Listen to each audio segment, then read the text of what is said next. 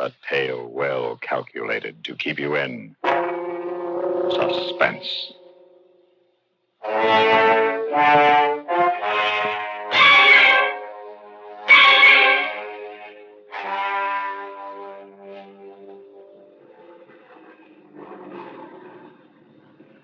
Oh, come on. Get with it. Relax, David. We're not going to move any faster, so relax. Who can relax in a traffic jam like this? Bumper to bumper at 20 miles an hour. Must be a wreck or something up ahead. This keeps up, we'll get caught in the rain. Yeah. It's like a big storm building up. Hey, remember that shortcut? Which one? The little country road that goes across through Center Morriches and comes out on the highway on the other side of the island? Oh, yes, you mean the one we took last summer? Yeah, I'll turn off there and duck this jam. I'll get home before that storm hits. Turn on the radio, will you, honey? Mm-hmm. See if you get the news. Police this afternoon issued 2 warnings to all residents of Long Island to be on the lookout for Nellie Goller, a middle-aged woman described as dangerous and insane. What's that? She escaped this morning from Restview Mental Hospital after fatally butchering a doctor, a nurse, and a ward attendant with a meat cleaver. Ha! My mother-in-law. Just a few minutes ago, the decapitated bodies of an elderly man and woman were found by police near Center Morriches on Long Island. Well, at least we're not the only crazy people on Long Island. Not to open their doors to strangers. Motorists are cautioned to stay off lonely roads and not pick up any hitchhikers. All persons are asked to be on the lookout for this woman. Here is her description again. She is tall, gray hair, has broad shoulders and long arms. She is believed to be armed with a meat cleaver, which she used in her escape from Restview Mental Hospital. Turn that off, Dorothy, will you? She will be... Because you wanted to hear it. Well, that's enough of that. The shortcut will save us a lot of time. David, didn't you hear what the radio said about staying off lonely roads? Well, honey, we just have to go across to the other highway. Won't take long. Are you sure? Of course. We go past Center Morriches, then take the left road and come out right by the highway bridge. Center Morriches is where she just killed those 2 people. Oh, come on, honey. You're acting like a child. What can happen to us while we're driving? Besides, the whole island is full of men looking for this lunatic. They'll catch you. Well, here comes the storm. David. What? The gas gauge says empty. Oh, there's still a couple of gallons left, and it points to empty. How long has it said empty? Well, that I don't know. I'll get gas when we get across to the other highway. Darling, I'm scared. Come on, relax, honey. Honey, rain and wind always makes you jumpy as a cat. I wish we'd stayed on the highway. If I'd known you'd act like this, I would have. Oh, it's not my fault. Well, honey, it's not mine either. I'm having trouble enough just trying to see through this storm. Oh, darling, what are we fighting about? Oh, I don't know, hon. Driving through these woods in this kind of weather is enough to give anybody the willies. It got dark so fast. I can hardly see, even in the headlight. There's something ahead. Well, don't stop, David. Oh, it's only a sign. But that crazy woman could be around here. I'm not picking up anyone. I just want to know where I am. Please don't get out of the car. I'm not. Now, calm down. Center Morriches to the right. And we'll take this road here. Center Morriches. Well, this must be the road where she killed those people. Oh. Dorothy, please. I'm sorry. I'm jumpy. Oh, David, that woman, she could be anywhere in these woods. But not necessarily where we are.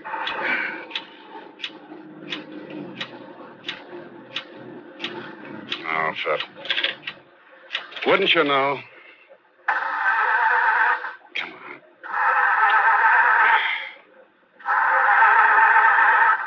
Well, that's that. Are we out of gas? Yeah. Oh, no. You mean we're stuck here? Well, for the time being, anyway. That woman is in these woods. She'll kill us. Now, she's nowhere near us. Calm down. David, quick. Turn off your headlight. Why? Did you see something? I don't know. I'm scared.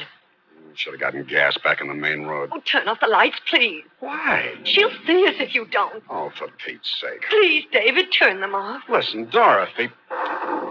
Darling, look at those headlights poking into the darkness at all the wet bushes and trees. Please, David, turn them off. Okay, all right. There. Now they're off. Feel better sitting in the dark? Yes, if only the thunder and lightning would stop in this rain. Look, Dorothy, I'm going to walk up the road a bit. Maybe I can find a house and... You're not going to leave me here. I won't let you go. Dorothy, we can't sit here in the middle of nowhere for the rest of the night. But we're safer here than out there. Darling, she's probably hiding out there, just waiting for a chance to kill us. Oh, come on, Dorothy. Why should she be right where we've run out of gas? Quick, lock the doors from the inside. Why? Lock them so that crazy woman can't get in here. She's nowhere near here, I tell you. Please don't be mad at me. I know I'm being silly, but I can't help it. Come here. Let me put my arm around you. Darling. Put your head on my shoulder. Come on. Please forgive me. Of course. I'll forgive you. Would you turn on the radio? Maybe they've caught her. Okay. Pressing their search for the escaped insane woman who has killed 5 persons since fleeing from a Long Island mental hospital. Rain and darkness are hampering the search. Over 100 police are combing the wooded area. Turn it off. Fine. Now, look, Dorothy. We can't sit here all night. I'll run up the road. There might be a house. Oh, no, David, please don't leave me. Listen. Do you hear that? What? I don't hear anything. Listen. There it is. I don't hear... Huh. It's a dog. It's just a little dog barking. Oh, David. Maybe it's lost, or maybe there's a house nearby. Oh, that woman. David! She's out there. Something at the back of the car. It's her. She'll kill us. Is the door locked on your side? Yes, but what if she breaks the window? She has a key. That flash of lightning, I saw somebody. Is that her? Can't tell. It's lying on the road. Can you see her? Is she still there? It's too dark to see. Have to wait for the lightning. There she is. She's getting up now. She'll kill us. She'll kill us, David. Calm down. Please. Oh, what is she doing? I don't know. She must have been running. She didn't see the car. She ran right into it. Ah! Look at the window, David, right next to you. Good Lord. Look at her. Get away from that window. Let me in!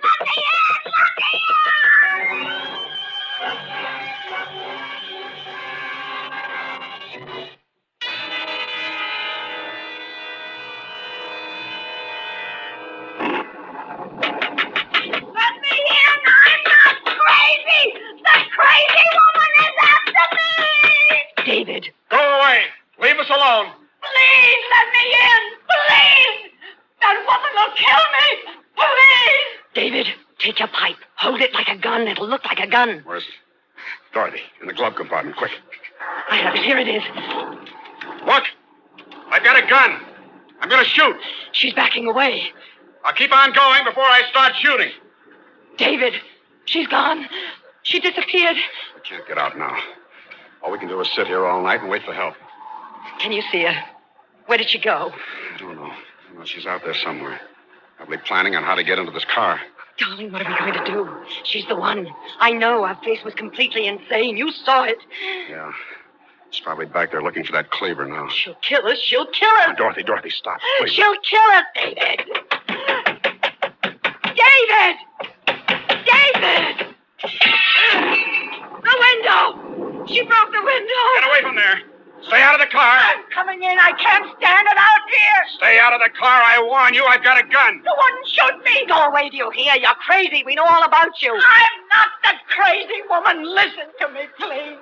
My car is stuck in the ditch back there. How far back? I don't know. It seems like miles. I heard about the crazy woman on the radio. I was afraid to stay in the car alone. Let me in. Please! No, don't, David. Go back to your own car. I can't. It's so dark and so lonely. And this storm. I locked the doors, but I was afraid. I could see things and hear things in the darkness. I couldn't stand it anymore. I got out and I ran. It's the rain. That's why I look like this. I'm not the crazy woman. Oh, for the love of heaven, let me in, please. Let me in. No, David, don't let her in. Oh, the crazy woman had a cleaver. I'm not armed. Listen, the three of us will be safer together. I don't know. What do you think, Dorothy? I don't know. Let me in, please. I'm wet to the skin. All right. Get in. Oh, thank you. You make one move, and I'll shoot you. Oh, it's so good to sit down. There's a blanket on the floor back there. You can dry yourself off with it. The darkness and the rain. That was enough to drive me out of my mind. Just take it easy. You live near here? I live farther out, near Restview. Restview is the mental hospital. I know. I'm used to the crazy people, but not at night in a lonely place like this. Not the kind who kill people. You live at Restview? No, I live just near there. David, we can't sit here not knowing. If we could just get to a phone. A phone? Why? To call the police. Get some help. No. No, don't do that. Why not? Why don't you want the police? Oh, I do. But you'll be killed. What do you mean? That woman. She'll kill him if he goes away from this car. David, listen. There's that dog again. Do you hear it? Somebody's out there. Might be a house nearby. He's barking to be let in. It senses somebody. There's somebody out there. That's why it's barking. That woman's out there. Quick! Let's get away before we're caught. David, look out. Let go of me. What are you trying to do? Start the car. Quick, we'll get away. We're out of gas. Out of gas? But we just can't sit here. We gotta get away. I'm not a magician, lady. I can't make gasoline out of rain. We can't stay here all night. Do you hear me? Now let go of me. There's nothing I can do. Try something, anything. Don't just sit there. She scares me, David. Stop her. Now, cut it out. You'll have us all in hysterics. All right. All right, I'm sorry. Ella, look, I've got an idea. Give me your gun. What? Give it to me. What's the matter with you? Can't sit here all night. I'll go crazy. Give me the gun. I'll go for help. I won't be afraid in the dark with the gun. Now, sit back. Go on. I'll go right now. Just give me the gun. We don't have a gun. It's only a pipe. Dorothy. A pipe? A smoking pipe? Oh, David, I'm sorry.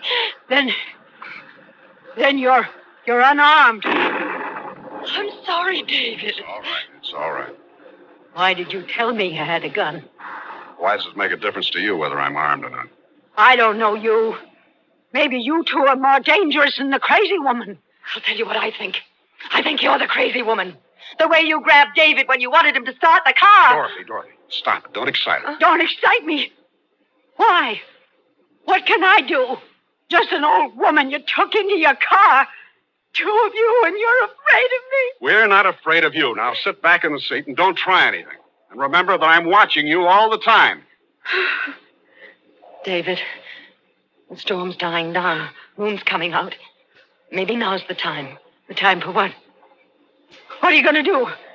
You two are up to something. My wife meant that now is the time to go for help. No, I didn't. I meant now's the time for us to escape. David, can't you see it? She's the one. She'll kill us. You little... Stop it. Sit back in that seat. You haven't got a gun. No, but I've got a knife. David. It's my pocket knife, but it's sharp. Now, don't you try any tricks. All right, threaten me. Watch me while that woman is out there. Oh, you make me sick. All you can do is sit and wait for her to make the next move. She'll kill us, David, like she did that old man and woman. It must have been on this same road. They were in their car, too. They must have let her in. Oh, stop it. We'll leave then. The three of us. We'll walk. We'll stay close together. See, we'll be quiet. Anyone hiding in the woods won't hear us. Don't get out of the car, David.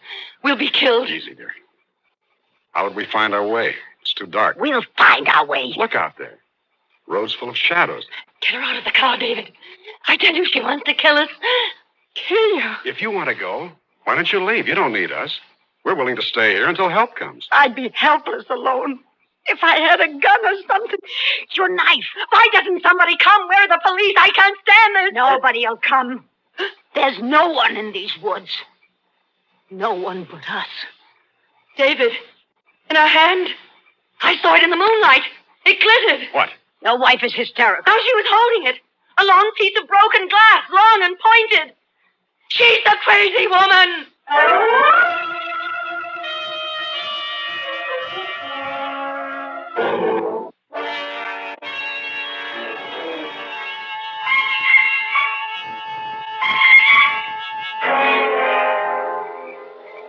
You think I'm going to sit here defenseless?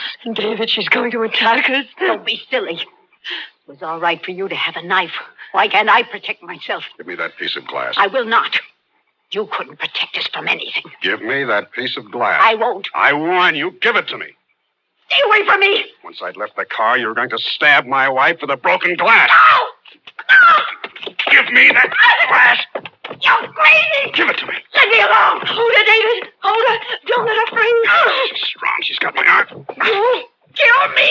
Drop that glass. Oh, she dropped it. She dropped it, David. Have you both gone crazy? Trying to kill me? Like you were going to murder us. I wasn't. Don't let her get free. I can't hold her much longer. She's strong. If you have a knife, then I'll have glass. Hold her, David. Hold her. I can't. Not much longer. I'm not crazy. I'm not. She got my throat. She's choking me. Your knife, David. Your knife. Ah! Ah! You killed her. David, you killed her. I couldn't help it. She was choking me. Darling, you're covered with blood. She was going to kill us. Oh, Listen. Listen. Car's coming. It's all right, darling. Help's coming. Hey there, you in the car. What are you doing parked here? It's the police at last. Well, you see, officer, we ran out of gas. A night to run out of gas. What a spot with that woman running around loose. Officer, we want to tell you Farmer up the road called us, said his dog's been barking at something. We caught her. Who'd you catch? the crazy woman. She's in the back seat, dead. Huh? No, she's still alive. Badly hurt, though. She was trying to kill us. Well, we'll get her to the hospital. You come with me. Lucky you didn't kill her. We captured that crazy woman a half hour ago. I don't know who this lady is.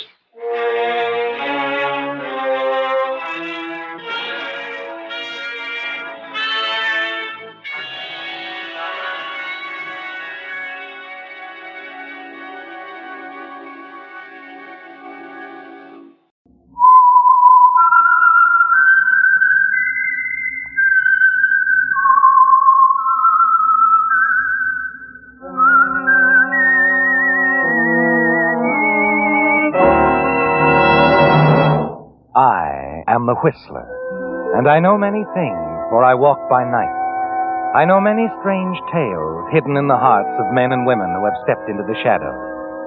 Yes, I know the nameless terrors of which they dare not speak. And now, for the Signal Oil Company, the Whistler's strange story. Rebound.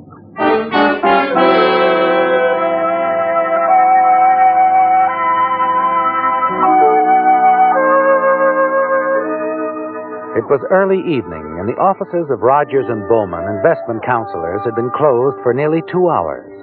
The rows of desks were deserted, and the only light slanted in through the frosted glass partition from the outer reception room. But at the rear of the office, Henry Hutton kneeled in front of an open safe, shuffling hurriedly through a sheaf of papers spread out before him. Finally, he selected 3 negotiable bonds of $1,000 denomination, replaced the others, and after closing the safe, started out through the open door to the reception room. And then... Oh, Mr. Hutton. Oh, Charlie, what are you doing here? Worked late. I was just leaving. Oh, but I saw you leave at 5. Oh, I just went down to grab a sandwich. Came back, finished up the filing. Oh, I see. Well, that's very commendable. See you in the morning, Charlie? Sure, Mr. Hutton. Oh, Mr. Hutton. Yes? Did you, lock the safe okay? Oh, naturally. Good. Just wanted you to be sure. Well, I'm glad you're so careful, Charlie, but everything's okay.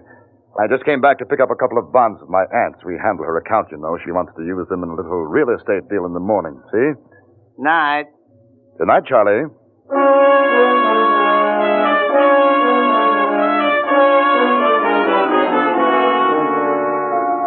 Charlie worries you, doesn't he, Henry? You wonder if he accepts your explanation. Part of it is true, of course. They are your aunt's bonds. But you took them for yourself to cover today's wrong guess on the stock market, just as you've done many times before. Charlie presents a problem to you, And your thoughts are on him as you hail a taxi and ride out to the party you're attending this evening. In these expensive surroundings, you hope to forget the problem of Charlie's sudden intrusion at the office and the pressure of continually losing your aunt's money on the stock market. As you take a drink from the buffet table, you see a beautiful reason to forget your troubles. Hello. Hello. Nice party, isn't it? Well, all of a sudden it seems very nice. Never seen you before, have I? I mean, I've been to lots of parties out here, but I just came out from the east. Oh, on vacation? No, I'm going to stay here. I've taken a house. Your husband here with you? I'm not married. Oh, well, that takes a load off my mind. I don't think I'd have ever recovered if you had been. My name is Hutton, Henry Hutton. Lisa Morell. Lisa? Mm-hmm. That's nice. Very nice. Dance, Lisa? I'd love to, Henry.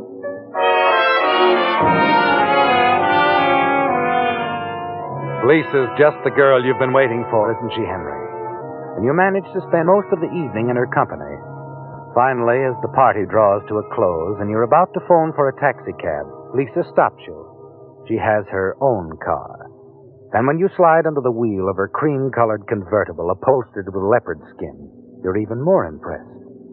Then several minutes later, you pull the car to a stop in front of the palatial residence she's taken in Northridge. It's so late, Henry. I think you better take my car. I'll have my chauffeur pick it up tomorrow. Oh, no, that's too much trouble, Lisa. No. There's an all-night taxi stand a couple of blocks from here. I'll just walk down and get one there. Well, you're welcome to the car. Sure I am. It's not necessary. Lisa, how about dinner tomorrow night? Or am I a little quick? I'd have been disappointed if you hadn't had me. Swell. I'll pick you up around 7. I'll be waiting. Well, Henry, you've found an answer to your dreams, haven't you? If you can only marry Lisa Morell and her money, your problems will be over. And during the next couple of months, you do everything you can to impress her. You take her everywhere, using money from your aunt's bonds as often as necessary. And finally, your efforts are rewarded. Lisa agrees to marry you, and you're sure your worries are over. Then a few days later, on your return to the office following luncheon. Hi, Mr. Hutton. Charlie? Well, you just missed seeing your aunt. Oh, she was here? Yes. I had quite a chat with her. She went to lunch with Mr. Rogers. How long ago did they leave? Just after you left. Oh, do you know where they went? No. But I heard your aunt say something about going to her attorney's after lunch. Her attorneys? What about? Well, how would I know? I only talked with her a couple of minutes. Well, she loves to talk, Charlie. What did she have to say? Oh, nothing in particular. Oh? Just kind of rambled on. Oh, yeah. Politics. Sure. Mr. Rogers. Stuff like that. You know something, Charlie? You're a pretty smart guy for your age. You know how to handle people. I'm going to see that you get a raise in salary. Now, you can count on this going through, too. Gee, that'll be swell. Only I don't quite see... Take, for instance, the night you saw me pick up those bonds in the safe. Well, a lot of guys your age would have told somebody in the office about it, but... Well, it wasn't any of my business. You're the office manager. Exactly, but between you and me, it could have been a little embarrassing. You see, I'd forgotten about it. I was supposed to take care of the matter a couple of days earlier, and, well, my aunt and, Mr. Rogers, too, they like promptness. Mm-hmm. You see what I mean? Yeah. Sure, Mr. Hutton. I see what you mean. Good. I thought you would. And about that raise, Charlie, you can count on it.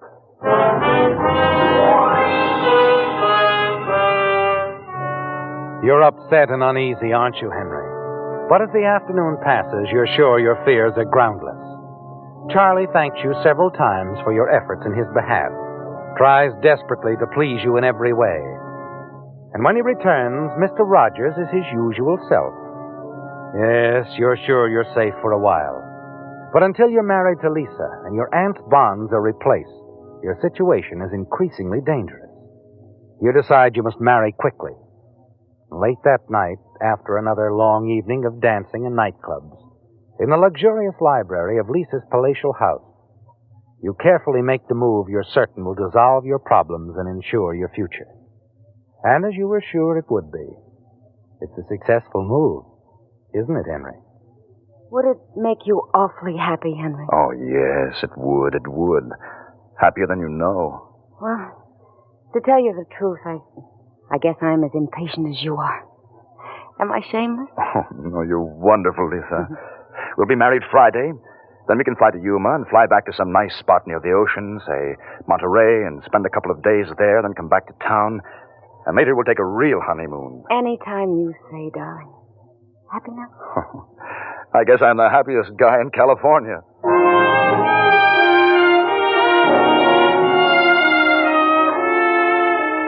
Well, Henry, your problem is solved, isn't it? Once married to Lisa, you'll have everything you've dreamed of. You're sure she loves you. Her every action has shown you that. And you're certain that she'll never let the question of a few $1,000s worth of bonds stand between her and happiness. For the next few days at the office, things move along as smoothly as usual. You approach Mr. Rogers regarding the raise you promised Charlie Rockwell. He listens attentively and agrees to grant it. When you tell Charlie the good news, his gratitude is obvious. That raise was a master touch, wasn't it, Henry?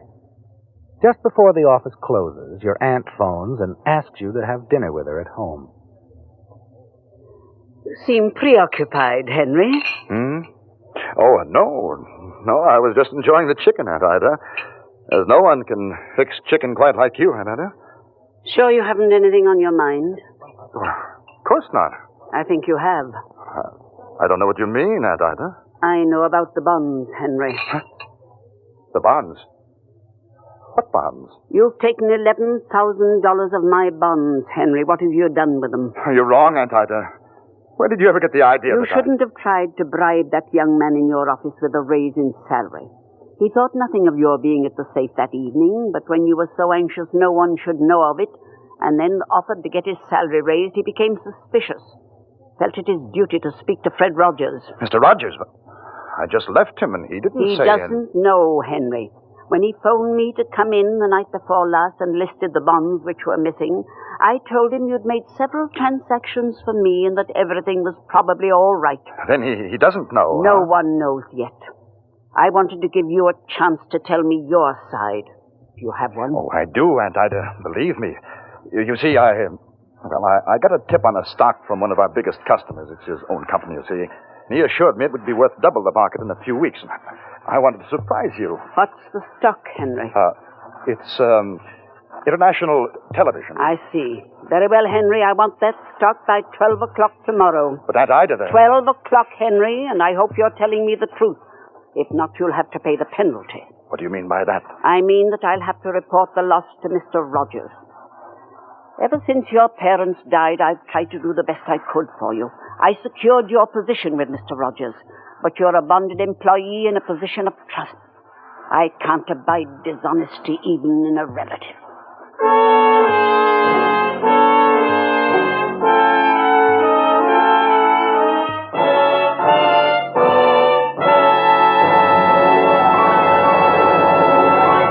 Hurry, hurry, hurry! Just 4 more days left to enter Signal's big $10,000 contest.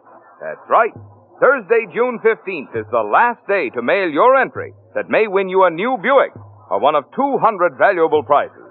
So if you haven't gotten an entry blank yet, hurry, hurry, hurry to your nearest Signal station and get one free, completely free, no purchase required.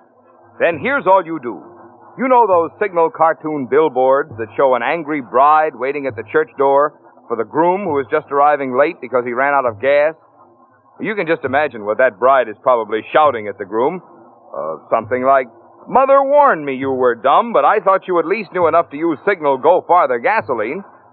Well, just write on your entry blank what you think she's shouting in 25 words or less.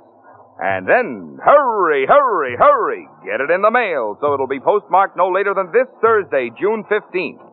Winners will be selected on the basis of originality and humor, aptness and suitability in advertising Signal products. And your chances of winning are good, because only entries mailed on official entry blanks from the 6 Signal states, California, Oregon, Washington, Idaho, Nevada, and Arizona, are eligible to win. So act quickly. Your entry may still win one of 200 big prizes, worth $10,000.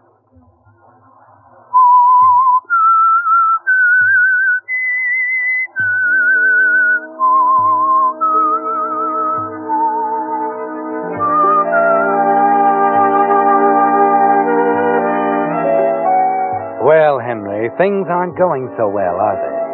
Your marriage to Lisa Morrell is only a few days away, but now you're threatened with disgrace, loss of position, imprisonment. You decide you must do something right away. As you glance around the room, you notice the electric clock on the wall. It's a little past 7, and you wonder if Lisa is at home.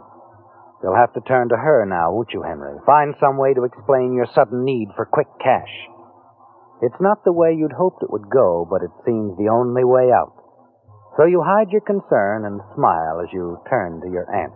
Don't worry, Aunt Ida. You'll have your stock by noon tomorrow. I'm glad to hear you say that, Henry.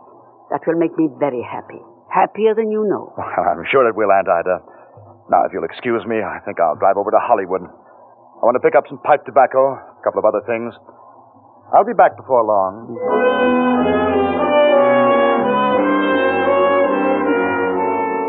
You saunter out of the house, but once in your car, you don't waste any time heading out over the pass toward Lisa's house in Northridge.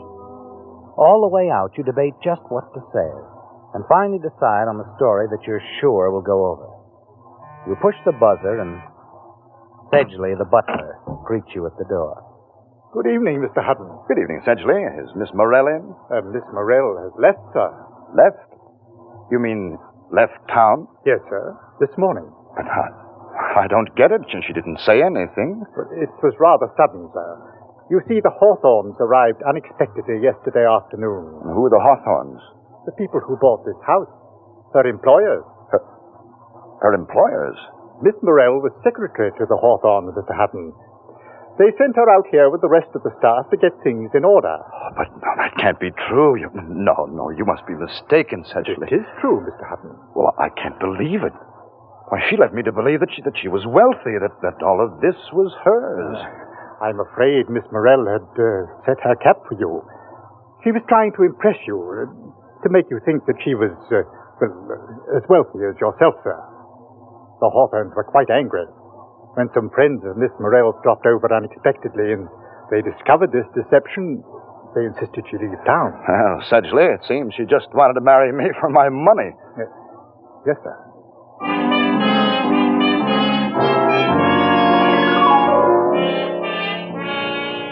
Well, Henry, your vanity has played a cruel joke on you, hasn't it? Never once did it occur to you that the charming Lisa was anything but what she seemed. You were counting on her financial assistance, too. And now that she's gone, there's no chance to get the money for the stock your aunt expects by noon tomorrow. As you drive back home, you know you'll have to do something quickly. And you know what it is, don't you, Henry? Your aunt must die tonight. Once you accept that thought, a plan, a very simple plan, begins to form in your mind. And as you near your home, a comforting thought strikes you. Unpleasant as killing your aunt may be, there will be some financial gain. The remainder of her bonds, about $20,000. You can go away, Henry, and forget about everything. Yes, Henry, you're convinced that this is the one way out. If you put your car in the garage, you know exactly what you're going to do. When you enter the house, you find Mrs. Martin, your next-door neighbor, completing a visit with your aunt. Oh, hello, Henry. I was just going home. You're not leaving on my account, I hope, Mrs. Martin? Certainly not, but I must run along now, really. Henry will be glad to walk home with you, Margaret. Of course I will. No need for that at all. It's only next door. Well, just the same, I'll walk you over. You won't have to wait long, Aunt Ida. I'll just be a few minutes. All right, Henry. Good night, Margaret. Good night, Ida.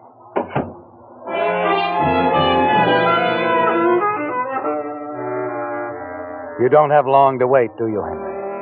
But as you say goodnight to Mrs. Martin at her door, you're sure your plan can't fail. It's so simple, so final, you're certain it'll work. Once you're back home, you go up to your room and dress for bed, leaving your aunt downstairs at her reading. When you come back downstairs, you're ready to put your plan into action. Not going to sleep yet, Henry? I thought you'd gone up to bed. Well, I just remembered something I wanted to check down in the basement. I noticed something the other day. It won't take long. You turn on the basement light and start down the stairs. You must move rapidly, Henry. You stop at the third step. With deft fingers, you stretch a thin wire across the step which you've taken from your room. Make certain it's taut, and wrap it securely at each side. Turn out the basement light, and very quietly slip down the rest of the stairs. You're breathing heavily as you reach the basement floor. This next move is all important, Henry. You must be calm. And you are. You sound quite normal as you call upstairs. Aunt Ida? Yes, Henry? Did you call, Henry? The basement lights are out. Can you bring me a fuse, please? Of course. Just a moment. You hear her footsteps overhead. She's gone for the fuse. You stand there in the basement waiting.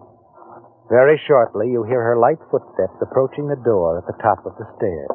Where are you, Henry? I can't see a thing. Just come down a few steps, Aunt Ida. I'll meet you. All right, Henry.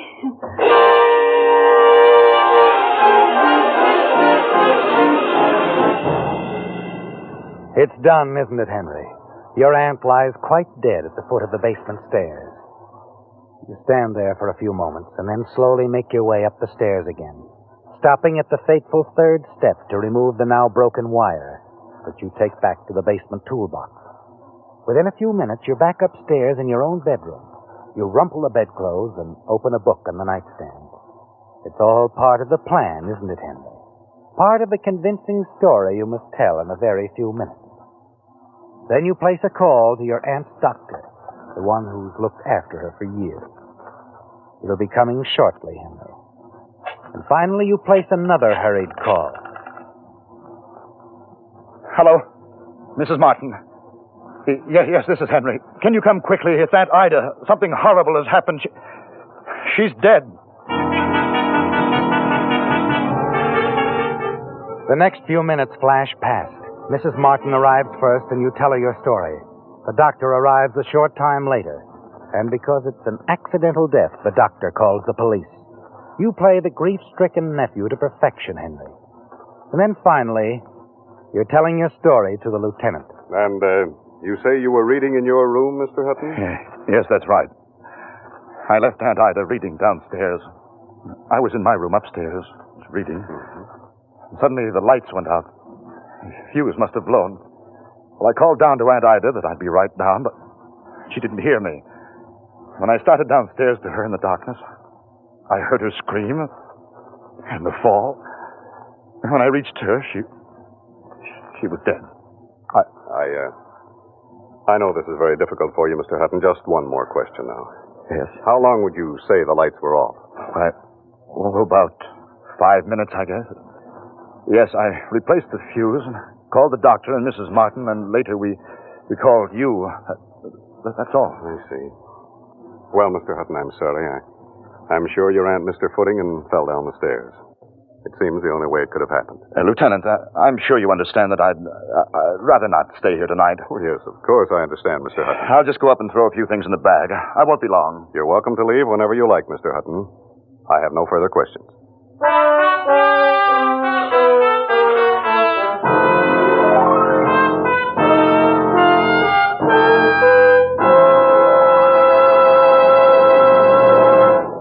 There's no limit to the number of times you can enter Signal's big $10,000 contest, in which the first prize is a Buick. So, if you've already sent in one entry, double your chances of winning by sending in another. But hurry, hurry, hurry, because this Thursday, June 15th, is the last day.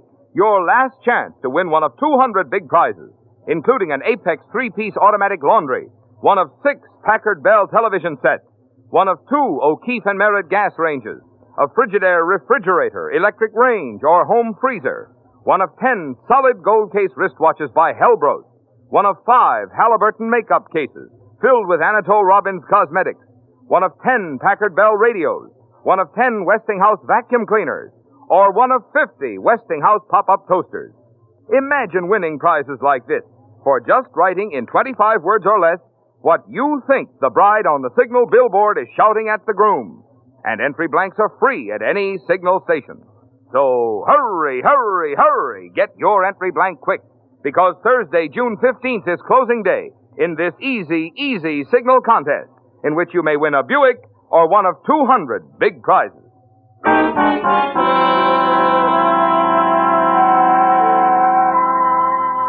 Well, Henry, it's over at last. For the first time in months, you can breathe easily. secure in the knowledge that no more questions will be asked about your aunt's missing bond. Downstairs, the lieutenant and his men are completing their routine examination. But as you pack your bag, you feel certain there will be only the formalities, and then what's left of your aunt's holdings will be yours. Not a great amount, but enough to let you get away and forget all that has happened. You're not even too angry about Lisa anymore, are you, Henry? You can almost smile now, as you realize that Lisa was after your money, just as you were after hers. And you're still thinking about her a few minutes later as you move down the stairs and into the living room, where Lieutenant Ames is talking with Mrs. Martin and the doctor. Oh, Hutton, come in. Come in, will you? Yes, Lieutenant? I was just talking with the doctor here. I understand that you're with Rogers and Bowman, the firm that handles your aunt's finances? Well, yes, Lieutenant, I am, but I don't quite your see aunt's accidental death was quite convenient for you, wasn't it, Hutton? Why, I don't know what you mean. I mean those bonds you stole from your aunt. About $11,000 worth. Stole? Why, that's ridiculous. I handled my aunt's affairs. It's no use, Hutton. While you were upstairs, the doctor here phoned your aunt's attorney to tell him of her unfortunate accident. Then I spoke with him. He told me the whole story, Hutton. She told him yesterday she was going to expose you tomorrow. Oh, well, she didn't really mean that. My aunt and I were on the very best of terms. Weren't we, Mrs. Martin? I'm sure she was quite fond of you, Henry. Yes, her lawyer told me that. But he said she was a stickler for honesty, too. Your aunt thought more of you than you realized, Hutton.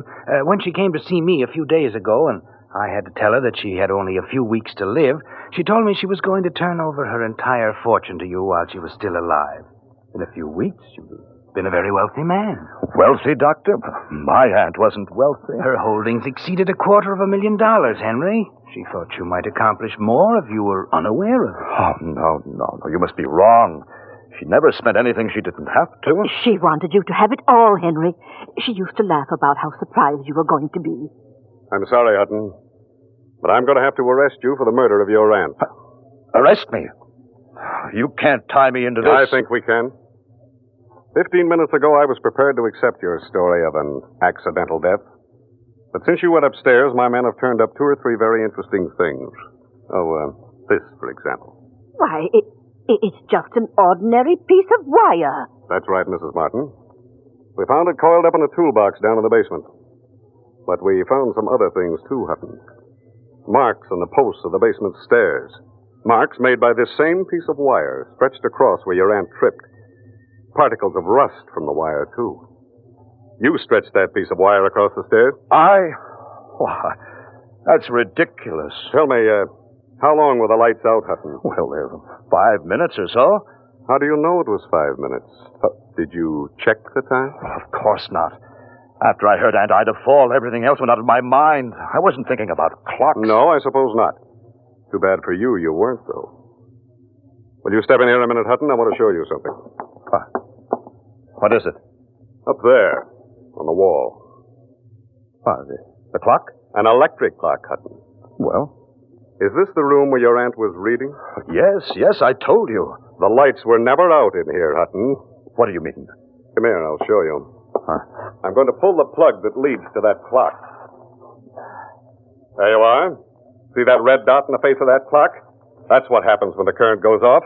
If the current had ever been off in here tonight, that red dot would have been there. Well, it wasn't. But wait a minute. You've been lying, Hutton. Come on, we'd better go down to headquarters.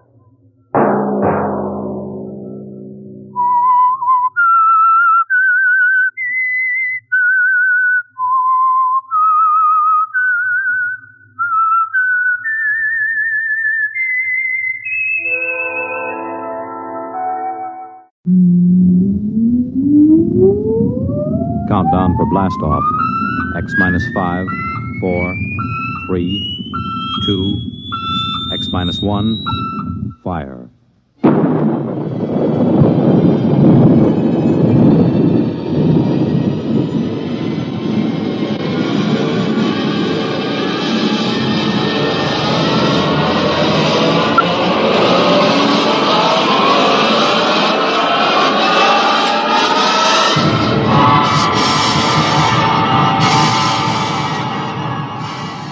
From the far horizons of the unknown come tales of new dimensions in time and space. These are stories of the future, adventures in which you'll live in a million, could be years, on 1,000 maybe worlds. The National Broadcasting Company, in cooperation with Galaxy Science Fiction Magazine, presents X minus 1.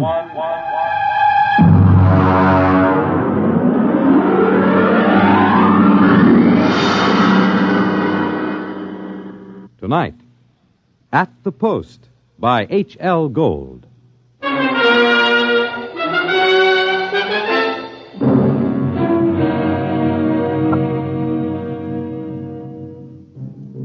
When I come into the Blue Ribbon on 49th Street west of Broadway, I could tell right away nobody told Doc Hawkins about my misfortune. Doc, who ain't one really, writes a daily medical column for the Racing Form, and we're celebrating his being sprung from the alcoholic ward.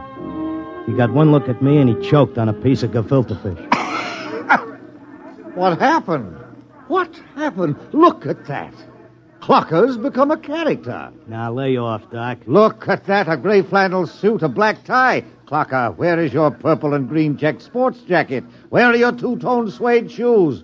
Why, you've become a character. That was Zelda's idea. She wanted to make a gentleman out of him. Wanted to? Why, you two kids got married just before they took my snakes away. Don't tell me you've fit already. You don't know, Doc?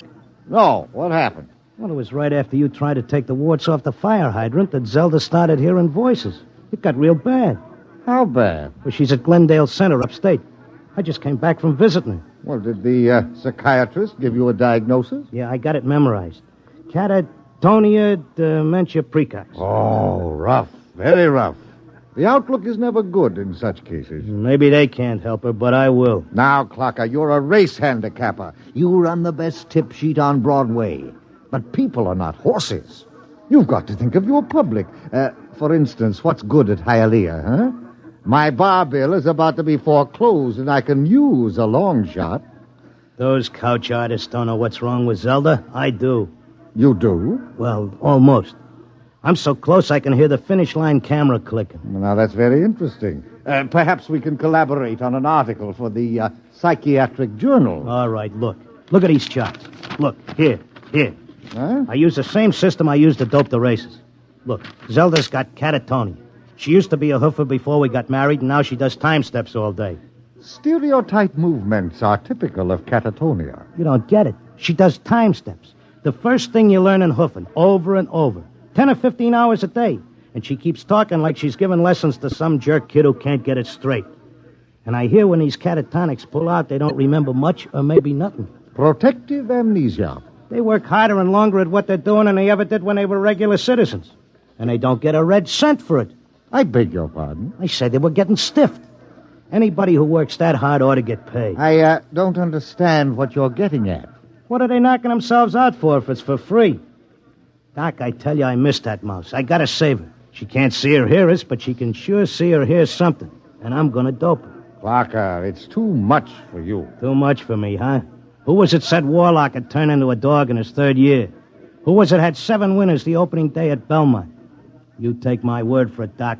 I'll beat the schizophrenia handicap.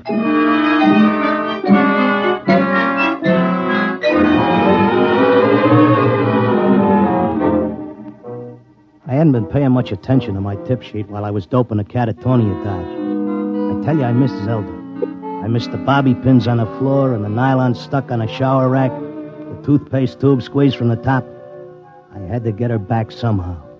Next day, I took a cab and went out to that place. I sat in the room and watched her dance. Oh, it was something. Because Zelda was worth watching, even with her eyes blank and her feet shuffling through that simple time step. Mr. Locke, visiting time is almost up. All right. Zelda, listen, Zelda. How long can they take to learn a time step? She can't hear you. Look, kid, I don't know who these squares are that you're working for, but tell them if they take you, they gotta take me too, you hear?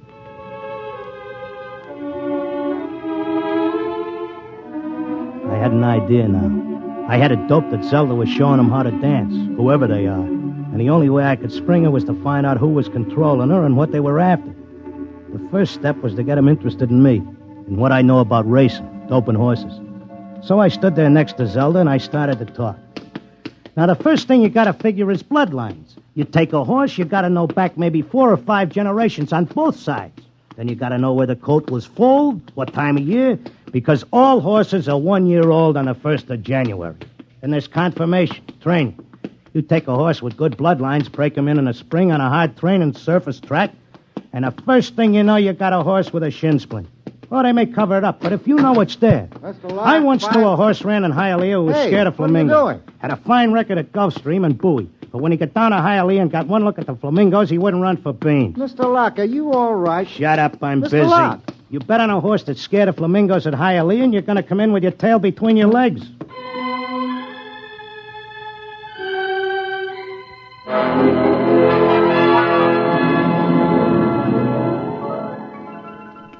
I kept coming back every day. I'd just sit there next to Zelda while she did a time step, and I'd talk about horses over and over. And then finally, I started to hear voices. Clocker! Clocker! This way, Clocker, come this way. This way, Clocker. Come on now, come with me. Like it was a fog, I could see the attendant in his white coat, asking me questions, and I couldn't hear him. I knew I just kept on talking about the horses. And then suddenly I wasn't there. I was somewhere else.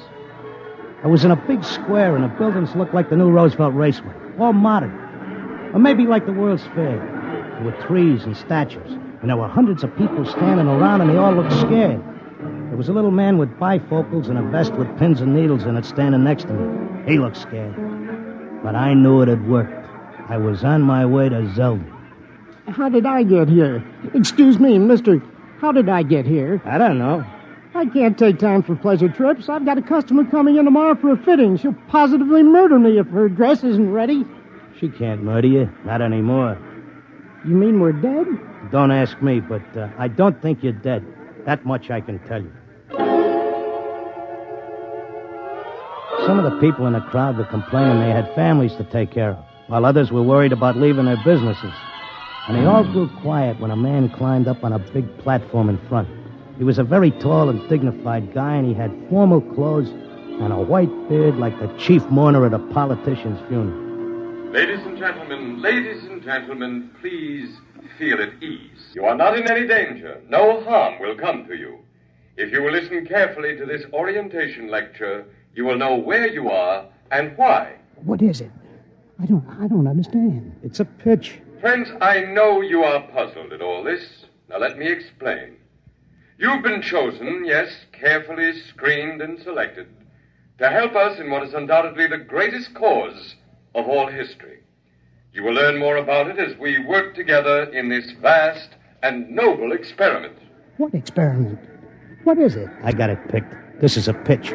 These guys are out for something. Smells like a con. Let me state this in its simplest terms. Now, you know that there are billions of stars in the universe and that the stars have planets. A good many of these planets are inhabited. In almost all instances, the dominant form of life is quite different from yours. I am not of your planet or solar system.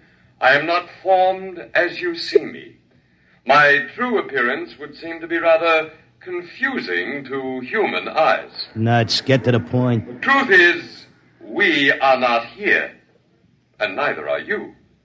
Here is a projection of thought, a hypothetical point in space, a place that exists only by mental force. Actually, our bodies are on our own respective planets. What's he saying? What does he mean? Wait, he'll give us the convincer after the build-up.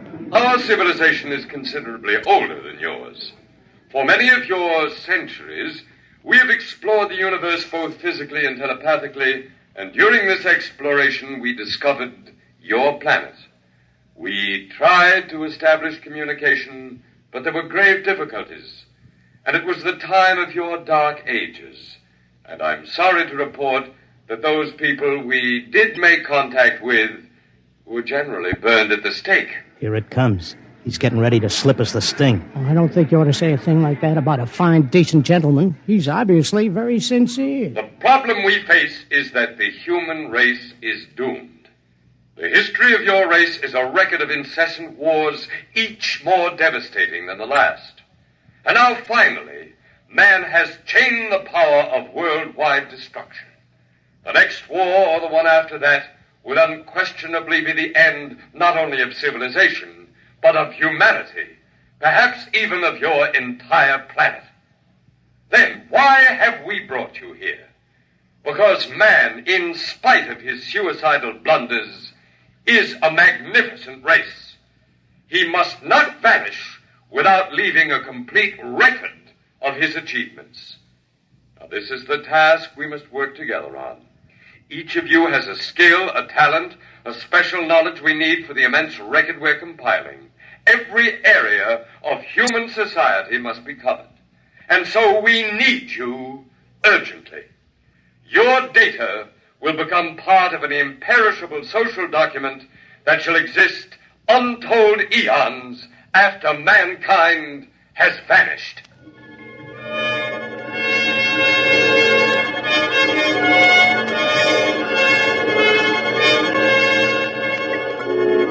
Oh, he had a slick con. He had that crowd in the palm of his hand like a small-time grifter selling pearl necklaces on 6th Avenue. They all cheered. They were all flattered to think that they were joining in this vast project to make a record of the human race. After a while, they broke us up into divisions, and I got herded into a building marked Sports and Rackets. They took my name and my occupation like I was applying for unemployment insurance. Now, here's our problem, Mr. Locke. We're making two kinds of perpetual records. One is written, more precisely, microscribed. The other is a wonderfully exact duplicate of your cerebral pattern, in more durable material than brain matter, of course. Of course. The substance we use in place of brain cells absorbs memory quite slowly. But you'll be happy to know that the impression once made can never be lost or erased. Delighted, tickled to pieces. I knew you would be. Well, let's proceed, shall we? First, a basic description of horse racing. I started telling them about horse racing, but they held me down to one sentence. They said I had to repeat it over and over so that recording thing could get it. They had a picture of my body back on Earth lying in a bed in a hospital just saying that one sentence over and over again. Well, that's enough for today. Isn't it amazing? We have a more detailed record of human society than man himself ever had. Your life, my life, the life of this Zelda, whom you came here to rescue, all are trivial, for we must all die eventually. But the project will last eternally. You're telling me you know what I'm here for? To secure the return of your wife. I would naturally be aware that you'd submitted yourself to our control voluntarily. It was in your file that was sent to me by admissions. Then why did you let me in? Because, my dear friend, we also... Leave out the friend pitch. I'm here on business. As you wish.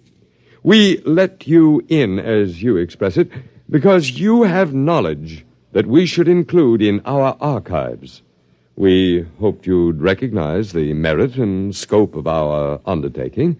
Most people do once they're told. Zelda, too? Oh, yes. Yes, Zelda's extremely cooperative, quite convinced.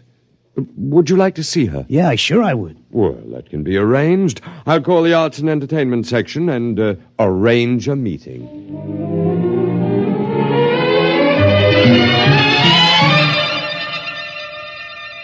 Zelda, baby. Clocker. Let's get out of here. Oh, hello, Clocker. Aren't you glad to see me? I spent months and shot every dime I've got just to find you. Well, sure, I'm glad to see you, hon, but I can't waste any time. This work is so important. I want to talk to you. That con artist with the white beard said... isn't he wonderful, Clocker? Aren't they all wonderful? Regular scientists devoting their whole lives to this terrific cause. What's so wonderful about that? They could let the Earth go boom. It wouldn't mean a thing to them. Everybody wiped out, just like there never were any people. Not even as much record of us as the dinosaurs. Gee, wouldn't that make you feel simply awful? I wouldn't feel a thing. All I'm worried about is us, baby. Who cares about the rest of the world doing a disappearing act? I do, and so do they. They aren't selfish like some people I could mention. Selfish? You're darn right I am. Zelda, listen. I'm selfish because I got a wife and I'm nuts about her and I want her back. I have to help out on this project. It's the least I can do for history. History? What did history ever do for us?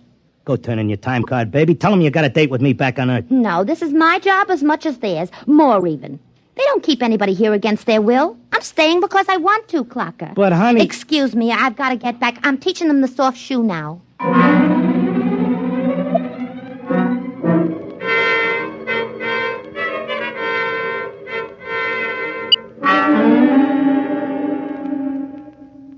Are you satisfied now, Mr. Locke? Listen, take away the doom push and this racket folds. Listen, suppose you're all square. Suppose you're leveling. You're knocking yourself out because your guess is we're going to commit suicide. Wait, is there any doubt of it? Do you honestly believe the Holocaust can be averted? I think it can be stopped, yeah. Listen, between these catatonics and me, we could tell them what it's all about. I notice you got people from all over the world here. They get along fine because they have a job to do and don't have time to hate each other. Well, it could be like that back on Earth. Mr. Locke, we have experimented in the manner you suggest, but a human psychological mechanism defeated us. Yeah? What was that? Protective amnesia. They completely and absolutely forgot everything they'd learned here. Well, what are the odds on me remembering? Well, you are our first volunteer. Look, I'll give you a deal. You let me out, and maybe I'll be the first case that didn't get amnesia, and I can tell the world all about this. I'll come back if I lame out. You can pick me up any time you want. But if I make headway, you gotta let Zelda go, too. That's a very reasonable proposition. We'll lift our control, Mr. Locke, for a suitable time. If you can arouse a measurable opposition to racial suicide, measurable, mind you, then we agree to release your wife and revise our policy completely.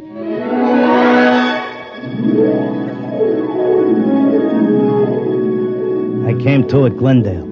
It took me about 2 weeks to convince them that I was all right again. But I had to convince the world that they were throwing a race and that they needed a saliva test. So I started to write it all out in my tip sheet, in and around the horses. Around that time, I ran into Doc. Clocker, my boy, you've no idea how anxious we were about you. But you're looking fit, I'm glad to say. Thanks. I wish I could say the same about you and the rest of the world. No need to worry about us. We'll muddle along somehow. You think so, huh? I'm glad to see you've got your tip sheet going again. As long as the bobtails run, who cares what happens to anything else?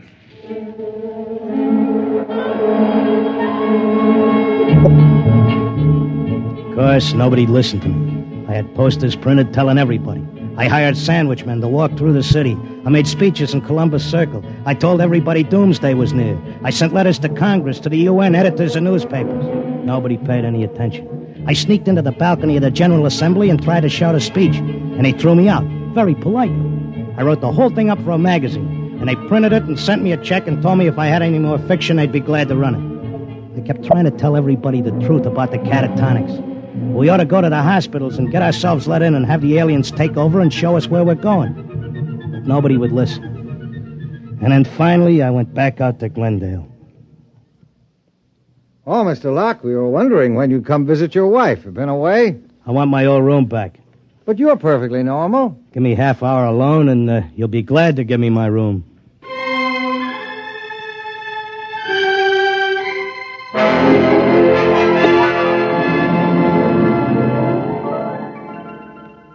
Well, here I am back again. Oh, Mr. Locke. Okay, I'll give you all the rest of the dope on racing. You won't have any trouble with me. Then you're convinced you failed. I'm no dummy.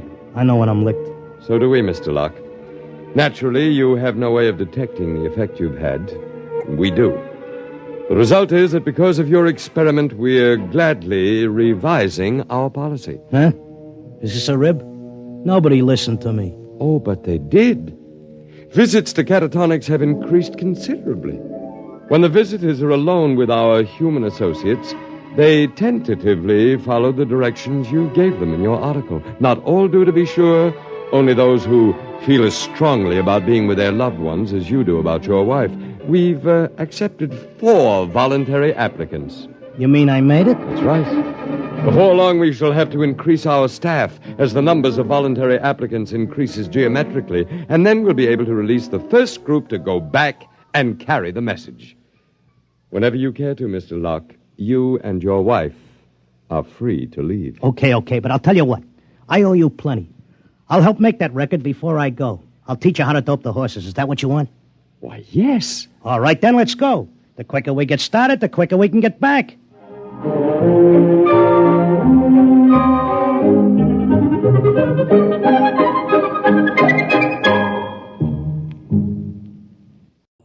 Adventures in time and space, told in future tense. Dimension X.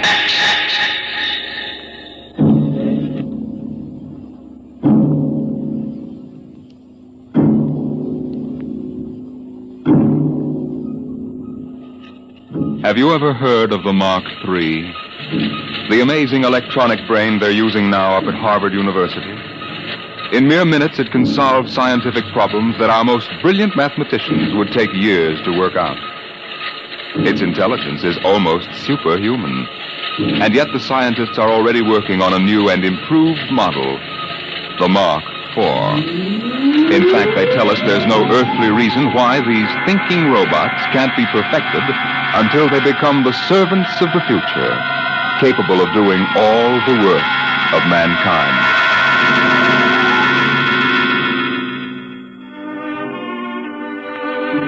Yes, that's what the advertising billboard said in the year 2006. Housework made easy by the perfect domestic servant. Modern Mechanicals Agency, Harry Underhill, president.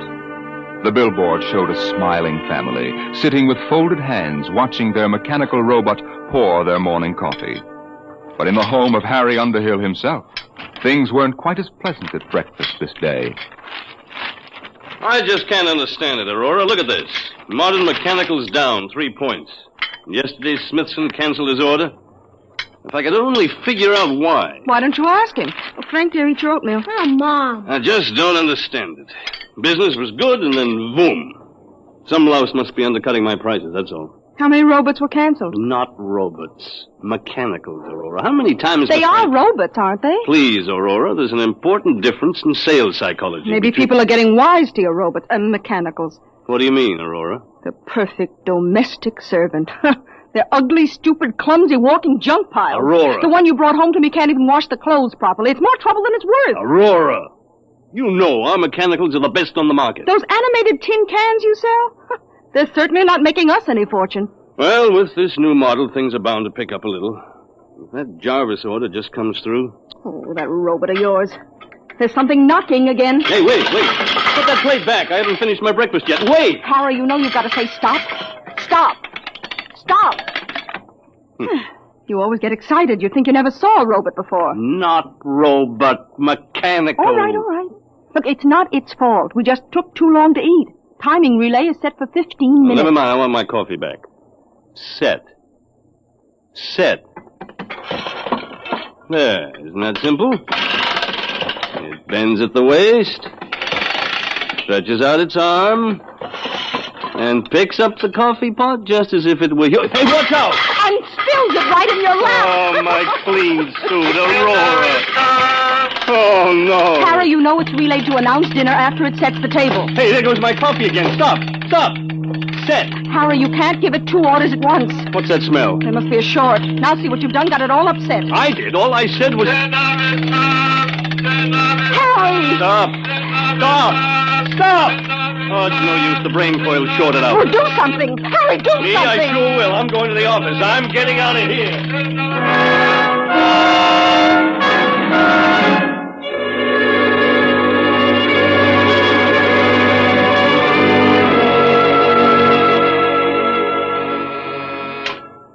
Yes, Lucy? Mr. Jarvis, Oh, put him on. Hello, Underhill? Hello, Mr. Jarvis. I'm glad you called. I was just going to ring you. Well, I've got that whole shipment of mechanicals for you. 1 gross plane, 12 of the chromium fitted. Hold on, Underhill. I'm canceling the order. But the invoice is made out and tear it up. I'm canceling. But why? Underhill, there's a brand new mechanical on the market that makes yours look like something out of a museum. Oh, now, look here, Mr. Don't Jarvis. now look me, Underhill. I've seen them, and I'm telling you it'll put you out of business. Goodbye. Goodbye. Yes, Mr. Underhill? That's the 3rd cancellation today. The world's going to pot. Yes, Mr. Underhill? No, never mind, Lucy. I'm going home.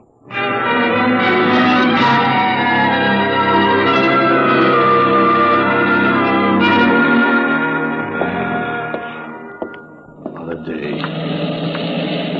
I wonder if Aurora'd smell it on me if I ducked into Garrigan's.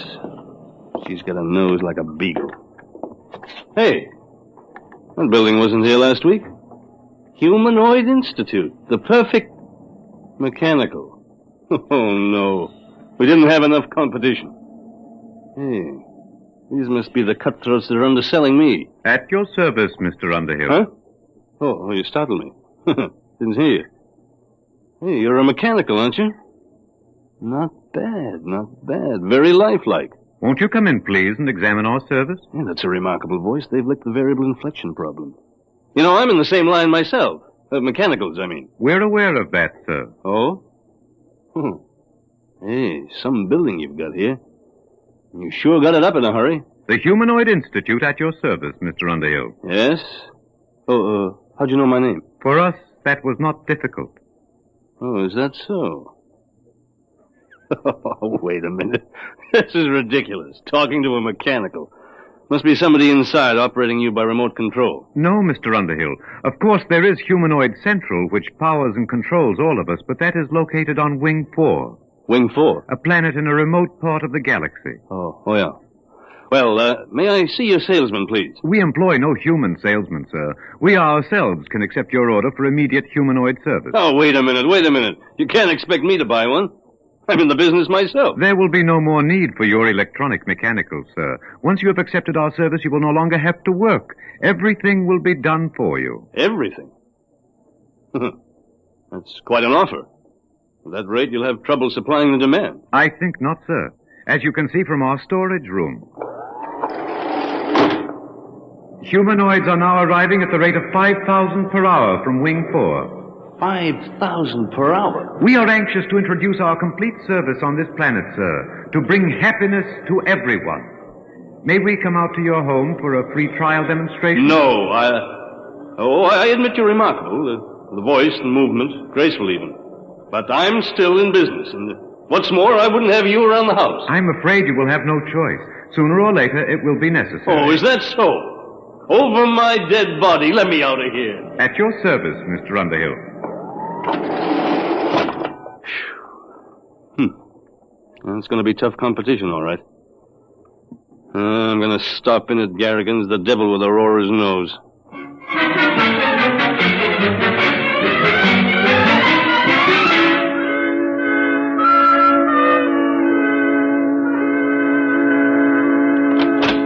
Oh, hi, Pop. Hello, Frank. How was the football game? We won, 78-3. Guess what, Pop? You made all the touchdowns. Nope. Mom took in a boarder. She what? Aurora! She said if your business was going to fall on his face, she had to do something to make some money. Oh, she did, huh? Harry, what's all the racket for? You tell me. What's this about a boarder? Shh, Harry. He's going to live in that little apartment over the garage. Oh, no, he isn't. You know I don't want any strangers around here. Harry, please, shh. Look, he won't bother you. He's a nice old man. Oh. He just wanted a room and a place to work. He's an inventor, I think. Oh, he is he? Did he pay in advance?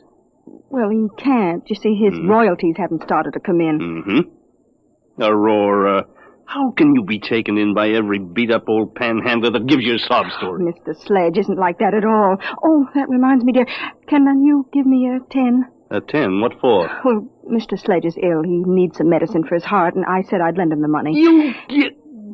Oh, Aurora, this is the limit. He goes out right now. Now, don't be unkind, Harry. Besides, we need the rent money. Things aren't that bad yet. He goes. Please, shh. What are you shushing me for? Mr. Sledge, he's in the next room. I've invited him for dinner.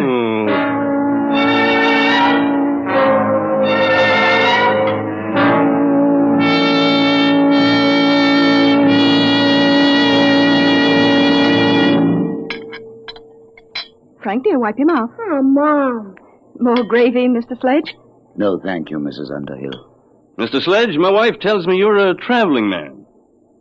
Expect to move on soon? Harry. I had hoped to do a little work, Mr. Underhill. You see, I've applied for basic patents here on Earth for a very important development. Oh, a new invention, huh? Yes.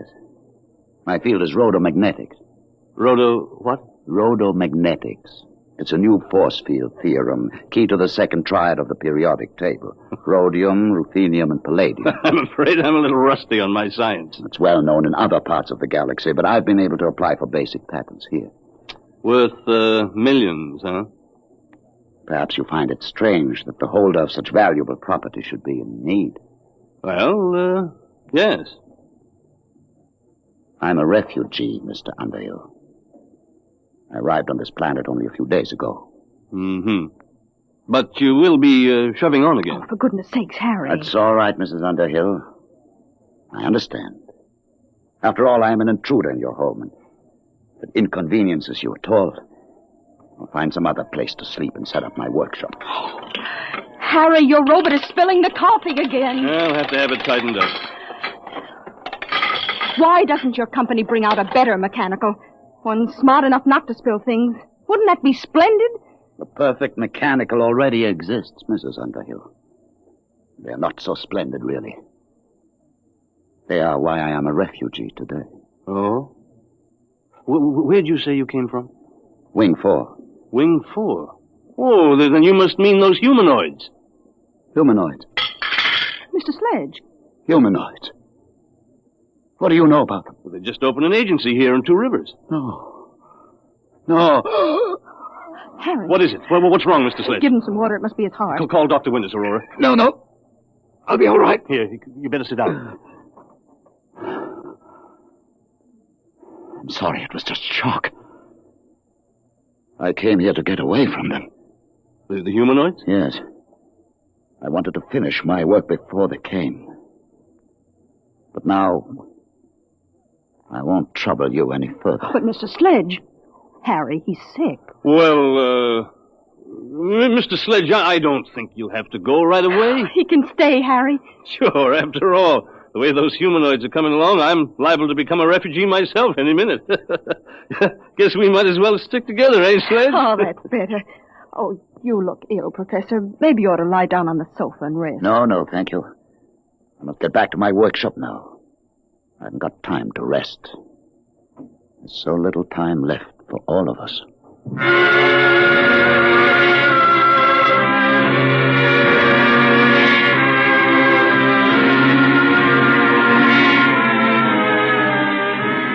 Good morning, Mr. Underhill. Good morning. Mr. Underhill, you look awful. I feel awful. What's in the mail? 6 more cancellations. The Eat Quick restaurant chain sent back your shipment. They've installed humanoids. Mr. McIntyre from the bank called. He's refusing your loan. He said since Humanoid Institute opened, you're a bad credit risk. Good. I guess that's all. Oh, there's something to see you.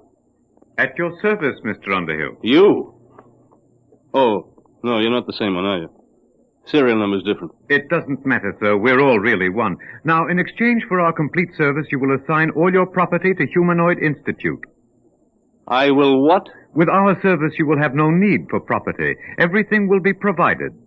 What kind of blackmail is this? No blackmail, sir. You will find humanoids incapable of committing any crime.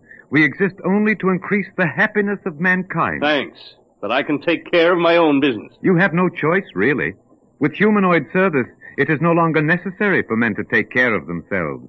Our function is to serve and obey and guard men from harm. Get out. Very well, sir. When you wish to sign, let us know. Get out. Get out!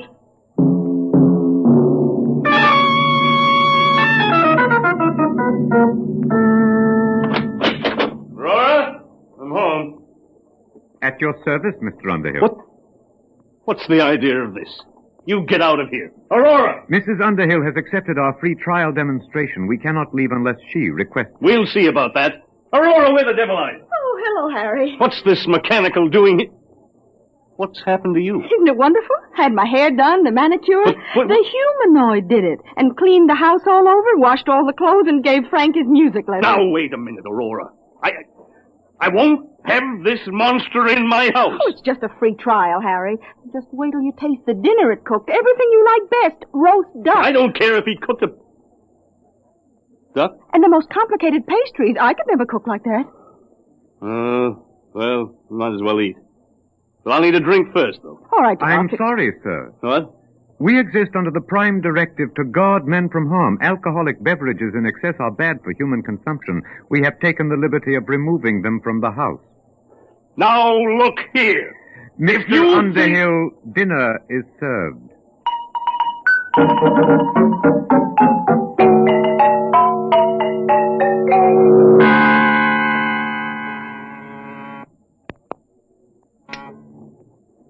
Yes, Lucy? They're here, Mr. Underhill. I've been expecting them for a week. All right, Lucy. At your service, Mr. Underhill. We have the legal papers here, the bankruptcy forms, the eviction notice. We are ready now to foreclose your agency. Okay, take it over. A lot of good it'll do you. I haven't made a sale in 2 weeks. And now, if you will make the assignment of all your personal property, we can complete our service to you. What if I won't sign? That would be unfortunate. But with stubborn cases, we must sometimes resort to other methods. Eventually, Mr. Underhill, you will sign.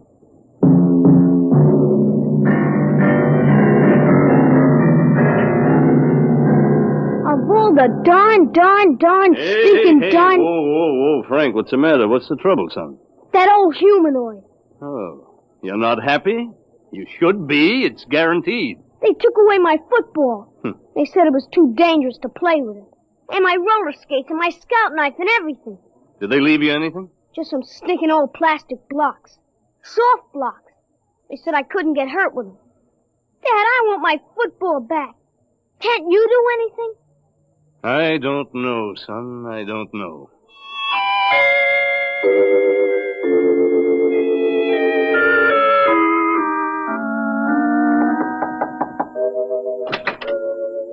Oh, Mr. Underhill. Mind if I come in, Sledge? No, not at all. You mind if I keep working? Oh, go right ahead. It's good to see somebody working with his hands. Something wrong? My son. The humanoids took his football away. They're everywhere. They've smashed my business, taken over my house. Sledge, isn't there some way to get rid of them? That is exactly what I am trying to do. You? What makes you think you can do anything? Because, you see, Mr. Underhill, I'm the unfortunate fool who started them. You? I don't understand. I started the humanoids. And I've been running from them ever since. You started them? Yes, I invented them. I built the ronomagnetic relays that operate Humanoid Central. But why? I wanted to bring happiness to humanity. Happiness? That's great. My wife's been crying for 2 days, and do you know why? Because she's bored stiff. There's nothing left for her to do. They won't even let her lift a little finger. I don't blame you for feeling bitter, Mr. Underhill. It's all my fault.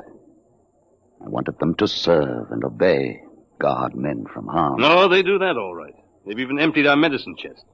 It wouldn't do for one of us happy humans to end it all with a sleeping pill. Mr. Underhill, I've made the most terrible mistake a man can make. But I meant well, believe me. Then why did you do it? I thought I could rid the universe of poverty and hunger by inventing the perfect mechanical. They're perfect, all right. Too perfect. Yes, that's the trouble. They obey the prime directive too literally. They kill men's souls with their kindness. Isn't there some way they can be controlled? No. I didn't trust mankind, so I made sure that Humanoid Central could not be tampered with. Not even by myself. Then what hope is there? Only one. They're not creative. They can't meet new ideas. You mean you've got one, Sledge? Yes. They can defeat anything they know about. But I've got something new. A weapon to attack the brain of Humanoid Central. Is that what you've been working on? Yes. Now that they're here, there's little time left. Either we destroy them, or they will destroy us. Okay. What has to be done? This tuning circuit. You see, I need 2 bus bars here. Oh, can you read these diagrams? I think so. Got my degree in electronics. Good. If you could help on the bench work, it would save time. I've got plenty of time now. All right. But watch yourself. Don't let them see you come out here. If you can take the risk, so can I. No. As the inventor, I built a special immunity for myself into Humanoid Central. But you don't have that immunity.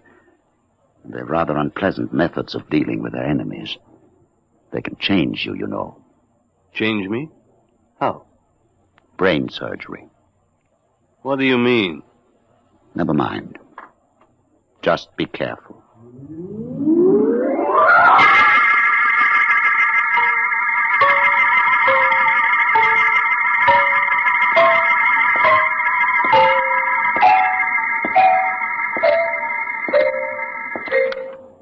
Mr. Underhill.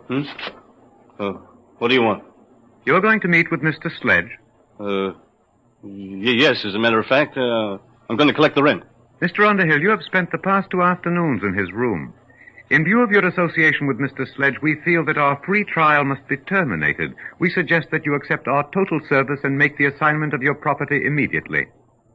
And if I don't? Then, sir, we may be forced to resort to other methods. Well, give me one more day to think it over. Very well, sir. Tomorrow. That will be your last chance.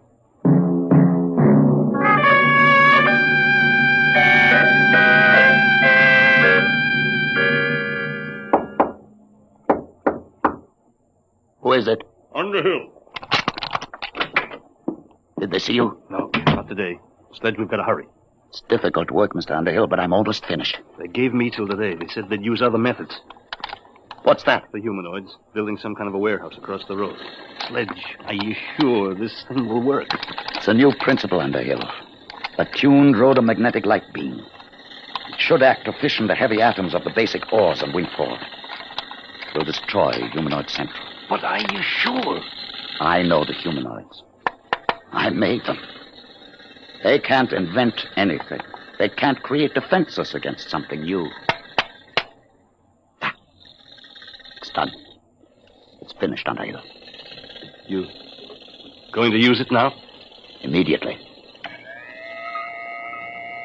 I'll have to feed the astronomical data into the calculating circuits. There must be zero error in it. Focusing. What will happen? Wing 4 will disappear in a chain reaction. Humanoid Central will be destroyed. They'll stop. Ready now. Stand clear, please.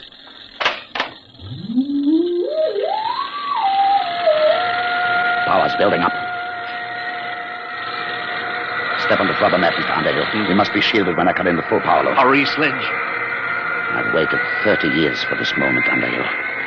When Wing 4 is destroyed, the humanoids all over the galaxy will stop. They'll stop dead. You won't hear those drills. Sledge. All right. Now.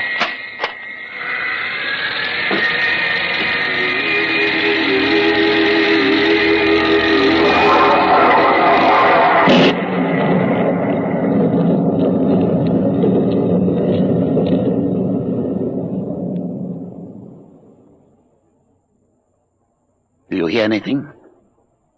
Sledge. Listen. The drills have stopped. They've stopped. You can see them. The humanoids have stopped. They couldn't guard against something they couldn't understand. It worked, Underhill. We're free now. Goodbye, Wing 4. Humanoid Central is destroyed. At your service, Mr. Underhill. No, Sledge. Get out of here. Get out. You were attempting to break the Prime Directive. It is therefore necessary to interfere. But you stopped. I saw you, all of you. In order to guard against Mr. Sledge's beam, it was necessary to stop all units momentarily to concentrate power. That necessity has passed. But it was new. You can't invent anything new. No, sir, but we were able to adapt the screening principle you yourself invented.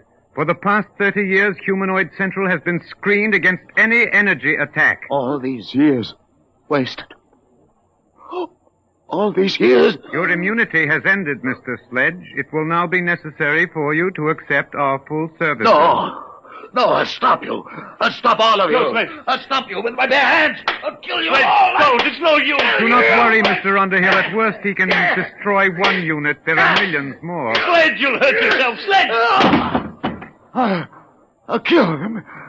He's sick. It's his heart. You, get a doctor. Until he surrenders, we can neither aid nor hinder Mr. Sledge. Do you surrender your immunity, Mr. Sledge? Have to. Last chance. Gone. Yes. Help me. Help me. At your service, Mr. Sledge.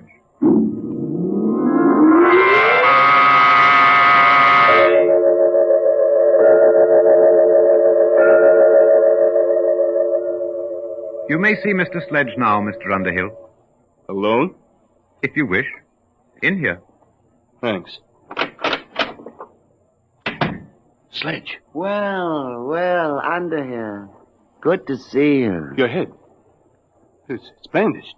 Is it really? They've done something to you. Are you all right? Oh, fine. Never felt better. You never felt better? No. In fact, I feel 10 years younger today. You sound so happy. Why not? These humanoids have made a new man of me, Underhill. They're wonderful, aren't they? Wonderful? How can you say that, Sledge? Only yesterday you hated them. You were trying to destroy them. Destroy them? Why? You don't remember? You've forgotten what they're doing to us all? They're killing us with kindness, taking away all our incentive and pride of accomplishment, turning us all into pampered, useless pets, parasites, with nothing left to do but just sit with folded hands at the mercy of these mechanical monsters. At your service, Mr. Underhill. You seem troubled, Mr. Underhill. Are you unhappy? Unhappy? You bet I'm unhappy. What have you done to Professor Sledge to turn him into this babbling idiot? We were forced to operate. For years, Mr. Sledge has been suffering from a benign tumor of the brain. It caused him to have hallucinations, to believe that he was actually the creator of the humanoids. Did I? Yes. It was these delusions which were making you unhappy. Oh. Well, whoever did invent the humanoids, I certainly owe him a debt of gratitude now. Sledge. You see, Mr. Underhill, we have ways to correct these abnormal conditions. Even Mr. Sledge is happy now. You operated on his brain? Yes, Mr. Underhill. And now we are at your service. At my service? You mean you're going to operate on... No. The time has come for you to accept and enjoy our complete service. You will now sign our agreement. Look here, If you are unhappy, it only takes a simple operation. No. Who said I was unhappy? I'm very happy. I'll sign your paper. You don't have to operate on me. I'm happy. I'm very happy. Very happy.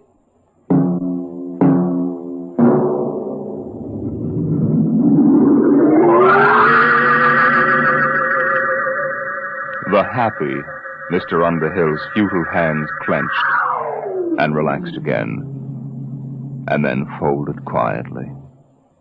There was nothing else left for them to do.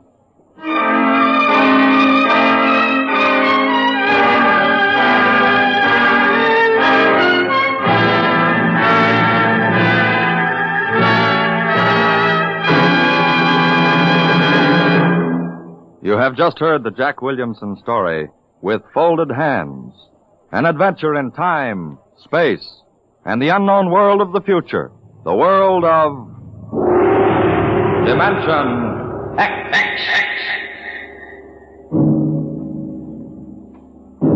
Now, about next week.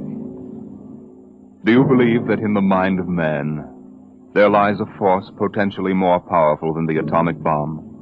And perhaps someday, in the not-too-distant future, a man, sitting quietly in his room, just thinking, may generate enough mental energy to control the destiny of the world. How? We'll tell you next week. Tonight's story on Dimension X was adapted for radio by John Dunkel. Featured in the cast were Philip Bourneuf as Harry Underhill, Alexander Scorby as the humanoid, Peter Capell as Professor Sledge, and Bryna Rayburn as Aurora. Your host was Norman Rose. Tired of the everyday grind? Ever dream of a life of romantic adventure? Want to get away from it all? We offer you Escape.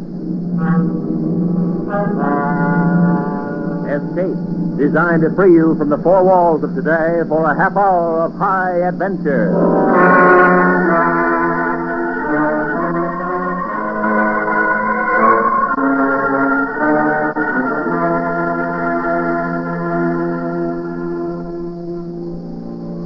You are crawling across a jungle savanna, your body flaming with fever, while behind you lies certain death, and ahead the endless tortures of perpetual imprisonment. Listen now as Escape brings you Evelyn Waugh's classic story, The Man Who Liked Dickens.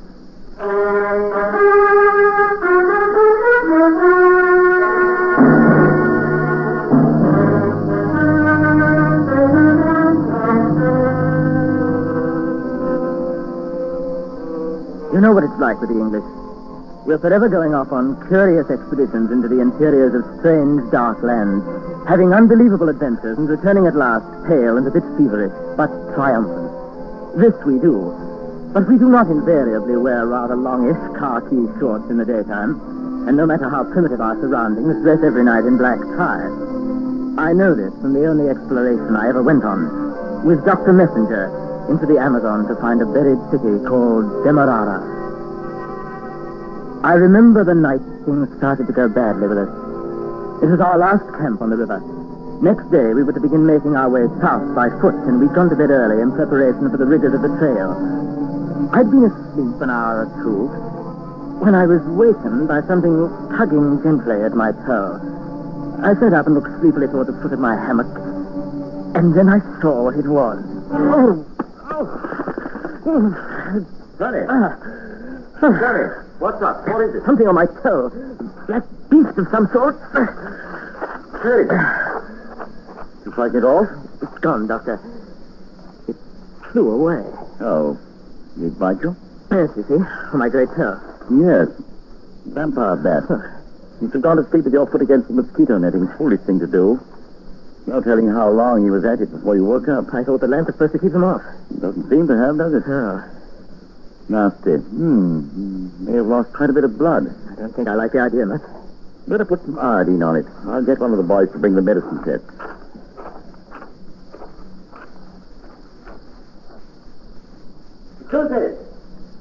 Josie! Here! Odd. Matunti! What the devil?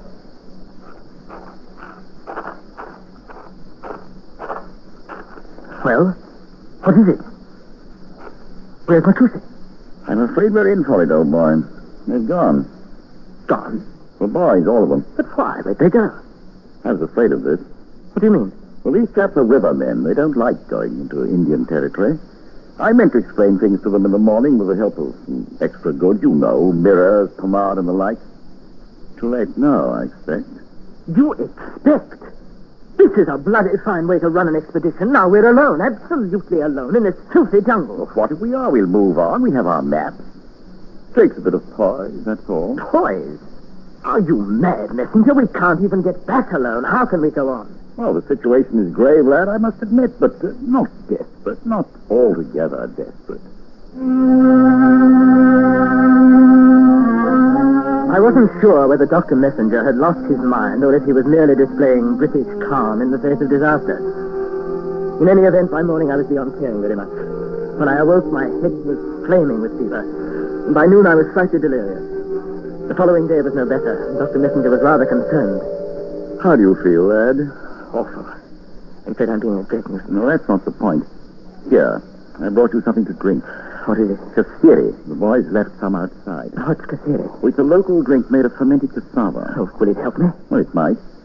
You know, it's rather interesting the way they make it. The women chew the root up and they spit it into a hollow tree trunk. If you don't mind, Doctor, I think I'd rather not. Well, as you like. Oh, look here. I think I've got the idea as to what's best for us to do. So? Yes. I'm going to take the canoe downstream to see if I can find some Indians to help. Best to go immediately, don't you know? Yes, that's good. All right, I'll come and see you off. You better stay quiet in your hammock. No, I'll come stay back, but I want to see you off. It'll be good for my morale, to get myself up a bit. Perhaps. Well, anyway, I'll be back before tonight. Well, come along. You can sit on the bank and wave goodbye tonight. I staggered down to the river's edge, where I sat with my back against a tree and watched Dr. Messenger launch the canoe and paddle out to midstream. My vision was rather blurred by the fever, and I'll never know exactly what happened. But suddenly, the canoe seemed to pitch up and over, throwing Dr. Messenger out into the water. He must have smashed his head on a rock, for he appeared only once on the surface, and then, without a struggle, quickly sank, and the water closed over him. I got to my feet, swayed about helplessly for a moment, and then passed out. I remember nothing more until Mr. Todd found me. Can you see that house over there? Do you think you're able to walk to it? Well, if not, I can send some Indians to carry you. Rotten thing to wash a man down. You've been talking to yourself a long time. Such strange talk. Glad to see you coming out of it. Oh, careful there. I say, you're English. I'm English, too. Last. Tony Last. Well, Mr. Last, you've been very ill and you've had a rough time of it wandering about in the jungle. But I'll take care of you now. Very kind of you to do this for an utter stranger. Not at all. I like strangers. Don't get them often. Perhaps I can repay you somehow when you come to London. I don't get to London, Mr. Last. But I think you might be able to repay me. Do come along, won't you?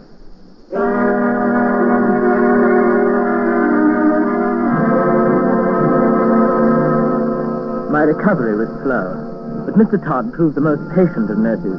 He was forever hovering about, giving me medicine, feeding me, talking to me. I learned that his house was in a village of Indians not far from the riverbank, about 10 miles above the spot from where I'd watched poor Dr. Messenger drown. He owned a few cattle, some bananas and mango trees, a dog, and a single-barreled shotgun. In general, his way of life, like the medicines he gave me, was that of the Indians. Of course, my mother was an Indian, Mr. Last. Oh, but I thought you were English. My father was. He went to Guyana as a missionary, but soon came on here to look for gold. He found my mother instead and settled down. I was born here. 60 years in this village. Very long and lonely times. I can well imagine. Of course, most of the men and women living in the savannah are my relatives. Is that why you're more or less the ruler here? For that reason, and because I have the shotgun. Oh, of course. Tell me, Mr. Last, can you read? What? Yes, certainly. Not everyone is so fortunate. For example, I cannot. What? Oh, of course. Still, I don't suppose you have much opportunity here. Oh, yes, that's just it. I have a great many books. I'll show you when you're better. My father left them. Well, I'd be delighted to see them. You shall. Of course. You see, my father was a man of education. He read to me all the time. But since he died? Oh, there was nobody for a number of years. And then another Englishman came. He read to me every day, every single day. Another Englishman? But where is he now? I don't know. Well, how long was he here? I don't remember exactly. But he read to me every day. You shall read to me when you're better. I'd be delighted to, Mr. Todd. Oh, yes. You shall read to me. Mr. Todd had a curious way of putting things, but he was much too kind and selfless in his attentions to me to allow my thinking any ill of him. Still, he did give me a turn one day when we were taking a short walk around the village. It was the first time I'd left the house since the fever had gone. You'll find the Indians quite friendly here, but, I'd keep apart from them if I were you. But why, if they want to be friendly? Things aren't always quite as they appear to be here in the jungle, Mr. Last. Well, I'll go slow, is that what you mean? That's not exactly what I mean. I say, what's that? What? Yeah, between those mango trees, that mound of dirt. Oh, yes. It seems to be a grave. It is. Oh, of course. Your father? No. Barnabas is buried there. Barnabas Washington. Barnabas? Yes, the Englishman I told you about him. You mean the one who was here? Who read to you so much? Oh, he read beautifully, Barnabas did. But look here, Mr. Todd, you told me you didn't know where he was. Well, I don't. Do you? Yes. Oh, I see. That was an odd way of putting it, I must say. Tell me, Mr. Todd, how long was he here, Barnabas Washington? Quite a long time. I know, but exactly how long? Oh, I don't keep much track of time down here. You know how it is. At any rate, he never got home. He died here. Oh, yes, and he was so very kind. Every afternoon for 2 hours he used to read to me. Well, I suppose it was a good way to pass the time. Seems rather odd, though. I mean, reading here in the heart of the jungle, lost, so to speak, from the world. Oh, I suppose it does, but one gets used to it. Of course. It seems a pity poor Barnaby's grave isn't marked. I think so. Yes, I think I'll put up a cross. In fact, I'll put up 2 of them. One to commemorate his death, and the other your arrival. A cross for me? I'm afraid I don't quite understand. Well, it's just a whim, Mr. Long. I'm sorry. I don't mean to be rude. Of course. And now, Mr. Lost, I think you've recovered your strength sufficiently that we may begin tonight. What do you say? Begin tonight? Oh, my reading, is that it? Yes, that's it. That's it. All right, if you like. Oh, you know I've been waiting a long time for this. A dreadfully long time. And that night the horror began. My subtle, unbelievable enslavement to the strange madness of the gentle Mr. Todd.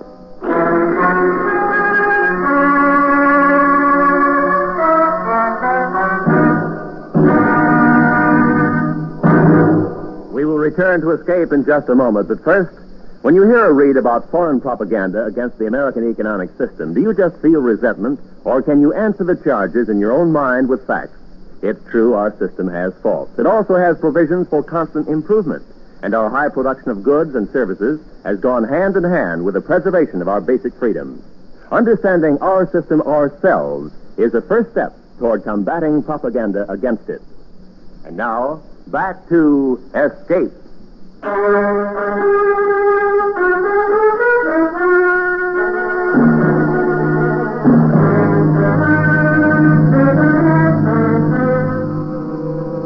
That evening after supper, Mr. Todd led me into his room where we were to begin reading. From a loft at one end of the hut, he took down a number of small bundles tied up with rags, palm leaves, and rawhide. We carried them over to the fire, and he began to unwrap them with feverish anticipation.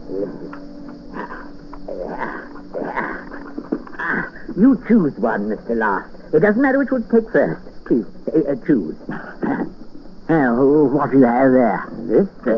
Pickwick paper. Excellent. Let's begin with that, shall we?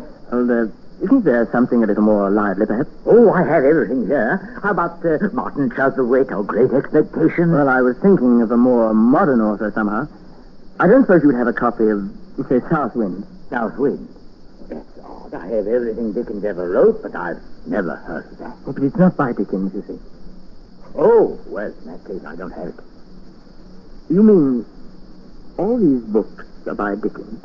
Oh, certainly. You must be quite fond of Dickens. Fond? Far more than that. Far more than fond, Mr. Locke. Oh. You see, these are the only books I've ever known or heard. As I told you, they belonged to my father, and he used to read them to me. And then later, Barnabas Washington. And now me. And now you. But don't worry, I never get tired, even though I've heard them all several times by now. You see, there's always more to be learned and noticed. So many characters, so many changes of scene, so many words. Takes a long time to read them all. More than 2 years. Well, in that case, they'll certainly last out my visit. Oh, I hope not. I sincerely hope not. It's delightful to start again. Each time I find more to enjoy and admire. But come, let's begin, shall we? Well, all right, yes, and read slowly now. I don't want to miss anything, and you won't mind going back over certain passages, will you? I'll let you know. Of course. Now, let's begin. The Posthumous Papers of the Pickwick Club. Chapter 1. The Pickwick Club.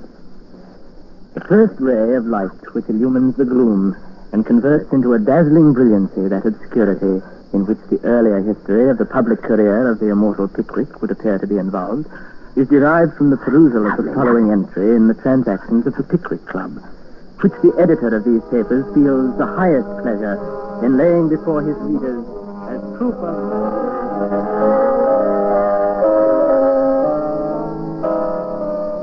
As I continued to read, the old man frequently interrupted with questions or comments or requests that I reread a favorite passage. His delight was rather contagious. But by the time we were on the 4th volume, the novelty had begun to wane. And anyway, I was feeling strong enough to be restless. More than once I brought up the subject of my departure, but Mr. Todd seemed obtuse and paid no attention. Finally, one day, he actually became a bit menacing about it. I had just finished a chapter of Bleakheart and was resting my eyes for a moment. You know, Mr. Last, you read even better than my father. Even better, I might add, than Mr. Washington. Well, we still have a lot to get through. I hope I shall be able to finish it before I leave. Oh, yes, don't disturb yourself about that. You'll have time to finish it, my friend. Look, Mr. Todd, the time's come when I really must be thinking of getting back to civilization. I've already imposed on you much too long. Oh, not at all, Mr. Loss. It's been a pleasure, a great pleasure. I know. But still, how soon do you think I'll be able to get a boat? A boat? Yes, to go downriver.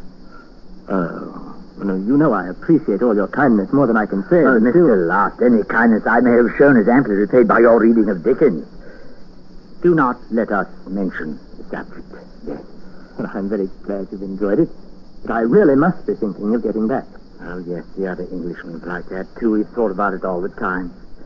But he died here, poor chap.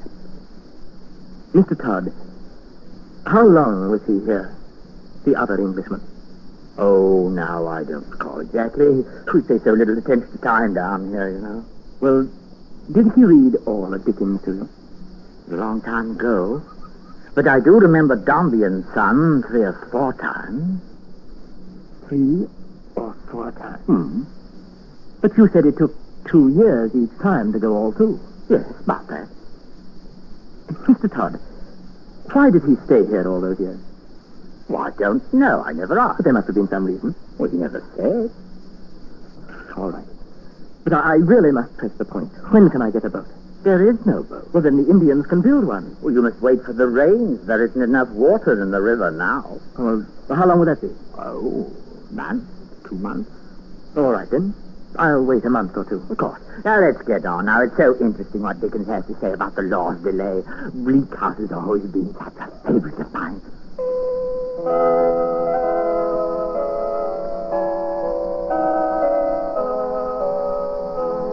And so, in spite of everything, at least I knew what I was waiting for. And so it only remained for the rains to begin. I waited as patiently as I could, living with gaudy dreams of my return to England. Until one day, as we were reading, Mr. Todd explained all that away. I think Mrs. Jellyby does not take enough care of her children. But still, Dickens has great sympathy for her. He'd been poor himself, you know. What's that? Listen. Yes, shall we go on now? Rain. The rain has begun, Mr. Todd. Of course, it's the time for it, but do let's finish that. No, later. I must go and talk to the Indians about building a boat. I can leave now, don't you see? Oh? Certainly, the river will be full soon, and in a week I'll be off. Oh, I'm afraid that's impossible, Mr. Last. Impossible? Why? Oh, the Indians won't make a boat during the rainy season. It's one of their superstitions. Is that true? Ask them. I think you might have told me. You didn't, huh? Why didn't you mention it then? I must have forgotten. But suppose. You've forgotten nothing, Mr. Todd. I'm satisfied now that you're holding me here against my will. I demand to be released. Of course, you're perfectly free. Now, look here. You saved my life. And when I get back to civilization, I'll reward you to the best of my ability. I'll give you anything within reason. But, my friend, there's nothing keeping you here. You're under no restraint. I demand to be released. Then go when you like. Stop that. You know very well I can't get away without your help. Then, in that case, you must humor an old man. Read me the rest of the chapter. No, Mr. Todd. I've read for the last time. Oh, I hope not, Mr. Last. Oh, I sincerely hope not. That evening at supper, only one plate of dried meat was brought in, and Mr. Todd ate alone. Next day at noon, a single plate was again put before him, but with it lay his gun, cocked on his knee as he ate. And so I resumed the reading of Bleakheart, where it had been interrupted. And then, as though to make my situation even clearer to me, I came upon a scrawled note stuck between the book's pages, and I read it with growing horror. What is it, Mr. Last? What have you there? His document. It was here in the book. Document? What document? Don't you know? Then I shall read it to you, Mr. Todd. If you like. It seems a pity to interrupt Dickens, though. Year 1930. I, James Todd of Brazil, do swear to Barnabas Washington of Georgetown that when he finishes this book, in fact, Martin Chuzzlewit, I will let him return to civilization without delay. Then there's an X, and after it, Mr. Todd made this mark. Signed Barnabas Washington. Ah, yes. Poor Barnabas. He died before he could get out. And if I remember the marker you put up, he died in 1942. Is that right, Mr. Todd? Excuse me, Mr. Last. I nearly forgot something. I meant to mention it earlier. Yes? The Indians tell me that you were trying to speak to them this morning. I was, of course. But may I suggest that it would be easier for you to say anything you wish through me? You realize, do you not, that they do nothing without my authority. They regard themselves, and quite rightly in many cases, as my children. I have nothing to hide. I was asking them about a boat. So they gave me to understand. And now, if we finish, do let's get on with our reading. I'm quite absorbed in the book. We finished Bleak House, and Oliver Twist, and Great Expectations, and Nicholas Nickleby, the Old Curiosity Shop, Little Dorrit, Edwin Drood. More than a year passed, and Mr. Todd began looking forward to starting all over again. The empty days followed one another in hopeless succession, until one morning, a stranger suddenly arrived in the savannah, a prospector, one of that lonely order of men who wander for a lifetime through the forest, tracing the streams for gold. Mr. Todd was out, pottering about on business for the farm, when the man appeared. I found him a plate of meat and perine and eagerly sat down at the table across from him. Nice setup you got here. Look here. Where are you bound for? Manaus. Need a new outfit. You've got to do something for me. It's terribly important. Well, sure, pal. What is it? Yeah. Take this.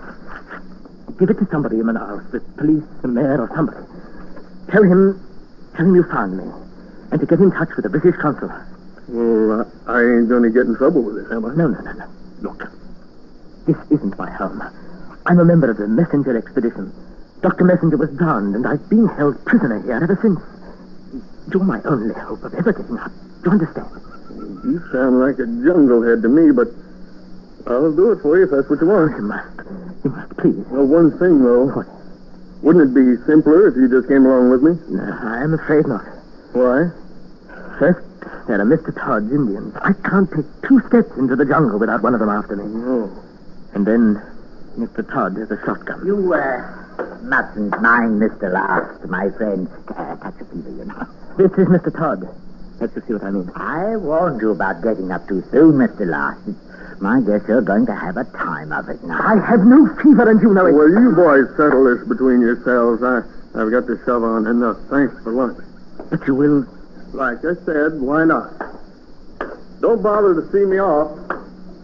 So long. You're going to let him go? Of course. Oh, come, Mr. Last. I think we're going to begin Little Dorrit today. I'm most anxious to hear it again.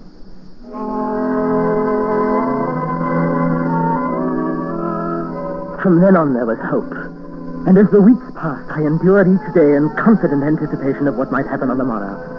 I even felt a slight stirring of cordiality towards my jailer. And therefore, I quite willingly joined him when one evening he proposed that we attend a native feast. There was a lot of singing in an apathetic, monotonous manner. And then we were given a small calabash of tuwari to drink. It was a pleasant beverage with a flavor of honey and brown bread. And etiquette required that we drink it down without lowering the gourd.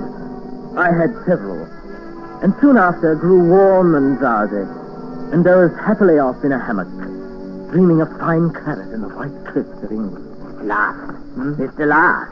You better come and eat something. You will starve to death here. Oh, hello. Oh, my head. I must have been quite tight last night. Treacherous drink, that. Now, how do you feel? Rotten.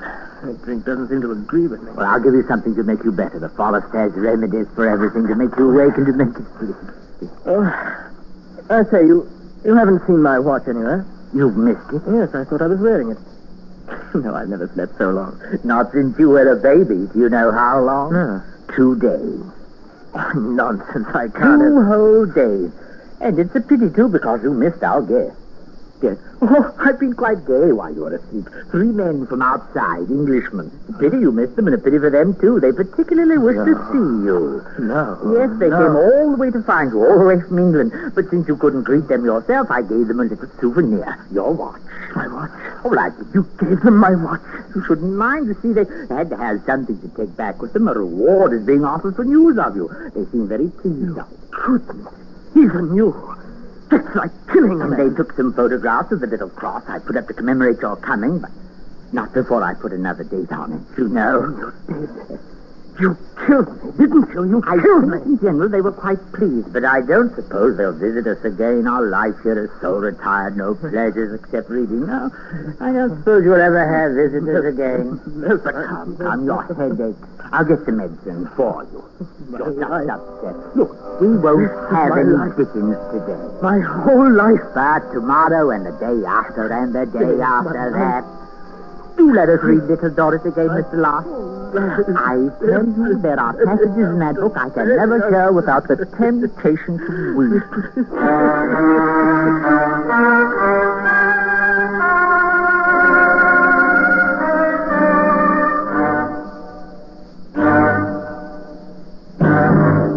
Under the direction of Anthony Ellis, Escape has brought you The Man Who Liked Dickens by Evil and War, especially adapted for Escape by John Meston, and starring Terry Kilburn as Tony, with Joseph Kearns as Mr. Todd.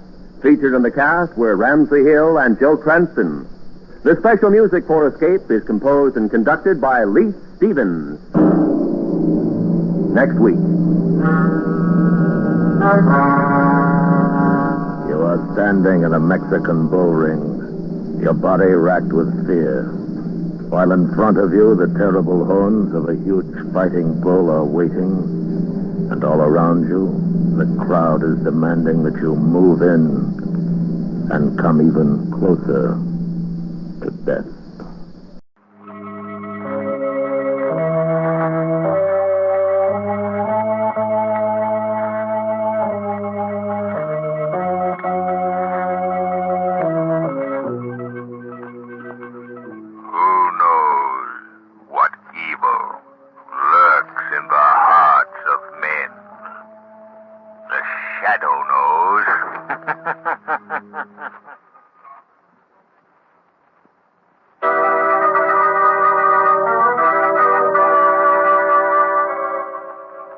Shadow, mysterious character who aids the forces of law and order, is in reality Lamont Cranston, wealthy young man about town. The Shadow uses his hypnotic power to cloud men's minds so that they cannot see him. Cranston's friend and companion, the lovely Margot Lane, is the only person who knows to whom the unseen voice of the Shadow belongs. Today's story, The Stockings Were Hung.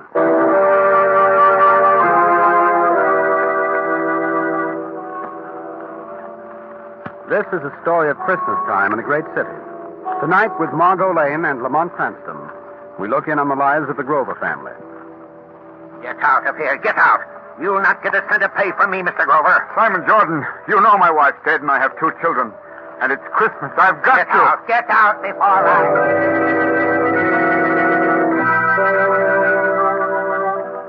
It's Christmas time in a great city. As our scene opens, we find Margot and Lamont coming down on the elevator from Margot's apartment. Well, here's where we get out, Margot. Where now? Over to the club, Lamont, to pick up a Christmas basket of food to deliver. Good. Oh, look, Lamont, it's snowing. What do you think of that? I want to stop at the corner and see my friend Spike. Spike? Yes, Spike Grover. He's a newsboy. I always find my papers for him. Your late papers. There's Spike on the corner. Busy little man, isn't he? I always give him $5 for Christmas. In spite of all you've said about organized charity, giving one isolated newsboy $5. But, Lamont, this is different. Get your papers. I should say it is different. It isn't even Spike. Paper, mister, paper. Why, yes, the young lady would like a paper to cover her new hat. If you can call that Christmas tree ornament a hat. Where's Spike Grover? Spike's got family trouble. He's a pal of mine, Spike is. Tells me everything. He knows I can keep a secret. Family trouble? Well, it's very confidential. You see, Spike and his sister Jane, you see, they haven't got any mother. They only got a father. And you see, I don't tell anybody, but Spike's grandfather owned a Grover Importing Company. Wait a minute. You're way ahead of me. Now, look. Spike's grandfather owned the Grover Importing business, and Spike's name is Grover. So Spike and his father should own the Grover Importing business. And, well, it seems there's a fellow named Jordan worked for Spike's grandfather. And the way I figure it, this fellow Jordan put the snatch on the whole business. Did what? Lady, you wouldn't understand. I was just telling this gentleman here, as far as I can figure, this old miser named Jordan steals the whole business right out from under Spike's father's nose. So a couple of days ago, Jordan fired Spike's father from his own business, mind you. Ain't that awful? But where's Spike? And where's his father? Lady, if I knew that, I'd tell Spike. Well, where does he live? He lives in the old house down on South and 7th Street. What's your name, son? They call me Gabby. But you know, I could never figure out why. No? Well, Gabby, here's a Christmas present for you. Oh, thanks. Gee, thanks, mister. Merry Christmas, Gabby. And the same to you, lady. Bye. Well, you go over to your club and pick up the Christmas basket, Margot. I think I'll go down and see Spike and family. I'll pick you up at the club, Margot.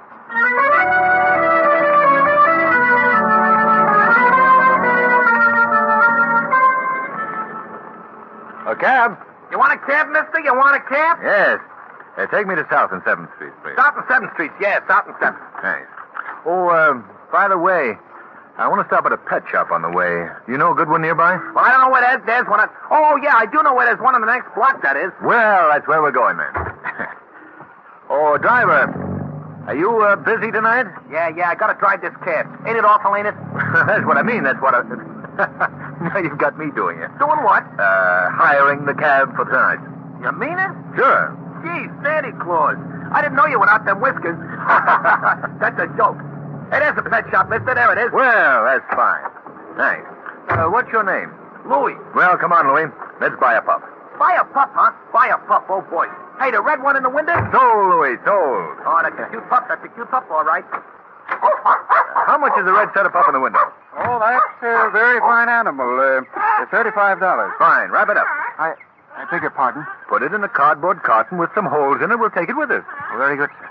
Well, now, Louis, you'll take the pup in front, see? It's a surprise for a young lady we'll pick up later. She mustn't know about it. Yeah, sure. Say, but suppose it begins to bark or whine or something. Well, if she asks what it is, you just tell her a box of books. Hey, yeah, that's smart. But wait a minute. What kind of books am I going to say if it starts to bark? Oh, that's easy. You just call for sneeze. Believe me, mister, if you didn't want this hack for the evening, I'd tell you it sounds a little screwy to me, I tell you. Here's your dog, sir. Fine animal indeed. Oh, thanks. Louis, sneeze. Huh? Sneeze. Oh. Gesundheit. Thanks. Great, Louis, great. Take the box of books now. We're off to South and 7th Street.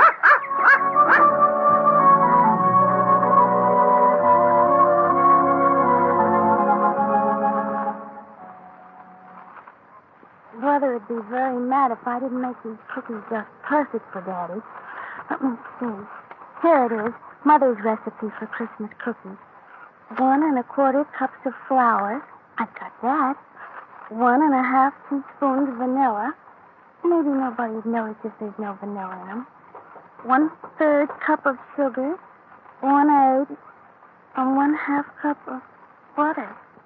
1/2 cup of butter? I haven't even got half a cup of butter. Oh, I wanted so much to surprise Daddy. Well, that's no way to feel on Christmas Eve. What's the matter, Jamie? I haven't got hardly any butter. Well, we'll take care of that in a minute, Jamie. But I came here looking for your brother Kingsley. But I don't know where my brother is because he's looking for my father. And I don't know where my father is. Daddy hasn't been home for 2 whole days. No, easy, Jamie. Well, Kingsley says Daddy will be home for Christmas. I'm sure he will. But now Kingsley's gone. I haven't any butter, and Mother always made such good Christmas cookies. Well, now look, Janie.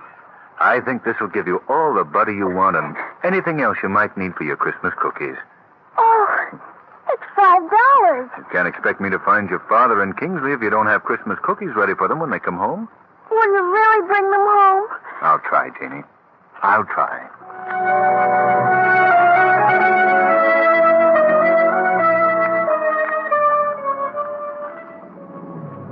Hey, is this where we picked the young lady up? Yes, Louis. And don't forget, that's a box of books you have in front and not a dog. And don't forget, if he barks, you sneeze. Okay.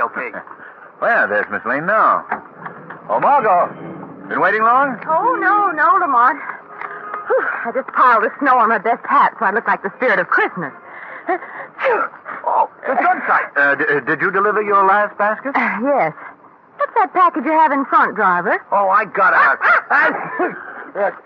box of books. I got a box of books. Oh. Well, I thought you'd never get here. The South and 7th Street, Louie. That's Spike's house, Margot.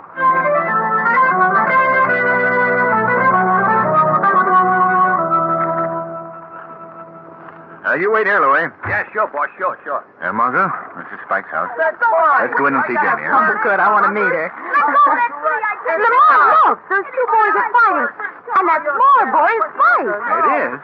Hey, you youngsters. Let go of that tree. It's mine. Stop picking on him, you big bully. Oh, scram. Gee, Miss Lane, I found this tree. You did not. Come on, you young hoodlums.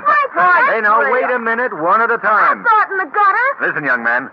I suggest that you run along and let Spike have his tree. Who's going to make me? Why, you young rapscallion. Oh, Lamont, remember, peace on earth. I'll get you, Spike, when you haven't got your gang with you. What a piece of the society column. The well-known clubman, Lamont Cranston, seen brawling... Ow! Why, that... He hit me with a snowball. Remember, Margot, peace on earth. Well, if you were half a man, you'd do something about it. Never let it be said. Well, here, you're not going to throw a snowball at him. It wouldn't look well if I shot him, would it? Boy, what a win! Out! Hey, who do you think you are, Lefty Gomez or something? I'll get you, Spike. Mister, and it isn't even a good Christmas tree. Oh, Spike, it's a beautiful tree. It hasn't got many needles, but you gotta have a Christmas tree when you got a girl in the house. You're right, Kingsley. Kingsley, have you been talking to my sister? Yes? Nothing's happened to my dad yet, has it? Why, of course not. We know your dad's missing, so we just came down to help. Have you any idea where your father is, Spike? Oh, gee. He'll show up. Have you been to the place where he works? Where he used to work. That old skinflint Mr. Jordan won't let him work there anymore. I see.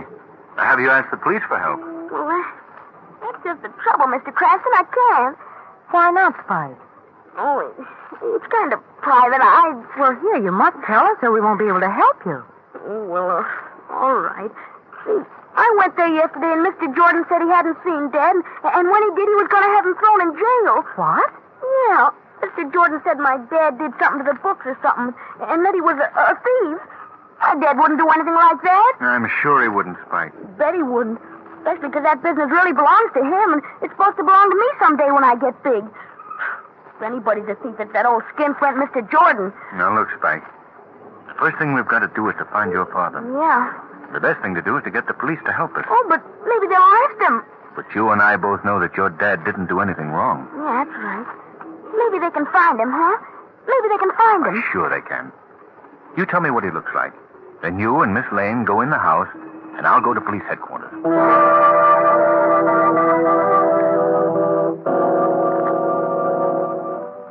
Good evening, Sergeant Murphy. Well. Season's greetings to you, Mr. Cranston. Same to you. Sergeant, Kingsley Grover Sr. has been missing for 2 days. Tell me what he looks like, and we'll start looking. His son Spike told me that he was 5 feet 10, weighed about 165, was wearing a brown overcoat. Calling all cars. Missing since last Friday. Kingsley Grover Sr. Height 5 feet. Harbor Patrol. This is headquarters. We're looking for Kingsley Grover Sr. Height 5 feet 10. Weight...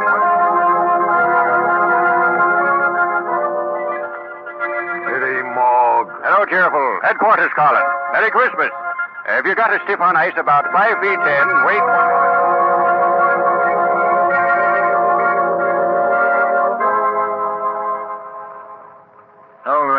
Hello, Mr. Cranston. Did you find out anything about Spike's old man at police headquarters? No, not yet.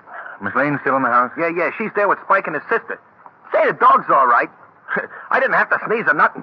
He was so quiet I thought he was froze or something. So put my hand inside the box. You know what happened? No. He bit my finger. He's a cod, all right. He's a cod. Keep up the good work, Louie. I'm going in the house. Okay, boss, okay. Hello, everybody. Oh, Mom, you were gone a long time, Mr. Cranston. The police find him? They'll get him soon, Spike. Don't be impatient now. No, I won't be impatient. Say, Would it be bad if you and Miss Lane went into the other room for a minute? I want to talk to my sister. Do you mind? No, of course not, Spike. Come on with me, Lamont. It'll only be a second. Take your time, Spike. Look at Jamie. We'll find him in time for Christmas.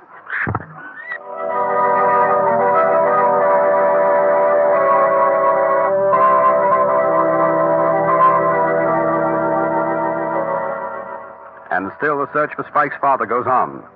The machine of the police looking everywhere. Hours pass, and no word. Now we find Kingsley going up to old Mr. Jordan's office. Mr. Jordan! Who is it?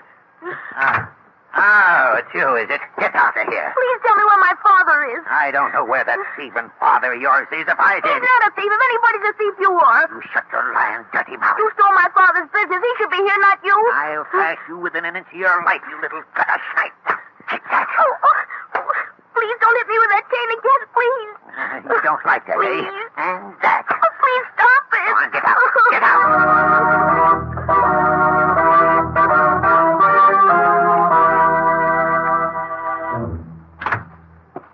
Spike, what's the matter? Kingsley, you're hurt. You poor kid.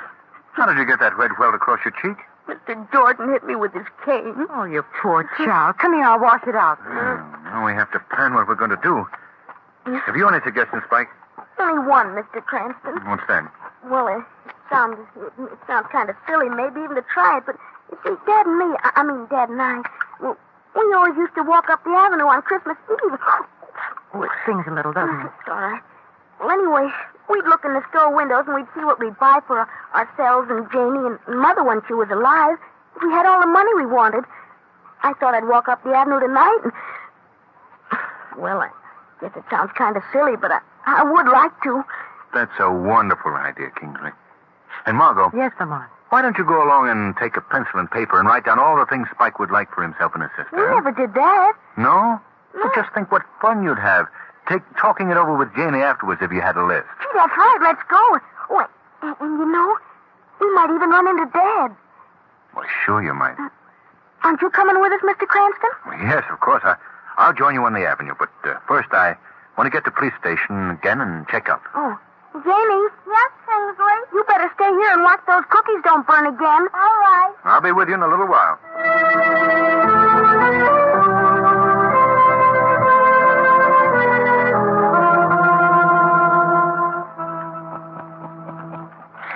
Well, I guess I can close the books for tonight. I've had a good year. Who's there? No one. I guess I'll give myself a Christmas present of a new latch for the door. That Grover brat must have left it open. He's too smart, that boy. And you don't have to worry about any Grovers ever again, Simon Jordan. Simon Jordan. That's going to look fine in new gilt letters on the door instead of Grover's Important Company. You're pretty slick, Simon Jordan. These books are fixed so cleverly that even the Supreme Court couldn't tell that Simon Jordan didn't own this company. Hey, what was that? Who said that? No one said anything, Simon Jordan. I was just enjoying your joke with you. Where are you? I can hear your voice. Of course you can hear my voice, Simon Jordan. But you can't see me. I'm in the shadows. The shadows of your mind. Go away. Go away from me. I thought you might be lonely. No, I'm not. Go on, go away. I came to ask you about the Grovers. Hey? What do you know about the Grovers? Enough, Simon Jordan. Enough to know that your altered books would not fool the Supreme Court. Hey? You're not a spirit, are you? In a sense, yes. I try to represent the spirit of honesty and justice. And when Simon Jordan beats a child with his cane, steals from the father of that child like a low, sneaking thief, then I must talk to Simon Jordan. I'm not a thief. No. I should not disgrace thieves by calling you one of them. Hey? You're a man too mean to be a thief, Jordan. Yeah. What do you want from this world? None of your business what I want. I'll tell you. You want money. Nothing but money. I feel sorry for you, Simon. Oh. I'm going to go now. But I want to leave one thought with you. longer to live. What? All your life's work is your money. It's rather an empty victory, isn't it? You're alone in the world. Your money doesn't do anyone any good, Simon Jordan. Hey. But you can rest easy in your shriveled soul because the Grovers will be taken care of. The shadow will take care of them. The shadow?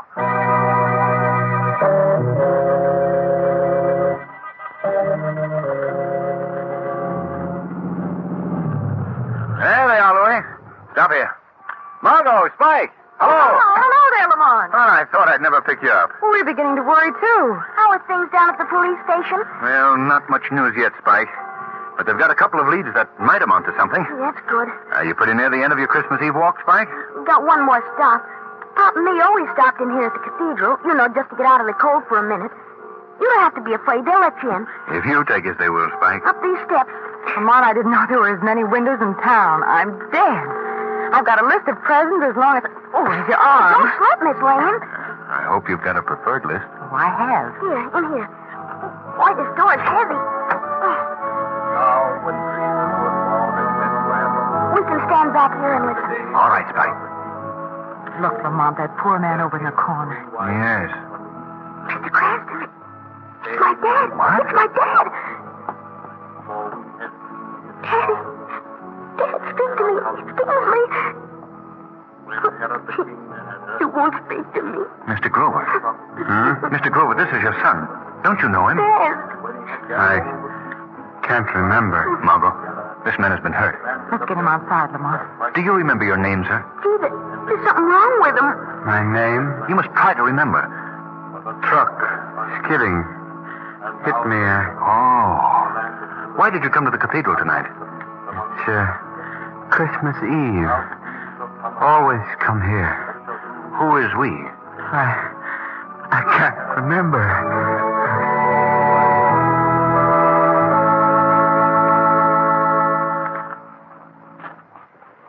Emily, Miss Lane leave some packages with you? Did she leave some packages? Did she leave some? She dumped them in the back of the hack and went to the kids. He, Spike, was talking all the way down about you found his old man. Is that the kid's old man with you? Yes, he's in pretty good shape now. Oh, gee, that's the nuts. That certainly is. Now, Louis, don't forget to bring in those packages when I call you. All right, now, Mr. Grover. Just lean on me. You're still a little bit shaky. I know it. Now, watch the step. I'm all right, thank you. Yeah, you're fine now. All right. You go first. Merry Christmas, children. Daddy! Oh! How is the lady of the house? Oh, just wonderful now you're here. Oh, Daddy. And I make Christmas cookies, too. Fine. And how about you, young man? How have you been behaving? I've been getting along all right. Where did you get that nasty welt across your cheek? You haven't been in a fight, have you, son? So I'll go. Oh, no, sir. It was only an accident. Mr. Jordan, what are you doing here? I came to speak on a matter of business. I don't believe this is the occasion for a business discussion. Oh, I think it is, Mr. Grover. In going over the books tonight, I found that a great and terrible mistake has been made. Huh? The Grover Importing Company has been making more money than I thought, and over half of it is rightfully yours as partner in the company. Partner? Yes, part owner. And I hope you'll find it within your heart to forget any misunderstandings we may have had, and that you'll take over the responsibilities of partnership immediately. Yes, that's all I've got to say. Good night, and Merry Christmas to you all. Oh, how can such an awful old man say such beautiful things? Well, we haven't time to talk about whether he's awful or not. We have things to do. Louis! Well, you don't have to yell. I'm right here. I got all the stuff right with me. Good. Bring it right in. Look, presents. Are they flowers? Quiet, Janie. Of course they're not. But they are, Kingsley. Oh, don't kid me, Mr. Cranston. You're not getting fired. I don't know how I can ever repay you for what you, Miss Lane, and Mr. Cranston have done tonight. We've been more than repaid, I assure you. Louis, don't bring that in here. I didn't tell you I wanted you to bring that in. It was my own idea, and I'm not even going to have to sneeze. Oh, I dropped. Oh, Lamont, you're a darling. Did you get that puppy? Well, yes. Gee, is that for us, too?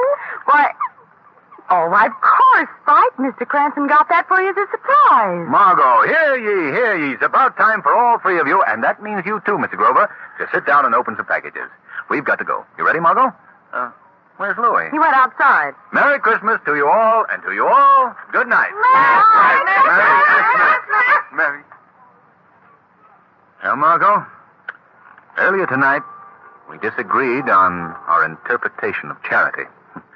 Silly, wasn't it? I know what you mean, Lamont. There should never be a thing called charity. There should never have been the necessity to create the word. In this short span we call our lives, if each man would only realize that every other man has dreams and hopes, this world wouldn't be a topsy-turvy place. Then peace on earth would be a fact. Goodwill would be for every man. Is that you, Louis? Me? Yeah, Mr. Cranston. Have you got a cold? A box of books. Box of books? But you brought that inside. Yeah, but this is another one. Another one? Yeah, another one. It's for you, Miss Lane. You mean it's another puppy? Yeah, it's my own idea. You see, when I went by the pet shop, and the other pup's brother was in the window, so I went in and I pet him on the head. Do you know what he done, Mr. Cranston? No. He bit my finger. Oh, he's a cod. So I had to go and get him for Miss Lane. And I charged him to you, I did. Aunt?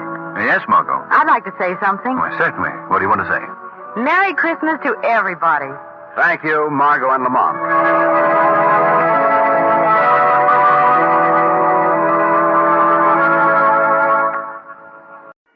And now, with Murder of Aunt Delia, and with the performance of Van Heflin, Autolite hopes once again to keep you in suspense.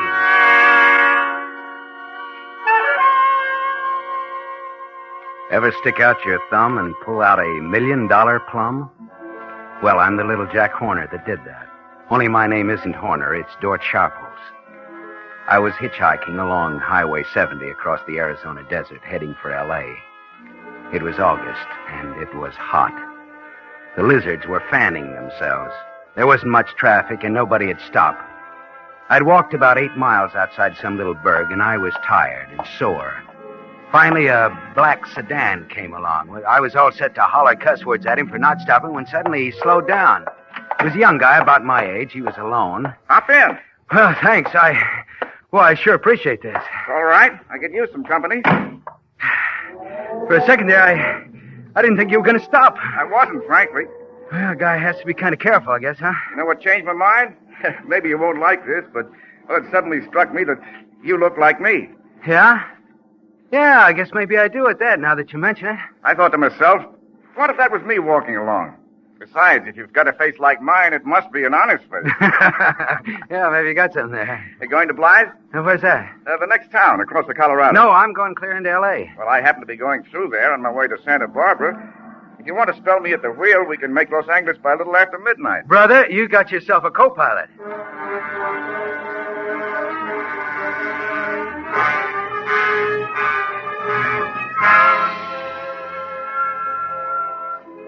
By the time we crossed the river into California, I'd learned that the guy's name was Glendon Braley, that he was going to visit his invalid aunt.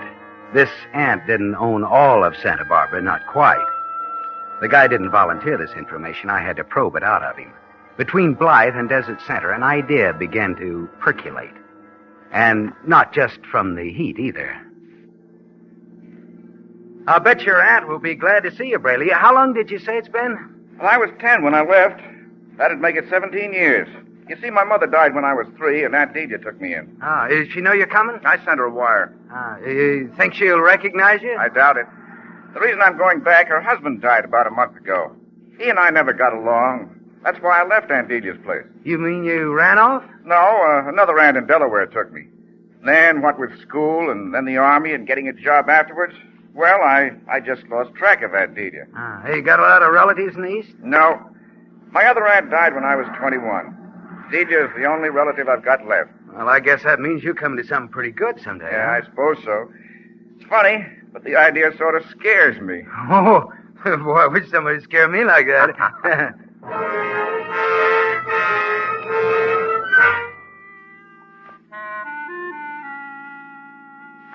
I kept pumping him until I could have written his autobiography. Yes, I mean autobiography. I stored away facts about this uncle that he hated, about how Braley used to like to draw pictures when he was a kid, about how he got his only spanking when he was 8 for spilling ink on his aunt's favorite tapestry, how he couldn't eat peas, how he got sick on enchiladas at the Santa Barbara Fiesta in 1929, everything. Could I remember it? Well, people used to tell me with my memory I could have been a lawyer. But that takes work. Just east of Indio, before Highway 70 runs into 99, I figured that I was thoroughly briefed. Want me to drive a while, Sharples? No, thanks, unless you want to take over. No, technically, maybe I shouldn't be driving at all. Oh, I've got one of these mail-order driver's licenses, but I doubt if I can pass the California test. You see, Hey, you know something funny? Huh? I think we're getting a flat. Oh, rats. Yeah, the car ride's kind of funny. I think it's the left rear tire. Oh, this would have to happen clear out in the middle of nowhere. We better stop and take a look, huh? I don't even know if the spare's any good. Of course, I may be imagining things, but we better make sure. I'll check it. Well, there's not a soul in sight either way. Oh, we won't need any help. I hope not. How is it? Maybe you better come and look. Okay.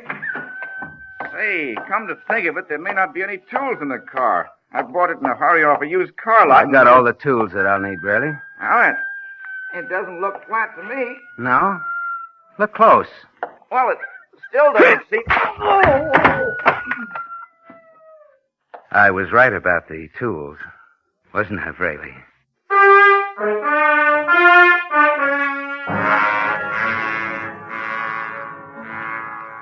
I put the blackjack back in my pocket, and I dragged Braley off the highway into a ditch. I made sure he was dead. Then I changed clothes with him and covered his body with sand and brush. I was back in the sedan and on my way, and still no other car was in sight. I adjusted the rearview mirror so that I could see my reflection. I watched the lips move as my voice said, "Dort Sharples? Never heard of him. My name's Glendon Braley."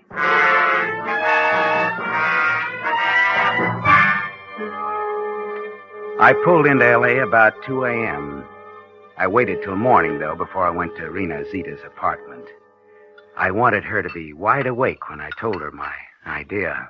But, Dort, it sounds crazy and dangerous. Well, for $1 million, we can afford to be crazy. Suppose somebody finds out that you aren't this guy, Who'll Brady. know? His aunt hasn't seen him since he was a kid. There are no other relatives, no connections on the coast, or back east for that matter. But I'm sure you can carry it off, Dort. Listen, Rena, I know everything about this guy, even when he lost his first baby tooth. What do you want me to do? Just stay where I can get in touch with you. Be ready to come on up to Santa Barbara. How long will you have to wait to come into this money? The old lady may live for years. I don't think so. She's pretty well along. She's an invalid. You know, a lot of things can happen to an old lady. Well, No, it's a real break. I might have done it alone, kid, but I thought of you. It's real sweet of you, Dort. Real sweet. Then we're partners? Okay, Dort. Great, kid. But now, look, you get in the habit of calling me Glendon Braley. Kiss me, Glenn.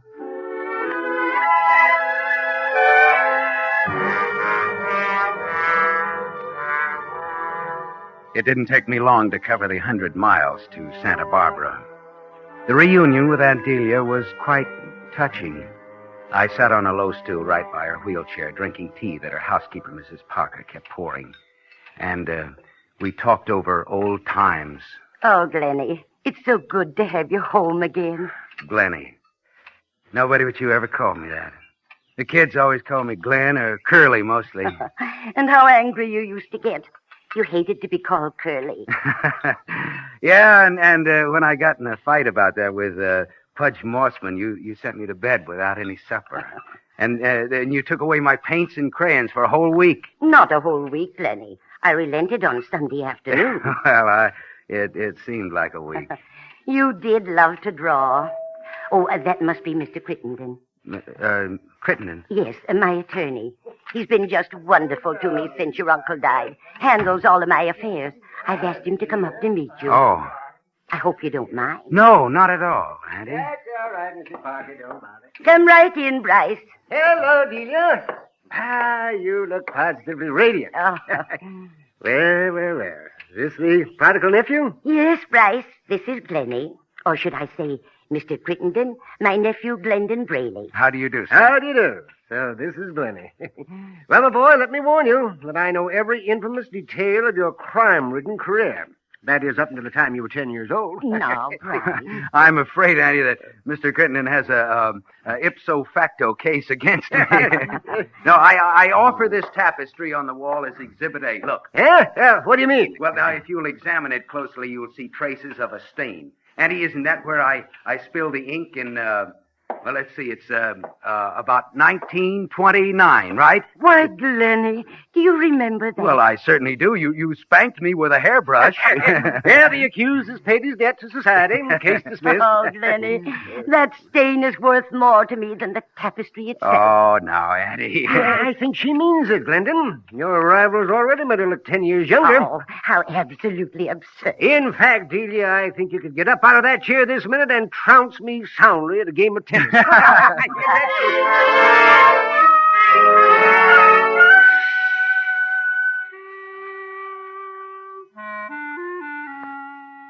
There wasn't any doubt about it. I was in.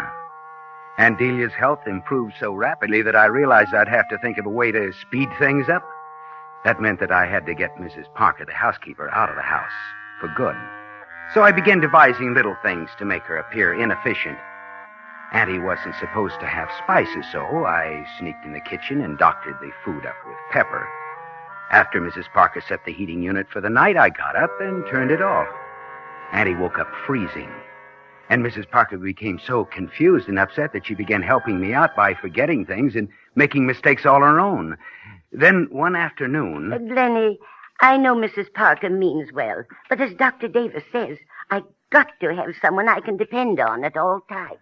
Well, I haven't liked to say anything. After all, she's been with you for so long, but, well, the poor old soul needs a rest. It's going to be difficult to tell her. Well, now, I'll attend to that, Auntie. And I'll see about getting another housekeeper, an intelligent, capable, younger woman.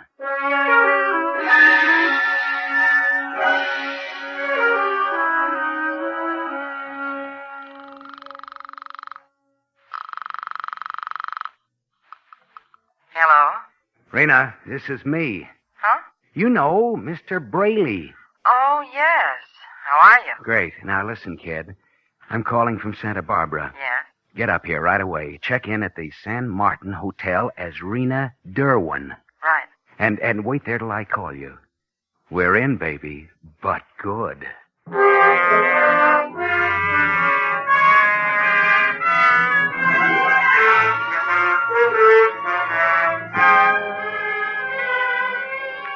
Autolite is bringing you Mr. Van Heflin in Murder of Aunt Delia.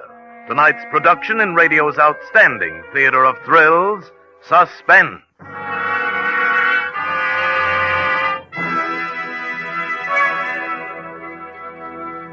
Oh, Mr. Wilcox, Hap asked me to return this book to you. Your life story, he said. Oh, you mean Wilcox of Wide Gap? That's a great yarn. You'd like to hear one of the more electrifying episodes? Oh, sure. All right, listen. There it stood, a huge green monster. I'd been trailing it for weeks. Taking a Wide Gap Autolite resistor spark plug from my pocket, I sprang forward. Yeah, go ahead. Look, I cried out, you obstinate, obdurate Otto, it's time you switch to these Autolite resistor spark plugs. You'll idle smoother, run better on leaner gas mixtures, save gas. Another thing, your narrow gap spark plugs have been messing up television reception around town. But with Wide Gap Autolite resistor spark plugs, you'll reduce to an acceptable level spark plug interference with radio and television. And what's more, Autolite resistor spark plugs with that exclusive built-in 10,000 ohm Autolite resistor give you 200% longer electrode life. So get Wide Gap Autolite resistor spark plugs. Get them right now. Remember, you're always right with Autolite. And now, Autolite brings back to our Hollywood soundstage our star, Van Heflin, in Murder of Aunt Delia, a tale well calculated to keep you in suspense.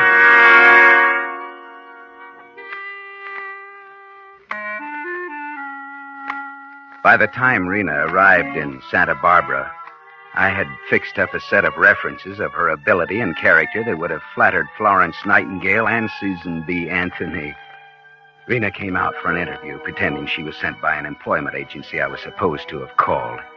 She made a terrific impression on the old lady. At a nod from me, Auntie hired Rena on the spot, and Mrs. Parker left with a cardboard suitcase, a month's pay, red eyes, and the sniffles. After we got Auntie to bed that first night, Rena and I met out on the veranda. How was I, George? Shh, that name. Nobody's around to hear. Well, don't take any chances. Call me Mr. Braley all the time. All right. Mr. Braley. How did I do? Perfect. Come on, let's walk out by the bluff, away from the house. Oh, this is sure some layout. Looks great in the moonlight. It'll all be ours, baby. You mean to plan to live here after it's all over? Oh, maybe for a little while. Depends on how long it takes me to convert her estate to cash. We can't do anything to excite suspicion, you know. No. No. Right up ahead there is a cliff. A 200-foot drop onto some rocks. You're going to push her? Oh, no. Nothing as brutal as that. It's an accident. You take Aunt Delia out for an airing in her wheelchair. As you're pushing the chair, you trip and you fall. The chair starts rolling. You run after, but poor Auntie goes over the edge. You are hysterical with shock. Yeah? What's wrong with you taking Auntie for an airing? Look, if I could do it, what would be the point of you being here at all? Look, you're just an employee and brand new one. You have no reason on earth for croaking her for a dough. They just might get that idea if I was wheeling her, see? Yeah, I guess you're right. And that's why it's important for us not to have much to do with each other. It's going to be difficult, George. Mr. Braley. No one can see us now, honey. Look, baby, now, let's not form any habits that will be tough to break. Just one kiss? Please. Rena, come on, stop that, you little... Ah, baby.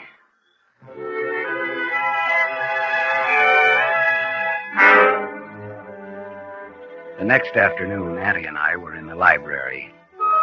I was trying to look interested in the scrapbook she was pouring through. I hoped she wouldn't notice how fidgety I was. My eyes are so weak now, Glennie, but I know every detail of these just from memory. Here you are on your first tricycle. Well, I'll be darned. Was I ever that small? It doesn't seem possible, does it? Oh, here's what I was looking for. The cow you drew when you were 9. Huh? You were quite the artist. Yeah, that's great. I was a surrealist or something. I colored it green. Green cow on purple grass. It caused quite a sensation at your school. No wonder I wasn't expelled. Oh, Clement. I've always been just sick about this picture. One of the few of you and me together. You broke away from me just as the photographer took it. Yeah, I'm just a blur. Say, what's the cat doing in it? Well, don't you remember? That's Xerxes. Don't you remember? Oh, yeah, sure. Oh, Xerxes, the Persian. Gee, the fun that he and I used to have together. Of course, I used to tease him a lot when you weren't looking, but he sure was What's the matter, Auntie? Lenny, are you trying to fool your old auntie? What do you mean? You were frightened plumb out of your wits by cats. If Xerxes so much as brushed up against you, you'd scream bloody murder. That's why you jumped when the picture was taken. Oh, yeah, I did, didn't I? Yeah, You were that way when you first came here. Don't you remember? Poor old Dr. Thompson, he said it was a deep-seated phobia, and you'd probably have it all your life, like Napoleon. Did it go away, Glennie? This fear of cats? Well, most of it. A guy sort of, he doesn't like to remember what a coward he was when he was a kid.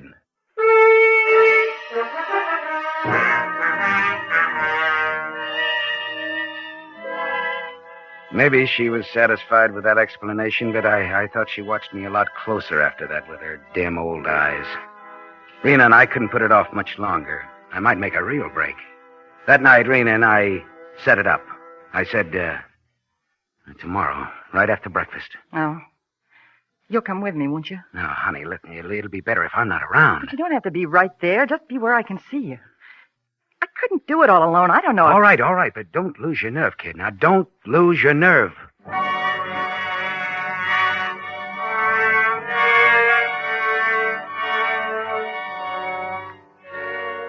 I didn't sleep much that night. The next morning, Rena and I got the old lady in her wheelchair. There you are, Auntie. How's that? Thank you, Glennie.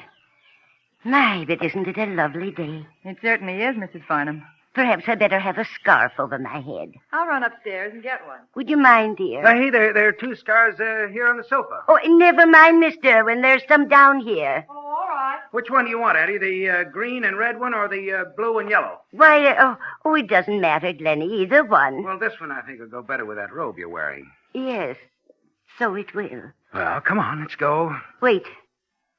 I've changed my mind. What? You mean about going out? Yes, it's so much bother. Bother? Oh, nothing. You need some fresh air, I'll Addie. just sit here by the open window. Well, look, you need some sun. Come along, Miss Derwin. Please, Glenny. I don't want to go. I just want to stay here and rest. Please. Well, yeah, sure, Addie, okay, if you don't want to go.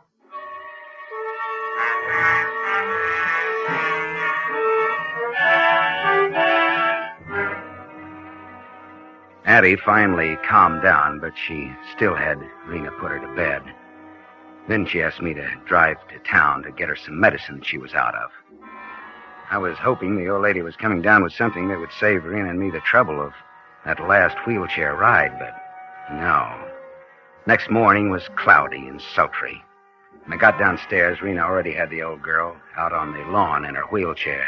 She came over to me and whispered, She just wants to stay there, Dort. No ride. "Well, that's tough. She's going anyway. Come on, Rena. Suppose she makes a fuss. I think two of us can handle an old lady in a wheelchair. But if she screams? So what? This estate's as isolated as Alcatraz. Come on now, let's get it over with. All right. It's starting to sprinkle. Now, hurry up. Let's finish this before we get wet. Glenny, Miss Derwin, it's starting to rain. Yes, we're coming, Addie. I just knew it would rain today. I knew it. Sure. Well, here we go, Addie. You came just in time. I thought you'd forgotten me. Forget you, Addie? Well, don't be silly. Oh, my, it's starting to come down. Hurry or we'll be soaked. Glenny, the house is back that way. Just relax, Annie. Rena, help me push her, will you? Sure. Come on, let's make this quick. Come on, faster. Glenny, what are you doing? Stop it. Not so fast. Glenny, do you hear? I'm frightened. Head her for the cliff. You're not my Glenny, are you? You're not my Glenny. Okay, Rena. Stop me. Let her go. Please.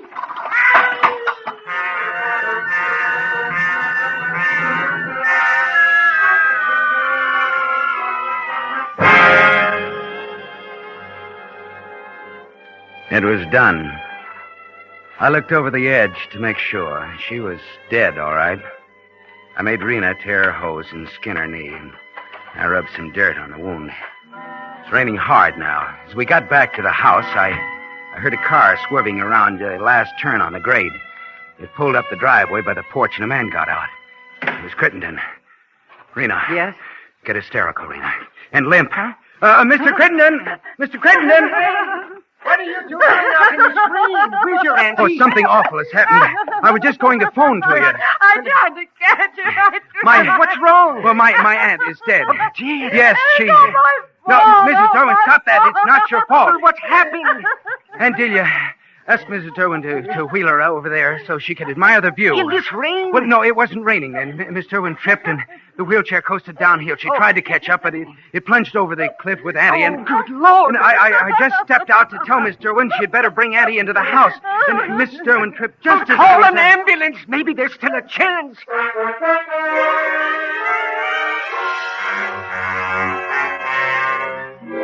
Crittenden ran down to peek over the cliff, and I went into the library and phoned the ambulance. And the police, too, just to make it look good. I was downing a double shot of bourbon when the lawyer came in. That poor woman, at least she didn't suffer. Oh, thank heavens for that. Use a drink? No, thank you. It's quite a shock. I'll never forget that scream But when don't she... torture yourself. This young woman, what's her background? Miss Derwin? Why, an employment agency sent her out. Yes. It wasn't carelessness on her part, Mr. Crittenden. It might have happened to anyone. If it hadn't been for the slope to the edge of that cliff, she'd have caught Auntie in time. I know she would. Gentlemen, I've lost control of myself. I'm sorry. Miss Derwin, this is Mr. Crittenden, Mrs. Farnham's attorney. How do you do? Mrs. Farnham has spoken of you on the phone. Could I bring you gentlemen anything? Oh, nothing for me, thank you. Thank you. Why don't you sit down and relax? You've had quite a shock. Yes, sit down, Miss Derwin. Thank you. Well, seems to be nothing to do, but just wait.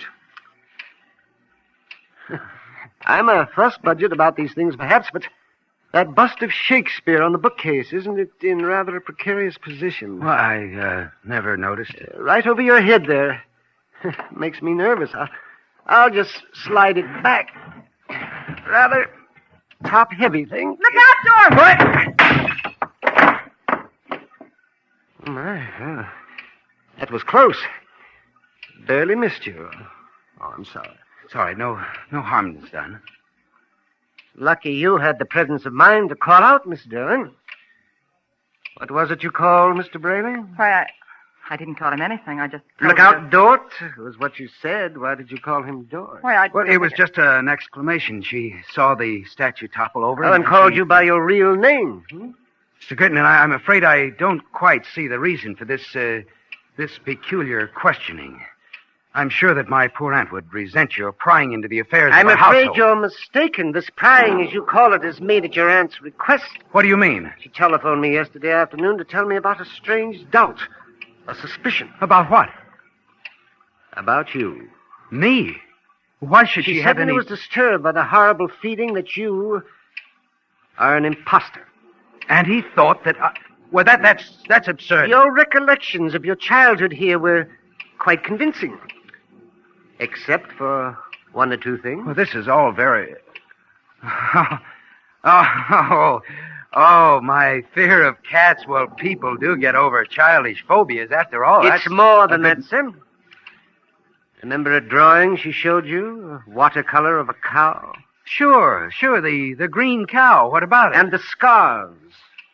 Remember you thought the blue and yellow would go better with her robe than the red and the green one? Well, so what? Doesn't it strike you as peculiar that a boy who could draw quite a fine cow should paint it green? And then years later be so exacting about harmonizing his aunt's scarf? You see, Glendon Brayley was colorblind.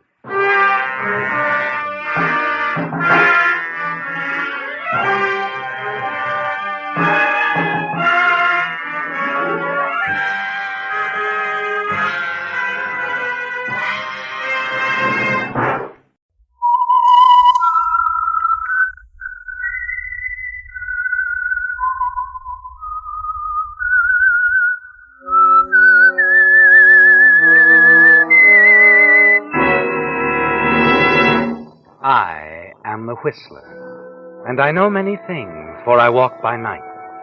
I know many strange tales hidden in the hearts of men and women who have stepped into the shadows.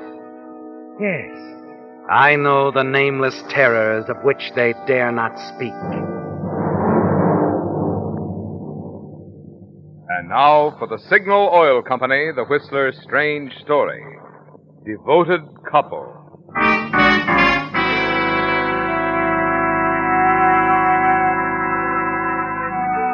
The big house on Orange Grove Drive seemed to reflect the merriment inside. The new Mr. and Mrs. Walter Blake were at home to friends following their honeymoon. And it was truly an occasion. Mrs. Blake had lived quite alone for several years, a widow, with only a servant girl as a companion. And now it was all changed, and Claire Blake's friends were pleased. Pleased for Claire, and pleased with the charm and manner of her new husband, the wealthy Eastern sportsman, Walter Blake. Yes, an occasion.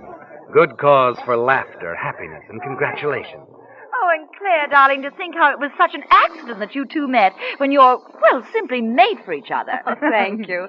Thank you, May. Yeah, she's right, you know. And I'd say you both made a fine catch. Well, I'm the lucky one, Mr. Shelley. Oh, make it Bob, will you? After all, Walter, the husband of our dear friend Claire. Well, sorry, Bob. But I repeat, I'm the lucky one. Claire's the sort of person I've been searching for years. Thank you, dear. Mr. Blake, sir, the telephone. Oh, excuse me, dear. Everyone, probably some long-distance congratulations from my side of the fence. I'll be right back. Don't be gone long, dear. Hello? Mr. Blake? Walter Blake? That's right. Congratulations. Well, I'm afraid... who is this? The name is Spiker. I'm afraid we haven't met formally, Mr. Blake, but you see, I'm from the East myself. So? Quite well informed about a number of prominent sportsmen there. I know who's who and who isn't. What are you driving at, Spiker? You'd better talk to me. I'll meet you in the garden in back of the house. 10 minutes. Hello? Hello?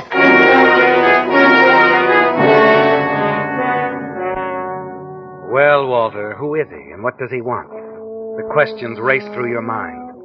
You can't place the name Spiker, not at all. But you know one thing, you have to meet him.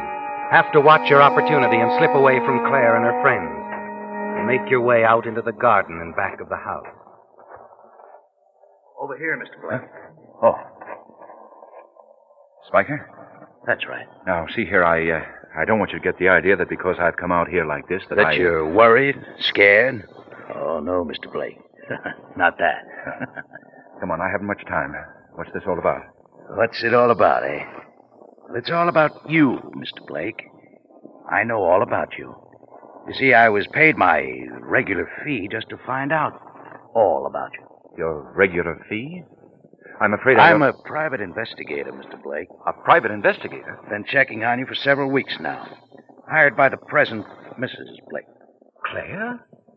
Claire hired you? Yes, to look into your background. Find out the truth about you before she listened to your proposals, went ahead with the marriage. I don't believe it. Because she went ahead with the marriage, you mean? No. No, simply I don't believe that Claire would stoop to such... Oh, come off it, Mr. Blake. Walter, no time for pride. If it'll help your feelings any, her attorney did the insisting, but the fact remains. That you investigated me. Found out that Walter Blake, wealthy sportsman, is about as wealthy as I am. Then why on earth did Claire go through with it? She said nothing. Why did she marry him? Mr. Blake, I dreamed up a beauty. Handed you a character, bank account, and background that made it ridiculous to even think you had anything but love and devotion in mind.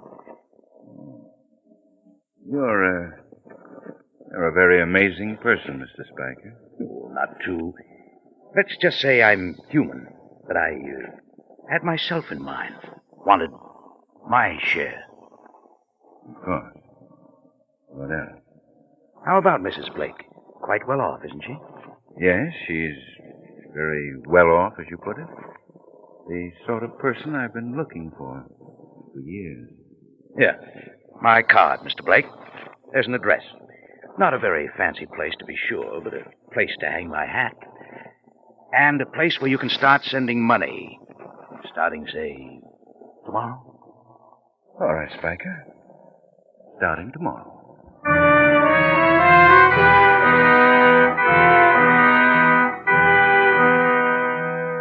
You have a partner, haven't you, Walter?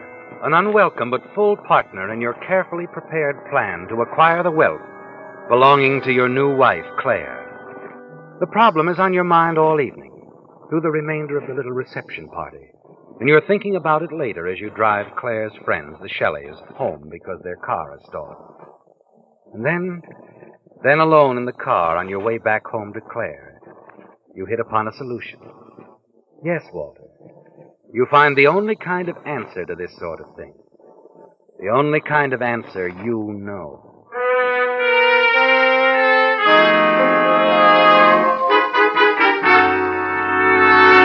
The next morning at breakfast, Claire seems disturbed over a little item in the paper. What is it, dear? You have an odd expression on your face. Have I? Something in the paper? Why, no, not really. It's just that, well, an accident victim, dear. A man who was found dead in his apartment, suffocated or something. His name seems familiar to me somehow. Oh? What is the name? Spiker. Harry Spiker. No, I can't place it. Neither can I. Oh, may I look at the financial page, dear?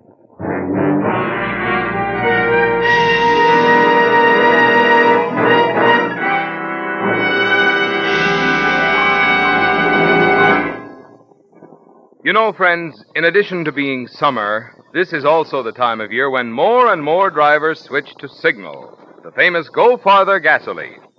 Vacation-minded folks just naturally go for Signal's good mileage. But mileage, mind you, is only half of Signal's story.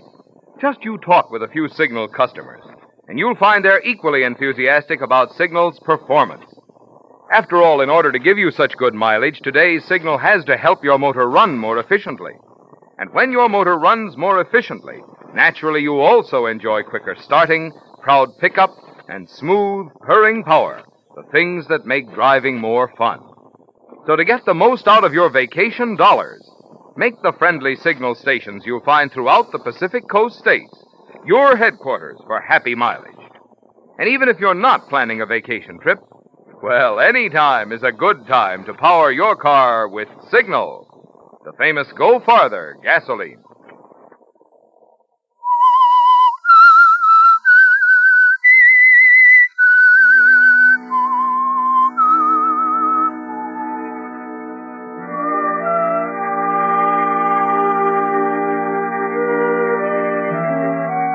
It's going well again, isn't it, Walter? The weeks that follow the little incident with Mr. Spiker are uneventful, comfortable. Also, you manage to discern some profits for your wife, Claire, on a number of minor business investments. She has full, unquestioning confidence in you, hasn't she? Of course, Claire has no way of knowing, or any reason to suspect, that the profits you've shown for her on her money are false profits. You're using your own money, what little you have left of it, for the purpose of winning her goodwill and faith. Yes, Walter, you've got to spend money to earn money, as you so often tell Claire. Oh, Walter, again? And you've given me such a large return on such a little investment. Just pointing the way for you, my dear. Later on, I'll run across something where you can splurge, make a tremendous amount. You see, actually, Claire, you've got to spend money to make it. Anything you say, dear. My, even if we couldn't afford it, we've made enough to spend weeks at the beach. Take a cottage, a nice one. Oh, Walter, you're a genius at business, a wizard. Well, there's nothing magic about it, dear. Just the right move at the right time. What about that beach cottage idea? I think it's wonderful.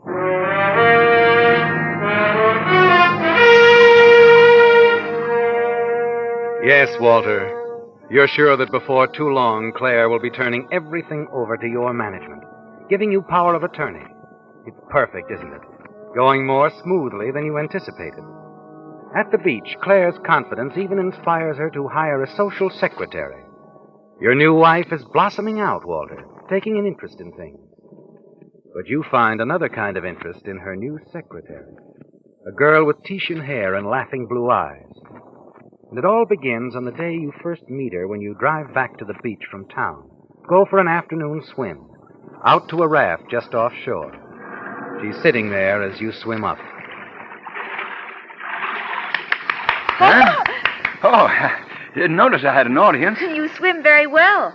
You're Mr. Blake. That's right. Oh, and you're Nadine Wilson. Yes, I'm Mrs. Blake's new secretary. Well. Oh, my, I wish I could swim as well as you do. Oh, not as good as I used to be. Out of shape, I'm afraid. Oh, I wish you'd help me. I'm glad to. Yeah. It's the stroke. I just don't get that overhand business and the breathe in and breathe out. I keep drinking in half the ocean. Well, we'll try to correct it. Yes, we'll try to find some time together every day if you wish, Miss Wilson. It'll be a pleasure.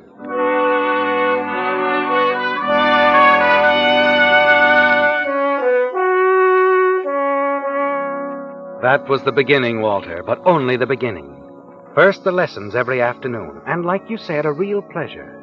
Then later, a chance meeting one evening when Claire retired early.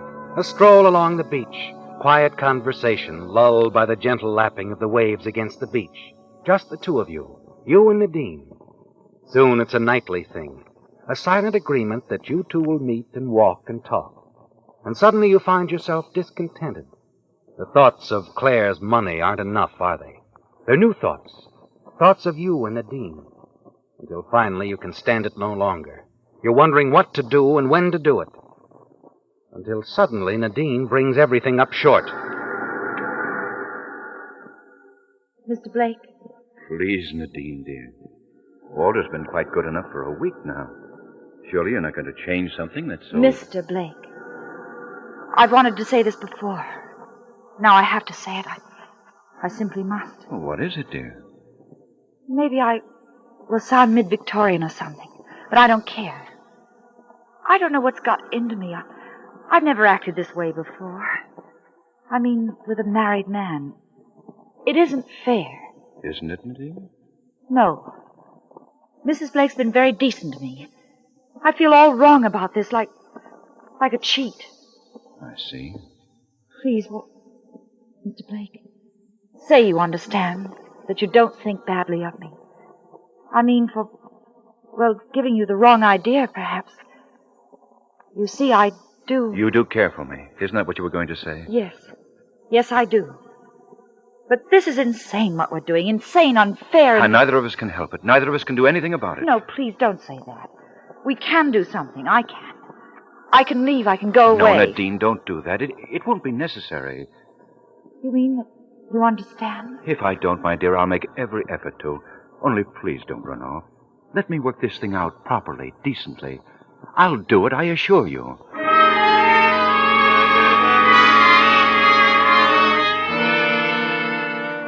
The proper, decent thing that you promised Nadine would involve a divorce, wouldn't it, Walter? Yes, complete freedom from Claire. Divorce. That would clear the way for you and Nadine, wouldn't it, Walter? But you don't intend to take that step, do you? Divorcing Claire would leave you penniless, and that doesn't fit in with your plans. Plans that will make you a wealthy man on Claire's death.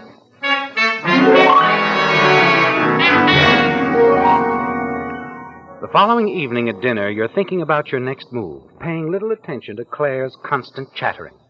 That is, until something she says causes you to look up at her. What? What was that, darling? The Grangers, darling. I promised Madge we'd drop over this evening. Oh, I wish you hadn't, Claire. Well, I didn't know you had plans, Walter. Well, it's just that Emerson is coming over here. Emerson? Well, you introduced me to him at the country club last month. Oh, yes, of course. He's in insurance or something. Yes, insurance. That's why I asked him over. Oh, darling. Well, it's the sensible thing to do. If anything happened to me, Darling, don't talk like that. Well, really, Claire, now let's face it. Right, of course, but I just don't like to think of those things. You don't have to, darling, but I do. It's a responsibility.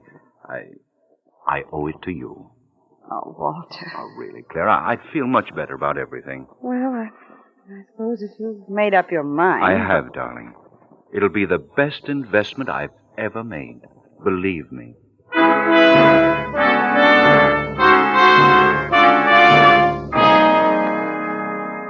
During the rest of dinner, you manage to keep the topic of insurance alive, don't you, Walter? And you can tell Claire is interested. You almost know what she's thinking. Yet you're a little disappointed once dinner is over and she decides to go on to the Grangers alone. You'd hoped she'd remain, sit in on your conversation with the insurance agent. You spend an hour in the study with Mr. Emerson discussing your insurance plans in detail. And then a few minutes after he's gone, you hear Claire in the entry hall. Walter? In the study, darling. Have a nice visit? Very. Oh, well, you're alone. What? Oh, you mean Emerson? Well, he left a few minutes ago. Oh, dear, and I came back early hoping he'd still be here. Oh? Yes, I've been thinking things over, Walter. About the insurance, I mean. Now, Claire, I've already agreed to take it. Well, that's fine, dear. But if you take out insurance for me, I want to take out insurance for you. Oh, now, really, No, please, I've made up my mind. You'll call Mr. Emerson in the morning and ask him to come out again, won't you, Walter? Well, Ask him to lunch tomorrow, why don't you? And we'll talk, All right, Claire. Whatever you say.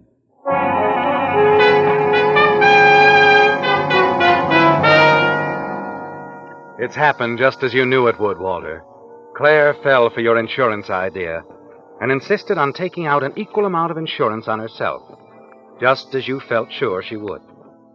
Within a week after Mr. Emerson's second call to the house, the luncheon, you and Claire share a joint life insurance policy for $50,000. In addition, there's the rest of Claire's money that you'll inherit the day she dies. You haven't decided just when that will come about or how. 6 months or so, a year perhaps. But in the weeks that follow, as you continue to meet with Nadine, you find yourself becoming more and more impatient. And then one morning, as you come downstairs to a late breakfast, you see a taxi pull out of your driveway and disappear down the street. Morning, dear. Good morning, Claire. Who was that? The taxi that... Oh, Nadine. She couldn't wait. Darling told me to say goodbye. Goodbye. Yes, the poor girl was so upset. I knew something was wrong the moment she brought the mail in this morning. Wrong? What do you mean? Bad news from home. Her mother's quite ill. Oh, I see. Oh, I do so hate losing Nadine. She was such an efficient little person.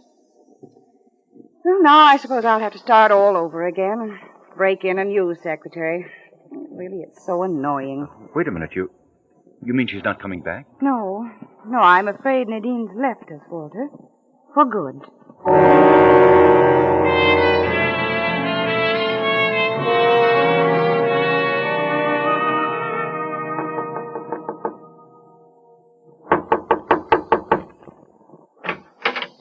Walter. Hello, Nadine. Didn't think I'd find you, did you? I didn't think I would myself. Walter, please go away, please. I've been looking for you all week. Please let me come in. But I told Mrs. Blake that I was... That you were going east? I couldn't believe that. How did you find me? Through one of the employment agencies. Why, Nadine? Why did you run away? Just couldn't stand it anymore, Walter. Living in the same house, being near you, and yet... I've missed you. Terribly. House is like a tomb now. Those walks at night along the cliffs. That's when I miss you so much. Walter, listen to me. It's no use. I just don't want things the way they are now. It's better that we forget it ever happened, forget each other. Just like that? Just like that. No. No, it isn't quite that simple. I am going away, Walter. I've got a new job. Where? What difference does that make? Where, Nadine? There really isn't a new job, is there? No. But don't you see, Walter, I've got to get away. A new city, I don't know where, a new job, new friends. They do wonders for a girl, so I understand. Oh, look, darling, we can... Please, Walter, I've made up my mind. This is the way it's got to be. I don't suppose I'll ever see you again? I don't know. We'll see how it works out. Who knows, I might come crawling back on my hands and knees in a week. And perhaps not. All right, Nadine. Let's see how it works out. But promise me one thing. Yes? You'll let me know where you are. You'll write. Please, Nadine. I must know. All right, Walter. I promise. You're afraid you're going to lose her, aren't you, Walter? Once she's gone to another town, a new job, and new friends. Nadine's an attractive girl, and she'll find someone else, you're certain of that. Someone who'll help her forget you. But that isn't going to happen, is it? No. You're not going to give her the chance to forget you, Walter. And that means you've got to speed up your plans to get rid of Claire.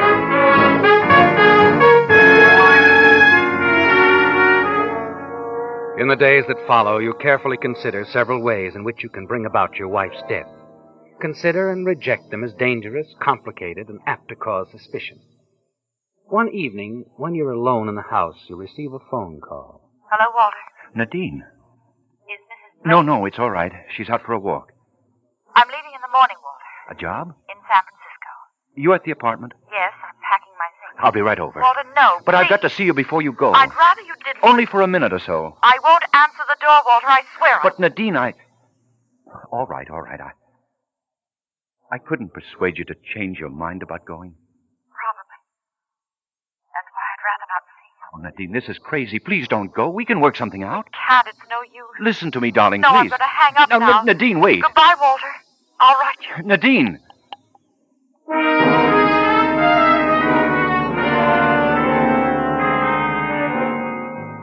You replace the receiver, walk slowly across the room, and step out onto the terrace. As you light a cigarette, you notice your hand is trembling. And you know that the murder of your wife must take place soon, very soon. Hello, darling. You turn and watch Claire coming up the path toward you. You're annoyed, aren't you, Walter? You wanted more time alone to think. You're back early. It's turned rather chilly. I just came back from my coat. Well, I'll get it for you. Oh, no, don't bother, dear. I want to change my shoes, too. The path along the cliffs is rather slippery. Oh? The rain today. Oh, yes. Yes, the path can be dangerous after a rain. Claire, Now, don't fret. I'm always quite careful. It's as simple as that. I'll walk along the cliffs. Oh, Claire. Yes? I think a walk would do me good. Mind if I join you? Why, of course not, darling. Love to have you walk with me. Be right back.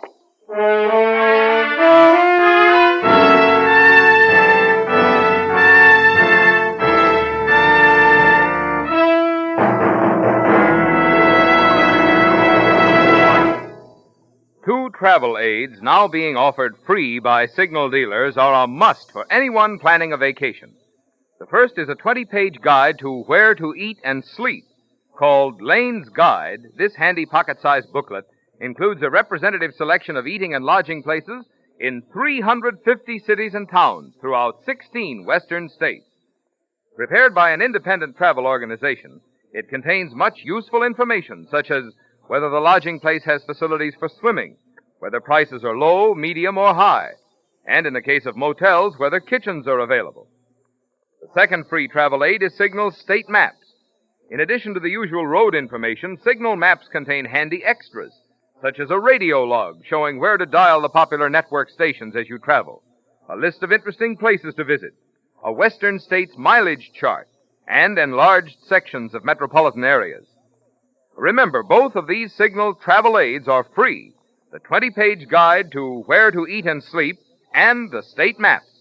Remember where to get them: from any of the friendly independent dealers throughout the Pacific Coast states who feature Signal, the famous Go Farther gasoline.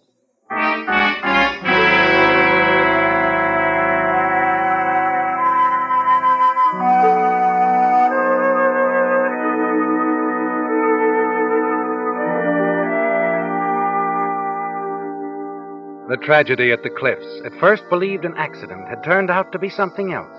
A clear case of murder. There had been a witness to the shocking affair who saw the victim pushed off the cliffs. And that witness now sat in a crowded office at police headquarters, white-faced, staring across the room at the killer. The low hum of conversation ceased suddenly as Police Lieutenant Jameson re-entered the room. He stopped to glance at the stenographer's notes for a moment, and then he turned and faced the witness. Miss Wilson, Nadine Wilson, is that right? Yes. You were formerly secretary to Mrs. Blake. Yes. How'd you happen to be at the cliffs at the time of the murder? Miss Wilson, I asked you how I you... was on my way to meet Mr. Blake. A meeting had been arranged? No. You see, I had planned to leave town, but at the last minute I changed my mind. I wanted to tell him that. Mm-hmm. I see. All right, I was in love with Walter Blake, yes. You knew then Mr. Blake was in the habit of taking a stroll along the cliffs in the evening, yes. and, I went there to meet him. That's when I saw them together. Walter and Mrs. Blake. When I saw the killing. Thank you, Miss Wilson.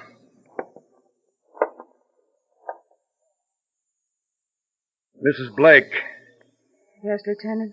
You, knew about Nadine Wilson and your husband, is that right? Oh, no, I didn't know anything about that. Then why did you push him off the cliff, Mrs. Blake? Money. Money? But, Mrs. Blake, your first husband left me a great deal, yes. I spent it all. That's why I married Walter Blake. Recently, for many reasons, I began to suspect he had no more than I have. I see.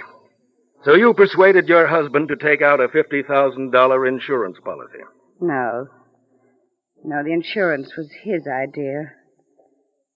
The joint policy, proceeds payable to the survivor, was my idea. Why? Just a gesture of affection, Lieutenant. At the time, I still thought Walter was wealthy. Later, when I was sure he didn't have much money, I realized I'd allowed him to trick me into that joint policy for $50,000. So I decided to make sure I would be the survivor.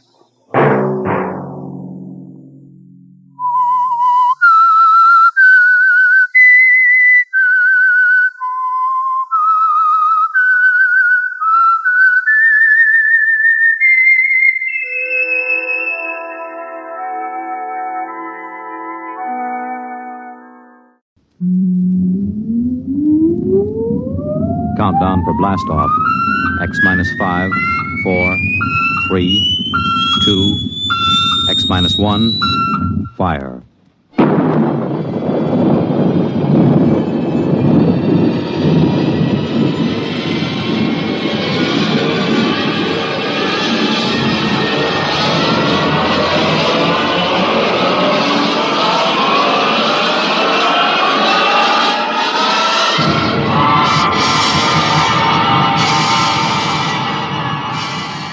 From the far horizons of the unknown come transcribed tales of new dimensions in time and space. These are stories of the future, adventures in which you'll live in a million, could be years, on 1,000 maybe worlds. The National Broadcasting Company, in cooperation with Galaxy Science Fiction Magazine, presents X minus 1.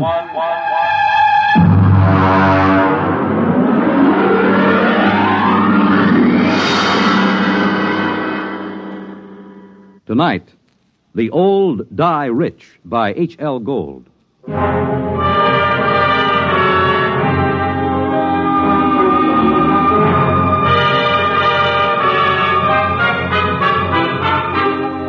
uniformed cop at the door told me to get lost. But Lou Pape spotted me and told the man to let me in. It was a shabby room. They always are. There was a woman on the bed, an old woman with white hair, thin enough to show the tight-drawn scalp. The medical examiner was going over her as if she were a side of beef that you had to put a federal-grade stamp on. When are you going to stop taking this ham friend of yours around to these cases, Sergeant, just to gratify his morbid curiosity? Forget about Weldon, Doc. What did she die of? Not eating, malnutrition. Oh, now look, Doc, in the top bureau drawer, she had bank books showing $32,000 from 5 different banks. Now, she had the price of a meal. Malnutrition induced by senile psychosis. They starve because they're less afraid of death than digging into their savings. I don't know, Doc. It doesn't feel right to me. Listen, Weldon, just because you get up on a stage or on some half-baked television show and make believe you're 70 years old doesn't qualify you as an expert on gerontology. Maybe not, Doc. But I went bald at 25, and I've been playing old men ever since. There's a lot more to it than just shuffling around and talking in a high-cracked voice. Yeah, there hasn't been an actor since Otis Skinner. Maybe.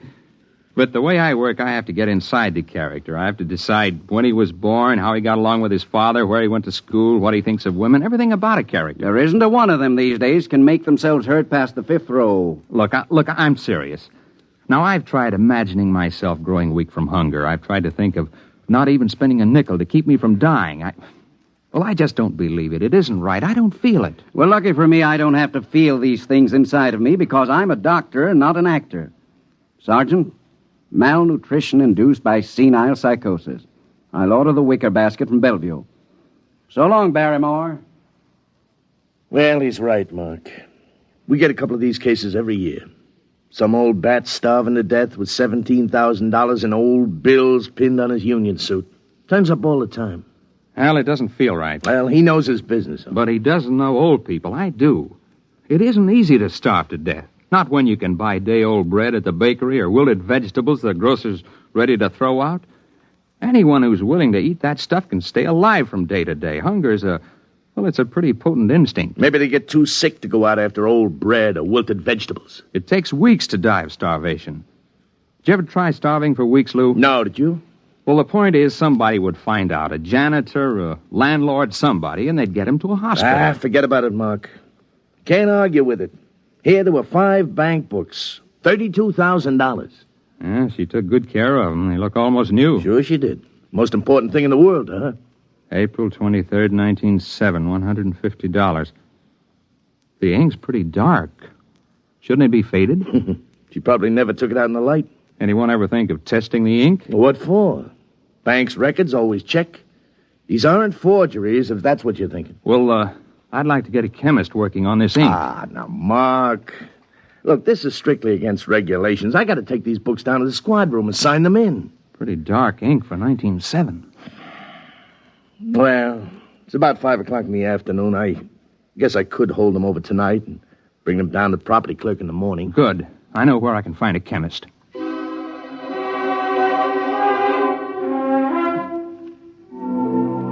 Mr. Weldon, there's no doubt of it. The ink sample is typical of inks used 50 years ago. 1907 would be about right. There, you see, Weldon? I was supposed to go to the Trotters tonight. But according to the amount of oxidation, it's fresh enough to be only a few months old. There, I was right. Well, couldn't that be the result of unusually careful handling, though? Oh, yes, I suppose it could. An airtight compartment, perhaps, sealed with one of the inert gases or a vacuum.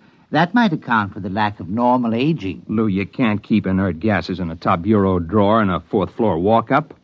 Yeah. Well, it's probably some simple explanation. For fresh ink, half a century old.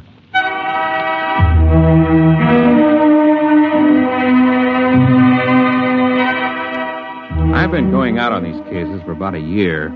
It's my specialty, playing old people, and when I'm not working television or something on Broadway, I go down to the homes for the aged or the parks or just watch. Lou Pape's an old friend of mine, and he put me on these malnutrition cases. But there was more to it than just picking up color and tricks of the trade. There had to be a better reason for it. You can't just starve to death with upwards of $30,000 right at your fingertips. Not without at least buying a bowl of soup. I had a run of television that kept me busy for about a month. Then Lou Pape called me up and asked me to come down to Bellevue. I'll autopsy if you want it, Sergeant, but I can give you the cause of death right now. Malnutrition due to senile psychosis. What's up, Lou? Well, Mark, an old guy was found wandering around down on Hester Street. Suffering from malnutrition, he had $17,000 in cash inside the lining of his jacket. Is he alive? No, not now he isn't. Doc's got him in the room there, but he was stumbling around when the cop on the beat picked him up. Did he say anything? Well, he talked to the cop. Pretty smart young kid. Seems the old man kept talking about money and about his wife. She must have been dead 20 years. And then, just before he went out completely, he did say something, maybe 3 or 4 times. Well, what was it? El Greco. You mean the artist? Well, that's what Stankiewicz said. He's the officer who picked him up. He said he remembered he'd heard the name on that television quiz program. You know, the jockey who's the art expert there. El Greco. Probably some Greek restaurant where he was bumming his meals. Are you sure you want an autopsy, Sergeant? It's late. I won't get to it till tomorrow. All right, take your time, Doc. There's something else, isn't there, Lou? Well, maybe, Mark. We found the old guy's room, and there was an ad thumbtacked over the sink. Nothing too unusual. Yeah? Here it is. Men and women wanted, light work suitable for old people. No references required. Well, I checked it with the lieutenant. He says to forget it. He says it figures for an old guy to be interested in an ad like that. An old guy with $17,000 in cash? Yeah. Well, I didn't figure I'd argue with the lieutenant. You mind if I keep it? No, go ahead.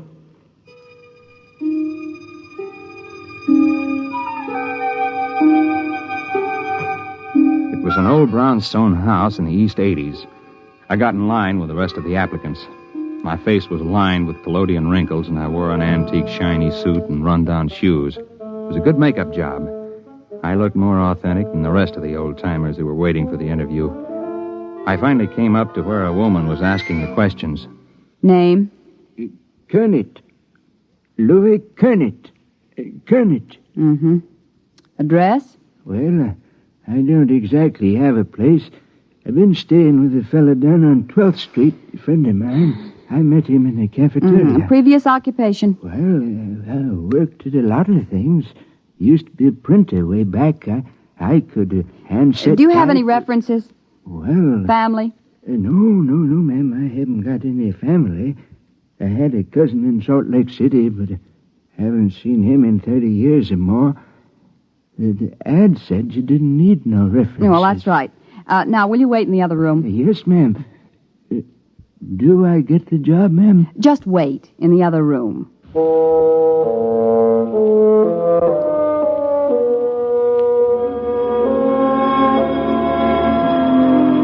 I shuffled into the other room and sat down to wait. I concentrated on building a character for Louis Kernet. If I was going to carry this through, I was going to have to play a better performance than I'd ever given before. In about half an hour, a young woman came into the room. I'd planned to be dozing the way an old man would, and so my eyes were closed when I heard the door close. When I opened them, I was looking into the barrel of a .38 revolver. Are you awake now, Mr. Weldon? Huh? Ma'am? I don't think what? you need to carry on anymore. If you need any further convincing, you are Mark Weldon. You're about 40 years old, and you played this same character on television about 6 weeks ago. You played it fairly well. Thank you. Would you mind putting down that gun? Yes. Why did you apply for this position, Mr. Weldon? You're not old. Not really. Well, as a matter of fact, it was a bet. I was having an argument about the method with an actor who trained at the Old Vic. I I bet him that I could get by off the stage with Yeah, well, don't bother. You've been very busy recently trying to find out why senile psychotics starve themselves to death. How did you know that? Well, I happen to know that you've been present at several police investigations into these cases, and you're a good friend of Sergeant Lou Pape. Well, you know a great deal more about me than I do about you. Well, I would be glad to enlighten you. My name is May Roberts. I'm the daughter of the late Dr. Anthony Roberts, the physicist, who was dismissed from the Brookhaven Atomic Energy Laboratory 5 years ago. I assume you're connected with these starvation cases, or you wouldn't have known I was investigating them. Well, that's obvious, isn't it? I'm not afraid of professional detectives, Mr. Weldon. They deal only with facts. But I don't like amateurs. They guess too much. They don't stick to reality. Consequently, they're likely to get too close to the truth. Unfortunately, Miss Roberts, I'm nowhere near the truth. I haven't the slightest idea how you're tied in with those starvation Well, deaths. I intend to show you, Mr. Weldon. I'm happy to announce that you have the job. Now, look... Don't move, Mr. Weldon. Oh, incidentally, about 15 minutes ago, I called Sergeant Pape and told him I was your sister just in from Pittsburgh. I wanted to get in touch with you very badly, and Sergeant Pape was very sorry. He wished he could help me, but he didn't have the slightest idea where you were.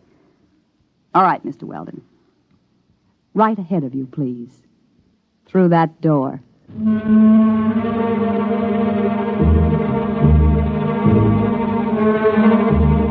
She didn't look like the kind of girl who would forget to hold the gun on me as I went down the hall.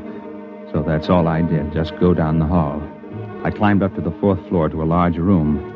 There was a maze of electrical equipment bolted down, tubes and wires and dials. In the middle of the room was a wire mesh cage. She kept that gun on me, steady as a rock. She began to set readings on the dials and flip switches on the control panel. It'll take about 5 minutes for the field to build up, Mr. Weldon. Please get in the cathode area. You mean that wire cage? Go ahead. All right. Now, I wouldn't advise moving now, Mr. Weldon. The wire carries some 10,000 volts. Now, look, Miss Mr. Roberts. Weldon, you're curious, and you could turn out to be a great nuisance to me. As long as you've come this far, we might as well both benefit by it. Benefit? You'll find a suit of clothes on the floor there. Put it on. But after all... Put it on.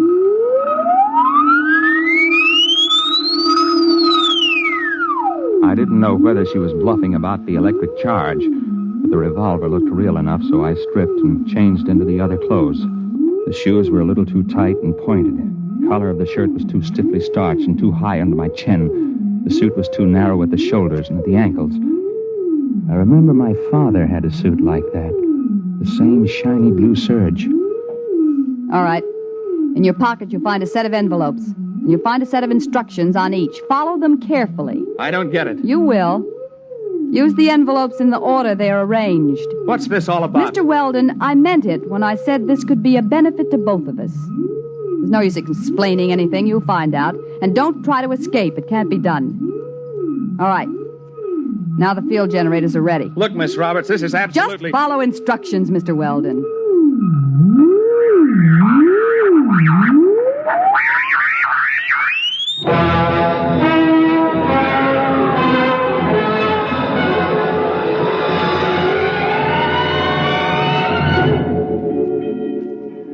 I blinked. I was standing outside a bank on a sunny day in spring. I stared at the people passing by. They were dressed like the characters in a 1930 movie. The women wore long dresses and flower pot hats. The men had hard straw hats, suits with narrow shoulders. The cars were square with flat radiators in the front. There was a trolley car passing by, and suddenly I realized that the last trolley car stopped running in Manhattan years ago. I tried to figure it out. It was New York, all right.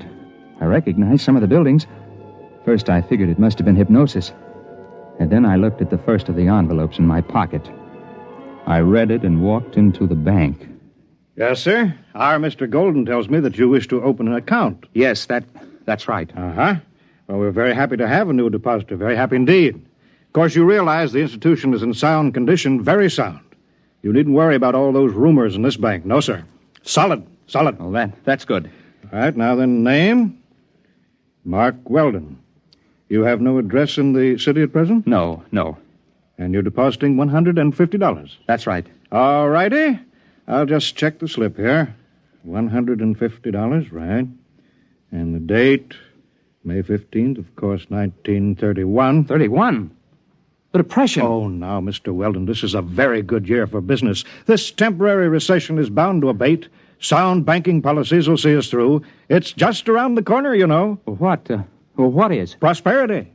All right, Mr. Weldon, we're very happy to have your account.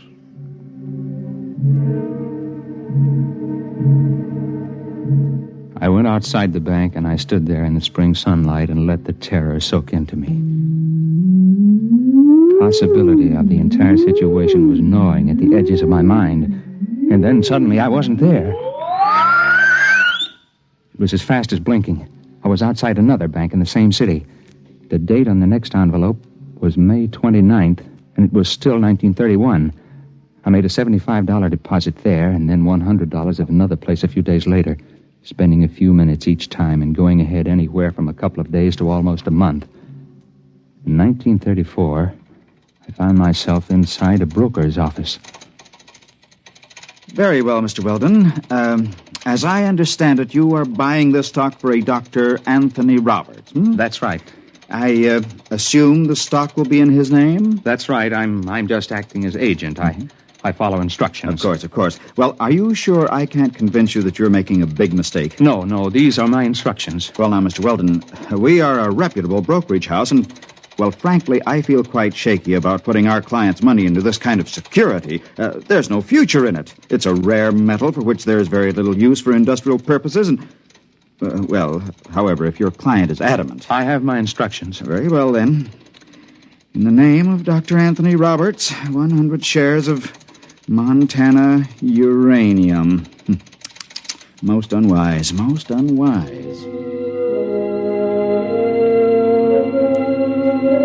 It went that way about 50-50. I'd deposit money in my own name in various banks at other times. Then I'd buy a stock or make a bet for May Roberts.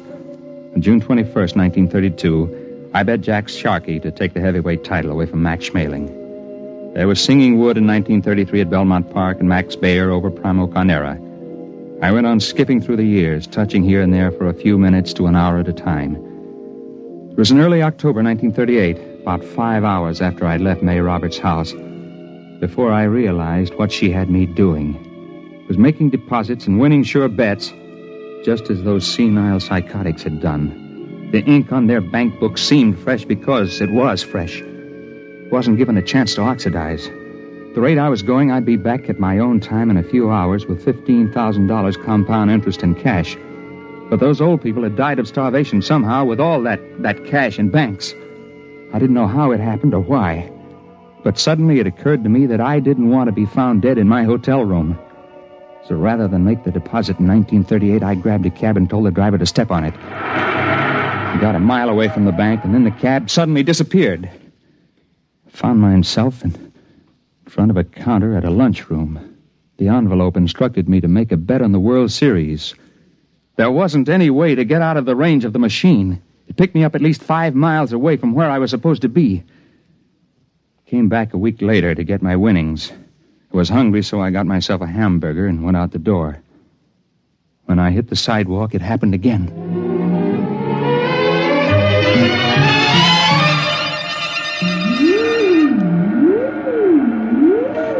Don't touch the cage yet, Mr. Weldon. I'll have to clear the charge. Hey, what happened to my hamburger? What? The hamburger. I had it here. It's gone. I'm hungry. I'll get you something to eat, Mr. Weldon, before your next trip. Well, you've done pretty well for yourself, haven't you? Yes, I have. About 15,000. I had ketchup on my sleeve. It's gone. Mr. Weldon, I want to talk seriously with you. Now you've seen part of what I'm doing. Part? My father was discharged from all his research and university connections because he insisted in publishing his findings on the temporal field research. All the conventional physicists explained that it was overwork and recommended everything from hot bouillon before retiring to psychoanalysis. Well, possibly both of these might have been beneficial. But the fact of the matter is that temporal field activities are quite true, and you've seen proof. Well, I suppose I have. So it seemed just a question of money, although obviously I can get all I need now. But sending people back through time to bet on sure things like uranium... It's a fair exchange. I pay well for service, don't I? I suppose so. But that isn't the most important thing. I've been able to save things that would have been lost otherwise. I've sent people back to find precious treasures that would have been destroyed or would have disappeared. Like an El Greco painting? Yes. And the original score of Mozart's Magic Flute that would have been burned in 1942, and a Picasso miniature that would have been lost at sea in 52. I have them all here. Stolen? No. Bought with money from the year itself at a fair price. Well, Mr. Weldon, I sent you back because I've needed someone to work with me on a regular basis. Someone who's faster and more alert than the old people I've hired till now. Why old people? It's a function of the field. You can't send somebody back to a year in which they didn't exist at all. I'm hungry. Please, Mr. Weldon, this is very important. My father died trying to prove the validity of his field theory to conventional scientists, and I don't intend to bother. We can become the most powerful people in the world. I don't feel very powerful now. You haven't got a sandwich hanging around. I want to make you an offer, Mr. Weldon. I need someone to help me expand the operation, plan the projects and research. I chose you because I was afraid that you might hit on the truth by yourself. Can I come out of this cage Be careful. now? Don't touch the contacts. The field reacts on a random factor for at least an hour after it's cut off. I'll be careful. Tell me, Miss Roberts, why haven't you been able to go back to the time that your father was alive and bring him back before he died? Dead tissue can't be transported. We've tried it with mice and rabbits from a laboratory in 1941, and they just disappear. Like my hamburger. Mr. Weldon, I assume that you're interested and that we can make our plans without using this revolver. I hope so. $15,000 is a lot of money. Of course, you were able to send those old people back a lot further. Some of them as far back as 1880. How long would they be gone? I mean, in subjective time. Several weeks. Perhaps a month or more. There's only one problem, Miss Roberts. Well, I'm sure we can work out any details. Well, this one is a little hard to work out. You see, I'm hungry. I haven't been this hungry since I got lost on a hunting trip and went without food for 3 days. You see, you forget I've got an interest in this business because they found some old people dead of malnutrition and $30,000 or so tucked away in their pockets. They had been gone a month or more, and they had to eat during that time, didn't they? When they came back, the food disappeared like my hamburger. It disappeared all at once, all over their body. In one fast jolt, they starved to death. No, you don't understand. They just couldn't take the field transition. They were too old, some of them, and they lied to me about their age to get the job. Oh, no, you can't tell me that because I know how hungry I am. And I was only gone about 12 hours. They were murdered. Get back. You know, they say a hungry man gets mighty desperate. He'll do almost anything. Let go. Let go. Let go of it. Oh! My arm. Look out. Look out. The cage. The contact.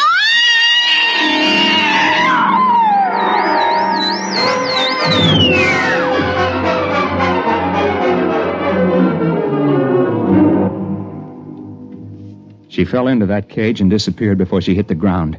I didn't know what happened. I know she said the field worked in a random factor, whatever that meant. I called Lou Payton. He came to the house just after the fire started. Something went in the control panel, and it turned out to be a 4-alarm fire before they got it under control. There was nothing left of the machine. There wasn't much left of the brownstone house. Lou didn't believe the story I told him. You mean there won't be any more of them? No more senile psychotics starving to death with a bankroll in their hip pocket? No, I told you, Lou. Come on now, Mark. We get plenty more. We always have. No, I'll bet you won't. I'll bet you $1 there won't be another case like that. I'll take that bet.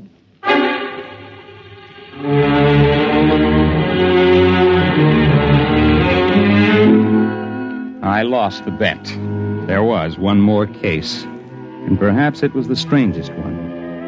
A woman was found wandering in Bryant Park just before she died of acute starvation. One strange thing was she was young, not more than 30. And the other was she had $17,000 stuffed in her pocketbook and a bullet wound in her arm the medical examiner said was at least 2 months old. I guess that's what she meant by the random factor.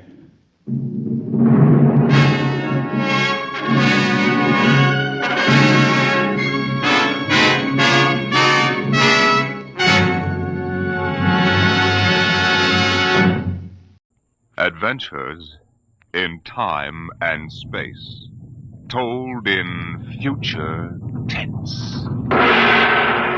Dimension X.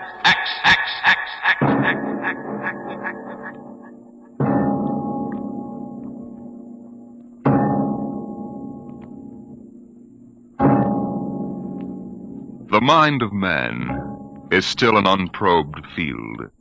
Within it lie many mysteries still unsolved.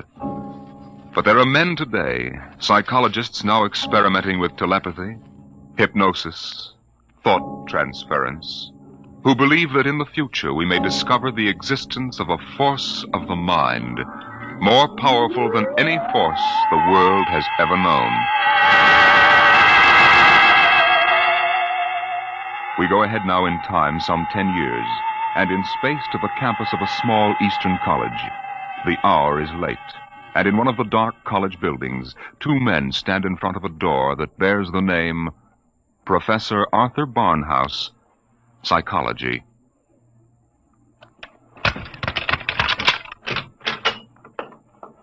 Well, here you are, Clinton. Thank you, Major. Here are the keys to the professor's desk and files. I guess you inherit everything now. You might as well dictate a full report while everything's still fresh in your mind. I'll wait and see you home. Oh, no, that isn't necessary. I'll be all right. You sure? After what's happened tonight, we wouldn't want you to have an accident, too. Major, after what happened tonight, I have a hunch the whole world is ripe for an accident. I'm afraid you're right, Clinton. Well, good night. Good night.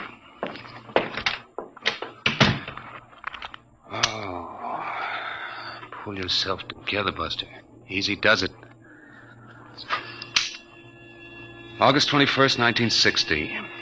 Restricted report from George Clinton to the Secretary of Defense, Secretary of State, the FBI, National Security Board, etc., etc., etc.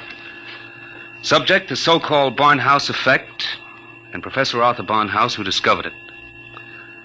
I first met the professor 2 years ago in the fall of 1958. He was a professor of psychology here at Wilton College, and I was here on an instructor's fellowship in the psych department. They assigned me to be Barnhouse's assistant, and he needed one. He hardly ever remembered to go to a class, and he didn't seem to do anything else either. For 3 months, I watched him sitting at the desk here in his study. He'd either stare at nothing for hours or fall asleep, nodding over his mess of papers. I couldn't understand it, and it was none of my business. But one day, I thought I'd better give him a shake. What? What? I said it's 2:15, Professor. Don't you want to go to your 2 o'clock class? Don't you want to mind your own business? I beg your pardon. Sorry, Clinton. Forgive me. I don't know what gets into me. Forget the class. The kids would rather be outdoors anyway. Okay, Professor. In that case, I'm sorry I woke you up. It's all right. I just can't seem to get my sleeping done at night. Clinton, what do you know about the international situation? Well, I'm no political scientist, if that's what you mean. I read the papers when I have time. Well, that's the way I've always been. Lately, I've had to look into it. I stay up nights looking into it. Professor, I don't want you to take this personally or anything, but... Well, sir, I wonder if you'd mind if I asked to be transferred. You mean you'd rather work with somebody else in the department? Oh, no, sir, it's not that. I think maybe there's a chance for a psychologist to work on that government project. Government project? Oh, yes, that army thing. Yes, sir. They're trying to develop robot pilots for the new fighter rockets so they'll be expendable. Oh, yes. Something else designed to replace men. Yes, sir, and you know it's a funny thing. The robots work just like human brains. They get overworked or overloaded or something, and they have nervous breakdowns. Now, if I could only find out what drives those electronic brains crazy, why, I'd feel Clinton, that I was... if you want to study a brain that's going crazy, never mind the robots. You can go to work on me. What are you talking about, sir? I don't know. I'm either crazy as a bedbug or a... Clinton, I wish you'd help me find out. Are you serious, Professor? I never was more serious in my life. I'm afraid I'm going out of my mind. But why? What makes you think so? This is what makes me think I'm crazy. Those dice? Clinton, do you know what the odds are against my rolling a 7? Oh, about 5 or 6 to 1. Watch. 7. Now, what are the odds against my rolling it again? Twice in a row? Plenty. About 100 to 1, I'd say. Watch. Professor, you're hotter than a $2 pistol. It's funny. That's what they said 8 years ago when I first discovered this. Discovered what? This force of the mind. I call it dynamo-psychism. You mean you shoved those dice around just by thinking about it? People have always thought there could be a force of the mind. You know that. Fortunately or unfortunately, I've learned to control it. Yeah? How did you happen to find out about this, Professor? Well, it was about 10 years ago, back in 1948. I made the mistake of going to a psychologist's convention, and in order not to appear unsocial, I happened to find myself, for the first and only time in my life, in a dice game. What happened? I didn't have the faintest idea what was expected of me, and someone told me to roll sevens. So I did. 10 of them. I'll bet you weren't asked back into that game. That night, in my room, I realized that it simply couldn't have been an accident, Clinton. I tried to reconstruct the exact scene, the position of my body, and finally, the thoughts in my mind. And that was what did it. I remembered what had been my train of thought, and I proceeded to roll sevens, not 10 consecutive times, but 50. Oh, brother, there it is again. Professor, can you do anything else? I mean, besides shove dice around? You see that inkwell on my desk? Sure. Watch it. Don't take your eyes off it. If nothing happens, say so, and I shall go quietly, even happily, to the nearest sanitarium. Okay, Professor, shoot. Hey, why, it just blew up. Yes, I'm sorry. I didn't mean to splash ink on your suit. That's okay, Professor. What was that funny noise? Oh, that? The dynamo psychic waves are a little like ultra-high frequency waves. Sometimes, when I turn on the power, they create a kind of static. Listen, Professor, how much power have you got? Could you blow up anything, well, you know, big? I could flatten the Great Wall of China. Boy, you'll make the helio-oxygen bomb look sick. That's what scares me, Clinton. The thought that maybe I could use this power to save the world. Clinton, you've got to help me. Who, me? Professor, when it comes to international relations, I don't know from where. You'd better get in touch with the State Department. State Department? Yes, they'd be the ones, wouldn't they? Well, you probably want to be getting home now. I'll see you to the door. I could use a breath of fresh air. Okay, Professor. You better stop brooding about this. You get somebody else to do your worrying for you. Yes, you're right. I have been brooding, wondering what to do. Just sitting and staring endlessly at that awful monstrosity across the way. You mean the old bell tower? Yes, I've gotten so I can't stand the sight of it anymore. Professor! Professor, look, what? Well, there's nothing left but a pile of rubble. Oh, my, I didn't really mean to do that. Well, you see, Clinton, it's got to the point where my lightest whim is more dangerous than a blockbuster. Professor, you get in and write that letter to the State Department right now. You packed too much of a wallop.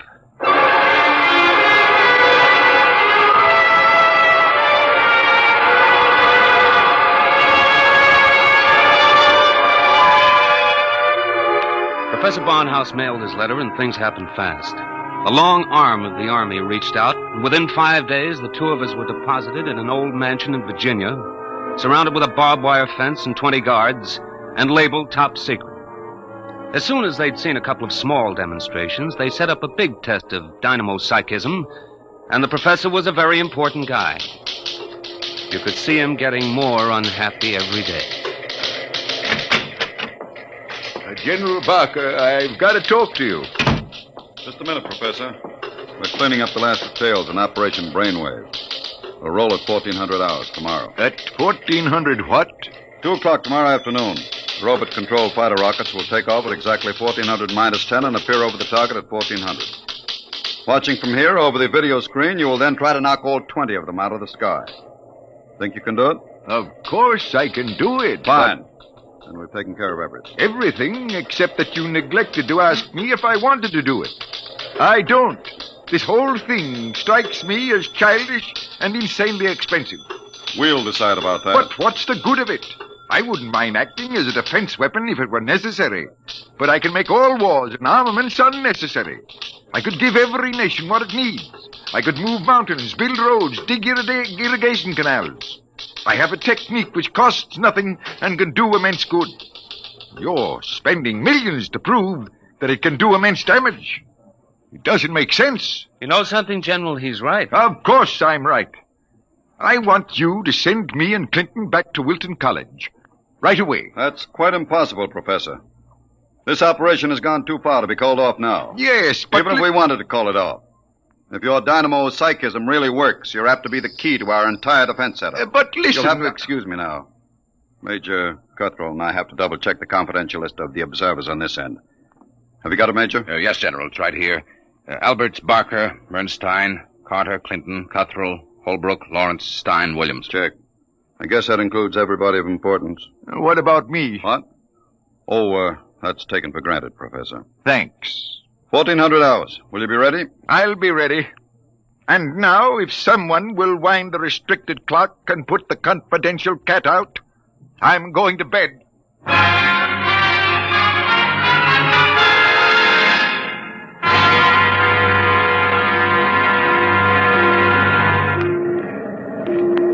YDR to brainwave control. Observation plane to brainwave control. Come in, please. That's McKinley in the observation plane. Cut me in. Hello, McKinley. Reading you clear on the speaker. Everything all right? All okay, General. Takeoff uneventful. Fighter rockets now flying on course in perfect formation. Altitude 5,000 feet. Airspeed 865. Visibility unlimited. Are you tracking us? We've got you on radar. Haven't picked you up on the video screen yet. What's your estimated time of arrival over at the target? ETA, 2 minutes. Check. Remember, McKinley, the observation plane is not to enter the target range. Veer off and circle at the 10-mile limit. Bring the rockets overhead by remote control. Check. Observation signing off. 1 minute, 45 seconds to go, Professor Barnhouse. Are you in good shape? I'm all right, General. Good. You can all take our places in front of the video screen now.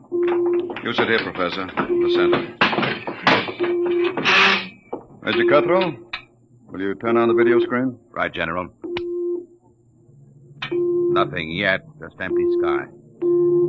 Hold it. I hear him coming in. There are 20 of them, Professor. You think you can knock them down at this altitude? Distance has nothing to do with it. I don't want anything to go wrong. You're sure you feel all right? General, I know I can do it. If that's all that's worrying you, let's call the whole thing off and save $20 million. There they are. They're coming in. Get ready, Professor. 10 seconds. 9, 8, 7, 6, 5, 4, 3, 2, 1. Now, wide open, Professor. Well, go ahead, Barnhouse. Knock them down. I did. Nonsense. All you've done is blank out the video screen. What went wrong? Did you give it everything you had? I was wide open, General. And it didn't work. They're still flying. What's that? It just took a few seconds to work. That's... Holy smoke, they're dropping like flies. McKinley to brainwave control. Look, what's happened to these rockets? They're going down like flame. By heaven, it works. It really works. Cuthrell, get Washington on the line. Barnhouse, I want you to... Hey, where's Barnhouse? Who's right here? Clinton, where's the professor? Got me, General. We were all staring at the video. He must have walked out. Get moving, everybody. Alert the guard. Search the house. Yes, sir. If anything happens to that man... General Barker. General Barker. What is it, Corporal? Corporal Gray, guard at the main gate. Sir Professor Barnhouse is gone. Gone? Where? He came tearing out of the gate at 40 miles an hour. Here's a note, sir. Threw it out of the car as he went by. I picked it up. Let me see it, quick. What got into that man? What does he say, General? Gentlemen, as the first superweapon with a conscience, I'm removing myself from your national defense stockpile. Setting a new precedent in the behavior of ordnance, I have humane reasons for going off. Signed, Arthur Barnhouse.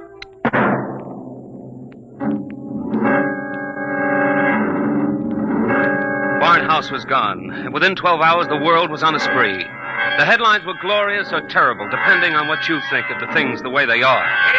Barnhouse flattens helio bomb factory! The dynamo's psychic waves reached every corner of the world. In every country, every continent flashed the news of what was happening. Hey, Barnhouse knocks out hidden atomic stockpile in Asia!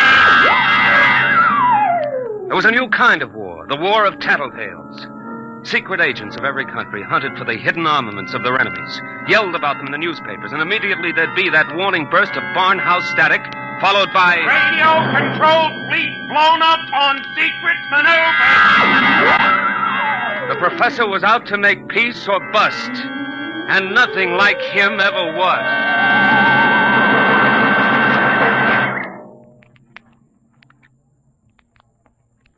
Look, Major Cuthrell, I told the FBI and the Army everything I know weeks ago. I've answered questions till I'm blue in the face. I didn't come here to ask questions, Clinton. I came to ask for your help. My help? That's right. To find Barnhouse. What if I don't want to? If you're his friend, I think you'd better. Why pick on me? You've got the FBI, the police, and Army intelligence. Why can't you find him yourselves? We're trying. But you know the man well. You could spot him where we wouldn't. And you're the only one who can. Maybe. But why should I? Wherever he is, I think he's doing fine. He's making war impossible, and I like it. So do I. Yes? He's putting you out of a job. That's all right with me. I'll retire to a truck farm with pleasure. Well, then? Look, Clinton, we aren't the only ones in this race. Every country in the world has its best agents out hunting for Barnhouse. Nobody can beat that kind of a manhunt. He seems to be doing all right so far. Sure, but how long do you think he can keep it up? A week? A month? Sooner or later, he'll be spotted. And if the wrong people find him, Clinton, we're done for. You know what kind of weapon this is. Whoever controls the Barnhouse effect can control the world. Well, all right. Suppose they do find him. He'd never give the secret away. Never give it away?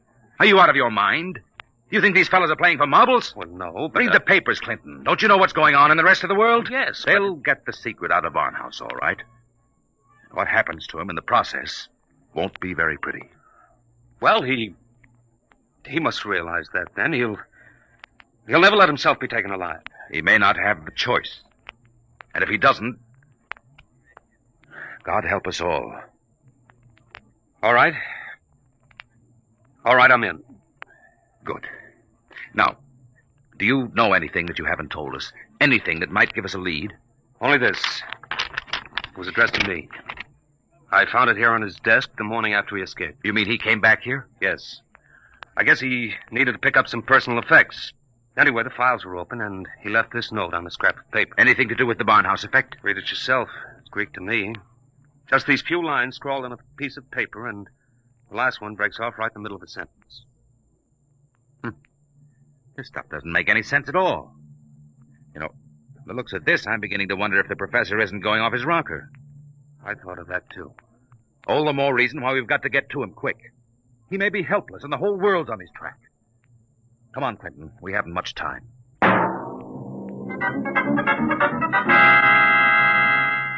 You say you do recognize this photograph, Mrs. Reardon? I tell you, it looks like Mr. Balfour's.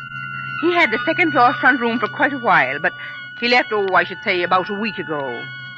Say, is he wanted for something? Yes, if he's the man I think he is. Well, now, I'd say you're looking for the wrong fella. That Mr. Balfour, he couldn't be a criminal. Why, he wouldn't even harm a fly. He spent all his time in his room, just thinking.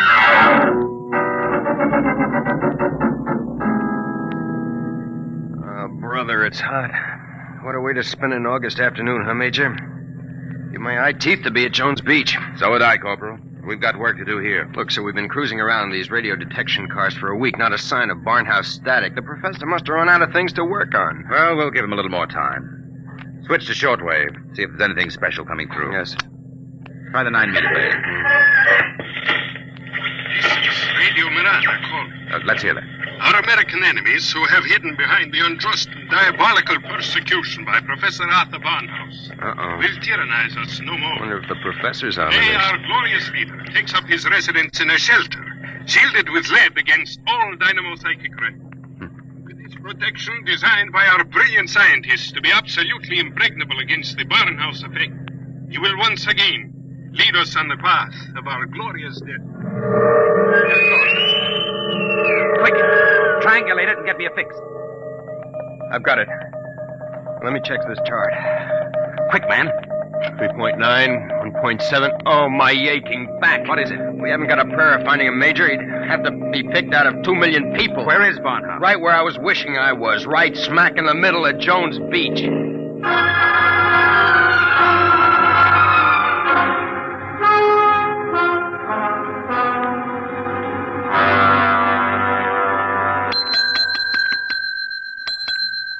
Sorry, gents, we're full. No more rooms tonight. We don't want a room. Do you recognize this picture? Who wants to know? Uncle wants to know. Oh, excuse me. I'm sorry. Let me see it. Yeah, it looks a lot like room 417. About 5 feet 8, thin, sandy hair, glasses, little scar right across the bridge of his nose. Yeah, that's 417, all right. You mean he's here now? No, not anymore. He checked out 2 days ago. But he couldn't have gone far. What makes you say that? Oh, he looked sick as a dog. Couldn't hardly carry his own bag out. Uh-oh. Like I said to the other fellas, I said he looked like he was on his way to the morgue. What other fellas? Oh, the ones this morning. You're the second pair that's been asking for him.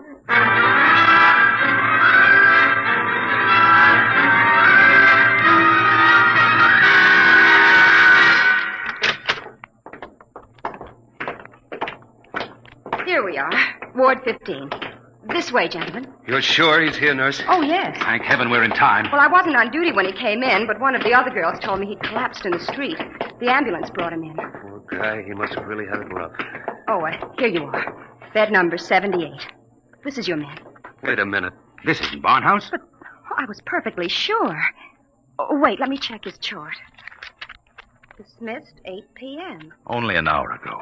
Oh, dear, now I remember. Remember what? If he was sick, why did you let him go? Well, 2 of his friends came and took him away. They didn't want him in the charity ward. They said they'd make sure that he was taken care of.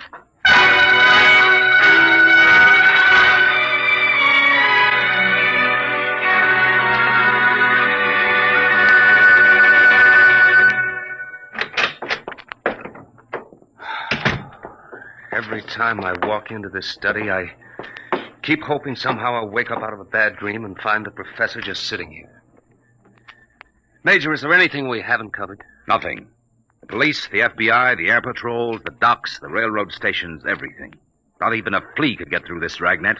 I hope. Then I guess we sit. We sit. Maybe something will come in.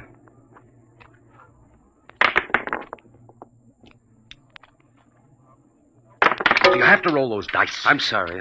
I wasn't thinking. An hour. That's what's driving me crazy. 1 hour sooner and he'd have been in our hand, not theirs. I know. Well, maybe he's still all right. How can he be all right? He's in the hands of a foreign power. We don't know that for sure. The professor was a likable little guy. He couldn't have lasted this long if he hadn't found some friends. Maybe they came and took him away. Well, grab that. Hello? Yes? Clinton, is that you? Professor Barnhouse. Clinton, they've got me. Who's got you? Where are you, Professor? I don't know. They said something about taking me to an airport. An airport? Which one? Listen, Clinton, I've got to tell you. The inkwell. What are you talking about? Remember the inkwell? Professor Barnhouse. Operator. Your call, please. Operator, that caller just came in here. Can you trace it? I'm sorry, sir, but I'm afraid it's too late. Your party has been disconnected.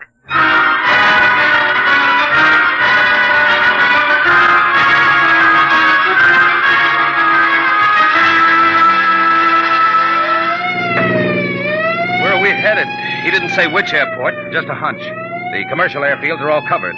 But there's a little private field out here, I remember. Hasn't been used in years. Better be the one. They didn't have too much of a start on us. Maybe we'll make it in time. Step on it, Corporal. Wide open, Major. How'd he sound? Did he say who had him? No, all he got out was airport and something about an Major, Mr. Clinton, there's a tail light up ahead. Must be another car going like the devil. You're right, I see it.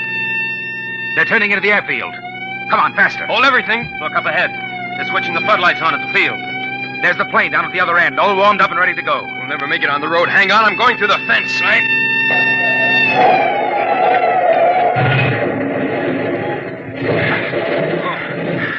Well, what's the matter? Get going. Sorry, sir. Must have cracked the axle. They're taking off. Get out the submachine gun. You can't. Barnhouse is in that plane. You'll kill him. We've got to take that chance. That plane's headed straight for us. Hit the dirt. Get that gun working, Corporal. Aim for the propeller.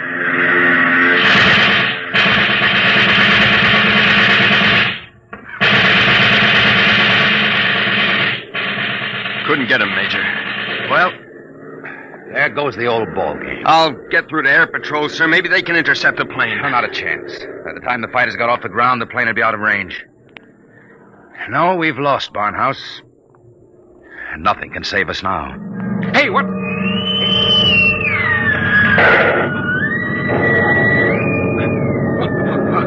What hit me? Clint, now, are you all right? Yeah, sure.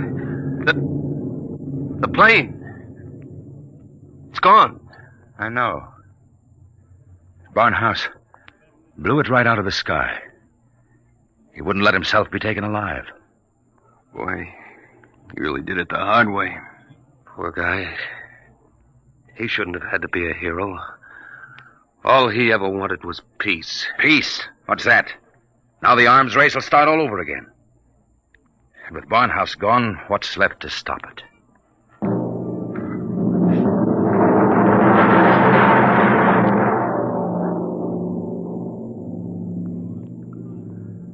So they brought me back here to the professor's old study to dictate this report. I'm sitting here at his desk, and it's just the way he left it. Papers all over, even his old pair of dice. Arthur Barnhouse is dead.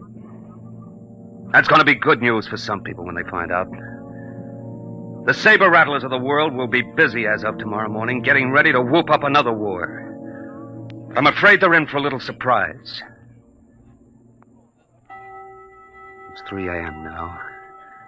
And before morning comes, I intend to vanish, disappear completely. That's the last that anybody will ever see or hear of me directly. That's why I want to tell you now. I've been looking at the new inkwell here on the desk. The professor's last words were something about an inkwell.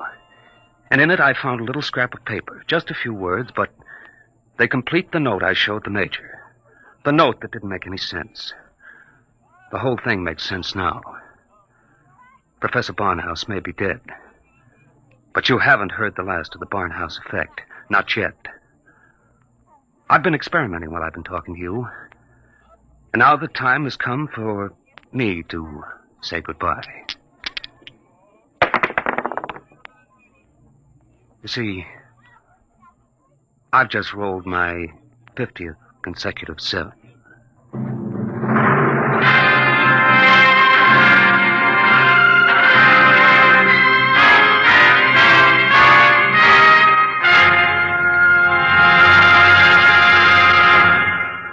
You have just heard Report on the Barnhouse Effect by Kurt Vonnegut, Jr.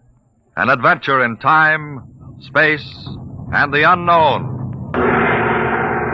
Dimension X. Next week, the strange story of the interspace rocket Star Cloud, which vanished mysteriously behind the Great Galactic Barrier in the year 1986. What happened to it and to its crew? We'll tell you next week.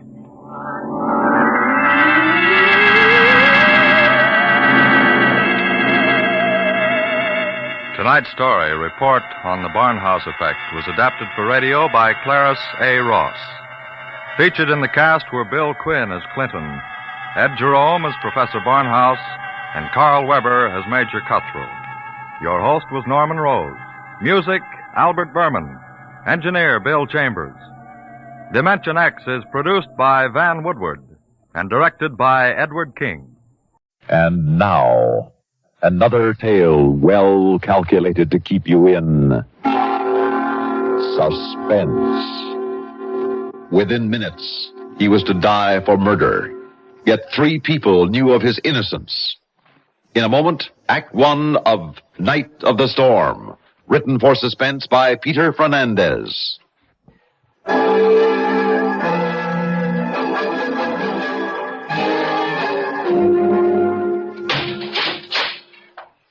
Well, did you make the appeal? I did my best, Jim, but The governor turned me down. I see. Then there's no other chance? No hope at all? Well, as the governor pointed out, if we can come up with any new evidence, any new facts... New evidence? Facts? If I knew anything, don't you think I would have told you long ago, even before the trial? I didn't kill my uncle. I hadn't seen him in years. We know all that, Jim, but we haven't been able to prove it. The district attorney could prove that you killed him. I didn't. Right up to the second they strap me in the chair tomorrow night and turn on the juice, I'm going to keep on swearing. Of course you are, Jim. Now, but you, my lawyer, you don't believe me either. You just pretend. That's what you're paid for. That's what you're doing. Now, listen to me, Jim. Please. The only one who's ever believed in me is Emily. And what's going to happen to her after tomorrow when I'm dead? What's going to happen to Emily? Calm down, Jim. This isn't doing any good. I didn't kill my uncle. I didn't. He didn't kill Uncle Corey. You know that as well as I do, Steve. Jim needed money, didn't he? He never killed for it. He needed it desperately. In his will, Uncle Corey was leaving everything to Jim. He had reason enough. I've said it 1,000 times already. Jim couldn't have done it. I know him so well.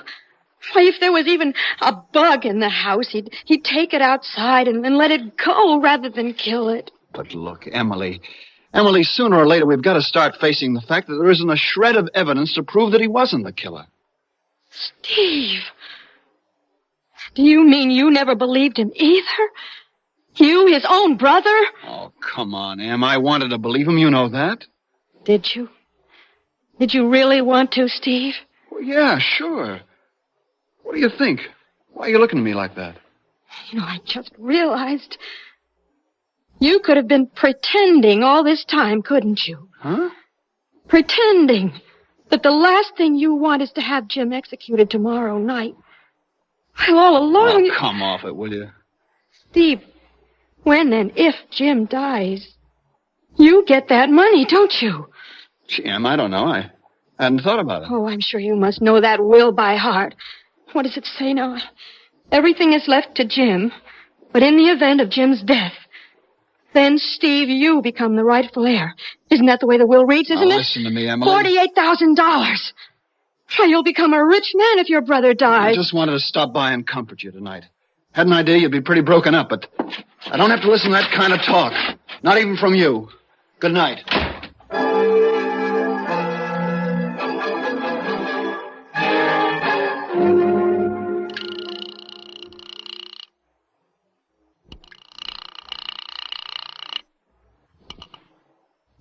Steve, I thought you'd be home by now.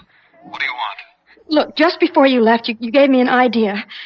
Tell me, I've forgotten. What was the name of that woman you were with the night Uncle Corey was killed? What do you want to know that? Please, what's her name? Good night, Emily. Look, in the morning I can look it up in the court records. You might as well tell me. But I broke off with her. I don't see her anymore. If I can find her, I'm going to have a talk with her, Steve. You keep away from her. Why? Why? You must have a reason. Tell me. She might have moved out of town. Are you afraid of me seeing her? No, of course not. Jim killed Uncle Corey. It was proved in the court. There's nothing you, me, or anybody else can do to save him from going to the chair for it. Steve, if something can be done to save my husband, who happens to be your brother, don't you want me to try? You haven't a chance. Her name, Steve. What is the name of the woman who gave you such a good alibi? Stay away from her. I see. So that's the attitude you're taking now. All right. I'll have to find out for myself. Good night, Emily. I'll get her name and address from the court records. Good night.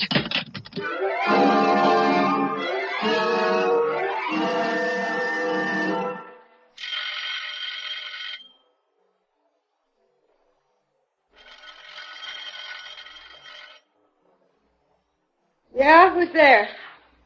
I'd like to talk to you, Miss Mallard. I ain't opening this door for nobody, so beat it. But I'm Jim Russell's wife. I've got to see you. His wife? Yes. You got anybody with you? No, I'm alone. Please. Just a minute. Thank you. Now, look, sister, I know all about your husband getting the chair tonight, and I'm real sorry, see, but there's nothing I can do for you. Look, I got the idea from Steve that maybe if I had a talk with you... You're trying to tell me that Steve sent you over here? Look, honey, don't hand me that, because I know better. What do you mean? Nothing. Nothing at all. Just go away and leave me alone. No, wait! Hey, don't shut the door! What do you think you're doing? You're keeping something from me. I know it. You and Steve, the two of you. What are you thinking, that I had something to do with killing that old guy? No. But I think you might have lied to the police about the night he was killed. And what if I did? It's too late now, and I ain't never going to change my story. You'd rather see an innocent man die? Now, listen, if I change my story now, if I change what I said in court, they'll send me up on a perjury rap. I ain't going to jail no matter what. It's true, isn't it? Steve wasn't with you the night Uncle Corey was killed. Steve was the one who did it, not Jim. No, I ain't saying now. Beat it, will you? Please, you've got to change your story and tell the truth. You've got to save my husband. Look, I don't got to do nothing. Now get out of here.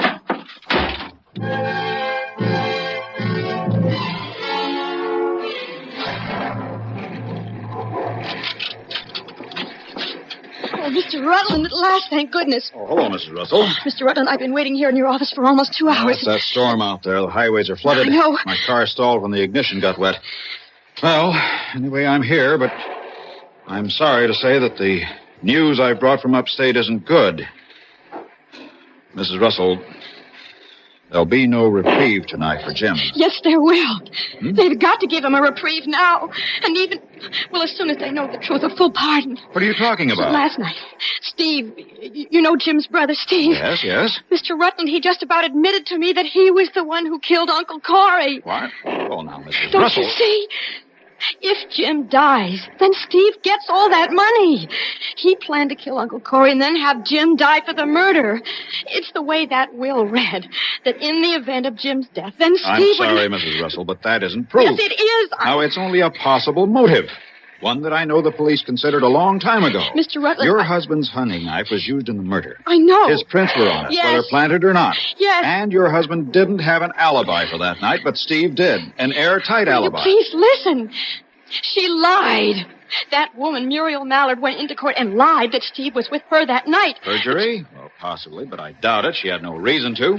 Part of that money would be good reason, wouldn't it? Yes, it would, but I saw her this morning. She wouldn't deny that she lied. I'm sure that she wouldn't admit it either. Well, Would she? No. What do you think we can do, Mrs. Russell? Mr. Rutland, I think that I could... It's 2:45 now. Let's see, they're on standard time up at the Capitol. Standard time? Now, that means in 7 hours, it'll be all over. Hours?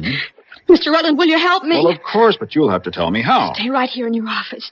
Wait for me to phone you so that you can get in touch with the governor. Very well. I'll be here. Oh, thank you. Mrs. Russell, I know how you feel.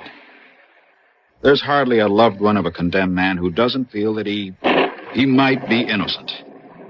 You've got to be prepared to accept the fact that the weight of evidence was against him, that he was proved guilty. Why, even I, as his defense attorney, now believe that justice will be done.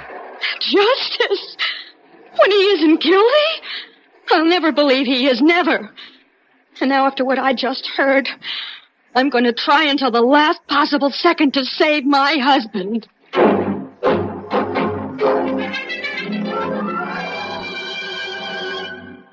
In just a moment, we will return for the concluding act of Suspense.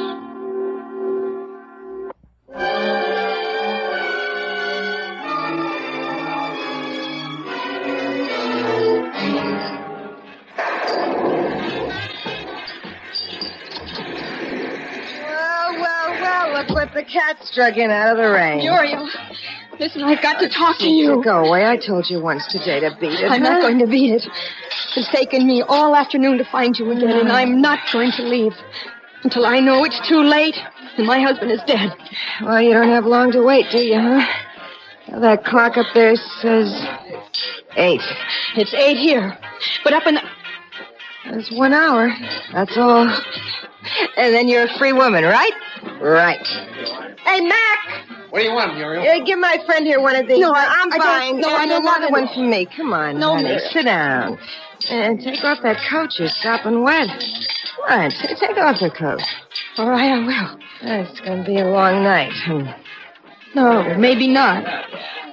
It'll depend on you, Muriel. And if you'll help me. Help you? Listen, sister, in my league, nobody helps anybody. Here's your booze, girl. Oh, thank you, Mac, very much. Now, come on, honey, drink up, huh? You'll be surprised how fast the time's gonna pass.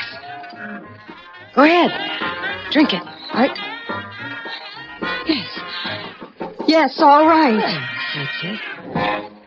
Well, cheers.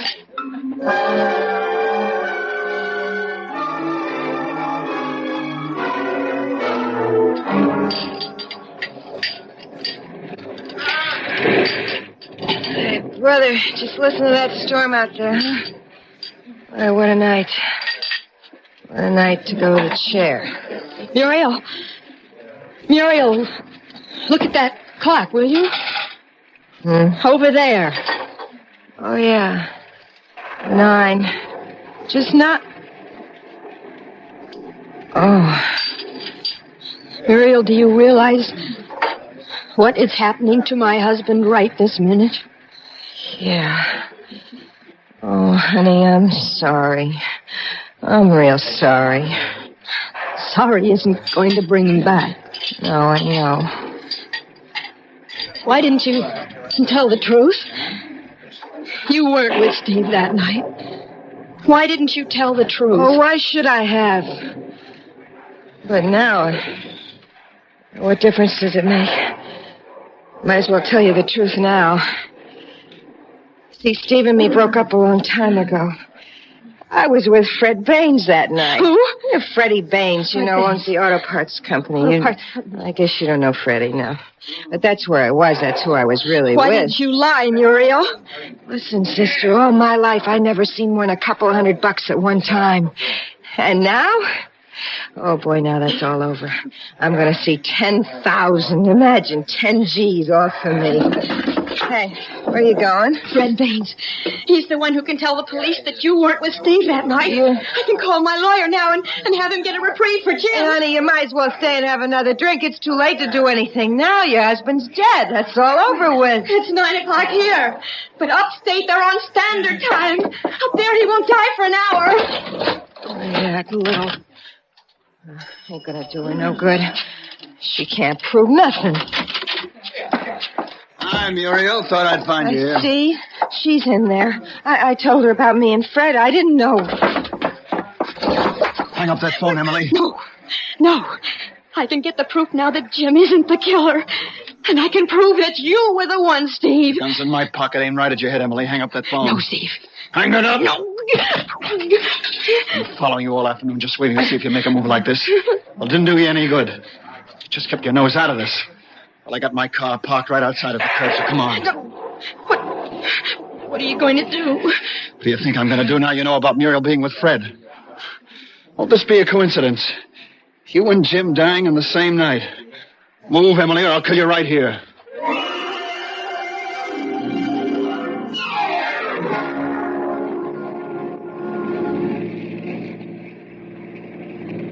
Where are you taking me? Somewhere along the river. This rain, it's so swollen, nobody will think twice about finding this car out in deep water with you in it. Let me out, Steve. I'll pull this trigger right now. I'm warning you, Emily. Oh, that doesn't scare me. Not when you're going to kill me anyway.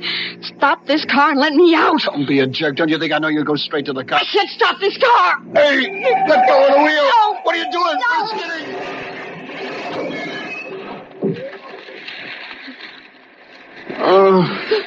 No. Told you. Let me out. Now, do I get this door open? There. The gun. Where's that gun? Emily, come back here.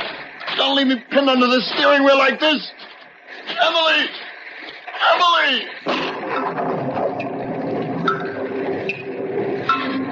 25 to 9 up there. 25 minutes. Oh, the phone. The phone. I've got to get to a phone.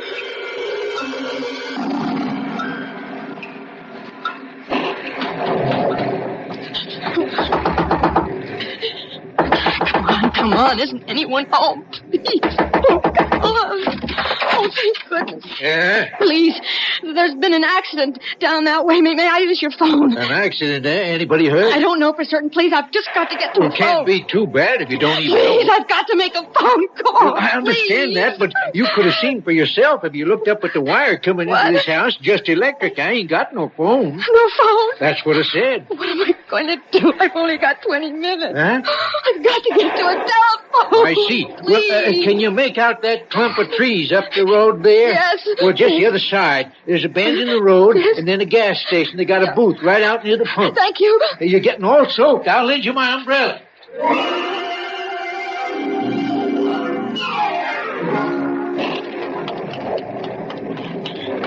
Here it is. Oh, no.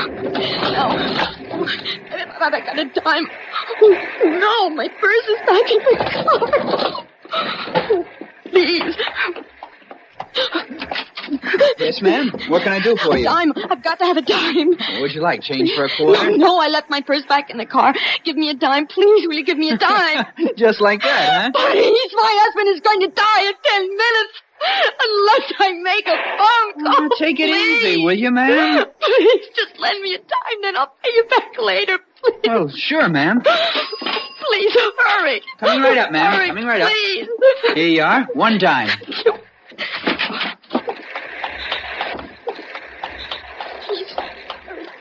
8 minutes. This number. What's the number? I can't remember. I'll have to look it up.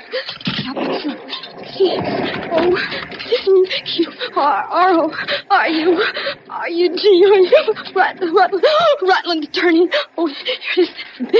B-U-8 5098. Oh, now.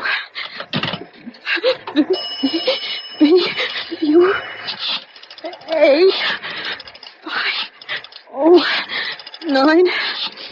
5098.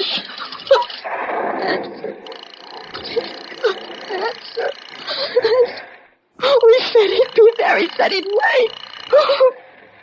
Please. Hello? Oh, Mr. Rutland. This is Emily Russell. They've got to stop the execution. Why, you know they can't stop it, Mrs. Russell, unless we've got definite proof that he's innocent. Mr. Rutland, we will be able to prove it. What? We will be able to prove that Muriel wasn't with Steve that night. We will. The facts, Mrs. Russell, We the facts. will. That's what they're waiting for. They'll grant a stay to investigate, but what can we give them to go on? Muriel was with a Fred Baines that night. When I found out Steve tried to kill me. Hurry, Mr. Rutland, hurry, please. What's the number of the phone you're talking about?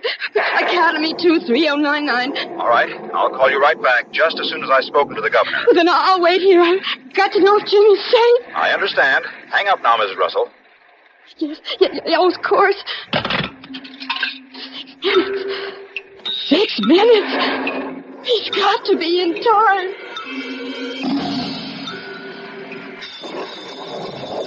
What? It's Rutland, Mrs. Russell.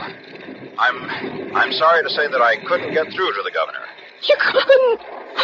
Well, No. with this storm, the wires at the Capitol are down. There isn't one open line. No. But, Mrs. Russell, didn't you hear what I said? All the lines are down. I spoke to the power company, and the electric wires are down, too. Don't you see, Mrs. Russell, there's no power at all up there. Then Jim wasn't executed?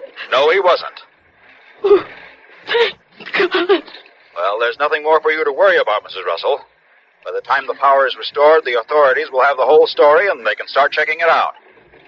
And they'll find that Jim is innocent. Just as I always knew he was.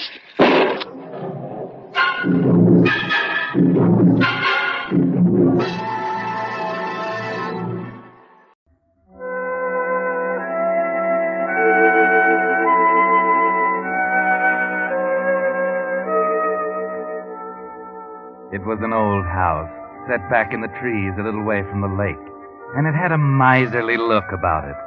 You could almost tell that its owner was wealthy and cranky and miserly and happy in her self-pity. And all the loneliness of her own life she took pleasure in passing on to her only companion, her servant Martha. Martha, where are you? Martha, do this. Martha, do that. Always, Martha. So there you are. Didn't you hear me calling you? What are you doing in the kitchen? Breakfast dishes. Breakfast dishes what? Breakfast dishes. Miss Brewer. That's better. You haven't made my room yet, and you know very well that's to be tidied before you touch a thing. Another thing. I know very well you heard me calling. Why didn't you answer me?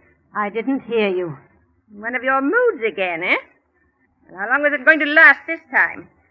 Oh, never mind. Take this envelope. I want you to row across the lake and place these securities in the bank. Row across? Be careful with them. They're worth a great deal of money. I want a bank receipt, too. Can you remember that?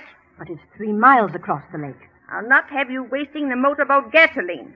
You're big and strong, and the trip won't hurt you a bit. Oh, just a minute, Martha. Yes? That dress. Where did you get it? This? Yes, that. It's one of mine, isn't it? It's an old one. I didn't think you'd care. I do care. I've told you before that I'll not have you wearing my clothes until I give them to you. Go to your room and take it off. Never any money to spend on myself. Because you're a fool with money. You with your cheap perfume and penny jewelry and frilly shirtwaists. Trying to play the lady. It's a good thing I put a stop to it. I've earned my money here. I've got a right to do what I want with it. Martha, I promised your people I'd look after you. I knew how giddy you are.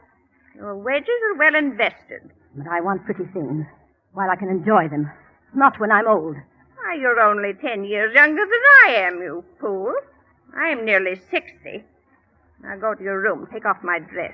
No. Take care, Martha. I've had enough of this. You've had enough. How about me? I'm sick of being treated like dirt under your feet. Go to your room. And I'm sick of working for an old cheat who steals my wages. You didn't think I'd dare slap you, did you?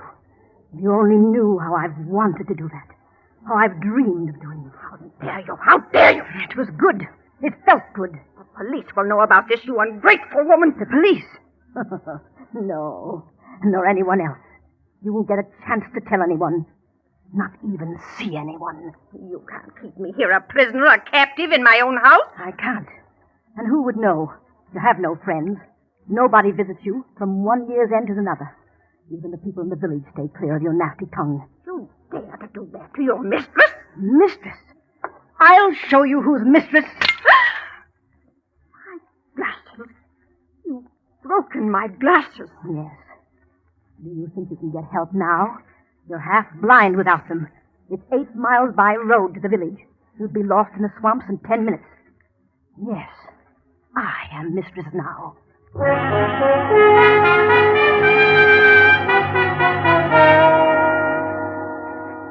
Well, at long last, Martha, you've summoned up the courage to do what you wanted to do for so many years.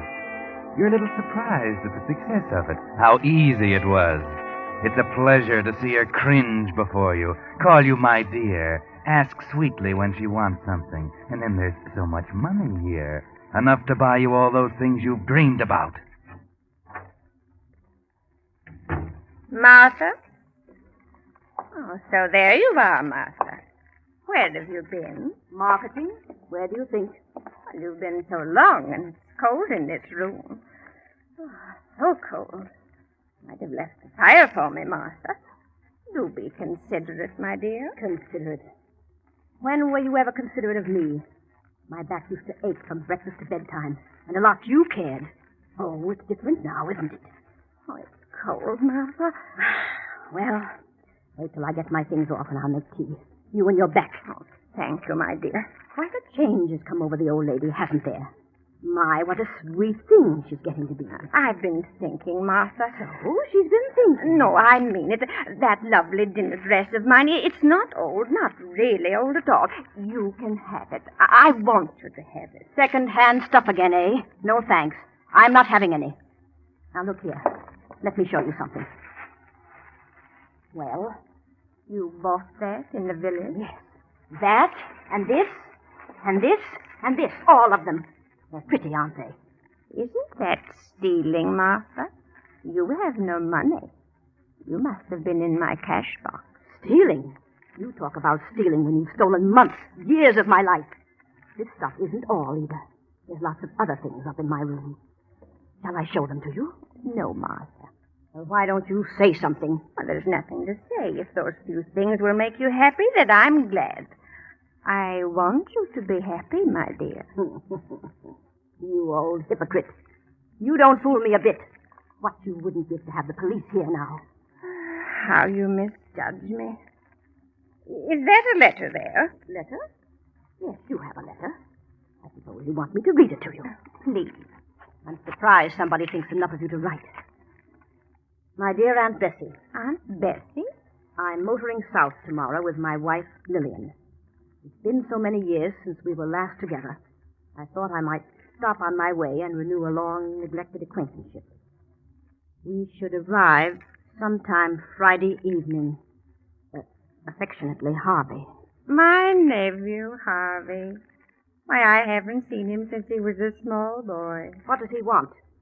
You read the letter, Martha. He wants to see his aunt. Today is Friday. Well? Tonight, Martha. He'll be here tonight. Tonight? Come, my fine lady. Put on your pretties. You must look your handsomest when my nephew arrives. It's my money.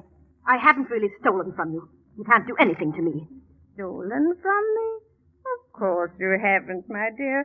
My poor woman, didn't I tell you I wanted you to be happy?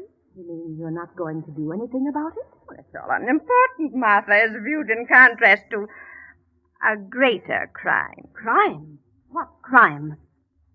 Kidnapping, Martha. Kidnapping?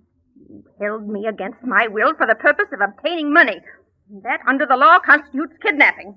You've held me in my own home makes not the slightest difference. I didn't hold you. I didn't. You know the penalty, Martha? You're trying to scare me. Yes, Martha. No, you can't. Your nephew.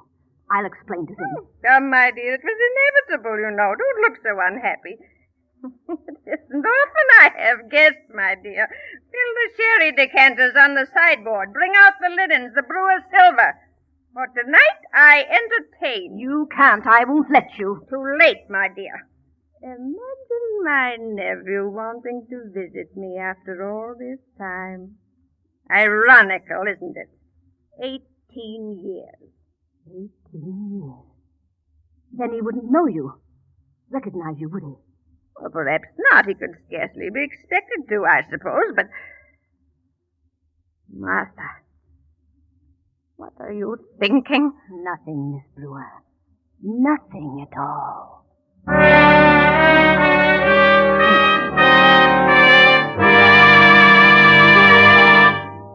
You are listening to The Whistler, brought to you by your friend, the Signal Oil Company, marketers of famous Signal gasoline, your best buy today. Remember to let every go signal remind you you do go farther with Signal gasoline.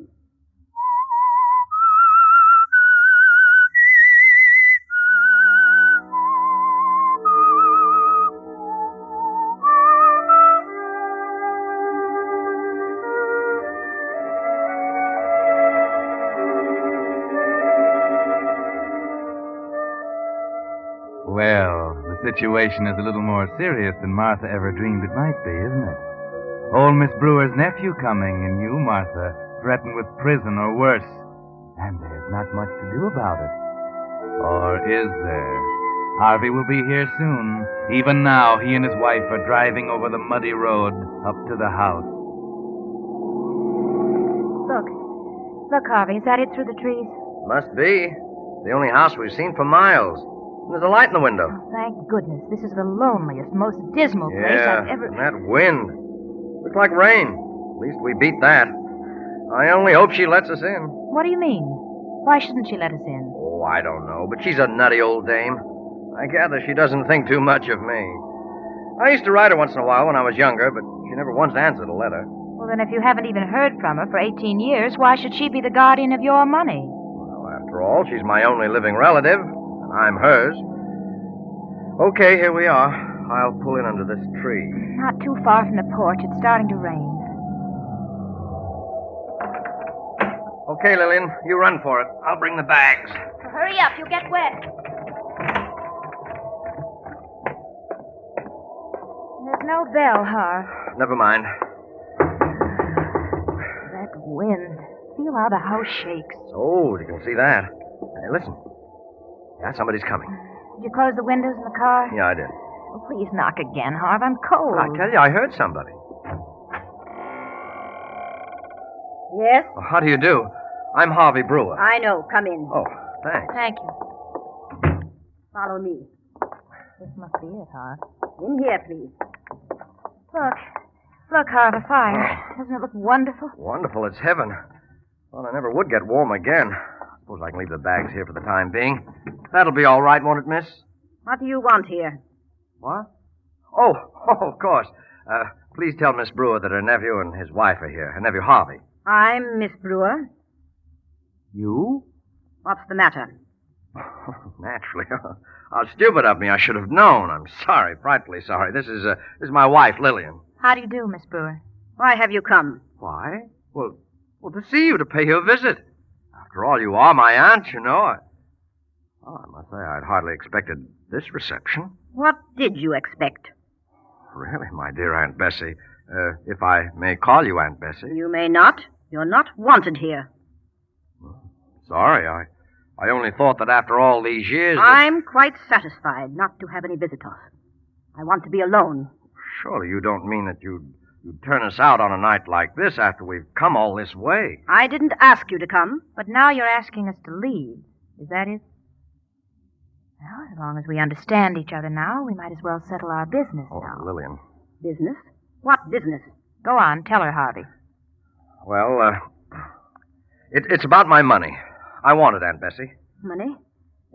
You came here for money? I didn't think it'd be necessary to have to come to the point so abruptly, but yes, I need money. I must have money. No, I can't give you any. But after all, Aunt Bessie, it's my money, you know. You're simply holding it in trust for me. I know it's not due for another year, but the fact of the matter is I'm broke and I need it now. What's that got to do with me? It can't make any possible difference to you whether you pay it now or a year from now, and it makes a great deal of difference to me. How much is it? How much? You know very well how much it is, Miss Brewer. 10,000. I can't remember everything. I'm not well at all. You got me all upset coming here. Oh, I'm sorry, Aunt Bessie. We didn't want to disturb you. Look, just write a check and we'll be gone. A check? Yes. I can't write you a check. I haven't got that much money in the bank. No, and I won't have either for a week, a couple of weeks. Not for 2 weeks, huh? We can wait, Harvey. Wait here? You can't wait here. We're broke, Aunt Bessie. Look, we're really broke. We've no other place to go, not even enough gas to get there if we did. Tonight, then. Tonight's as long as you can stay. Do you hear? I'll give you some cash tomorrow, and then you've got to go. I can write you a check. Are securities any good to you? Securities? Your securities? Yes, of course they are. You really mean this, Aunt Bessie? Wait. Well, it's a worthwhile trip, Harv. Wait a minute, Lillian. There might be enough here. Enough? Well, I should say there is. Yes, of course. Here, take these two. What? They're marked $5,000 each. They're bank stock. Really, Aunt Bessie, this is awfully good of you. I can't begin to tell you how grateful I am. They'll have to be endorsed. Made over to you, you know, Harvey. Oh, well, naturally. Do you mind, Aunt Bessie? Look, here's a pen. Endorsed? Yeah, of course, just sign your name, Bess Brewer, on the back. And give me the pen. Here you are. As if you didn't know. There. You both leave early in the morning. Gladly. Believe me, gladly. And that's the last cent you'll get. You ever come here again? Ask me for more? I'll disinherit you. Yes, that's what I'll do. Now I'll show you to your room.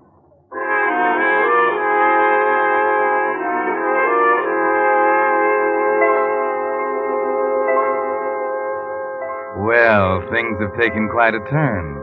All Harvey wanted was money, and Bess Brewer signed over $10,000 worth of bonds to him. Or did she? And what about Martha? But then Harvey doesn't know anything about Martha, and Martha doesn't really know much about Harvey and Lillian. Not enough, I'm afraid. Asleep, Harvey? Oh, no. She's very rich, isn't she? $1 million, anyway.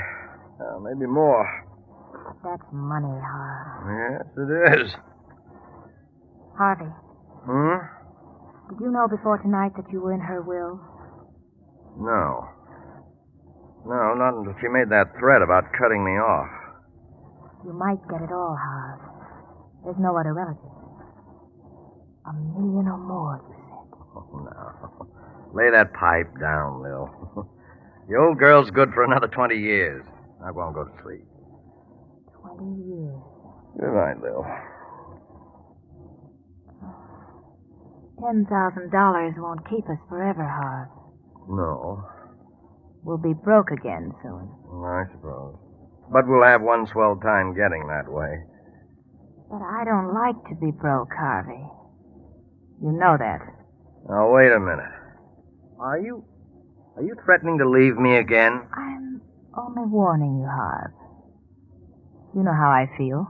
That's why we came down here. Oh, is money all you ever think of? You married me with your eyes open, Harvey.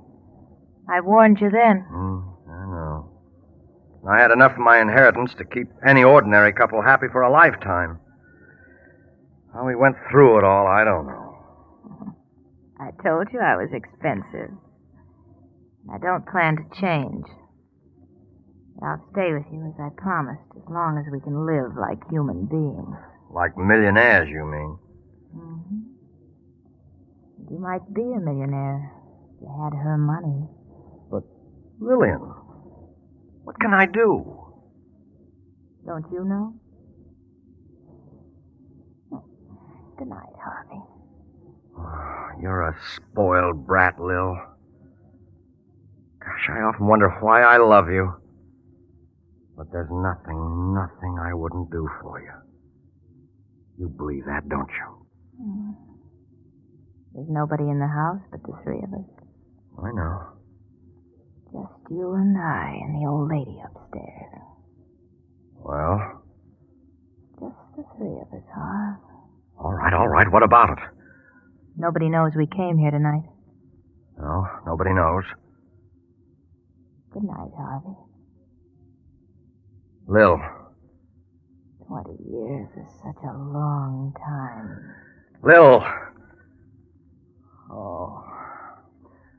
You know you always get your way with me.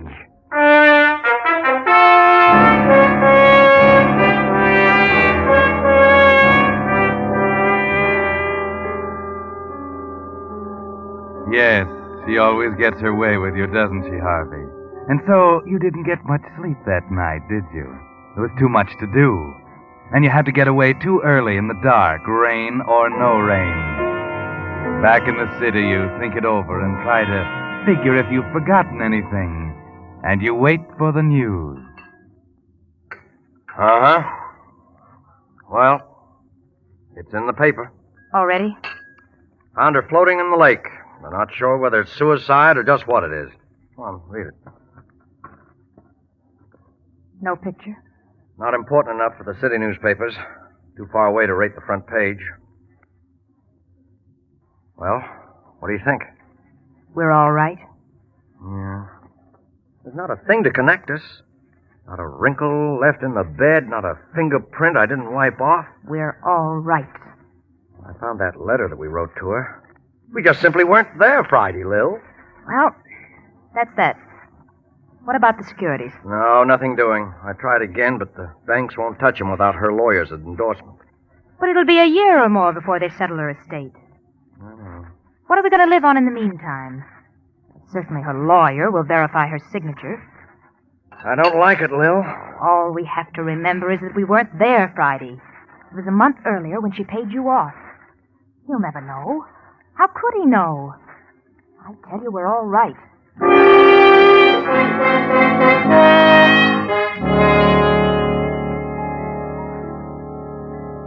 Yes, everything's all right, Harvey. Stop worrying. Just run down to your aunt's lawyer's office and get his endorsement for the money. Then wait and see what happens. Who knows what good luck may come. May I offer my condolences on your aunt's passing, Mr. Brewer? It was a great shock to me. Yes, I imagine you knew her better than I did. Perhaps. She wasn't a very friendly woman, but She was a remarkable one. And now you said you had some business with me. Yes. You see, about a month before my aunt's death, I happened to stop down there to see her. Oh? And, she gave me these bank securities, $10,000 worth, the money she was holding in trust for me. But I thought... Yes, I know. It wasn't due yet, but she said she wanted me to have it anyway.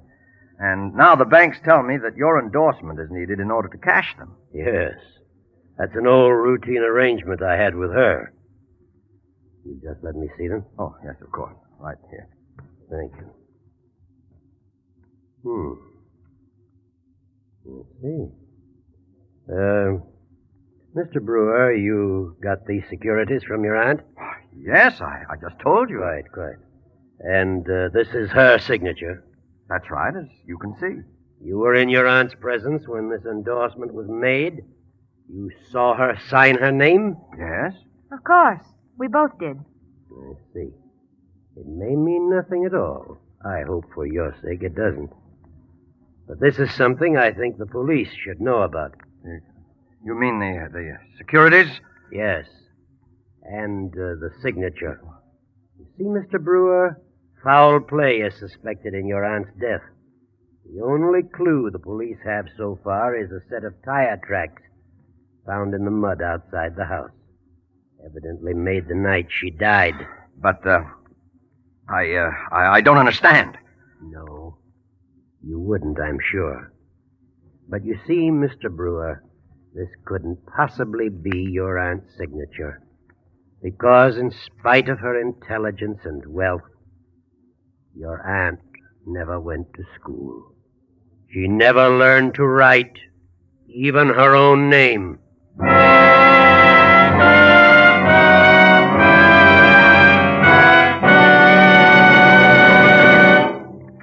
The Whistler will return in just a moment with a strange ending to tonight's story. Meantime, here's a gas-stretching tip 9 out of 10 drivers don't know about. Actual tests prove that by keeping your motor in better condition, Signal 4-Star Motor Oil not only assures longer motor life, but also helps gasoline go farther. You see, solvent refining, the latest, most costly process known to oil engineers, gives Signal 4-Star Motor Oil 7-way protection. Its pure paraffin base is the finest lubricant money can buy.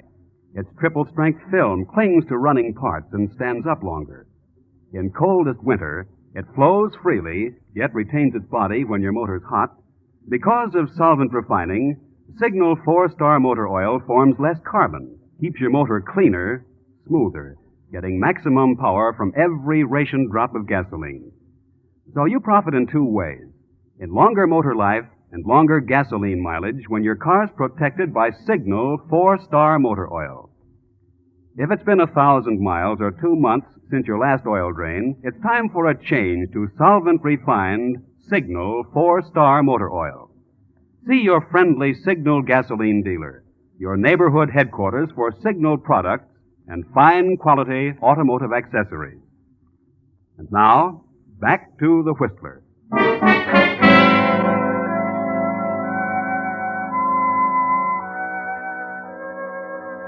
So Harvey had nothing to worry about. Nothing but the electric chair. And Lillian, who had to have money to live like a human being, will spend the rest of her life behind bars. Yes, the tire tracks convicted them, of course. That was one clue they overlooked, and it was enough to prove that they were there that rainy night. If only you hadn't tried to cash those securities, Harvey. The securities that first pointed suspicion at you. Now they'll hang you for the wrong murder, Harvey. They'll hang you for your aunt's murder, when actually you killed Martha, the housekeeper, and dumped her body in the lake. Yes, but they haven't found her body yet, Harvey. Martha was the one who killed Aunt Bessie and threw her body in the lake. But you'll never be able to prove that now. Maybe if Martha had lived, you could have gotten out of it somehow. But not now. It was all so unnecessary, too. When you killed Martha, your aunt was already dead. And by the terms of her will, you had already inherited all of her money. Over $1 million. Too bad, Harvey. Too bad.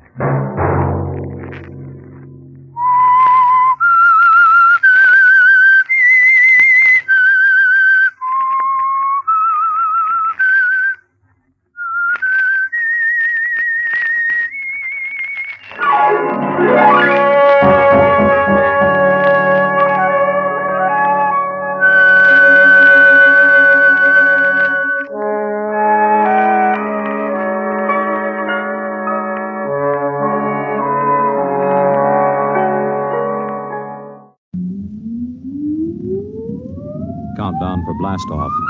X minus 5, 4, 3, 2, X minus 1, fire.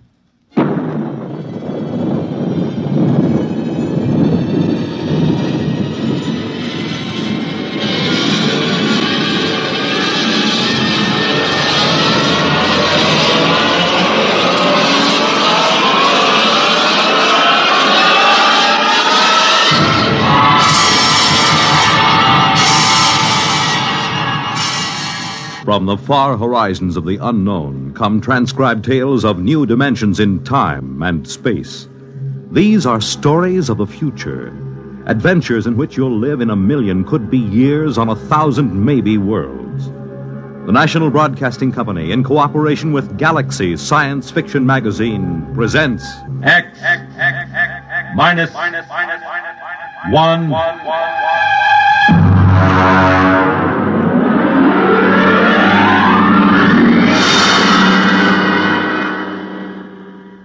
Tonight, Lulungomeena by Gordon R. Dickson.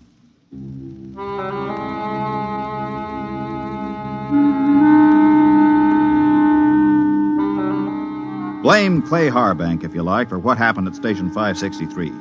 Or blame Bill Peterborough, the one we called the Kid. I blame no one. I'm a Dorsai man. That means I was brought up on one of those tiny planets a million light years from nowhere. Being a Dorsai man is quite a responsibility. We are a very polite people. We have to be. Because when we get angry, we fight to the death.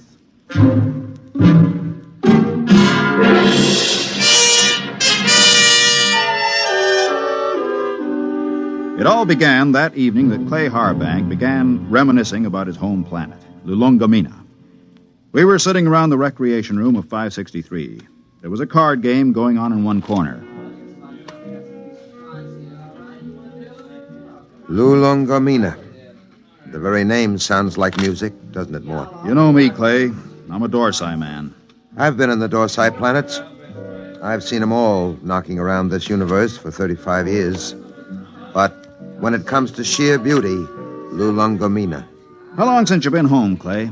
Home? 20 years, Mort. 20 stinking, miserable years. Well, that'll be over soon. Another 10 days. You gonna miss old 563? Miss this godforsaken little asteroid? Not for a minute. We'll miss your ugly face around here. At least I will. I'm gonna miss your gloomy Dorsai puss, too. Mort, why don't you get out of it? You've had more years in space service than any of us. You've probably got enough credits to get out, too. Me? I wouldn't know what to do with myself. Couldn't you go home? You should know better than that. The Denebrian trouble? The Denebrian trouble? You could go to Earth. What for? Ever been there? Never once. And I've never wanted to. I've seen too many Earthmen. Like the Kid over there. He's green in service. He's full of greed and stupid hate like the rest of them. No, that's not for me. Looks as if the game's breaking up. Here he comes. Well, if it isn't the big gambler from the windy planet. What's its name? Lulungomeena. Yeah. How's the piggy bank coming, Dad? The piggy's a gentleman, kid. He never overeats, so he won't ever get indigestion. Sour grapes. You see this wad of credits? 500. How long you have to work for 500 credits, Dad? How many trips you have to make around this asteroid? How much closer to falling your grave you have to come? You look as if you made a killing. I always make a killing. I'm a natural-born gambler. And I don't just talk about it like some. I think I'll go out and take a turn around the station, Mort. Fine, I'll go with you. It's, stuffy in here. Don't bother. I'd rather be alone. Big shot. Knocked around the planets for 35 years. Used to have a reputation as the hottest gambler in the systems. Comes from the most beautiful planet in the universe. Bull. Why don't you lay off him? Kid, let me give you a piece of sound advice. Go ahead. Lay off Clay Harbank. He's been around the systems a lot longer than you have. He may not be any chicken, but he's a tough baby when the situation calls for it. You trying to scare me, Mort? I thought you Dorsai guys were smarter than that. I'm beginning... No, look, kid. No, look. No offense, Morty. I mean, I wasn't trying to insult the Dorsai people or anything. I gotta go do a flight check. I'll see you.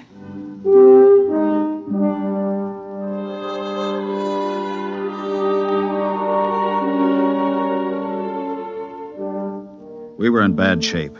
The 20 of us at Frontier Station 563 on the very edge of the human area had gone sour.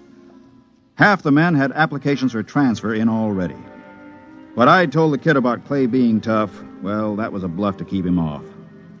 Nobody knew better than I did that Clay was burned out inside like a used-up rocket. I put on a spacesuit and went out to join him. Oh, hi, Mort. Hi. Beautiful night, huh? Nice. Back on Lulungomeena, on a night like this, the rakish flowers open up, and you can hear them singing. There are 6 moons, and every one of them is like a yellow lantern. My mom and dad and I used to live on the edge of a lotus pool. Here I go talking about home again. Figures. A guy who's been saving up for 10 years to get home is bound to start thinking about it when the time comes. I wish you could come with me, Mort. Clay, tell me something. Yes? Do you ever get the urge to gamble again? Do I get the urge to gamble? Mort, you ever watch a man who's been on PON for a while? When he's broken the habit, you can't get him near the stuff. He despises it. And yet, the same man is liable to go back on with no provocation. Well, that's the way it is when you've gambled all your life. I figured. Maybe that's why I keep talking about home. Every time I hear the kid flipping those cards in the recreation room, I start talking about home. Have you noticed? I've noticed. But this time I'm going to make it, Mort. I tried 3 times before. This time I've got the dough, and I know I'm going to make it. I think you will, Clay. You know what did it? No. Lulungomeena. That's what saved me this time. The thought of that beautiful planet. Well, when you get there, you can send me a photo tape. At the rate we get visitors, it should reach me in 5 or 6 years. You'll be out by then. You'll be home. I'll never go home, Clay. Never. Well... That's Red 4. Screens must have picked up a ship in the galaxy. Maybe we'll get a visit. Keep us from going loco anyway. Coming in? No, I think I'll stay out a while. Well, I'm going to check the screen. See you later.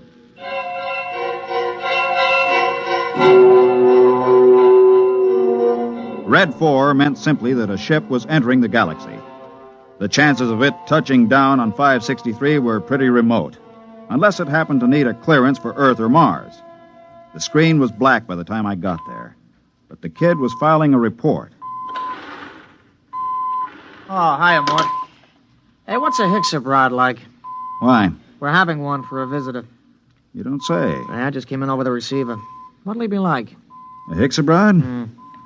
Stiff as a poker, proud as Lucifer, honest as sunlight, and tied as a camel on his way through the eye of a needle. What do they look like? Oh, they're kind of humanoid, but they have a deadpan face that never changes, like a mask. Well, they're a little scary, I hear. That's the green skin and the scales.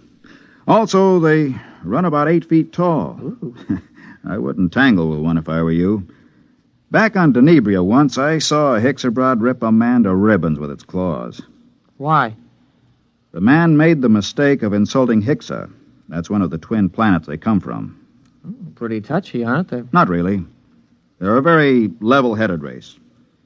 You know the Hixabrod reputation, don't you? No, you didn't hear much about them on Earth. Well, they're the first and only mercenary political arbitrators in the known universe. A Hixabrod can be hired, but he's absolutely incapable of being influenced or bribed. He tells the cold truth and nothing but the cold truth. And, brother, when a Hixabrod tells you the truth, it's plenty cold. It really lets you have it, huh? They're a small race and very much in demand. If some kind of political dispute comes up from planetary to inter-alien, both sides hire a Hixabrod to represent them. That way they know the other side is being completely honest. Oh, that's very interesting, you know. Very interesting.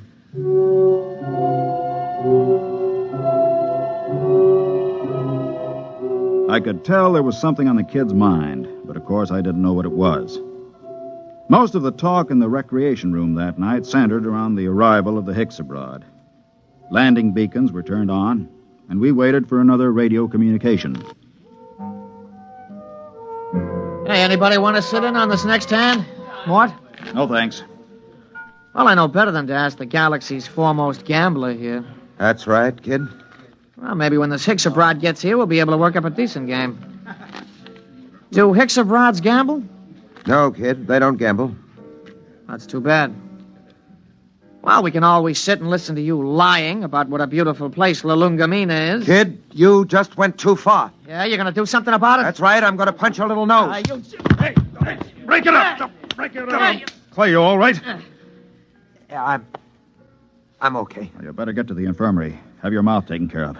Kid, you get to your quarters. Since when are you giving orders? I'm telling you to get to your quarters. You better do what he says, kid. He's a Dorsai man. That's all I've been hearing since I got here. What big gamblers come from Lulungomeena and how Dorsai men are killers. So far, I've seen nothing, but I heard a lot of talk. You're going to get to your quarters? I'll give you 5 seconds to start moving. You better go ahead, kid.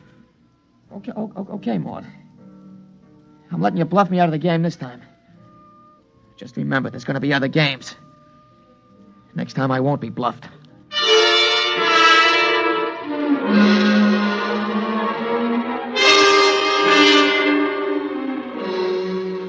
He left the recreation room. I felt a slight and not unpleasant shiver run down between my shoulder blades, and my eyes were still hot. I'd almost lost my control that time, and my senses told me I'd better be careful. For the next 3 days, the tension of 563 was almost unbearable. Clay Harbank seemed to age 20 years after the kid knocked him down. Now hear this, all personnel. Now hear this, all personnel. A ship is approaching for flight check. A ship is approaching for flight check. Report to Central. Report to Central. Well, this is it, Clay. We're getting the Hicks-a-Brod.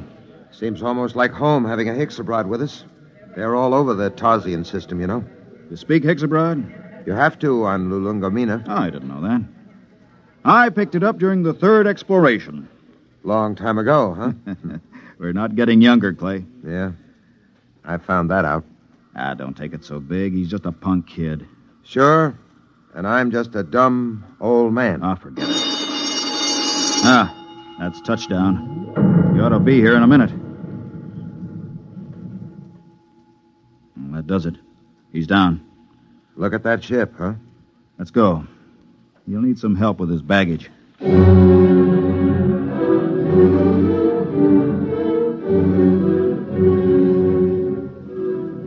The ship was a silvery one-man job, the kind that have taken the Hicks-a-Brods all over the universe. The cabin door slid back, and the Hicksa stepped out. He was as green and scaly as a lizard, but there was a certain unmistakable dignity in his bearing. Since I spoke the language, I was the first to greet him. Belt the Hutch and Hicks-a-Brod. Welcome to this place. I greet you, Dorsai man.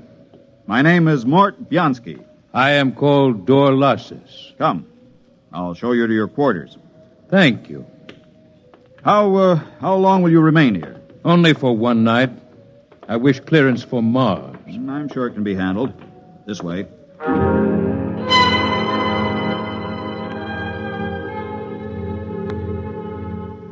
I wondered how he knew I was a Dorsai man.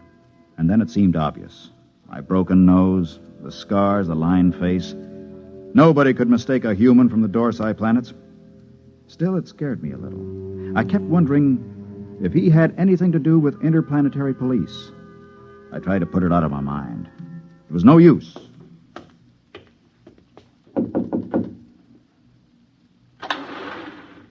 Mind if I come in, Clay? Sit down. Have a smoke. Thanks. Where's the Hicks-a-Brod? In his room, getting cleaned up for dinner. Strange guys, aren't they? Well, there's something even stranger going on. What's that? The kid's in there with him. With the Hicks? Mm-hmm. What do you suppose they're talking about? I don't know. I wish I did. Kid's probably trying to get the Hicks into a dice game. I doubt it. What's on your mind, Mort? Clay, you've been around. Are there any Hicks-a-Brods in interplanetary police? A few. Why? I don't know. I just had a feeling, you know.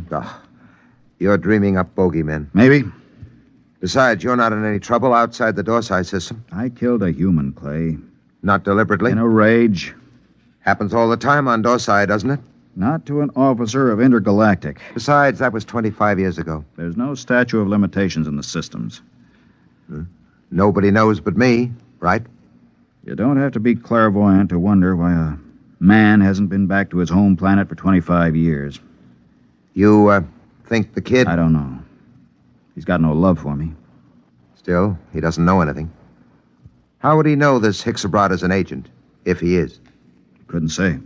Where are you going? Well, I think I'll take a look at that message the kid filed. The one we got when we first picked up the Hicksabrat on the screens.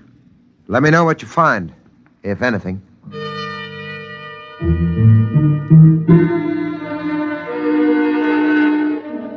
I walked through the empty corridors to the communication center.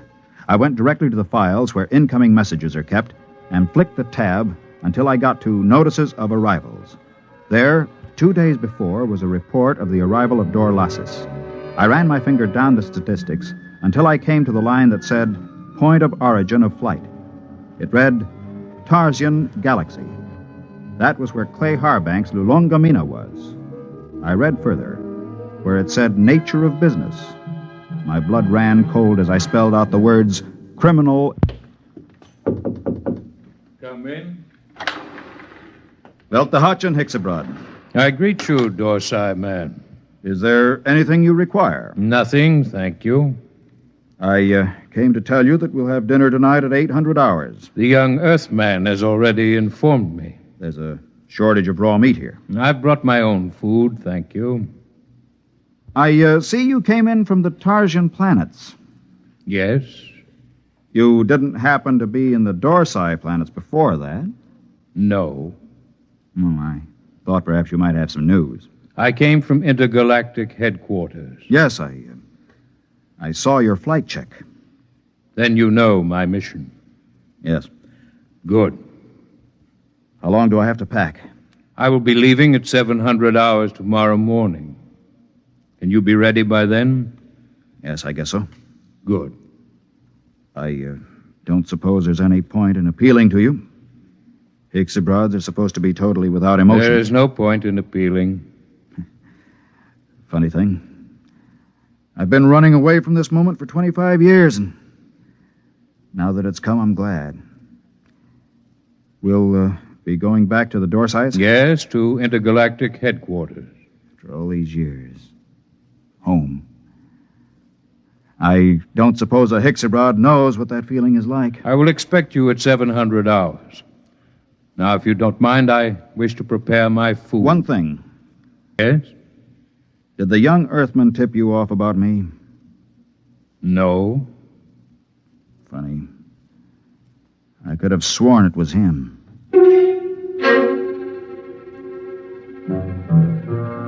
That was that. When a Hicksabroad tells you no, you can bet your life he isn't lying. I began to wonder how they located me. I began to wonder what he and the kid had talked about. I began to wonder a lot of things. Well? He's an agent for Intergalactic. Well, that doesn't prove he's after you? He is. How do you know? I just talked to him. Lord in heaven. It isn't so bad, really. Just think, I'll be going home. I'm going to kill that kid. Clay. I'm going to kill him. Clay, listen to me. The kid didn't turn me in. You said... I said he was talking to the Hicks. I just asked him, and the Hicks told me it wasn't the kid. They don't lie. So don't go blowing off. It's going to be hard. 10 days. It doesn't have to be 10 days. What do you mean? How many credits do you need to buy your way out? Another 500. Next payday. Don't wait. Don't wait? I have over 900 credits. I'll turn them over to you. Mort. Listen, I don't need them. You can pay off tomorrow and fly as far as the Tarsian chain with me and the Hicks. It's a very nice thing, Mort. Will you do it? I'll think about it. Let you know after dinner.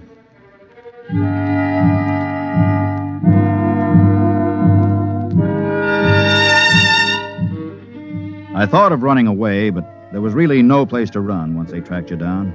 And the Hicksabrods were utterly relentless once they'd agreed to bring a man in. Since they had no feelings, they made no judgments. They were absolutely certain that a man would get a fair trial. I packed my stuff and went into dinner. The Hixabrod was at the head of the table eating his raw chinsu meat. Pass the gravy, please. Dorlasis. Yes? They tell me that the Hixabrod home planet is a very beautiful place. It is true. Well, I'm from Earth myself. Yes.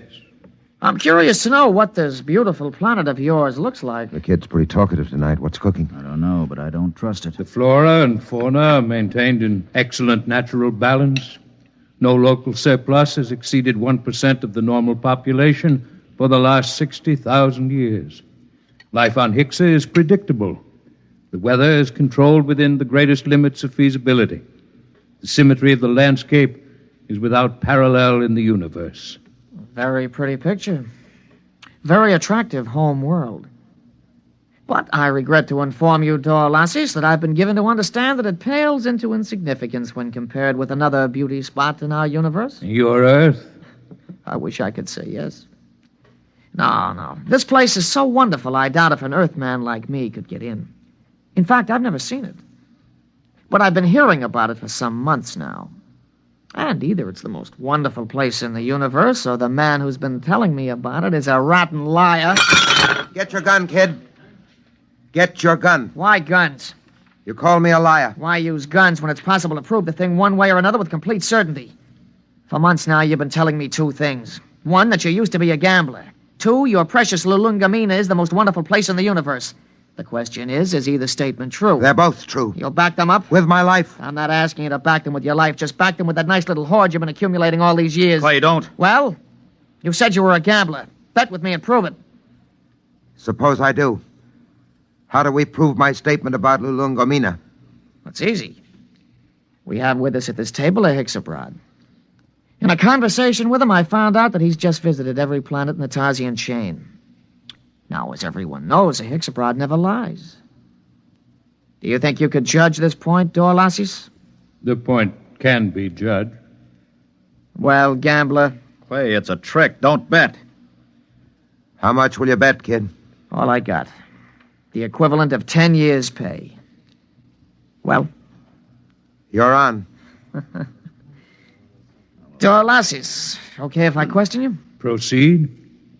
You've been to the planet in the Tarsian chain, which this man calls his home? I must ascertain the position of the planet. The fourth planet. Ah, yes. The one with 6 moons. That's it. I've been there recently, as you well know, since we spoke of it only this afternoon. We did speak of it, that's true. Now, will you tell me, you know the planet? Yes. You know its geography? I do not repeat myself. Is it a large planet? No. Is it a rich planet? No. Was there not a rain of radioactive fallout from an explosion of a nearby star only 5 months ago? There was. Did it not destroy every piece of vegetation and leave this planet a gutted, smoking ruins, charred and ugly? It did. Well, gambler? You haven't asked him the main question yet, kid. Would you like to ask him? All right. Hixabrod, the question to be judged is this. Is Lulungomeena the most beautiful and the most wonderful place in the universe? Yes. It is. What? Well, kid? It's a trick. It's a rotten trick. I don't believe it. The Hexes... The eyes of the Hixabrod were narrow and baleful as he pushed back his chair. You could almost feel them burning as he dragged his scaly feet over toward the kid. He stopped about 6 inches from the kid and held both his hands up, palms near the kid's eyes. There was a clicking sound, and we watched 11 sets of gleaming razor-like claws shoot up from the tips of the Hixabrod's fingers. Their points were almost against the kid's eyes. Look at my hands, Earthman. Are they not clean? Yes. Do you doubt that I have told the truth? No. Then there is nothing further to discuss.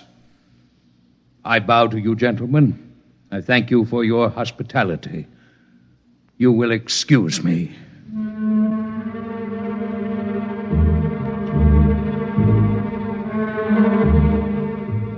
We stood around and watched that proud, frightening figure drag itself out of the room. The kid was trembling like a leaf as he drew a bank draft for 10 years' pay and handed it to Clay Harbank. The next morning, Clay and I boarded the Hixabrod ship, and 4 days later, we touched down at the outer planet of the Tarsian chain. Well, this is where I get off, Mort. I don't know what to say, really. I guess you know how I feel. Think I do, Clay. Let's just say so long. There will be no need for goodbyes. What? Both of you are leaving the ship here. But I thought I intend to return to intergalactic headquarters empty-handed. Empty-handed? But they'll question you. What will you tell them? The truth, of course. But you have told me nothing. But I assumed... I am not interested in your assumption. You asked me my mission. I told you it was a criminal investigation. You said you assumed you would go back with me, and I told you when my ship was departing. There is nothing more to be said. But surely you know... Mort, don't say anything. A Hixabrod deals only with facts, what is absolutely known. They're the most literal beings in the universe. Let it go at that. Goodbye, gentlemen. I am grateful for the pleasure of your company.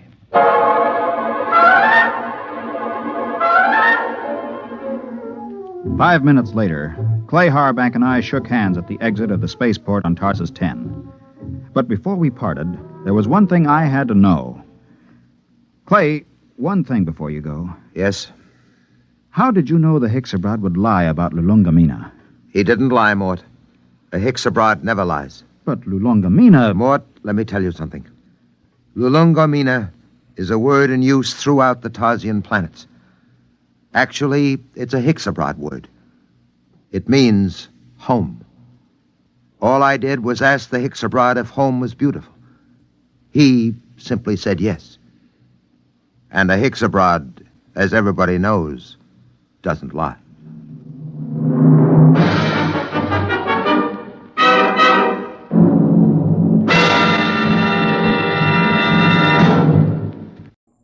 Adventures in time and space, told in future tense. Dimension X.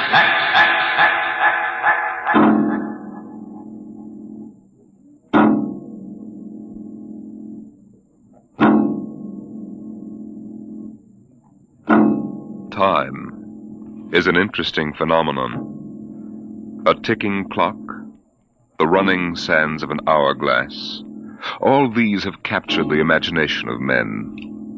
But time is more. It exists now, and then, and in the future. Suppose we are in the year 1950. Coexistent in time may be worlds we have never seen, the worlds of the past and of the future.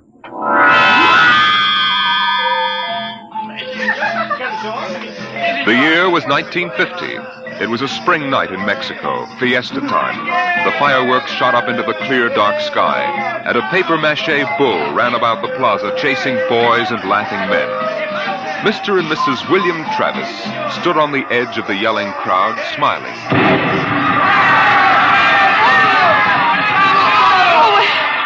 What is it, Bill? What are they saying? They're cheering for the bull. Here he comes. He's good, isn't he? I wonder how they rigged up that fire breathing. Oh, Bill, it's wonderful. I've never enjoyed myself so much in my life. It's terrific. Oh, they've caught the bull. Bravo, Toro! Bravo, Toro! Oh, it will go on, won't it? I mean, our trip. Ah, Sue, don't worry. I've enough traveler's checks for a lifetime. Relax. But suppose they find us.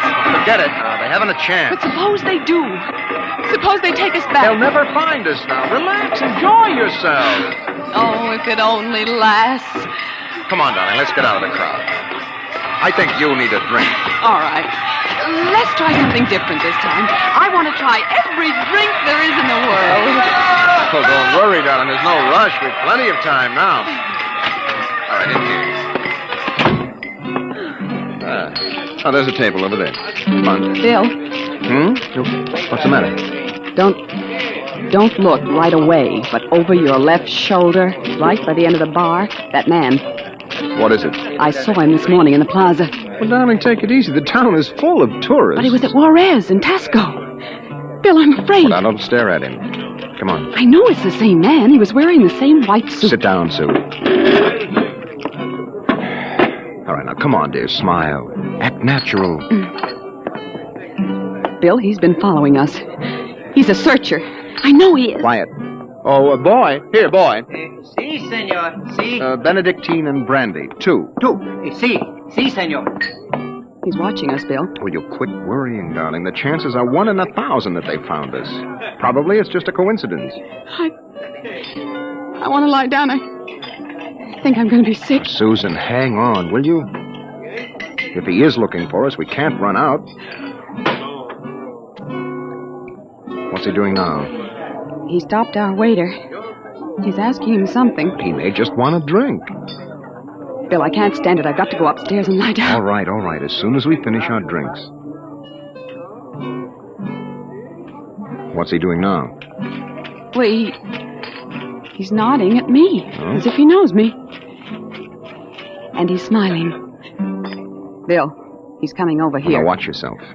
We've got to go right on in front of him. So if he is what we think he is, he won't suspect. I couldn't. We've got to. Now, come on. So I said to David, Dave, that's ridiculous. You know that a thing as that is never going to take... Kristen. What? You did not pull up your pants leg when you sat down. Oh, well, I'm afraid you have the wrong person. My name isn't Chrysler. Kristen. No, well, I'm William Travis. I don't see what my pants leg has got to do with it. Mind if I sit down? Well, yes, Everyone nowadays pulls up his pants leg when he sits down. Like this. Keeps the trousers from bagging at the knees. But, of course, if you're not used to this style of clothing... Now, see here. We don't know you. We don't? I'm sorry. I thought I knew you. Look, this is our table. If you don't mind... You see, I'm looking for 2 friends of mine. A man and his wife, very much like you. The man is an atomic scientist. The wife, a bacteriologist. Very important people. They work on government business. Just what are you talking about? And when I find my friends, going to take them home with me. Look here, Mr. Sims. That will do for now. All right, Sims. I understand that you thought you knew us. But you can see you're mistaken. Now, if you'll excuse us, my wife and I were just going up to our room. We have to make an early start in the morning. Going for a trip? Up Acapulco, perhaps? Lovely Never spot. mind where we're going. Yes, of course. You don't like crowds, tourists. Probably like to get off the beaten path. You know, I've got a vacation folder here that might interest you. Please, Bill, let's go. Oh, wait, Sue. It's put out by an outfit that calls itself Travel in Time Incorporated. Travel in time? Yes, they've come up with a rather intriguing idea. Would you like to actually witness the burning Rome? Sail with Columbus in 1492 on his voyage of discovery to America? Meet Cleopatra?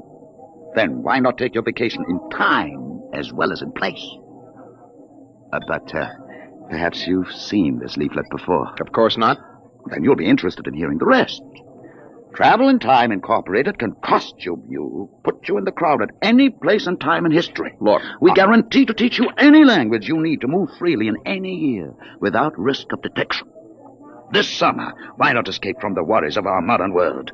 Take your vacation in time. Oh, that's impossible, of course. But think what it would mean.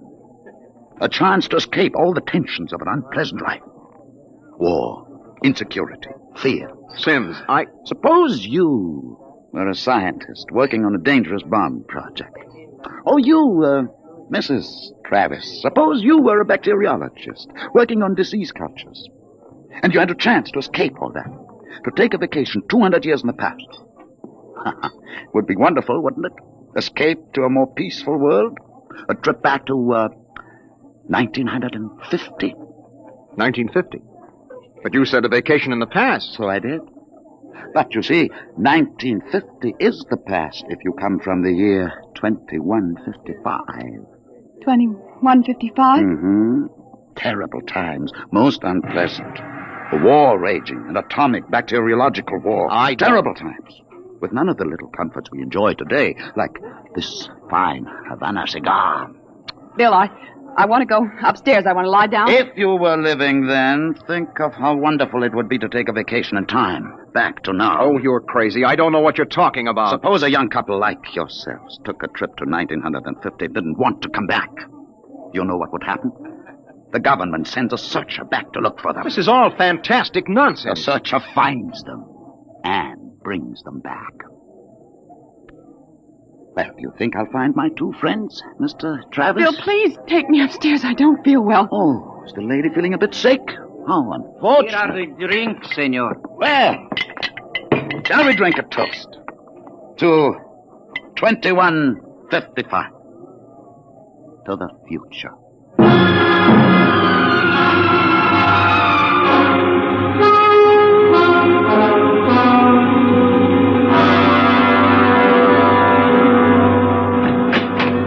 All right, inside, quick.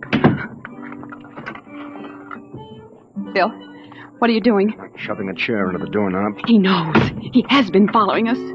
Bill, he's a searcher. You keep quiet, Sue. I want to think. Bill, take us back. That isn't over yet. Oh, I've got a headache. I'll get you an aspirin. What will they do to us? I don't know what they'll do to us. Something slipped.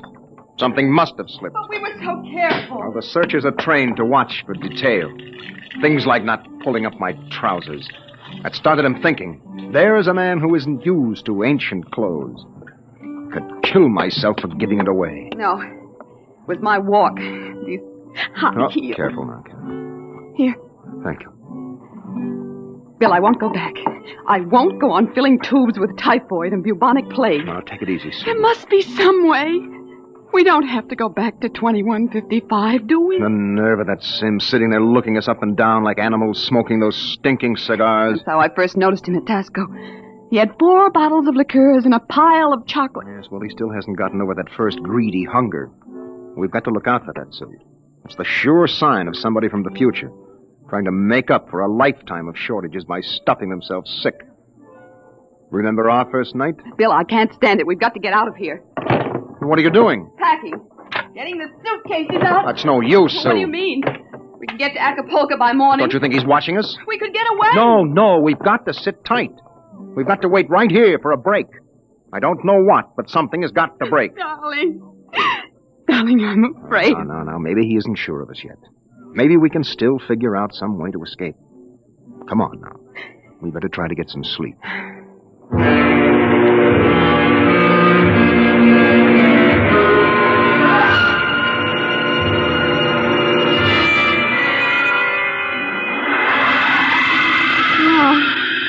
No, I won't go back.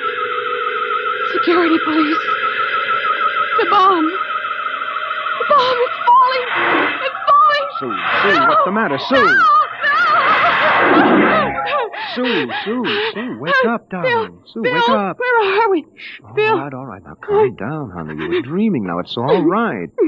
Bill, where are we? No, we're still in 1950. It's all right. You must have had a nightmare. It was awful, Bill. Bill, there was an explosion, a terrible explosion, and my hand burned and wrinkled, and the buildings broke. Oh, Bill. Bill, we won't go back there, will we? Ever? No. Go to sleep, honey. It's all right. We're in Mexico, 1950, and we're going to stay here. Oh, Bill. Sue, I've been lying awake here thinking. It may be that he's still testing us, but he's not absolutely certain.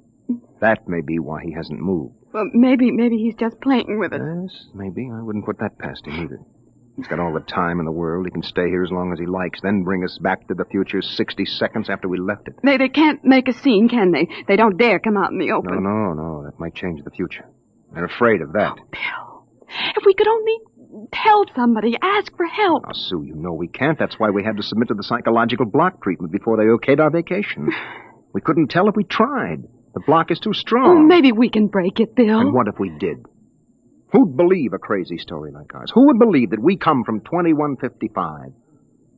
No, Sue, that would do no good. But this is important. They have to get us alone to put us in the time machine to send us back. Well, then that's it. We'll never be alone. Listen, it's still fiesta time. It'll be easy to stay in the crowd. Yes, that's our only chance. We must not let him get us alone. He won't get us back to that war and that insane world. Bill. Could be the room clerk. At 3 in the morning? I'd better answer it. No, don't. Don't, Bill, don't. I've got to. Hello? Hello? Mr. Travers? What is the idea of this? It's 3 in the morning. Yes, yes. I just wanted to remind you, the rabbits may hide in the forest, but a fox can always find them. What was it, Bill? Bill? No, never mind, darling. Come on. Let's get some sleep. Why, we can.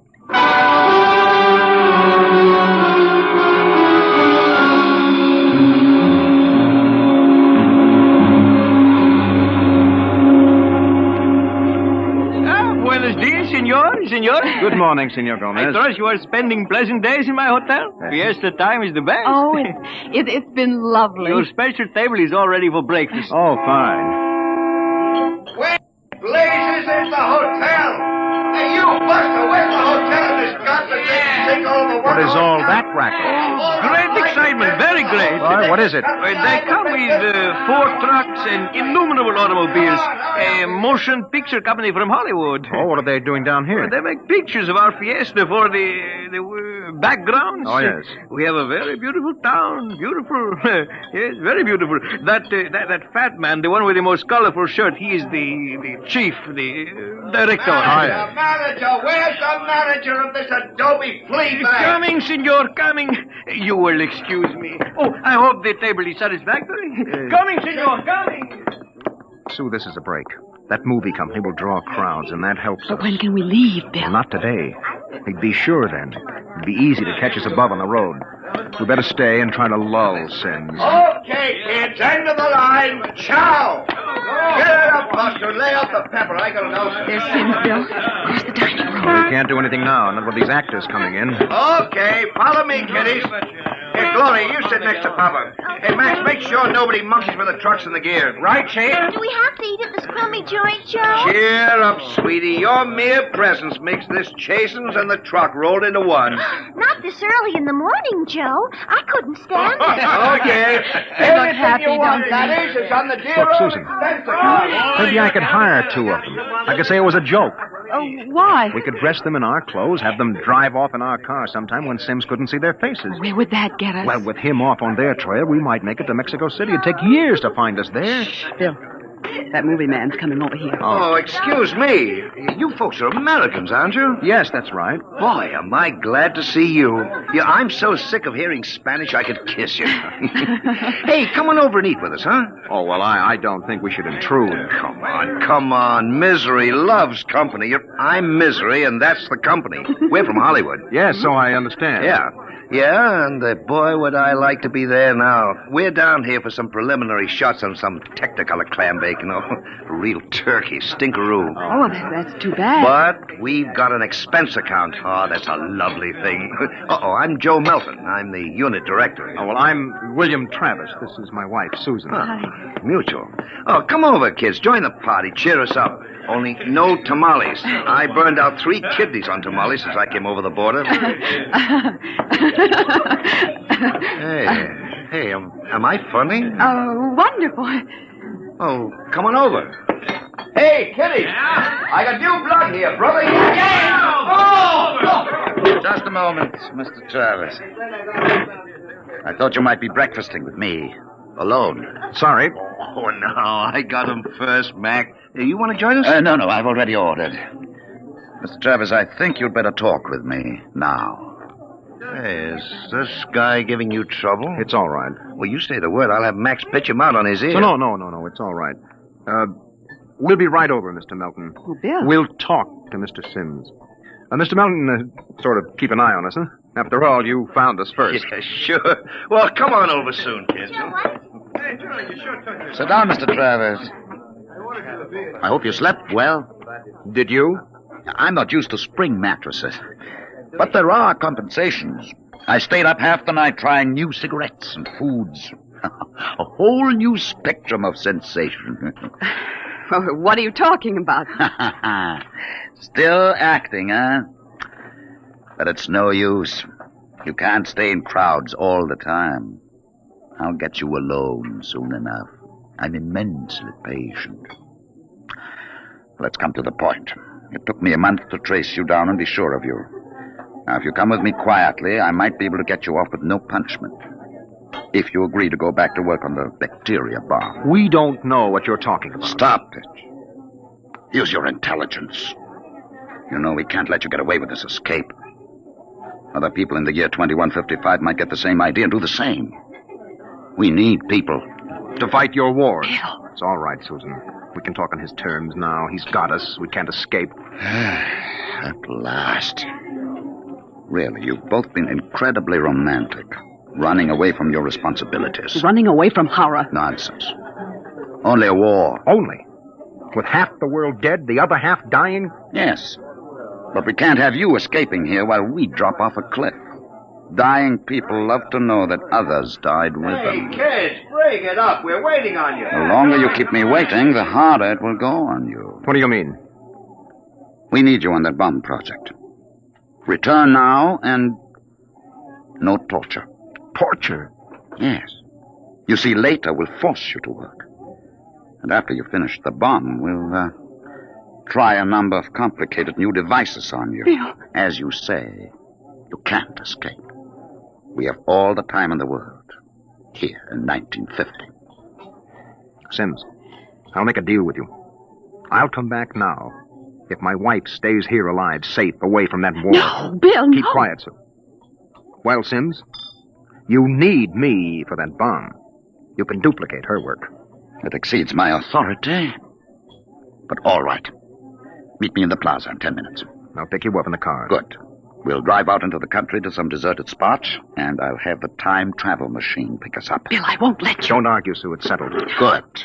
I'll meet you in the plaza in 10 minutes. Your wife may stay here as long as she wishes. All right, Sims. It's a deal. Don't try anything now, Travis. I know when I'm licked. We just want a few minutes to say goodbye. I'll be seeing you then. Bill, I won't let you do it. I won't let you. Please, Susan. I'm going to tell the truth. I'm going to get help. You can't. The psychological block It's won't... our last chance, Bill. Hey, aren't you two going to join us? I thought Mr. Melton, I've got something to tell you, and you've got to believe me. Sue, it won't work. You've got to try. Go ahead, kids. Spill it. You've got to understand. You see, we really... Bill, my head. I can't think.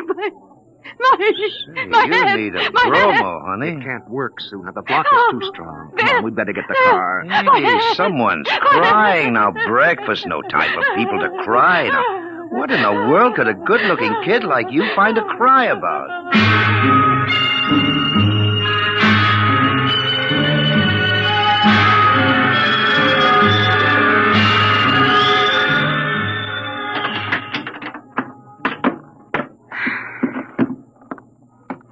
Bill, I won't let you do it. Now, don't make it harder, I'll let Susan. me go back with you. We'll get through some way. You think I'm going to let you go back to that war? Sue, please stop. We haven't got much time. It was so wonderful here, Bill. Oh, Bill. And there he is, smoking those cigars of his, waiting for us. Only, there must be some way that we can both stay here. Maybe there is.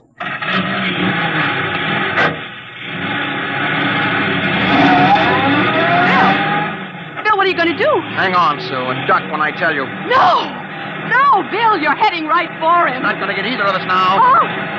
Down, Sue, down.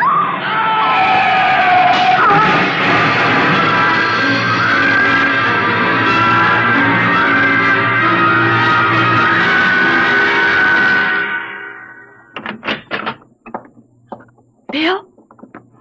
It's all right, darling. It's all over now. This is the mayor, dear. Senora, your husband has been officially cleared in this most unfortunate affair. It's obvious this Senor Sims died of an unavoidable accident. An accident? Yes. Oh, yes, of course. Adios, Senora. Adios. Will they want to see you again? No. I'm clear. I lost control of the car. That's the way it stands. Oh, Sue, I hated to kill him. I never wanted to do anything like that in my life.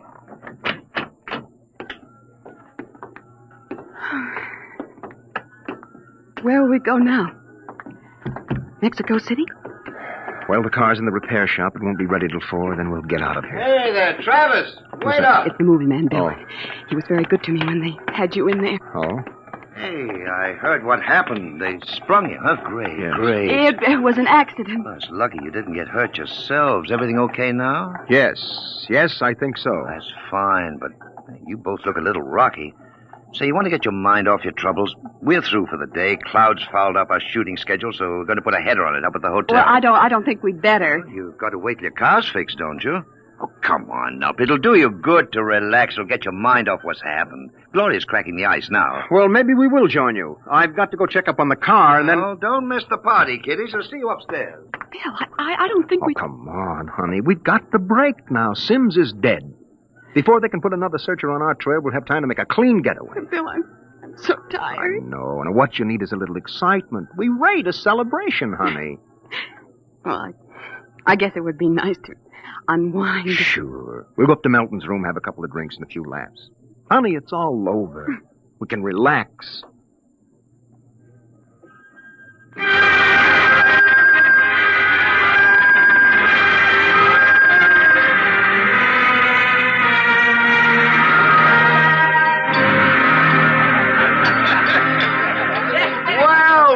Well, kiddies. Well, we thought we'd join you, Mr. Melton. Oh, great. Call me Joe. Hey, Gloria, yank another cork. We got company. Way ahead of you. Here you are, kid. Thank you. You kids ready to drink? That was a pretty messy business, but it's all over now, huh? Yes, it's all over. Yes, well, it's time to unlax. Grab a glass, honey. Well, thank you. Hey, quiet, everybody. Quiet. How about a toast to our guests? Oh, sure. You bet. All right. To a very beautiful lady, lovely enough for the movies. Why, thank you. No, I'm not kidding. That's why I came over to you in the first place. I might even give you a test. Oh. No, I mean it, honey. You're pretty nice. I could make you a movie star. And take me to Hollywood? Well, at least it'll get us out of Mexico. No, you're not serious. Sure I am. Gloria, how about a refill? Coming up. Well, it sounds wonderful, doesn't it, Bill? Yes. Los Angeles is a pretty crowded city, isn't it? Crowded? Wait till you see the Sunset Bus. No, you don't really think I could be an actress. You don't have to cheer me up anymore. I'm feeling wonderful now. No, I'm serious. I think you'd be great. I want to do a suspense story. Sort of a war story, you know. Gloria, pour Mr. Travis another glass. Okay, Joe. A suspense story? Yes, dear, yes. A story about a man and a wife who live in a little house. Now, I'm just ad-libbing this, you understand? Oh, yeah, sure. Go on. Well, there's a war on, see? A terrible war, you see. They live in the year 2155. Now, here's the gimmick. They escape into the past, and they kill a man who follows them to bring them back. Gloria, honeypot, get Mr. Travis another glass. Well, sir, this couple takes refuge with a group of movie people. Safety in numbers, they figure. Bill. But the story goes on. This couple is terribly important for a new project. Let's call it a bacteria bomb. So the searchers figure out a way that they can get them alone in a hotel room. Shove a chair under the doorknob, Max. Yes, sir. You see, the searchers may work alone or in groups, so that if one of them's killed, the rest carry on. Don't you think that would make a wonderful picture, huh, Susan? Don't you, Bill? You're not going to get us, Melton. Stand still. Put that gun down, Travis. Who is it? The manager. Grab that gun, Max. Let go of me. Now make things worse, Mr. Travis. The manager, he heard us. Let's get going. Let go of me. Let go. He'll break down the door in a minute. Max, get ready to travel. Get that. Take a good look, Mr. Travis. Take a good look at 1950. You won't be seeing it anymore. Throw the switch.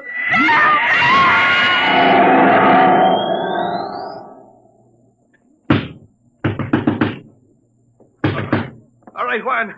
Break down the door. Where are they? I was at the door. I heard them inside. They're gone. Windows. Oh, the iron bars are undisturbed. What happened to them, Juan? They just disappeared, all of them. Nuestro Padre Cielo. All right, Juan. Pray later. Senor, I think you'd better send for the priest and holy water. Later, Juan. Hey, they just disappeared. Look here in the closet. See? Hey, bottles, hundreds of bottles. Chartreuse, cognac, absinthe, tequila, Turkish cigarettes, and boxes of pure Havana cigars. These crazy Americanos. Why should anyone leave all this behind? What? Never question providence. There is enough here to last us both for a month. What? I think we can look forward to a most happy future.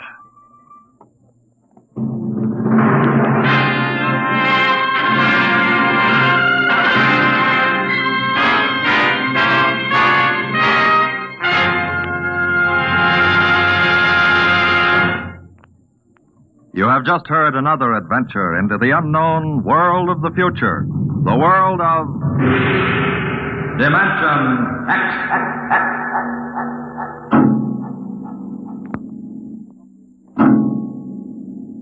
Now, about next week. Suppose that you were a private detective, and into your office walked a strange-looking client. Would you believe him if he told you that there was a Martian embassy hidden somewhere in New York, where spies from the Martian planet were preparing for the invasion of Earth? We'll tell you about it next week. Tonight's adventure in Dimension X was the Ray Bradbury story To the Future, as adapted for radio by Ernest Kenoy. John Larkin was heard as Bill, and Jan Miner as Susan. Your narrator was Norman Rose. Music by Albert Berman, engineer Don Abbott. Dimension X is produced by Van Woodward and directed by Edward King. And now, tonight's presentation of radio's outstanding theater of thrills, Suspense.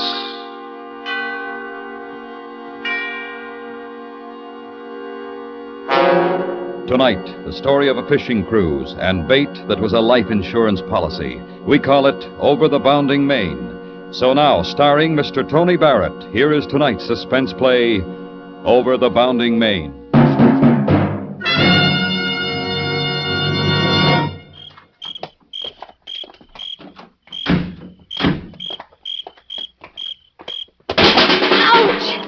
Oh, for heaven's sakes, Marty, when are you going to put a light in this garage? I'm sorry, honey, I forgot. Oh, you forgot.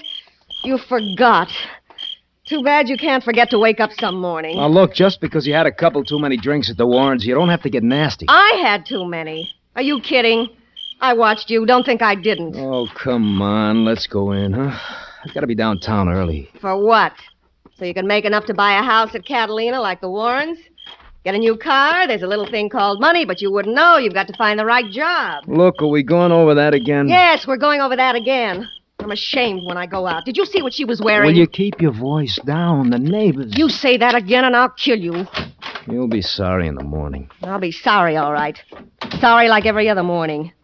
Because you'll be here.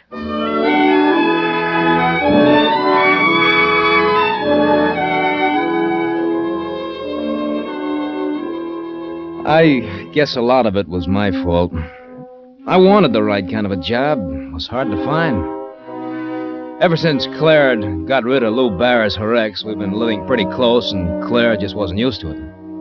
The Warrens made it worse. They were well-heeled, and I was supposed to keep up with the Warrens. I knew I could never do it. Maybe Claire knew, too. Claire had got the invitation for us to go with the Warrens to Catalina. So now we were driving down 22nd Street and San Pedro to the landing. It was nearly 3 in the morning and very dark. There was a light fog drifting in the harbor.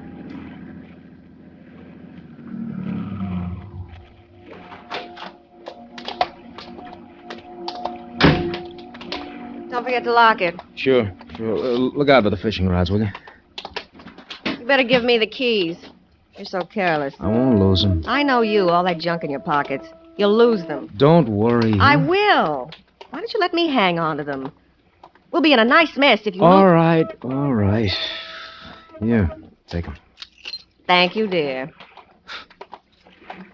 I guess we were the first ones here. I don't see Bob's car. Oh, I forgot to tell you. We're meeting them at the Isthmus. On the island? Yes. They've been there all week. You didn't say anything about it. I thought we... Well, for Pete's sake, what difference does it make? If you're worrying about chartering a boat to get us there, you can stop. It's all arranged. Bob's paying for it. They know you're broke. Sure. You blabbed that to everyone. I was a great guy when I had it. Huh? Well, you lost it, so let's not talk, shall we? That's okay with me. That must be the boat down there. The Pelican, that the name? I think so. Yes, that's it. Watch your step, huh? Why the devil you wear shoes like that on a fishing trip? Because they're all I have. Hello? Anyone aboard? 1 minute, senor. Senor Evans? Yeah, that's right. Come aboard, sir. If I may help the lady. Thanks. Oh, you can sure tell this is a fishing boat. You, captain on the stuff? Oh, no, sir. I'm Ignacio. Deckhand. I help run the engine. Thought you looked a little young. Where is he? He went ashore for a minute, senor. Well, I'm ready anytime he is. Here, Sonny, take my stuff below. Si, senora, right away. Smart-looking kid, huh? Oh, gosh. I'm sleepy. Now you wake up when we get going. Oh, boy. Oh, I smell that air. You know, honey, I think we're going to have fun. Well, there must be a bunk somewhere. I'm going below. Oh, come on. Stay with me. I'm sleepy. Okay, but you'll be sorry. I'm going to start trolling as soon as we clear the harbor. Wake me up when we get there. Senor, there is a Capitan coming down the dock. Oh? Oh, yeah. Now we get started, huh? Yes. I read where the albacore are running. Well, it may be, senor. I've only been working on the Pelican for 2 days. Oh. All set? Yes, Capitan Moran. Let's go then. I'm Mr. Evans. The wife is below taking a nap. Hi. Cast off!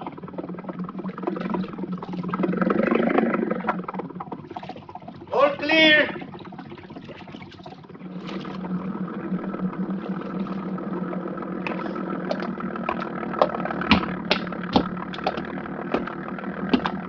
You, think this fog will lift? Might. Any idea how far offshore we might hit albacore? No telling.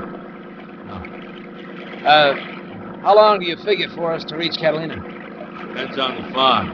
Oh. Well, I guess I'll go and get my outfit rigged up. Yeah. Why don't you do that?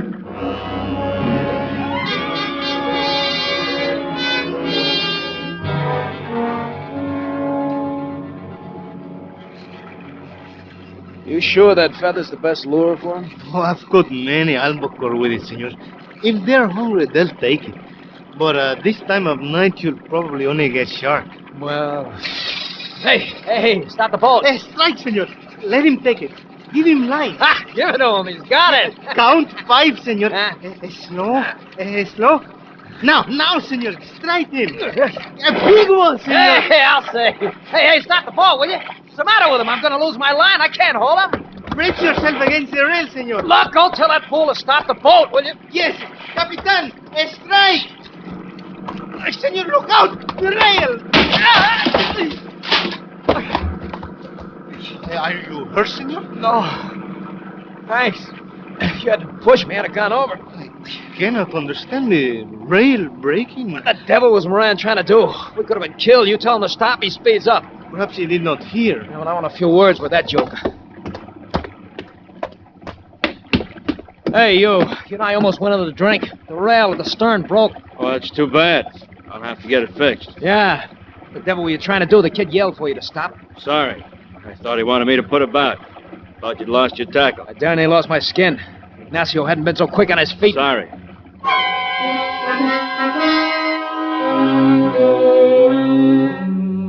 And that was all I got. He just turned back to the wheel. And then something stuck in my memory. I kept thinking I'd seen the guy before. Never talked to him, never met him, but somehow I knew his face. I looked him over, but I couldn't pin it down. I started back aft when all of a sudden Clara came out on deck. She rushed to the stern, looked over, then spun around and saw me. She had a strange look in her eyes. Her face was very white. Hey, what's the matter? You sick? No, Yes, I think I'm seasick. Yeah, there is a bit of a swell. Look, stay on deck. You'll feel better. No. I'm going to lie down again. Okay. Gee, you look pretty bad. Come on, I'll help you down. I'm all right. Go on back up. Phew. No wonder you feel lousy. Smell. Oil and dead bait. Look, I'm not kidding. You'll feel better up there. Let me alone, will you? What's the matter with the engine? How should I know? Look, you take it easy. Yeah. I'll take it easy. What's wrong, Moran? Nothing serious. We'll be on our way in a few minutes. No. Looks like the fog's getting thicker. Don't you think you ought to sound the horn? Sound the blank. Oh, that's swell. This tub's in great shape. It'll do. Where's the kid? Ignacio? Below, hunting down the trouble. Now, look, why don't you just relax? I'll go and help him.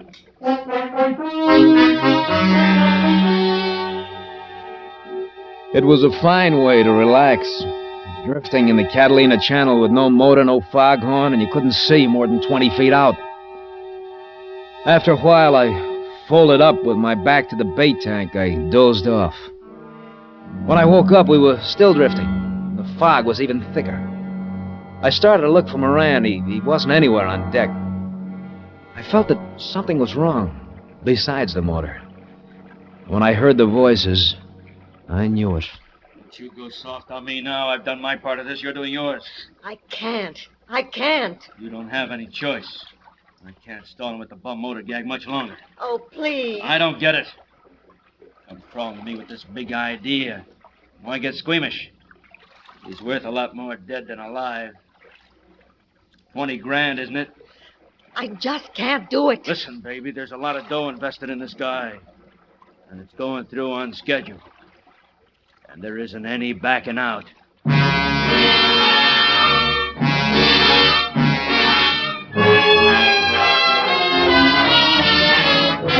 You are listening to Over the Bounding Main, tonight's presentation in radio's outstanding theater of thrills, Suspense.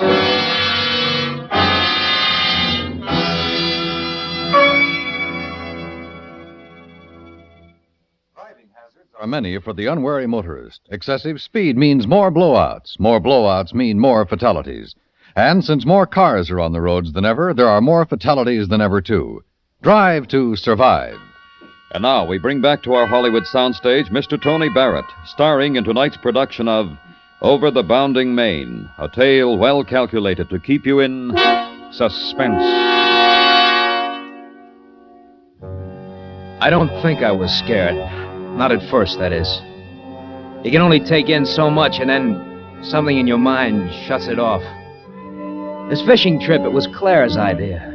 And the only thing she planned on hooking was a $20,000 policy on the life of Martin Evans. I moved away and toward the stern. I needed help now. Maybe there was somebody I could count on. The young deckhand, Ignacio. I found him all right, sprawled on his face in the bow, lying over the anchor. Kid, come on. Ignacio. Hey. Wake up. He smelled like a distillery. I shook him, slapped him as hard as I dared, but he went right on sleeping. Captain Moran had taken good care of the only friend I had. With the Mickeys poured into him, he'd be lucky if he ever woke up. And now I was good and scared. Moran would be coming up on deck. Then I remembered. The gaff. A hole with a razor-sharp hook at the end. I moved to the stern quietly, feeling with my feet because I couldn't see now. And then I tripped over something, fell to the deck. It was the gaff. I grabbed it, got up. Evans! Evans! Hey, Evans! I know you're here. Evans! Evans! Can you hear me? I heard him all right. I wondered how I was to die. I had a picture of knives, guns, axes, ropes. Suddenly something clicked into place. Rope. There was a coil of heavy rope on the forward deck. A coil of heavy rope on the forward deck. All right, Evans. You can't get very far. Getting tired? Want to go around again? Keep away from me. After all, is it my fault if a new deckhand I hire gets crazy drunk and shoots up the ship? He'll tell! He'll tell! Mutiny. Murder. Ignacio won't even remember it. Isn't it funny what liquor will do to a kid? Penalty for mutiny's a rough one. I'm sorry he had to kill you. You won't get me! You won't get me!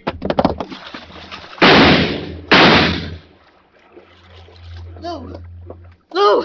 Is he... He decided to swim for it. Well, that saved a lot of trouble.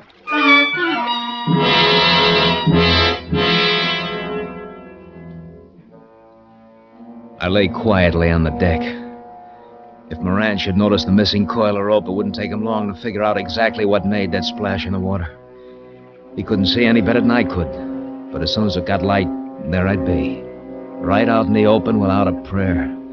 The only thing I gained was a few hours at the most, so I huddled against the rail and I hung onto that fishing gaff, waiting. Then I heard Claire and Moran coming out on deck. I guess that's the best way. Can't miss if you don't louse it up. Those cops are smart. One little angle where our stories don't match it. Well, you just keep your head. Don't worry about me. All right, this is important. Now, once more. Not again. Once more! Who heard the shot? I did. And? I rushed on deck to see Ignacio struggling with Marty. Ignacio had a gun. Ignacio had a gun. He and Marty fought, and they hit the side. Marty went overboard. And our engine's dead. He just disappeared in the darkness. Right? Can't we start back? I gotta change some parts first, make it look like the engine really was out. You see? Every little angle counts. Well, I wish it was over. And for Pete's sake, remember my name is Moran. Now, you never saw me until you got on board the Pelican. There's no way they can check. I don't even have the locket anymore. Good. I'm gonna fix the engine. As soon as it gets light, we'll head back to port. The locket. I'd forgotten all about Claire's locket, but when she mentioned it, the last chunk of the puzzle dropped into the slot. And I wondered why I hadn't thought of it before.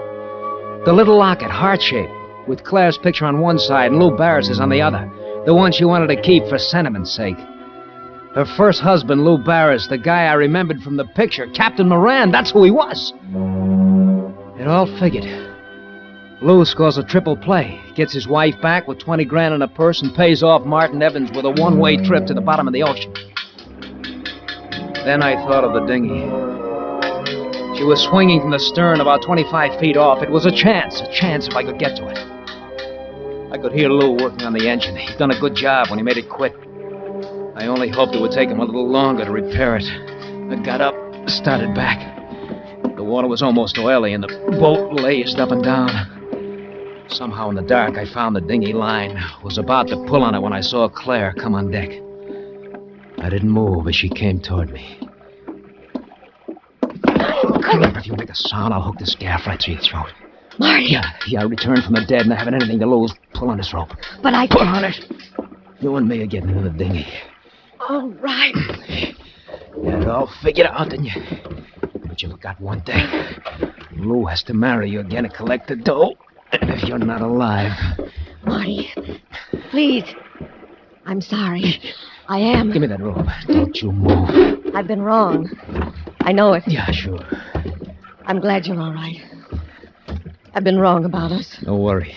I won't kill you unless I have to. Through my new insurance policy. Now get over into the boat. I can't. Sure, it's little.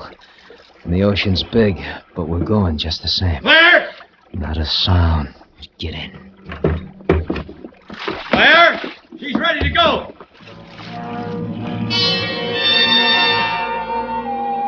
Smooth and neat. As long as I had a gaff at Claire's neck, Lou couldn't do a thing. His one bullet would cost him Claire $20,000, maybe his life. We drifted off a bit. I reached for the oars, but there weren't any. There weren't any oars. When I looked up, I saw Moran standing in the stern of the Pelican. Evans! I can see you! There aren't any oars, are there? That's right. If you try to shoot me and Claire's a goner, too. I got the gaff. Claire! I'm gonna put him out! Why don't you answer him, honey? Don't you understand? I'm sorry. I don't want you to die. I want to be with you. I was wrong. You bet you were wrong. We're gonna find out. We're gonna paddle with our hands. If we can lose him in the fog, we'll be all right. Just remember this. If he finds me, it's too bad for you. Now paddle. Get over on the side. Look out, she's tipping. Look out! You lost it. The gaff. Yeah, I lost it. It doesn't matter. Now maybe you'll believe me. I want to help you get away from him. Believe you? If he finds us, as soon as I see the boat, I'm going to knock you out and throw you overboard. That's how I believe you. Now paddle. Claire! Claire! Evans, don't be a fool! You'll drift out to sea! Once the water jumps up, you haven't got a chance! Stop paddling. Be quiet. Listen to me. Please. I love you. I'm on your side. I won't let him hurt you. Shut up. Evans!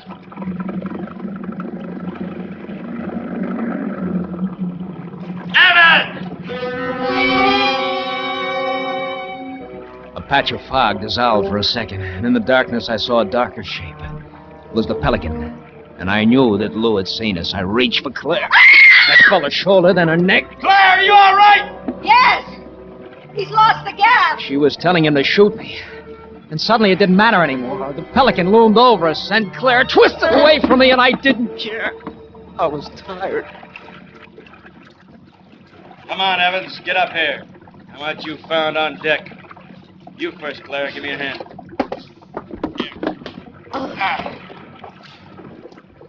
All right, Evans. Get out of there. Get it over with. I'm staying. Give me the gun, Lou. Let me do it. Are you kidding? No, give it to me.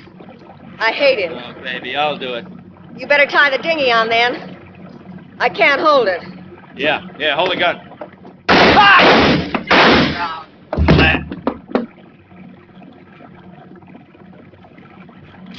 Give me the rope, Marty.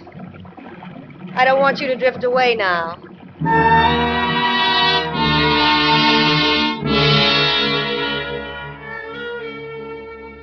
I got out of the dinghy, stood on deck looking down at what used to be Lou Barris. Claire handed me the gun and just stared at me. We didn't say anything for a long time.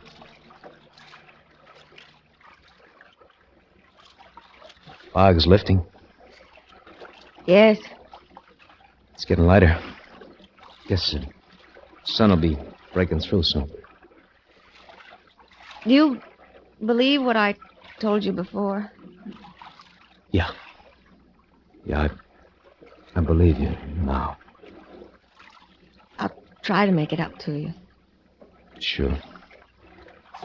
Well, you better get going. We going back to San Pedro? Yeah. Guess I can figure out how this thing runs. Marty, what about me? Well, I gotta tell the police. Oh. Maybe it won't be too tough. I don't know. It's all right. It's better. Marty? Yeah. Do you still care? I mean... I was gonna kill you back there, and I didn't. You figure it out.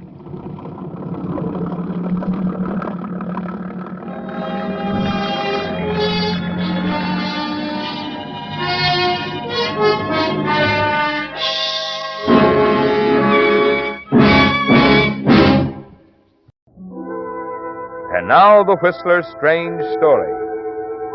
Dark Future.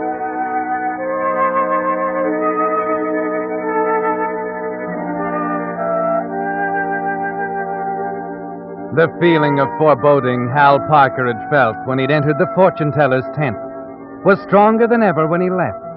And as he shouldered his way down the tan bark lane between the carnival concessions, he tried to put his finger on it.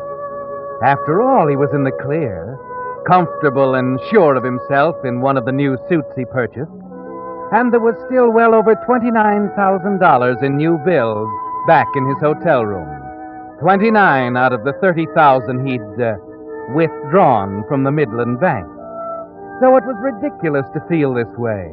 Crazy to imagine he saw something strange and accusing in the dark eyes of Jaru, the Hindu fortune-teller. But as he walked up to Millie at the orangeade stand, the nervous, depressed feeling was still there. Put some orange in it this time. Okay. Well, what's the matter with you? Nothing. Why? You look like some bad man stole all your marbles. How about some orangeade? Extra special tonight. We're using orange. Okay. Do you want a Cupid doll? Yeah, it costs me $5. You want it? Thanks. Here you are. $1 dime. Okay. Oh, gosh, you seem to be out of change. Can you break it 10? Yeah, I guess so. The carnival keeps us in change. They have to. The customers sure don't. 50, 1, 2, 3, 4, 5, and 10. Millie. Yeah? About our date tonight. Would it be all right to make it tomorrow night instead? Oh, I thought you had something on your mind. It's a business appointment. I'm sorry to do it. Oh, don't mind me, Angel. I'll make out. Miranda and I will go to our room together, and she can tell my fortune. Ought to be an exciting evening.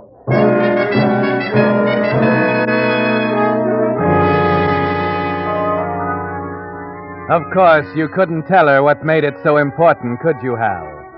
That when Jaru, the crystal gazer, suggested you see him after closing time, there was a look in his eyes, something in his deep, quiet voice that cut through the gloom of his tent like one of the oriental daggers hanging on the wall.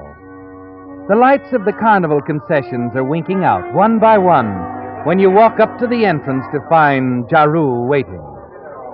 Salam, Sahib Parker. I am grateful you have decided to honor me once more. You said you had something more to tell me. Yes. Here is the inner chamber. You will sit on the chair, please.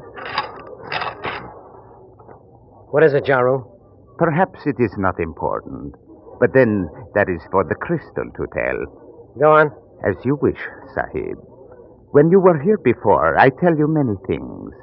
I see in the crystal a house of money. Is that so important? Patient, Sahib. Also, crystal gave me a name of bank. A name like Midland Bank, yes? The crystal? Why don't you be honest, Jaru? I mentioned it to Millie Olmsted. She told her roommate Marana. Marana told you. So let's forget the hocus pocus about the crystal, shall we? Your manner has changed since you were here before, Sahib. But we will go on.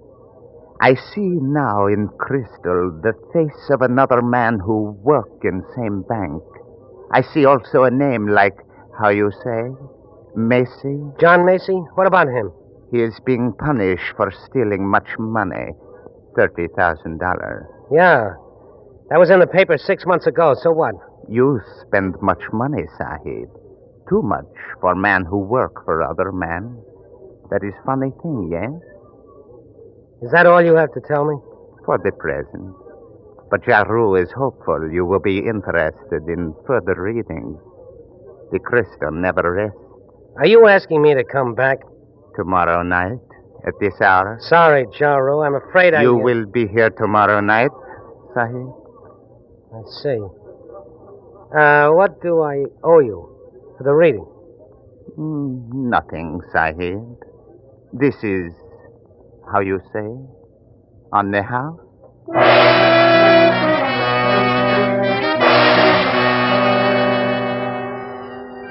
You manage to appear calm as you leave the tent, hoping somehow that Jaru doesn't realize how close he is to the truth. It's unbelievable, Hal, that now, 6 months after you told yourself it was all over, 6 months after you watched John Macy go to prison for the money you embezzled, this man can smile across the table and tell you things that no one, even at the height of Macy's trial, even suspected. Almost as if Jaru actually saw it in the crystal ball. The next afternoon at the bank, Mr. Wilsey, the manager, called you into his office, and you find there's a more concrete basis for Jaru's revelation. Yes, Mr. Wilsey. Oh, Hal, this is Inspector Dale. How do you do? Inspector? And Mrs. John Macy. Mrs. Macy? Yes. How do you do? My husband, John, he told me a great deal about you, Mr. Parker. Yes, we were good friends. I know. That's why I suggested to Mr. Wilsey that you'd be the best one to help us. Oh? Inspector Dale here's run onto something, Hal. I want you to take this list of serial numbers, have it mimeographed, and distributed to all the tellers. Yes, sir. Now, you don't have to tell them why, but all currencies to be checked against the list immediately. And if any bills are taken in carrying those numbers, I'm to be notified right away. Of course. Mr. Wilsey, I don't mean to be inquisitive, but... Oh, I'm sorry, Hal. We didn't intend hiding anything from you. These serial numbers were taken from some of the stolen bills. The first we've been able to locate. Don't you see, Mr. Parker? If we can find out who turned them in or trace them back to him some way, John will be cleared. Well, I hope so, Mrs. Macy, especially for your sake. But well, frankly, I went over your husband's records myself at the time. And the evidence was so conclusive. The records were doctored. Someone else right here at the bank must have... Now, Mrs. Macy, please. We're all trying to help. The inspector here is working hard on the case, and Hal and I will do everything we can to help. Won't we, Hal? Yes, I will personally take care of everything, Mrs. Macy. We'll do everything we can.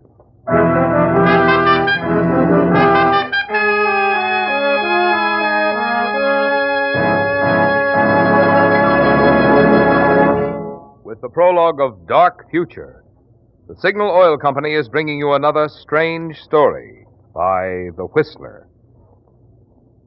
But now here's some hot weather mathematics for drivers. Take the temperature of the day, add 2,800 degrees, the temperature inside the cylinder head of the average motor. That adds up to a lot of heat. Good reason why the cooling system of your car has to be in top condition for summer driving. If yours hasn't been checked recently, why not drop by your Signal dealers for an inspection? Perhaps your radiator has become choked with sludge and rust. If so, Signal stations have special radiator cleaning compound to restore cooling efficiency. To stop small leaks, Signal dealers have radiator sealer. And even new cars should add rust preventive to the radiator to guard against future corrosion. Also, Signal dealers have finest quality fan belts and radiator hoses, and will install them while you wait. You see, Signal stations are much more than places to fill up with Signal's famous Go Farther gasoline and Signal Premium Motor Oil. Wherever you see Signal's circle sign in yellow and black, there you'll also find complete Signal service and fine quality accessories to help your car run better, look better, and last longer. And now, back to the Whistler.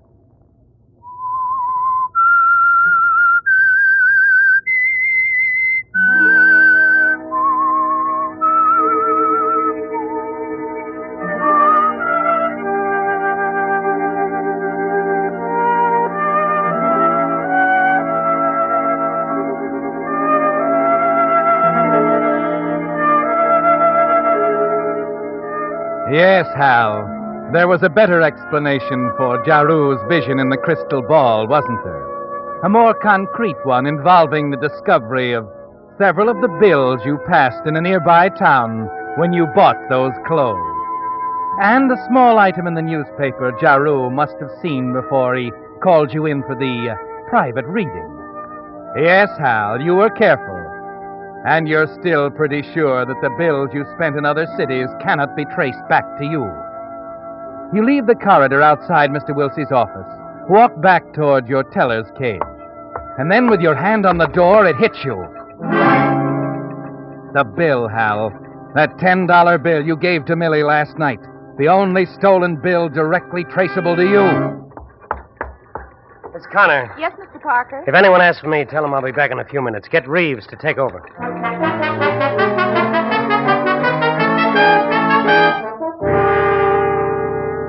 The carnival is just beginning to come to life, making preparations for opening when you arrive 15 minutes later and run up to the orangeade stand. Millie! Hal, what are you doing here in the daytime? Millie, will you do me a favor? Huh? You remember the orangeade I brought here last night? Yeah? I paid for it with a $10 bill. Oh, Brocon. Well, it serves you right. No, listen, I've got to have it back, that bill. I'll give you singles for it. But I don't carry cash around with me. What did you do with it? Think, Millie, what did you do with it? All right, I'm trying. See, that's 10.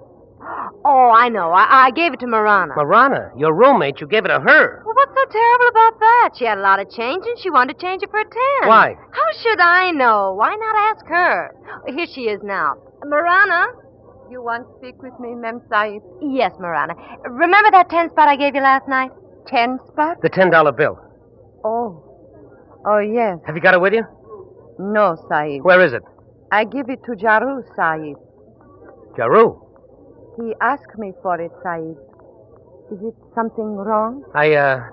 No. It's nothing. I'll ask Jaru himself about it. If I see him tonight.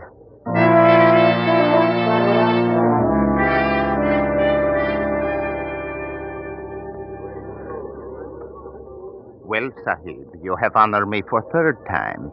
I'm grateful. You asked me to come back. Suppose we don't waste time on this Hindu magic. What do you got to tell me? I will not, as you say, waste time. It is my business to read future in crystal, but... Yeah. But in your case, Sahib, I find future is not clear. You see, trouble is not child of future.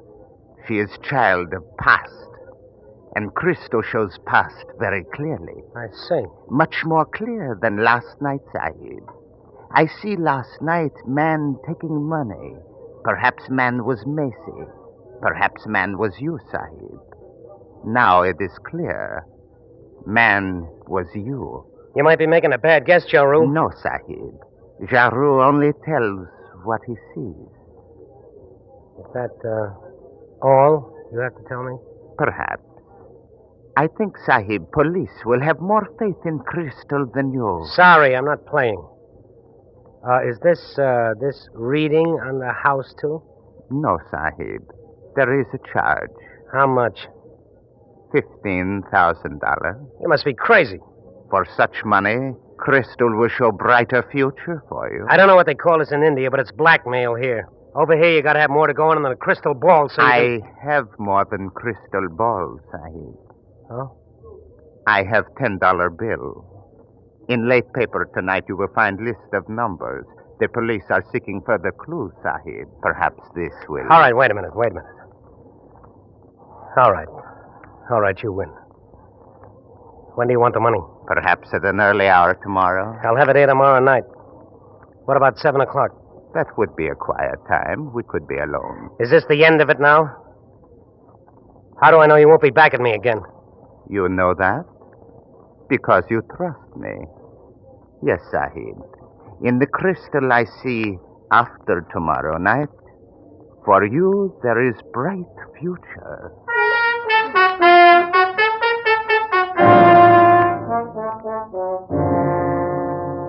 You haven't much choice, have you, Hal? Jaru knows as surely as if he actually could look into the past. And that means you must pay him $15,000 to buy his silence. It's on your mind the next day at the bank. You're nervous, jittery, almost unable to do your work. But somehow you get through the day. And that night at 7, you arrive at Jaru's tent as agreed. The evening rush has not yet started, and the carnival grounds are almost deserted. You have the money under your arm and a cardboard shoebox as you slip into the tent, and Jaru rises to greet you. Salam, Sahib. For the 4th time you have honored Jaru. Yes, Jaru. For the 4th and last time. Yes, the last time, if everything is as agreed. The money is here in the box, $15,000. I hope you never live to spend a penny of it. You should not hate Jaru. He has been, how you say, very reasonable. You stole $30,000, Sahib. Yeah, here you are. 15,000 in new bills. Count them. I want to be sure you get every last dollar. New bills? But no, Sahib. These are the same bills you embezzled. Naturally. But I cannot accept this. What? I cannot be in possession of stolen money, Sahib. I could never spend it. No, Sahib, this will not do. Well, it'll have to do. I can't pay any other way. I'm afraid you must find another way, Sahib. How? Where can I get $15,000 in different bills? In the bank, where you work.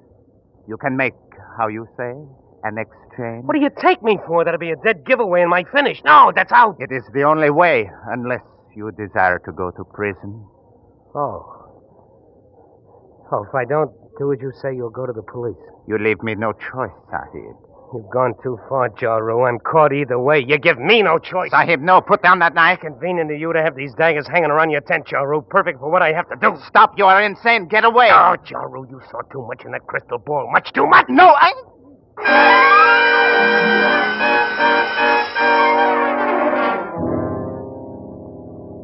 You've done it, Hal. Added murder to theft.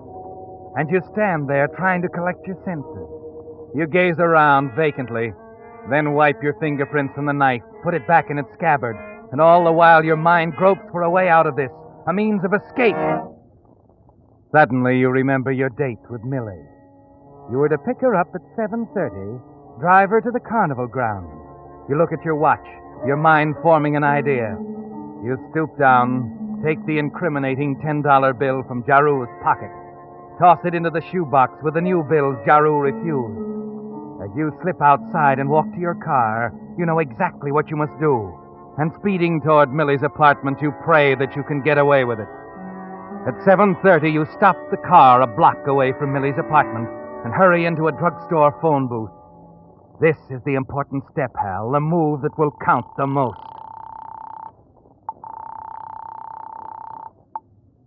Hello? I wish to please talk with Mem Sahib, Mirana. Mirana? Oh, sure, just a minute. Mirana, it's for you. I think Jaru. For me? Thank you. Hello? This is Mirana. Salam, Mem Sahib, Mirana. This is Jaru. Jaru? Yes, Mem Sahib. I'm calling from what you call drugstore. The one near the carnival. Yes? I have appointment with Sahib Parker for crystal reading at 7 o'clock. Oh? It is now 1:30. Have you seen him, Marana? No, Sahib. But he is to be here soon. Then Sahib Parker did not intend to keep appointment. Jaru does not like it. Shall I say you call? It is of no matter. Goodbye, Mem Sahib. You smile as you hang up, don't you, Hal? Because the trick, your imitation of the dead Jaru, seemed to work perfectly. And you've established the fact that Jaru was alive at 7:30. It could be impossible for you to have killed him and then called for Millie far across town only a few minutes later. You hurry to your car, drive the 1 block to Millie's apartment. Your hand trembles as you knock on the door. If Millie and Marana are convinced that it was Jaru they spoke to, you've nothing to worry about. Oh, come in, Hal. I'm almost ready. Ah. I'll be with you in a moment. Oh, you coming along, Marana? No, I have called for taxi cab. What for? There's plenty of room in the car for 3. No, and I'm... Sahib. You have proverb here. 2 is company, 3 is crowd. Mirana, take taxi. It will be here soon. Marana's teased at you, Hal. Oh? What is it? What have I done? Tell her, Marana. To me, Sahib, you have done nothing. To Jaru, you have failed to keep appointment. He's angry. Oh, I'm sorry about that. I forgot, and then I had something to do at my apartment, and before I knew it was past 7. I barely had time to make it here. Jaru phoned Marana a few minutes ago. He said you didn't intend to keep the appointment. Oh, well, I'll apologize when I see him. I will leave you now. Taxi will be waiting. Okay, Marana. See you in about half an hour.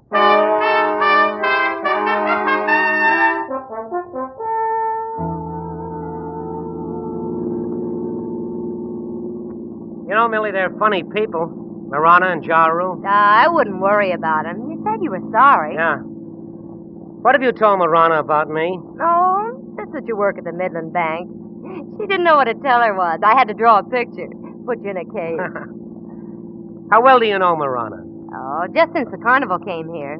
I got the soft drink concession by offering to share my apartment with Marana. Sort of a bribe, but with rooms as scarce as they are. Yeah. What kind of a girl is she? Hard to tell. Doesn't say much. Sensitive about her accent, I guess. Anyway, she goes her way and I go mine. Oh, here we are. Yeah, 8 o'clock on the dot. Hal, look over there. What's wrong? Huh? By Giroux's tent. There's a crowd gathered. Business can't be that good. I wonder... Hey, come on, let's get over there.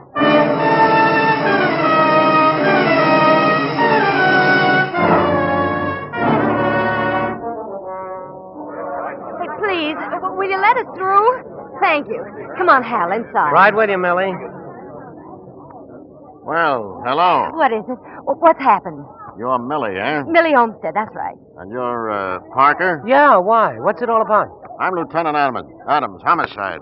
There's been a murder. Murder? Not Giroux. Yeah, that's his name. He was stabbed with one of these Oriental daggers. Happened sometime within the past hour, as far as we can tell right now. I understand you people knew him pretty well. Who told you that? I never knew him before the carnival got here. I know. Your roommate, that Mirana, told us about you. How about you, Parker? Oh, I didn't know him very well either. He gave me a couple of readings, that's all. Uh-huh. As a matter of fact, I had an appointment with him tonight at 7. I didn't keep it. No? Can you prove that? Of course he can. Call for me at 7:30. He wouldn't have had time for a reading and then drive all the way to my place. Yeah, and Giroux was alive at 7:30, Lieutenant. How do you know that? Well, when I got to Millie's, he just phoned. Millie spoke to him. So did Marana. I see. Well, that leaves us exactly nowhere. And I'm afraid we won't find the answer to Giroux's murder in a crystal ball.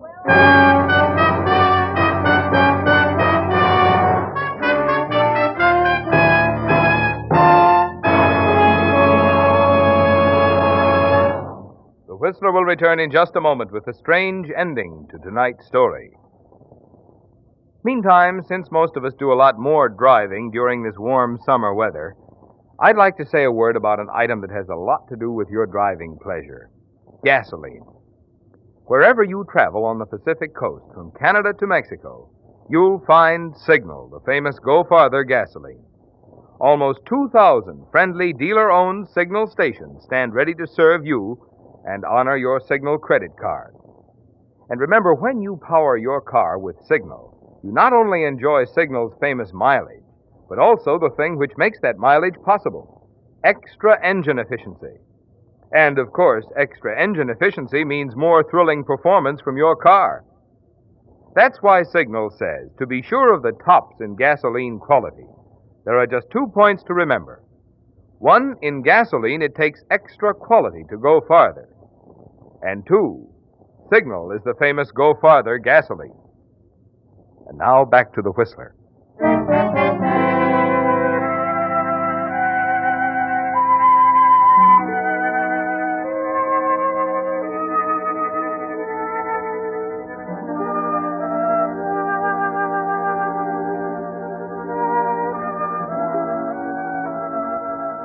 It's almost over, isn't it, Hal?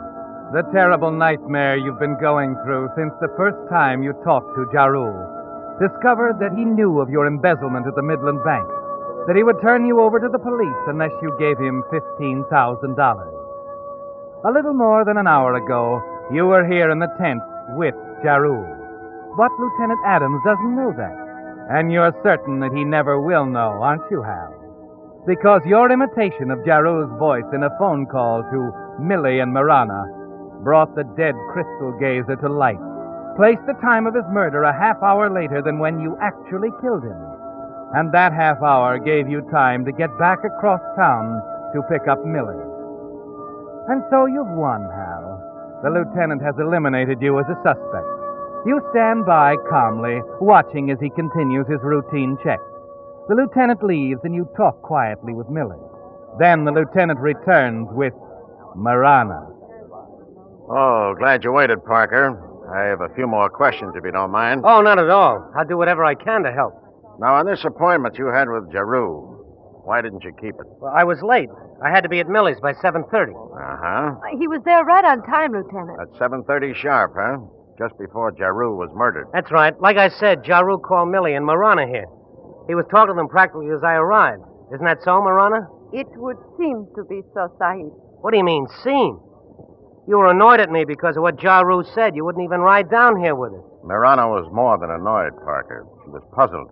After that call, she wanted time to think, figure things out for herself. That is right, Sahib.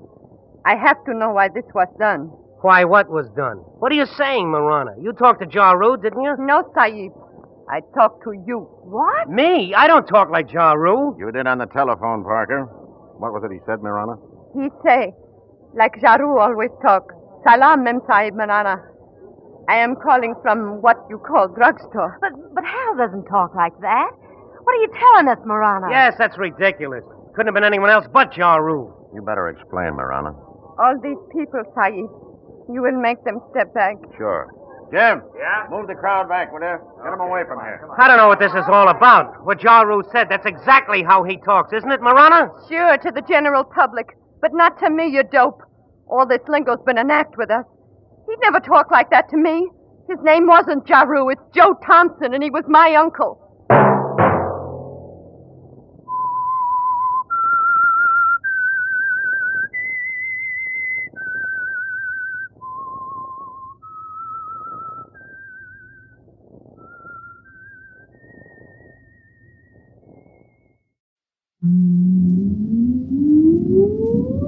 Countdown for blast off. X minus 5, 4, 3, 2, X minus 1, fire.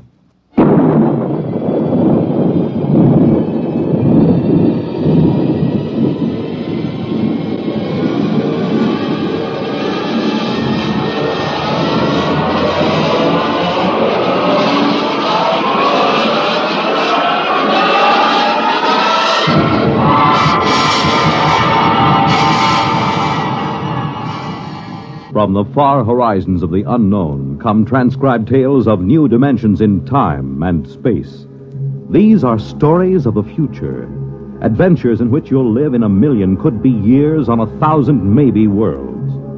The National Broadcasting Company, in cooperation with Galaxy Science Fiction Magazine, presents X minus 1.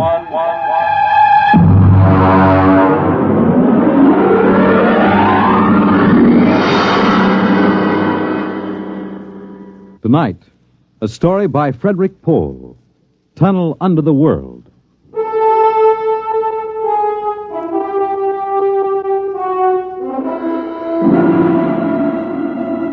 On the morning of June 15, Guy Burkhart woke up screaming.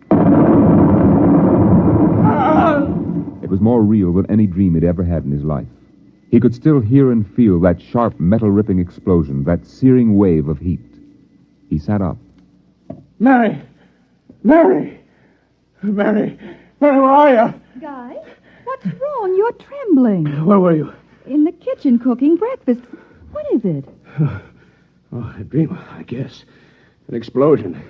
Did you say an explosion? Yes. But that's the dream I had. What? I dreamed there was a big explosion and then something sort of hit me on the head. Holy smokes. Maybe there really was some sort of explosion and it started us dreaming. Well, there'll be an explosion down at your office if you don't hurry and get to work.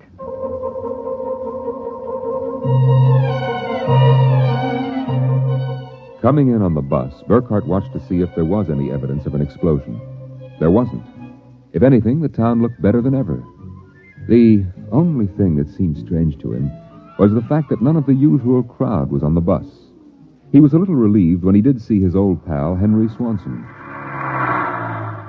Excuse me. Henry. You pardon me, sir, please. Henry, what's the matter with you? It's me, Guy Burkhart. Burkhart? Sorry, I don't believe we've met. What? Henry, for Pete's sake, it's me. If you'll excuse me, this is my stop. Well, how do you like that?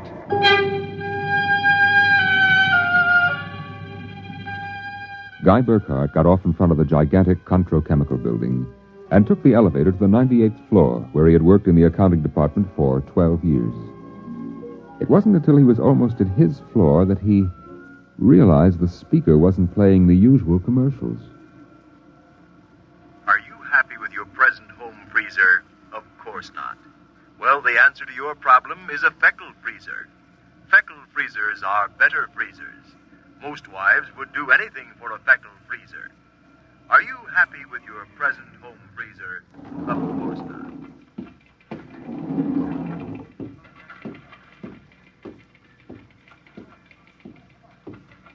Good morning, Miss Horn. Good morning, Mr. Burkhart. A new hairdo, I see. Well, yes. Do you like it? Makes a lot of difference in your appearance.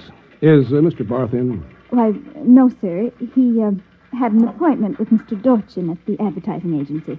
Today? But today's the 15th of June. He has to sign the quarterly statement. He said he wouldn't be in. That's mighty peculiar. Yes, sir. Oh, by the way, Miss Horn, What the devil is a feckle freezer? A feckle freezer? There's some new copy on the elevator commercial. Dorchin must have landed another account. Feckle freezers. I really don't know, Mr. Burkhardt. It's a funny day. Can't quite put my finger on it. There's something strange going on. He couldn't shake the thought out of his mind. It persisted all through the day and through dinner. He was still brooding as he and Mary got ready for bed. I guess I'll get a good night's sleep. Coming? I think I'll sit up and read for a while. All right, dear. Good night. Good night, dear.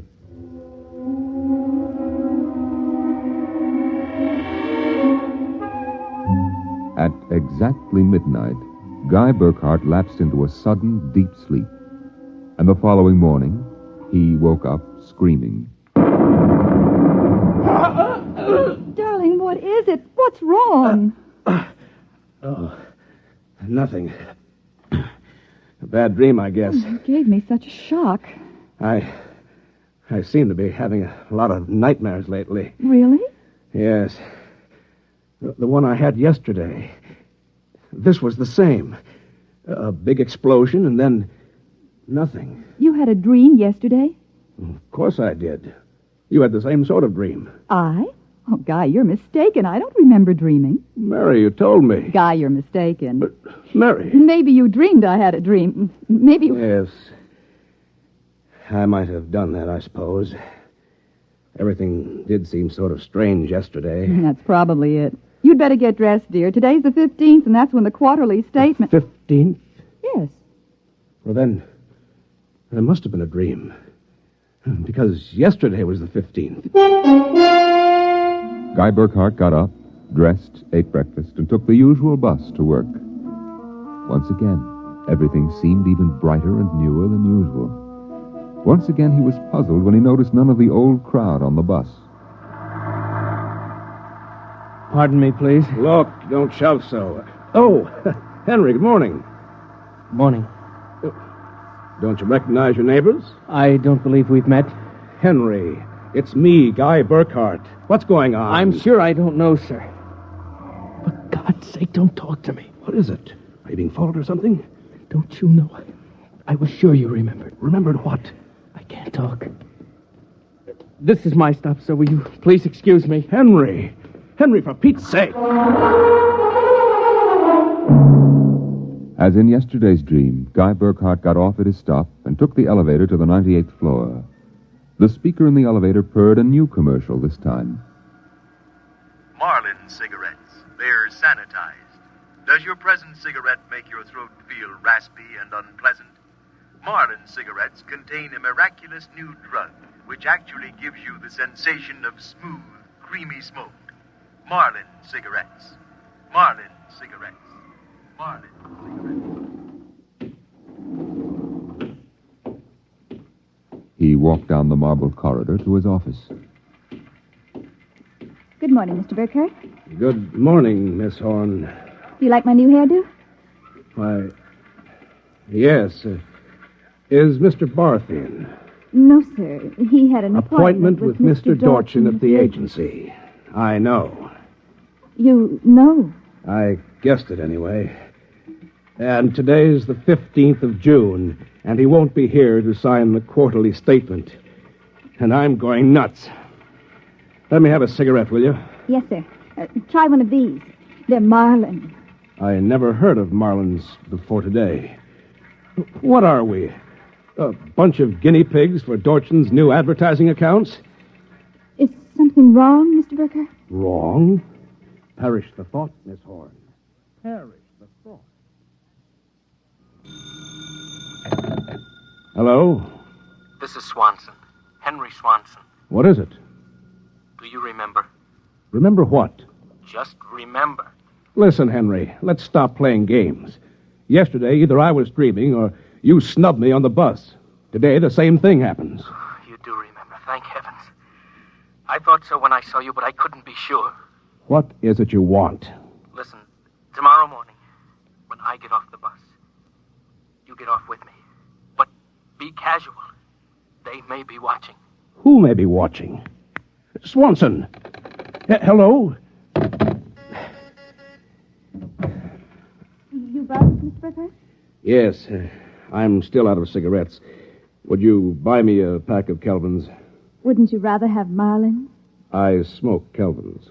But, Mr. Burkhart, Marlins have that soft, creamy smoke that's so soothing to your throat. You really believe that stuff? It's true. I wouldn't say this, Mr. Burkhart, except that, well, I've gotten to know you pretty well, and I've grown to admire you so much. I see. Would you mind, Mr. Burkhart, if I told you that for months now I've wanted to, well, just comfort you. I know how troubled you've been. You've never mentioned your feelings, Miss Horn. April. My first name is April. That's a pretty name. You see, I do have your welfare at heart. That's why when I see you smoking Kelvins, and I know Marlins are so much better, won't you let me buy some of them for you? I suppose so. Why not? Here, you bring me a carton. Thank you, Mr. Burkhart. Guy. I'll be back.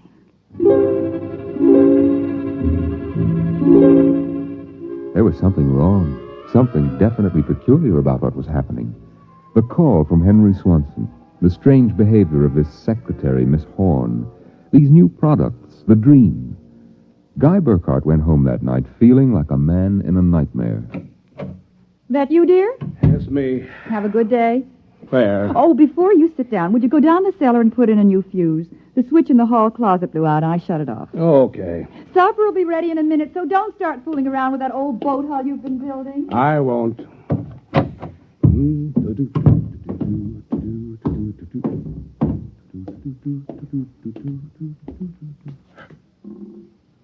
Mary! Mary! What is it? Come down here. Hurry up. What is it? I'm not sure. I was looking for a fuse, and I thought maybe I'd drop one under the boat hull, so I scratched around. Look. Let me put the flashlight on it. Well? Look at the floor. What about the floor? It's supposed to be cement. Well? It's copper. There's a thin layer of cement, but underneath it's metal. Look here. Underneath the concrete, more metal. There. And here, on the wall, metal.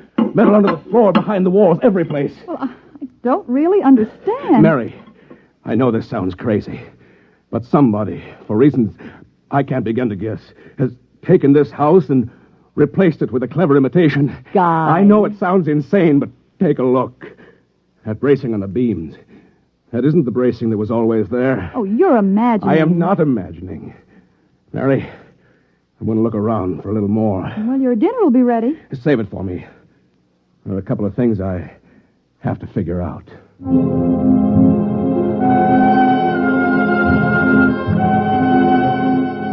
The following morning, Guy Burkhart woke up, screaming.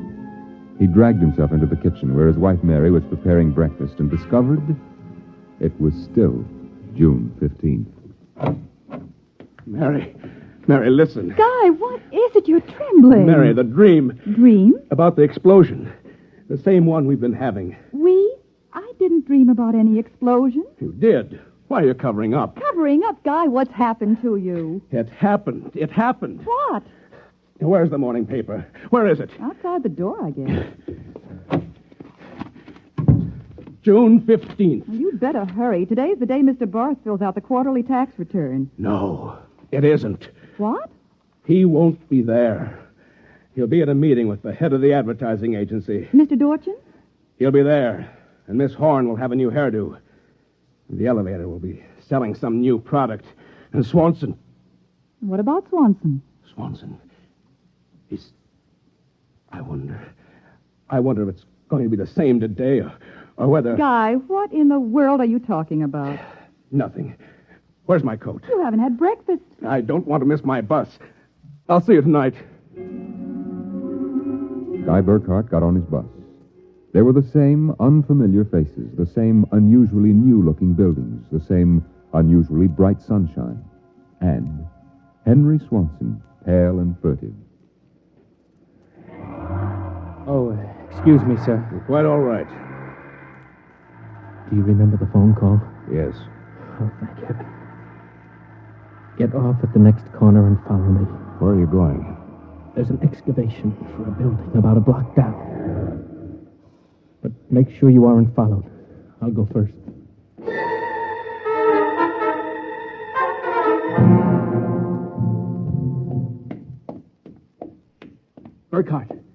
Burkhardt, here behind the fence. Now, Henry, what's this all about? Just a minute. I want to make sure you weren't followed. Followed by whom? By them, of course. And just who are they? I'm not sure. At first I thought perhaps they were Russians. Now I'm beginning to think they're Martians. No humans could have accomplished what they've accomplished. Look, start from the beginning, Henry. What's going on? Burkhardt, peculiar things have been happening to you, right? Yes. A lot of your friends are missing. Your house seems changed. There's something stranger than that. The date. Today is June 15th. Yet I could swear that yesterday was June 15th and the day before that. Yes, you've got it. It's always June 15th. And you and I are the only ones who know it. But why? How? I'm not sure. I think it's some sort of mass hypnosis or something. Why didn't it work for us? My wife Mary doesn't remember things. Somehow when it happened, they missed us. We were protected from the full force of the rays or whatever they use. Burkhardt, where were you on the night of the 14th, about midnight? That was Sunday night. Yes. I was down in the cellar, under that boat I'm building. And I was in my darkroom developing some pictures. It just doesn't make any sense to me. Russians, Martians. What makes you think so? I've seen them. Where? At the end of the tunnel. What tunnel? The one that they built under Tylertown. A tunnel under Tylertown? Yes, that's right. It's made out of copper or some alloy. Wait a minute. I found a copper layer under my cellar floor last night. Yes, so did I. That's how I discovered it. I found a way to get in, too. It's at the bottom of this excavation. Holy mackerel. Why don't we tell the police? Because we can't trust them. Even the police may be Martians in disguise. You're being melodramatic. Am I?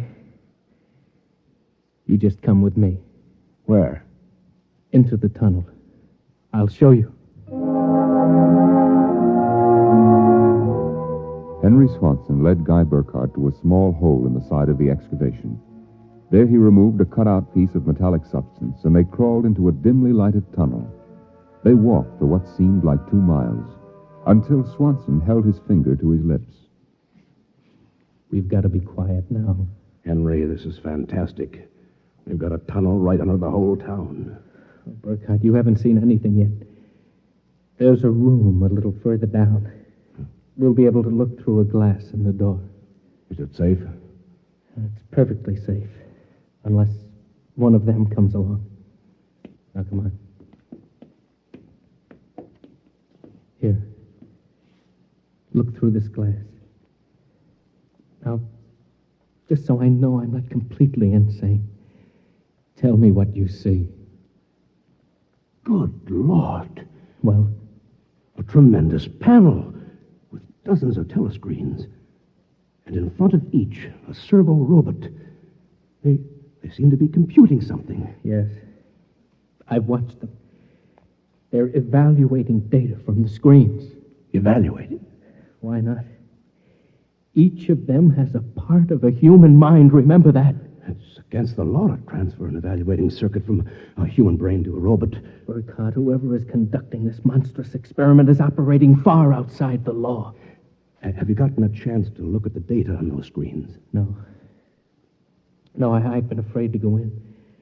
There might be a warning circuit somewhere. If we knew what those robots were working on, we could go to the authorities.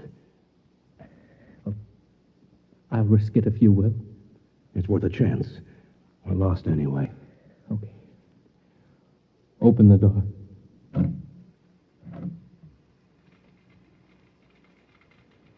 So far, so good. Come on. Let's take a look at that data. Yes, but don't interfere with the robots. Don't worry. Let's look at the screen. Whew. Listen to this. Tests in the 47K12 group with Marlin cigarettes pulled 80% using the soft feminine approach. Indications are that an extension of this approach would sell at least 70% nationwide. On the Feckel freezers, the direct elevator pitch pulled only 10%. This should be abandoned and a new series of high persuasion elements introduced. Henry, do you know what this means? I haven't the faintest idea. I don't blame you. It's crazy, but it fits the facts when I think about it.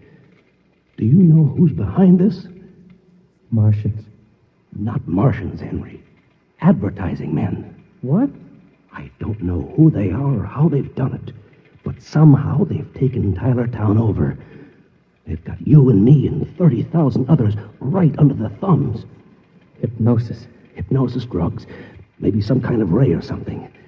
However they do it, what happens is that they let us live through a single day. During that day, they pour all kinds of suggestions and propaganda into us. At the end of the day, they evaluate the results, see how we've reacted. Then at midnight, they wash the day out of our minds. And the next morning, we start the same day over again with different stimuli. No, I can't believe it. I know it sounds ridiculous, but think of it. They can run the perfect test, and on a whole community. Do you know what that means? Suppose one man learned how to influence people 100%. In a year, he could sell us anything from freezers to political candidates. Oh, now, wait a minute. We're guinea pigs, Henry. This whole community is one big test tube for propaganda research. What do we do?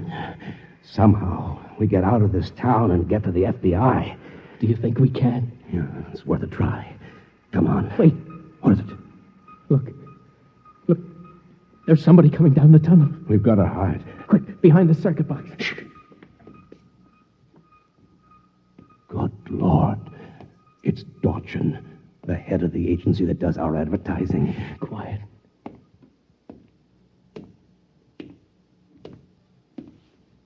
All right, Burkhardt, come out. We know you're in this room. Miss Horn has informed us that you remember. I must warn you, it's useless to buck us. Come out peacefully and let our maintenance crew adjust you properly so you don't remember from one experiment to the next. It'll be quite painless. If you don't come out peacefully, we'll have to get you. Henry, take this wrench. When I give the word, jump him. He may be armed. We've nothing to lose. Very well. I'm coming after you. Now!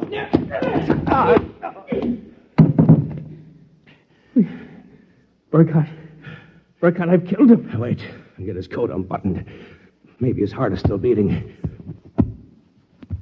Henry. What is it? What's wrong? Look, underneath his coat. Oh, heaven help us. It's a robot. A humanoid robot. Designed to look like Dorchin. Come on, let's get out of here. Wait. What's that? A loudspeaker. I told you it was useless, gentlemen. Who are you? Mr. Dorchin, naturally. The real Mr. Dorchin. What are you trying to do to us? Merely trying to prevent you from damaging my experiment, gentlemen. You can't get away with this, Dorchin. Sooner or later, somebody, the FBI or somebody, is going to get wind of this madness. Oh, now really, Burkhardt, you're quite naive. Now, why don't you be reasonable and let the maintenance crew adjust you? If I refuse, I suppose you'll kill me.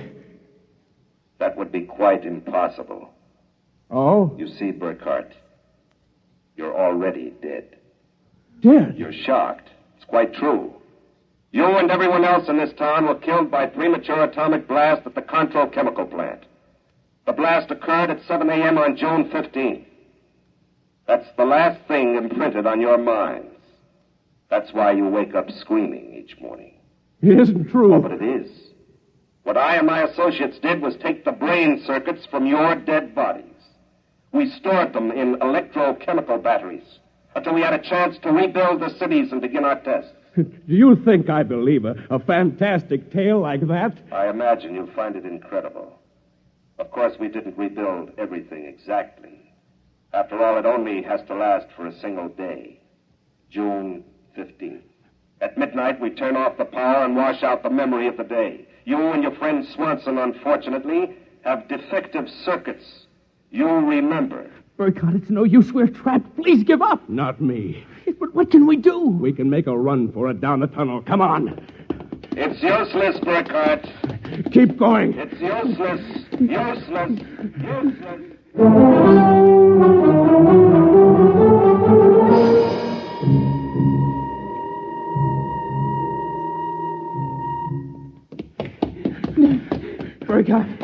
Burkhardt, it's no use. You go ahead. I'm finished. Look, we're almost at the end of the tunnel. I can see a door. Here, I'll help you. I can't. Just a little further. No. Now, here. This door is open. It opens. Oh, no. I don't believe it. I can't run anymore. Come on. Sorry. You go ahead. Look. I'm finished. Look, we're almost at the end of the tunnel. They were I can see a door. on a ledge, Here, I'll help you. I can't. Just At a their little feet, the ledge further. dropped away into a chasm so deep Now they could here. not see the bottom. This door is open. Beyond was only a glare so bright that their eyes could not stand to look into it. And yet, just beyond the limit of their vision, something towered. Something so huge it was almost inconceivable. Something... Burkhardt. Yes? This is Dorchin. Now, do you understand why it's useless? The great looming figure moved closer. It seemed to take shape now, and yet it was so gigantic as to be unbelievable. It came closer. The glare was partially blocked, and then Guy Burkhardt knew that the towering shape was none other than Dorchin himself. You see how I did it, Burkhardt? I took your brain circuits and had them reduced so they could be transferred to tiny humanoid mannequins. That's what you are, Burkhardt. A tiny miniature of yourself. And this city, this whole experiment I'm conducting, is built on a tabletop. It was the morning of June 15th, and Guy Burkhardt woke up screaming.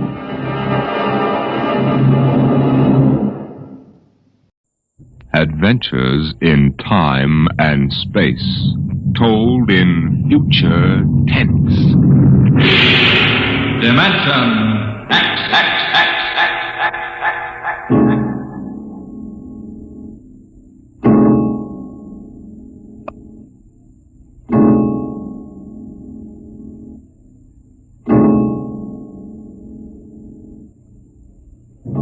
When man first crossed the vast distances of outer space to land on strange worlds, he found that someone had been there before him. The ruined canals of Mars, the smashed cities of Titan and Centaurus II and III, all these were evidence that 100,000 years ago, a race of intelligent beings built their cities across the galaxy. They knew space travel, atomic power, astrophysics, and engineering. And then they destroyed themselves completely, so that of all the cities on 1,000 worlds, only dust and rubble remained. Why? Why did these beings obliterate all record of themselves? That is the mystery of the lost race. The freighter Carillia, bound out of Earth for Cetus Alpha 2, came into normal flight after 103 days in overdrive. The stars were unfamiliar. The constellations known on Earth had disappeared. But there was a yellow sun off to port, and about it revolved 3 planets.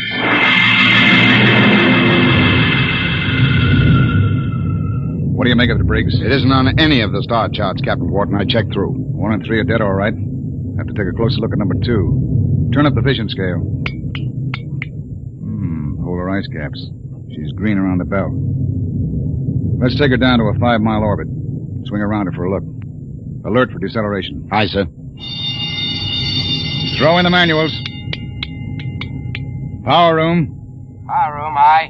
We're going down to have a look at something. Give us just enough power to keep her under control. All right, Briggs. Hang on to your stomach.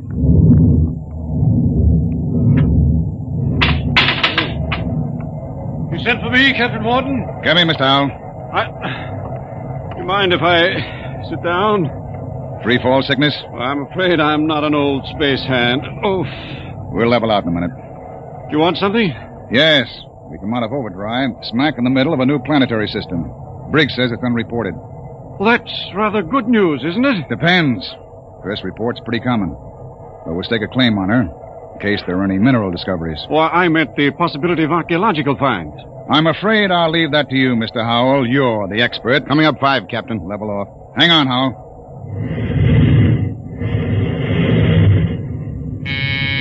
Power room. Hold her steady she goes. We'll orbit at slow cruising speed. All right. Clear the scope, Briggs. Aye, sir. Nice-looking piece of real estate. Well, the Space Guard requires I check up for radioactives, gold, and lost race rooms. You're landing? Landing? I've got a schedule to keep, Mr. Howell. I can't sit down on every lump of dirt I run into. We'll do a spectroscope check, and I figured you'd spot any ruins. All right. Wait a minute. There in the lower quadrant. What? That bald spot in the vegetation. Those are ruins, all right. Are you sure, Howell? Yes. I've seen the lost race rubble on Centaurus 2. There. You can see it plainly, dust and rubble. No, that's what I get for calling in an expert. Briggs, stand by to take it down to 5,000 feet. Aye, sir. All this stinking luck. There goes my schedule.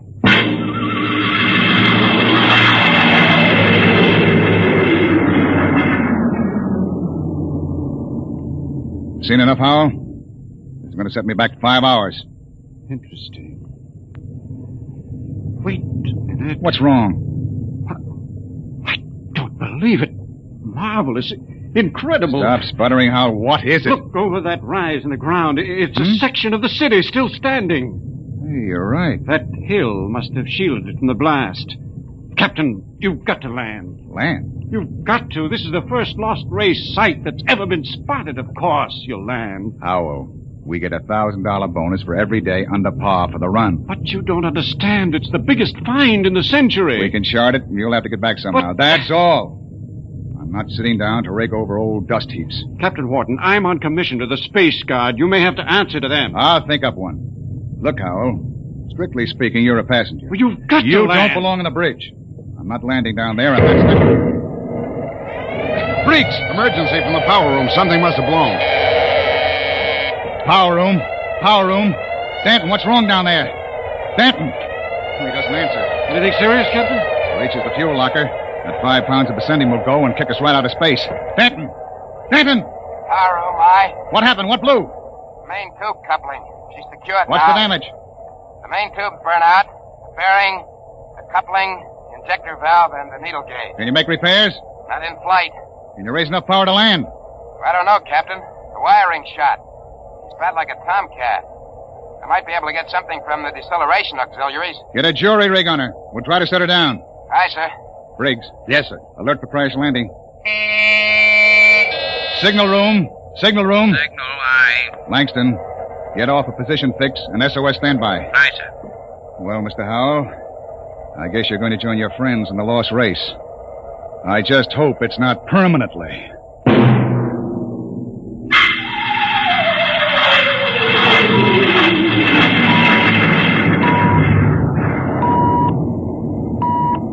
Leveled off now, Captain. Trim her up a point. That's it. She's bucking bad. 5 more minutes and the hull plates will shake loose. Power room. Stand by for bow blast on signal. Power ready. I'm going to try for that clearing. Too narrow. 2 to 1 for $1. All right. Hang on.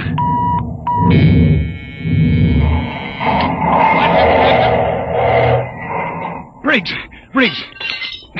You all right? I hit my head on the panel. Well, I seem to be all assembled. We're down. Guess our luck hasn't run out yet. Calling power room. Power room, aye. All right down there? Yeah, I'm all right. Danton, I want a complete damage check and repair estimate. Get up here as soon as you got it for me. Briggs, you all right now? Yes, sir, I guess so. As soon as we get Danton's report, get a detail aft. Help him with the repairs. Captain Wharton. What is it, Langston? My speaker line's out. Sending circuits blew. Spare tubes? That was a pretty rough landing, Captain. They're gone. I can't replace them this side of Lunar Space Station. I see. Well, the SOS ought to do it. And the Space Guard monitor reports our position. They aren't going to, Captain. Why not?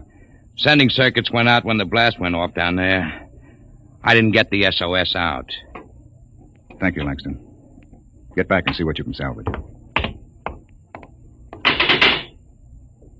Does that mean bad news? We were in overdrive, Mr. Howell. It would take 40 years to search the distance we've traveled in one day. Consequently, when a ship doesn't make port and doesn't transmit a position fix, they forget about it. Oh. I see. And with the radio out, we blast off on our own power. Or we don't get off. Got your damage report, Captain. Well? Here. It's on a B-23 checklist. Not bad? Worse. Danton, how long will it take you for repairs? I don't know. An estimate. I know gypsy fortune teller. How about the lifeboat? For deep space? What are they teaching at Sands Point now? Basket weaving? Danton, Lifeboat couldn't lift half a light year off this here mud heap. Danton, I'll take just so much. Look. Can it be converted to Bessendium drive? Converter links were mashed when we came down. How long is it going to take you to repair the main drive? Look, Captain, I got 2 hands.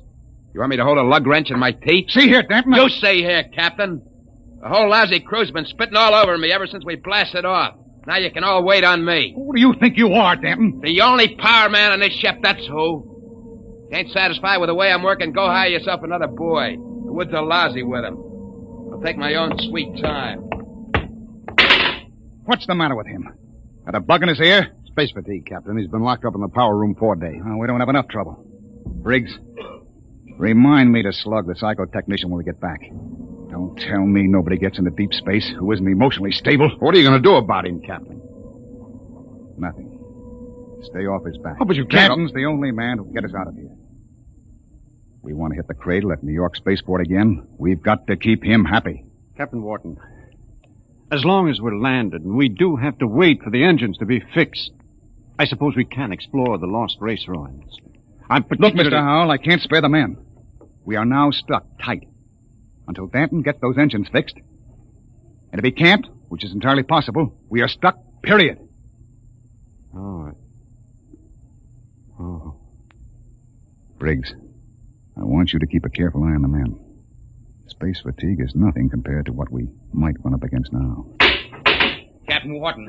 Captain, I've got it. Sending circuits? No, sir, but I picked up the incoming video band. Well, that's something. Can you get the mail call through? The men could use a little lift right now. Well, the scheduled one-way personals are due at 23:30 Greenwich. Good. That ought to help morale. Langston, rig the receiving booth. Aye, sir. Howell, this is a break. Seeing the folks at home may be enough to keep everybody on an even keel. I know I'll be glad to see that kid of mine.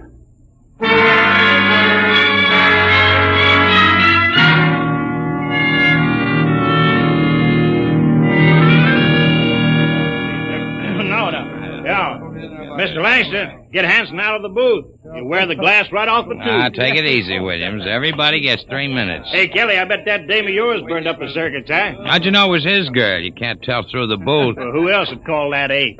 What'd you say, Kelly? Oh, nothing. She don't have to. She just stands in front of the pickup tube and, oh, brother. I can just see that. Hey, it's a boy. A boy. Alice had a boy. They're going to show him to me in the circuit tomorrow. Congratulations. Who's next, Mr. Langston? The last call's coming through now on ticker. It's for Williams. Well, wait a minute, Williams. Well, let go of my arm. What happened to my call? No call today, Dan. You're a liar, Langston. Hey. My girl calls on every scheduled circuit. That must be mine. Let go, Dad. Maybe Janie was busy waiting tables in the lunchroom. What do you know about her, Hanson? You kidding? She's a swell kid. Everybody at New York Spaceport knows her. Yeah, I've seen you hanging around Jane, too. Now, wait a minute, Danton. Take it easy, Dan. You and Williams made this up between you, didn't you? You're going to take my call, huh, William? You're space happy. You used to hang around with her before I cut you out. Now, listen, Danton, you were lucky enough to get her. Let well enough alone. You bet I got her all right, and you're not going to steal her back. Williams, I'm going to... You crazy... Danton!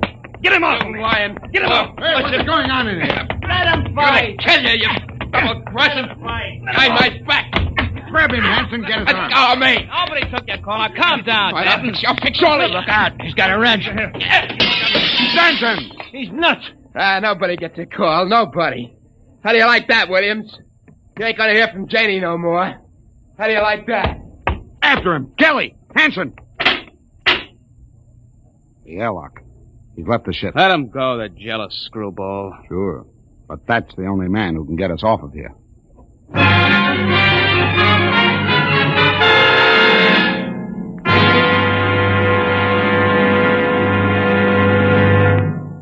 I warned you, so help me, Briggs. I warned you to keep an eye on Danton. Well, I didn't think he'd go off this way. Well, it's that girl of his, sir. He's crazy jealous about her. Any reason for it, Williams? No, sir. She's a good kid. Too good for Danton.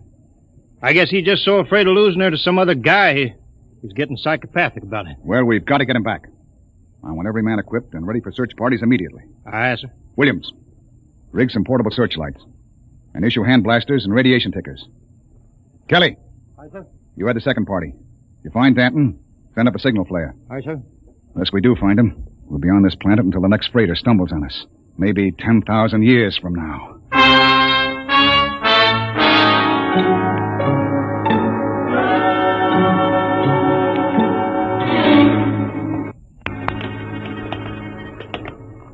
Hold that light up, Hanson. This is amazing, Captain. Lost Race buildings actually standing. Hey! What is it? Oh, nothing. A shadow. Place gives me the willies. To be able to find out so much about them, their science, art, what they looked like, perhaps even why they destroyed themselves. I'm beginning to wonder about that, Hal. You sure they destroyed themselves? Maybe they lost a war to another race. The winners would have left traces. Genghis Khan, the Mongol emperor, left a pile of skulls as a monument after he destroyed his enemies, but there's been nothing like that found. No clues at all, eh? Nothing. When they decided to wipe themselves out, they did a thorough job. But why?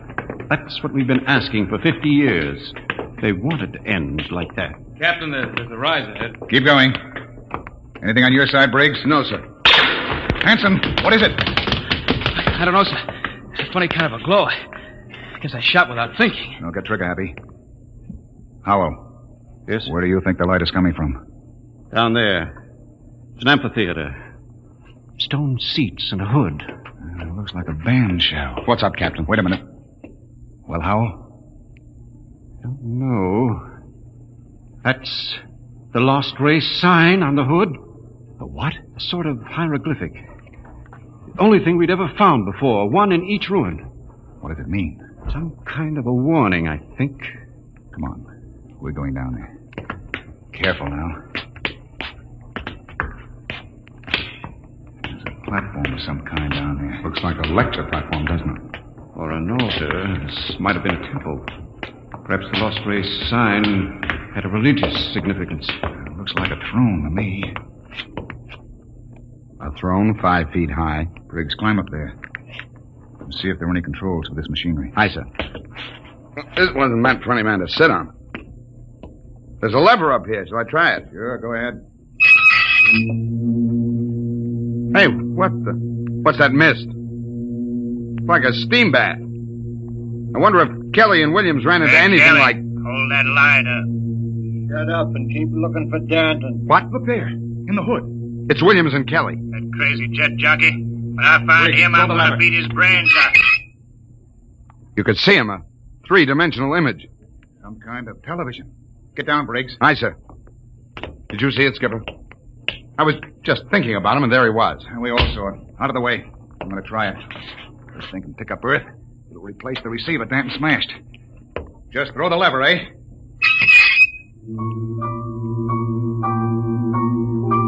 What? That's my son. I'll be darned. His music lesson. Say, it reaches Earth all right. What? Imagine. Television without a transmitter. Looks like the lost race was ahead of us in more ways than one. Go up and try it, Howell. Amazing, amazing. Television without a transmitter. This machine may be the clue to the mystery of the lost race. I'll try it. Mary, I've told you I like my paper first in the morning. If that youngster wants to know how the Tigers did, let him wait until I am... My father in Detroit. Remarkable, Captain. You can see the whole room clearly. Say, how about me, Captain? Let me get up there. I'd like to see my baby. Alice told me all about it. Out! What's the matter, Hanson? I kicked something, a wrench. Well, hold it up. What? It's Danton's. That means he's been here. We're on his trail, all right. Come on, Howell, let's go. But the baby wouldn't take a minute, Captain. Later, Hanson. We've got to find Danton first. All right, now, let's get moving. Hold it. What's that? The recall flare. Kelly and his men have found Danton. Oh, I hope that crazy fool is in one piece. We start back now, Captain? Yes. That came from the ship. Another flare? No, that was an explosion. That's all we need now. Something more to happen to the ship.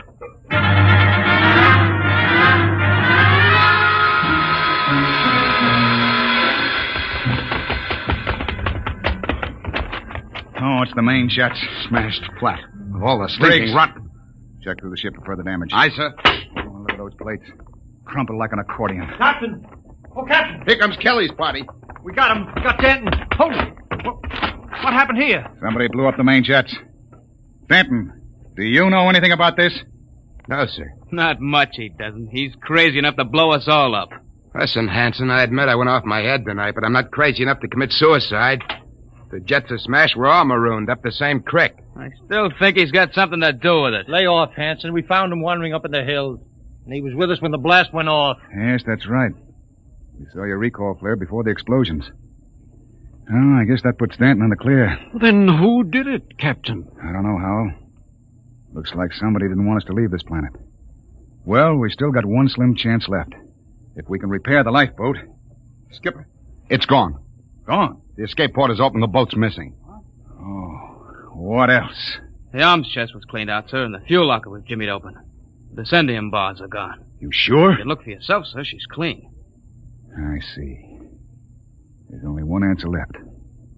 There's something or somebody out in those ruins trying to get us. Maybe that lost race decided they weren't going to stay lost. You think some of them may still be alive? Who else could have blown up our ship?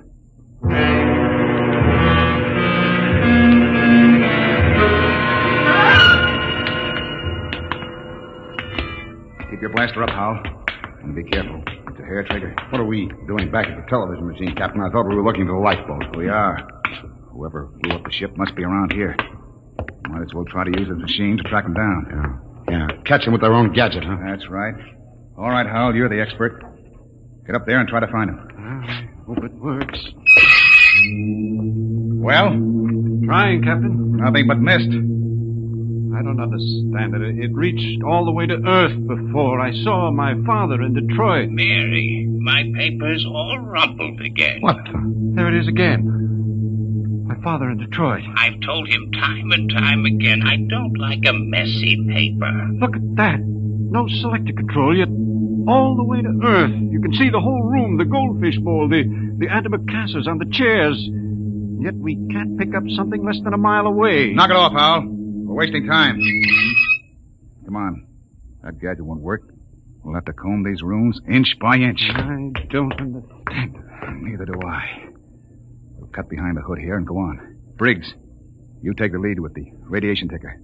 We might be able to pick up a reading on where the rocket fuel is hidden. Aye, sir. All right, let's go. I can't understand why that machine can pick up Earth and not... Help, Captain! Briggs, what is it? Captain, help! I'm falling! It's a cave-in. Hang on, Briggs. I'm slipping, Captain. Grab his wrist. All right. Now pull. Pull. Higher! Higher! Oh. What happened? I was just walking along and the ground caved in. What? It's some kind of shaft. Hold your light over it, Captain. Oh! 50 feet deep in a stone bottom. I could have split my head open like a grapefruit. Something down there. Hold that light steady. Amazing. Amazing. Looks like a pile of bones to me. 2 piles. It may be the first skeletal remains ever found of the lost race. I've got to get down in there. We haven't got time, Howell. Come on. Let me have your binoculars. Wonderful. That small skeleton must be an infant. They've been laid out carefully. The burial chamber. The way they're lying, it's probably a mother and infant. Yeah.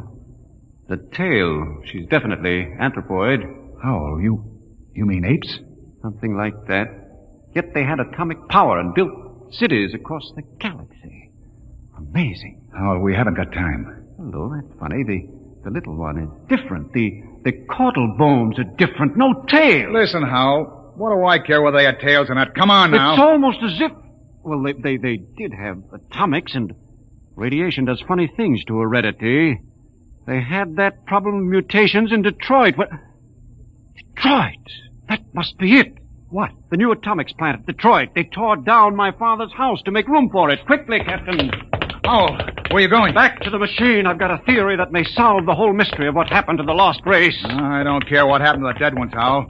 I want to find the living ones who wrecked my ship. I think this machine may give us both answers. There's the house, Detroit, down to the last detail. Oh, come on down. We know all that. But don't you understand? That house was torn down. I got a letter before we lifted off Earth. It's gone. But it's on the television machine. Captain, that machine isn't television. It's a thought projector. What? It only mirrors what's in your own mind. But, Mr. Howell, we saw Earth. It was really there. But it was just because we imagined it, Briggs. It's a thought projection. I can produce any mental image that occurs to me on this machine. New York, spaceport, a Space Guard patrol, anything. Anything? Yes. And now I think I know what inspired the lost race to do what they did. It was fear. Fear of what was in their own minds. They could all see it with machines like this. But fear? Fear of what? They foresaw the future. So they destroyed themselves. Every last one of them. Hold it, Howell. Are you sure they're all dead? 100,000 years ago. Then who blew up the ship and stole our lifeboat? Danton. Danton? But why? He was pathologically jealous. Yes, but blowing up the ship was like committing suicide. He wasn't crazy enough to do that. The lost race was after they looked at this machine. You mean Danton did too? We found his wrench here. You're right. He must have looked at the machine and thought it was television. He must have seen all his fears about losing his girl confirmed. That was enough to make him completely unbalanced. But he was with Kelly when that explosion went off. He's got an ironclad alibi. No, he hasn't. Wouldn't take a power man long to sneak back to the ship and rig a delayed action fuse. Howell, we've got to get back to the ship before Danton. Never mind, Captain. Stay right there. That's Danton. In the dark. You make a perfect target there. Stop your gun. I got a blaster set at wide angle. Drop him. He's got us cold. I've been following you, Wharton. I wanted to tell you. I'm going back to Earth. I got the lifeboat heading over that rise. It won't work in deep space. You believed me when I told you that, didn't you? Well, I've got it fixed. And with that Vicendium fuel, it'll be a milk run. I'll reach the Space Guard station at Volta with a long, sad story about how the rest of you exploded in mid-space. Danton, that's murder. Yeah, that's just what it is. And easy, too. Danton, you can't just leave us here. Watch me. Sit in front of that machine and watch me. Yeah, I know what it is. I know it's a television without a transmitter. And I did some checking up. I've seen how you were stealing my calls. Trying to steal my girl. Danton, you're sick. You Pretty can't... smart, that lost race. They built some machine. And it showed me plenty. It showed me enough to kill you. Oh, you've got it all wrong. This isn't a television machine. What are you trying to pull, Wharton? I saw it. Those were your own thoughts, Danton.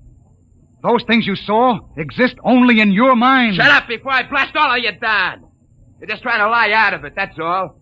But I know the truth when I see it. And you're going to die. All right, Danton, but you're not going to get away with it. Look at the machine. What's that? The machine. It's the Space Guard patrol, Danton. Look, they're coming. X3 to command. Spotted the Corellias. Reported. Preparing to land. That's the Space Guard, Danton. Yeah, whole patrol. You're lying. They couldn't come. There wasn't any SOS. X3 to command. Preparing to land. There's the clearing. That's enough, Howell. All right, Danton. They'll be coming over the horizon. Drop your gun and give yourself up. No, they're not going to catch me. I'll be away in that lifeboat before they land. Stand still, all of you. Stay where you are. I still got you covered. Danton, look out behind you! Burial shaft. He fell in it. Hold the light down, Briggs. Well? He's dead.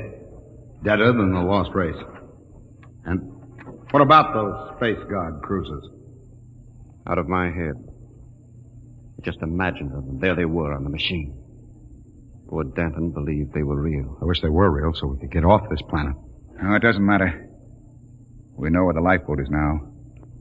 We can send one man to bring back help. And it won't be Danton.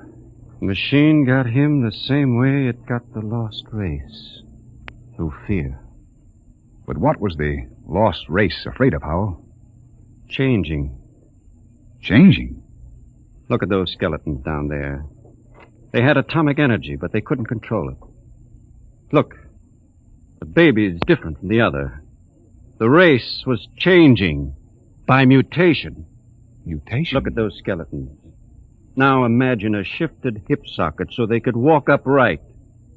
The baby was already without a tail. But Howell, that would mean they were changing into... Yes, Captain.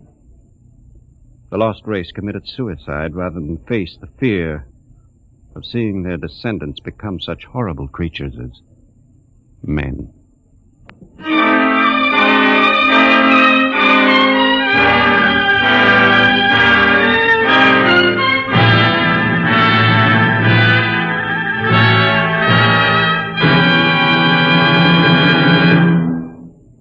You have just heard another adventure into the unknown world of the future. The world of Dimension X. And now, about next week.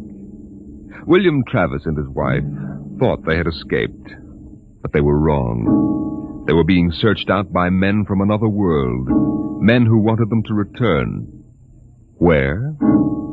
I'll tell you next week. Tonight's drama was based on the Murray Leinster story, The Lost, and was adapted for radio by Ernest Kenoy. Featured in the cast were Matt Crowley as Captain Wharton, Roger DeKoven as Howell, and Joseph Julian as Danton. Your host was Norman Rose.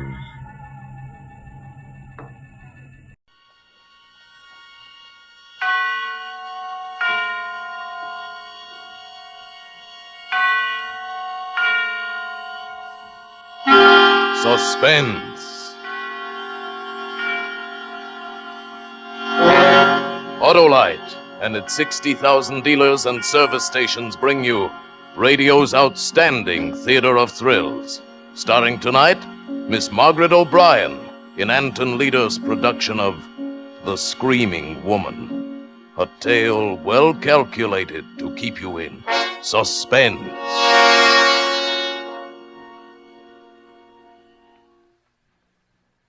I'm Margaret Leary, and I've got to tell you how it happened. It was Thanksgiving Day, and it was nice and sunshiny. Almost like summer, except cooler. Mama was cooking the turkey, and I was watching. And Mama said to me, "Good heavens, I forgot.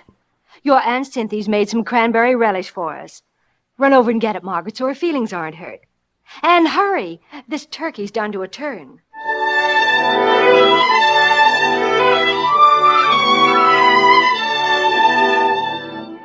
So I ran to Aunt Cynthy's, and on the way back I took a shortcut through Mr. Kelly's lot. It's a big lot, more like the side of a hill that slides down to Monument Creek. It's a swell place to play Indians and cowboys, or explorers or hunting for treasures, because trucks dump all kinds of stuff there. Loads of dirt and junk, and even big things like old cars and big pipes and chunks of concrete. Well, this day, coming back from Aunt Cynthy's, I saw that a lot of new junk and dirt had been dumped there since Saturday. They'd even covered up our swell big concrete pipe that us kids called our fort. Covered it clear up. I was looking around to see where it used to be when, all of a sudden, I stopped and listened. The sound was coming up out of the ground.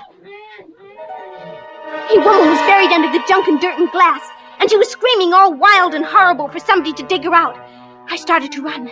I fell down and got up and ran some more. It was an awful, awful long way to our house that day. Mama!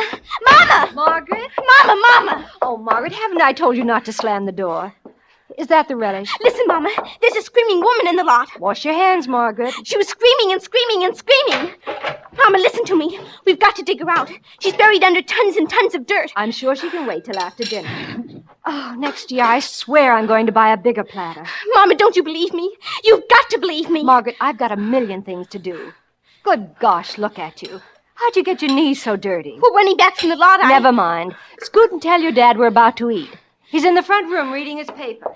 Yes, Mama. Daddy! Oh, Daddy, I've got to tell you something. Getting hungry, baby? Daddy, there's a screaming woman in the lot. Oh, I never knew a woman who didn't. Smell that turkey. We've got to get picks and shovels and dig her up, like for an Egyptian mummy. Oh, Daddy! I don't feel much like an archaeologist today, Margaret. I can't think of anything but food. Let's have an expedition next Sunday and dig her up. But we can't wait that long. Oh, Daddy she'll die if we don't do it now. I'll give you some money. Oh, so it's a business proposition. Well, how much do you pay by the hour? I've got $5 whole. It took me a year to save. Come here, Puss. You know I'm touched. Oh, but Daddy, you want me to play with you, and you're willing to pay me for my but... time. Why, dear, you're shaking. Calm down. Oh, Daddy, please. After our Thanksgiving dinner, I'll come out and listen to your screaming but... woman. How's that? Oh, no, now, Daddy. Maybe she'll die if you don't come out now. Oh, you've got to come now. Margaret. If you believe me, you wouldn't wait. You never believe me. Mama doesn't believe me. Nobody believes me. Quiet down right this minute. Or I not only won't go with you, but you'll go to your room and stay in without your Thanksgiving dinner. Now, is that clear? Yes, sir. It's clear.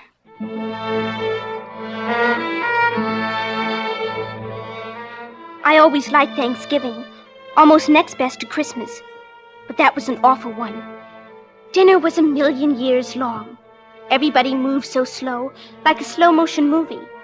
Forks and knives and spoons moved slow, and Dad's cheek muscles moved slow when he chewed. I'll try to make things faster. Margaret, you heard your mother now. Don't eat so fast. But, Daddy, the screaming woman, we've got to hurry. My dear young lady, this is Thanksgiving dinner, an occasion when we do not hurry. No, I intend to eat 4 or 5 helpings of everything until I can't eat any more. And I'm going to make an extra effort and find room for pumpkin pie, a few walnuts, and stuffed dates. Oh, please, please, Daddy. Now, if you pester me any more, if you mention her again, this screaming what's-this, I won't go out with you to hear a recital at all. That understood? Yes, sir. It's understood. I wanted to yell, oh, please, rush, get up, run around, come on, hurry. But I had to sit still, while out there in the lot with the sun shining down, all alone with nobody to hear or to help her, was the screaming woman. I could hear in my mind, screaming. Mom and Daddy couldn't hear. They just kept on eating and talking. Well, now that I can be thankful for a full stomach, I guess we should consider what other things we have to be thankful for, Well, we're all healthy. Prices are sky high, but we're not in debt. Yet. Those are mundane things, my dear. I'm thankful for my big daughter. Right, Puss? Yes, Dad. And for my loving wife, who is still the most romantic woman I know. Oh, silly. I'm thankful I didn't marry somebody else. You nearly married Dora Lampell. Even gave her a ring. No, I never meant anything. No one... No. You're the only one who's been the serious competitor since we were all kids. Oh? There's only one. One other. Helen Nesbitt. Oh. Yeah, Helen was my first love. When she was about as old as Margaret, I gave her a present one Christmas, and she gave me one, and I still have it. Oh, that paperweight on your desk. Mm-hmm. Funny how we hang on to things that were important when we were kids. Daddy. Just a little longer, boys. Warm up my coffee, will you, dear? You know what I'm thankful for, dear? Seriously. That we stayed here in this same town where we grew up. Here you are, dear. Thank you. The same friends. Even the same street. It's been a peaceful life. Not very exciting, but... Daddy! Margaret finds it pretty exciting. Yes. You better take her out to the lot before she collapses.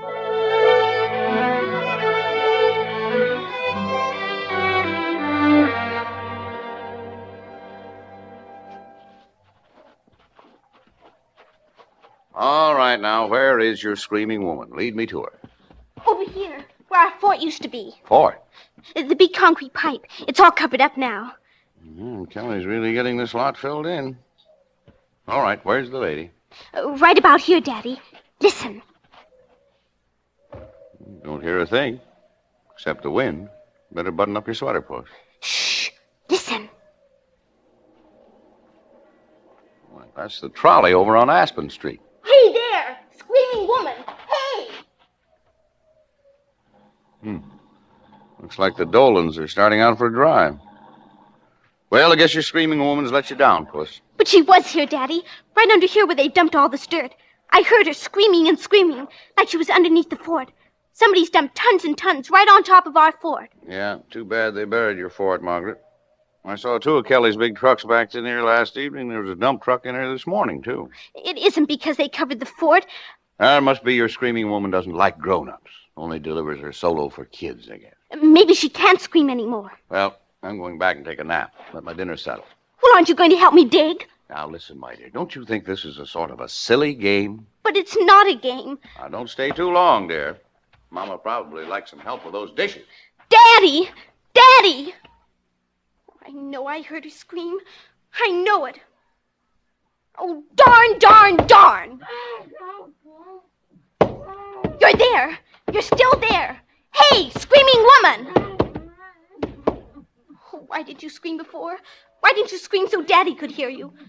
Don't just scream for me. I can't help you all by myself.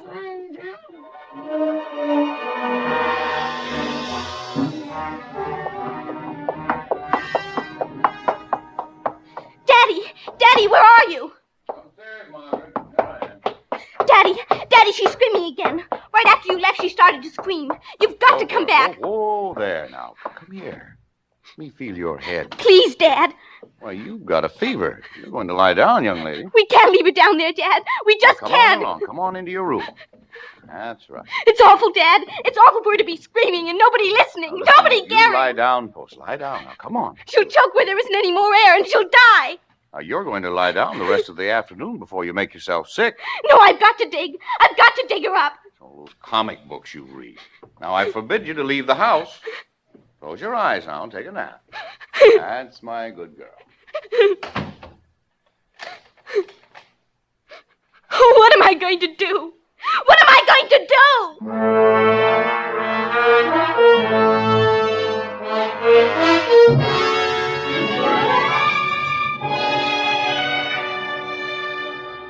For Suspense, Autolite is bringing you Miss Margaret O'Brien in radio's outstanding theater of thrills, Suspense.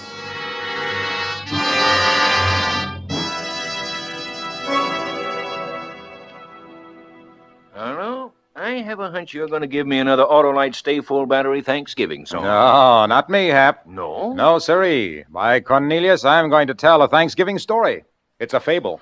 Couldn't be anything else if you told it. Now, listen to this, my trigger-tongue trooper. Last year at this time, my car called me out to the garage. What? Quite a car, too, Hap. Once a year, she overhauls me. Wow, and on Thanksgiving Day, too. Harlow, she said, I have an empty feeling, and I'm so confounded thirsty all the time, I think you ought to do something about it. I'd like to end up Thanksgiving Day with that fine, full feeling that lulls you to sleep as soon as the mince pie disappears.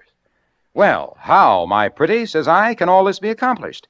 Easy, she chimes. I need to switch to an Autolite Stay Full battery. Why, with an Autolite Stay Full battery, I'll never be thirsty, and if you use me normally, I'll need only 3 drinks a year. And what's more, with the oversized electrical capacity and fiberglass insulation of that Autolite Stay Full battery, I'll have more power, stay lively longer, and save you time, trouble, work, and worry.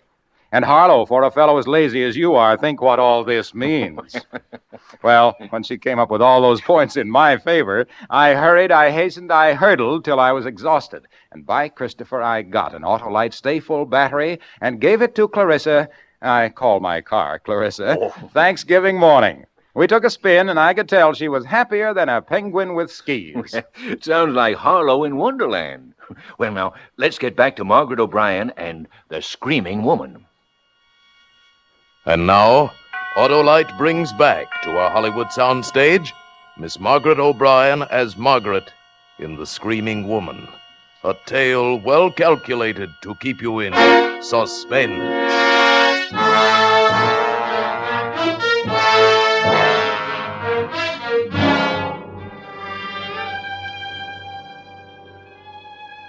After a while, I stopped crying. I had to get back to the lot where that woman was screaming, but I was locked in. I tied a sheet to the bed and let it out the window, and shinnied down to the ground. Then I ran to the garage and got shovels and ran to the empty lot. The sun was almost down and it was getting cold. I started to dig fast. Hiya, Maggie. It was Dippy Smith, who was 10 years old, the same as me. He goes to my school. What you digging for? For a screaming woman. She's down in the ground and I'm going to dig her up. You can help me dig, Dippy. There's an extra shovel. I don't hear nothing. I don't dig unless I hear a scream. Then listen. I don't hear nothing. Just wait. You will. There. Did you hear it? Hey, that's okay. Do it again. Do what again? Scream. Do it again. Go on. I'll give you this Aggie if you teach me to do it. Hot dog, did you get that ventriloquist book for a dime from that magic company? You got one of those tin things in your mouth? I won't tell unless you help me dig. Okay, swell. Give me the shovel. Hot dog. And you got to dig fast. Like this, Dippy. Boy, you'd think she was right under our feet. You're wonderful, Maggie. Say, what's the screaming woman's name? You must have made her up a name. Oh, sure. Her name is Wilma Schwager, and she's a rich old lady, 160 years old. And she was buried by a crook named Spike. Come on, Dippy, dig.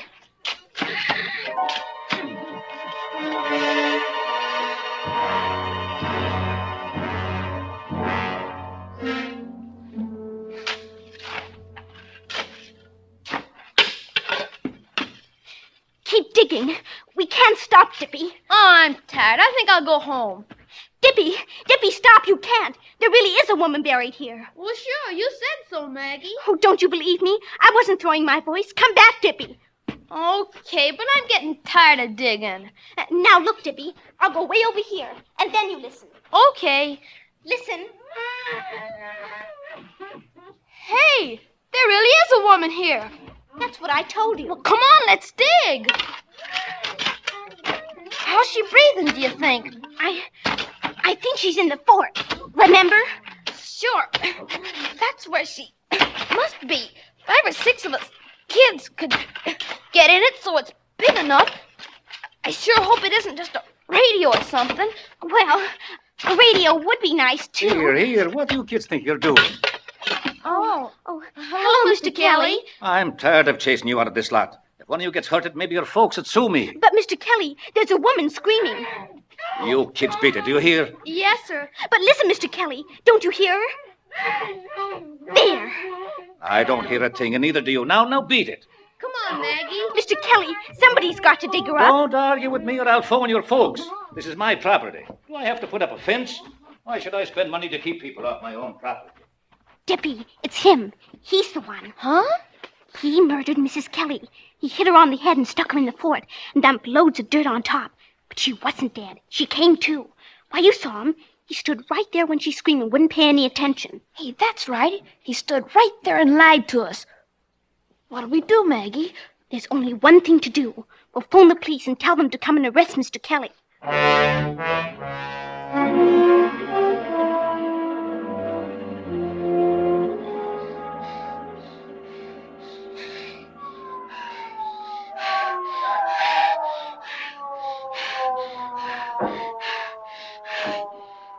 Hey, they sure got here fast, Maggie. Shh! Don't make a sound. Is Mr. Kelly in the house? Yes, he went right home from the lot.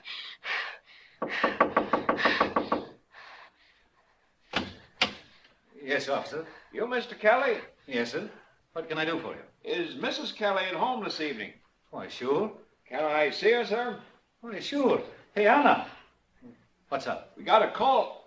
Oh, good evening, ma'am. What is it? Oh, I'm sorry, folks. We got a call that Mrs. Kelly was buried alive in an empty lot. Sounded like some kid calling, but we had to make sure. We always check, you know. Why, I can't understand. It's those blasted kids. If I ever catch them, I'll break their necks. Maggie, cheese it.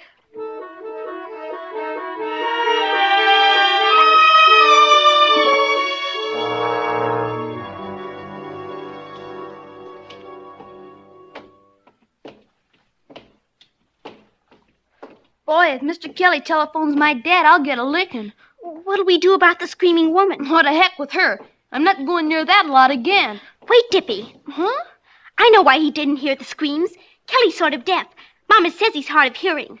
He heard us, didn't he? He heard the cop. He reads people's lips, but he couldn't hear the screaming woman because he couldn't see her. Dippy, come on. We gotta dig some more. No, sir. But we've got to. We're already in a peck of trouble over your darn old ventriloquist voice. I'm not going to get in any more trouble. No, sir. And he went off and left me alone.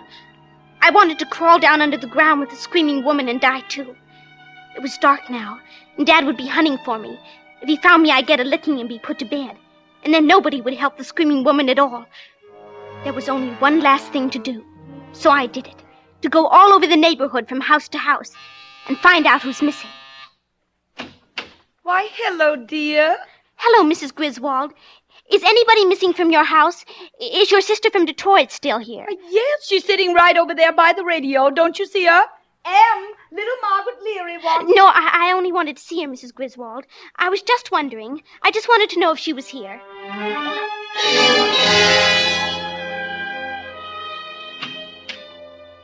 Hello, Mrs. Pikes. You're looking good. I'm glad to see you're at home, Mrs. Pikes. I'm awful glad.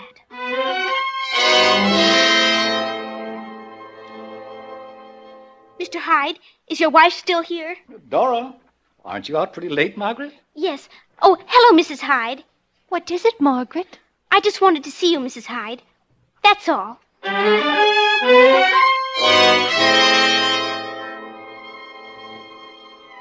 The hours were just rolling along, and I rang bells and knocked, and I rang bells. I was about to give up when I came to the Nesbit's house. The house was quiet, like nobody was at home, but I saw a dim, spooky light inside somewhere. So I just kept knocking and knocking.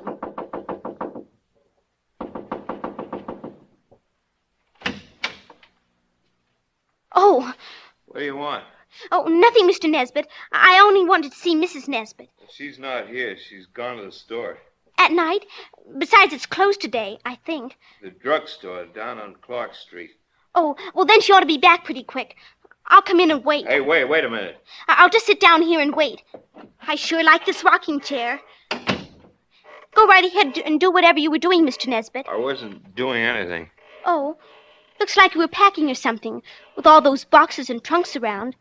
Going away? No, Helen's been sorting things out, getting rid of a lot of stuff.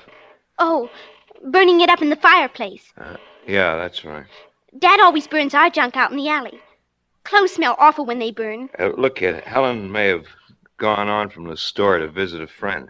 Well, if she doesn't come back soon, I'll leave. Yeah, I'll tell her you were here. What do you want to see her about? Oh, nothing much. Hey, that's too bad. What? I guess you lost the key to that box. You had to break the lock. No, it was broken already.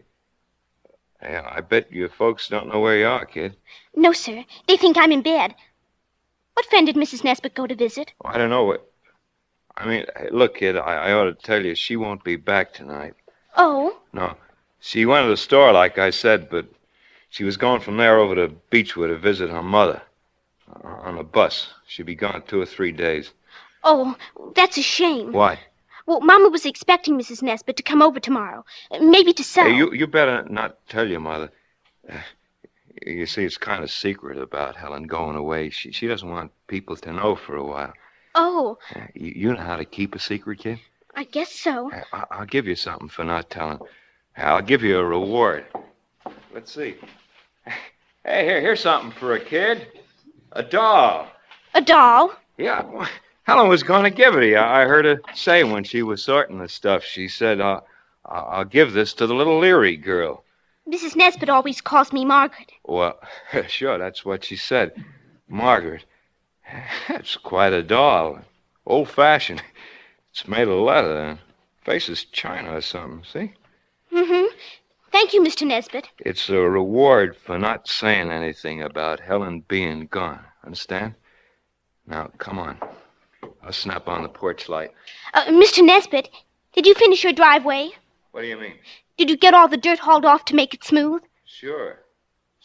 Now, come on. I saw your dump truck in the lot this morning, and, What do you mean? Were you in a lot this morning? No, I was at home. I looked out the window. Please, Mr. Nesbitt, let go of my arm. You've been playing out there today? Answer me. Oh, don't. That hurts. I wasn't playing. It's no fun now with our fort all covered up. The fort? What's that? Nothing, Mr. Nesbitt. Tell me what you're talking about. Nothing but that old concrete pipe. You know something. That's why you came here. You've been snooping around that lot and you found out something. What do you know? I don't know anything. Let me go, Mr. Nesbitt. If you don't let me go, I'll... Ow! There! Come back! Hey, come back, kid. I'll give you something else. I'll give you something else. Come back, kid. Come back. Mr. Nesbitt yelled because I kicked and bit his hand. Then I ran, but I heard him running after me. It was dark and quiet and scary on the streets, and more scary out there in the lot. I ran straight across the place where I heard the screaming, and it was so quiet. And all of a sudden, there was a man in the lot, right in front of me. Stop, Margaret. Oh. Margaret? Oh, Daddy. Margaret, where have you been? Do you have any idea how your mama's worried? Do you know how late it is? Daddy, he's after me. We've been Mr. up and Nesbitt. down alleys and clear down to Clark Street. I was about to call the police. The screaming woman. It's Mrs. Nesbitt down there. I'm going to give you a good licking. Mr. Nesbitt killed her, and now he wants to kill me. I've had all of that idiotic talk I can stand. It's true. You've got to believe Margaret, me. I'm going to lick you right now, right here. I've had enough of... What have you got there? Where did you get that doll? Why, I gave it to her, Leary. The kid stopped by the house. I remembered Helen said she wanted to throw it away. Helen said to throw it away? He's lying, Dad. He gave it to me so I wouldn't tell about her. It was locked up in a box. He didn't have the key. He broke it open. She's a high-strung kid, Leary. All the stuff she was telling me. He's lying, Dad. Yes, he is lying. Why are you lying, Charlie? Lying? How do you get that, Leary? Helen never let you have that doll. It was locked up. That was a present I gave her a long time ago. She wouldn't throw it away anymore, and I'd throw away the paperweight she gave me. Why are you lying, Charlie? I'm not. Don't look at me that way, Leary. As God is my witness,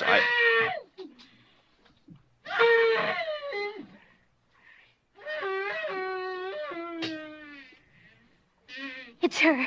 Dad, it's the screaming woman. As God is your witness. No, Leary, don't! No!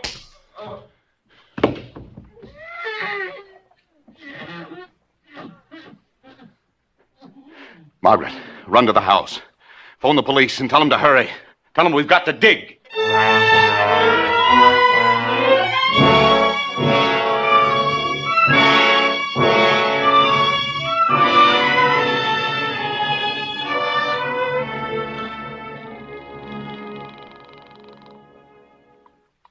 Hello? Hi, Dippy. Everything's fine. Everything's worked out keen. The screaming woman isn't screaming anymore. And they've got a lot of people down there digging her up. Hey, that's swell. Hot dog. And you know what else, Dippy? They're going to uncover our fort again. Oh, Dippy, wasn't it a keen Thanksgiving?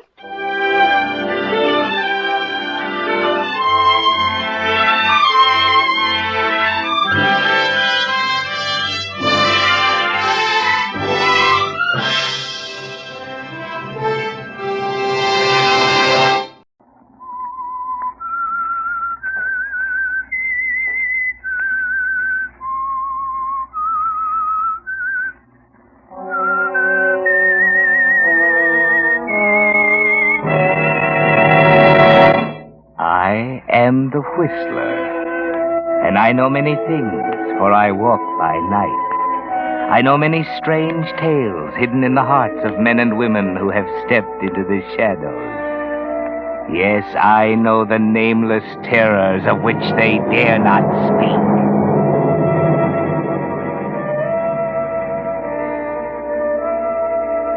Most people are blind.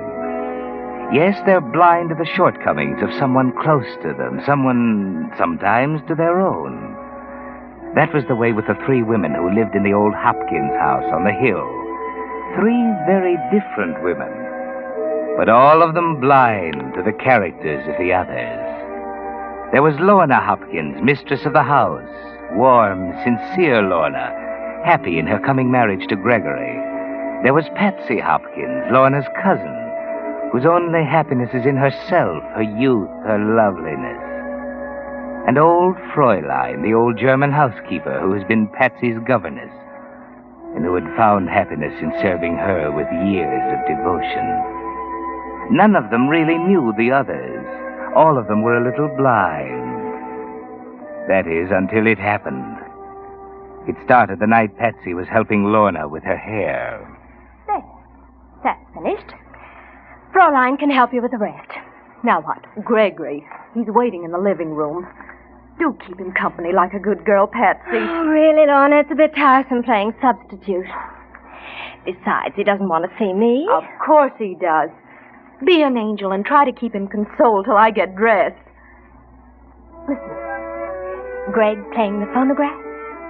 Caselli's Serenade. Lovely, isn't it? Is it?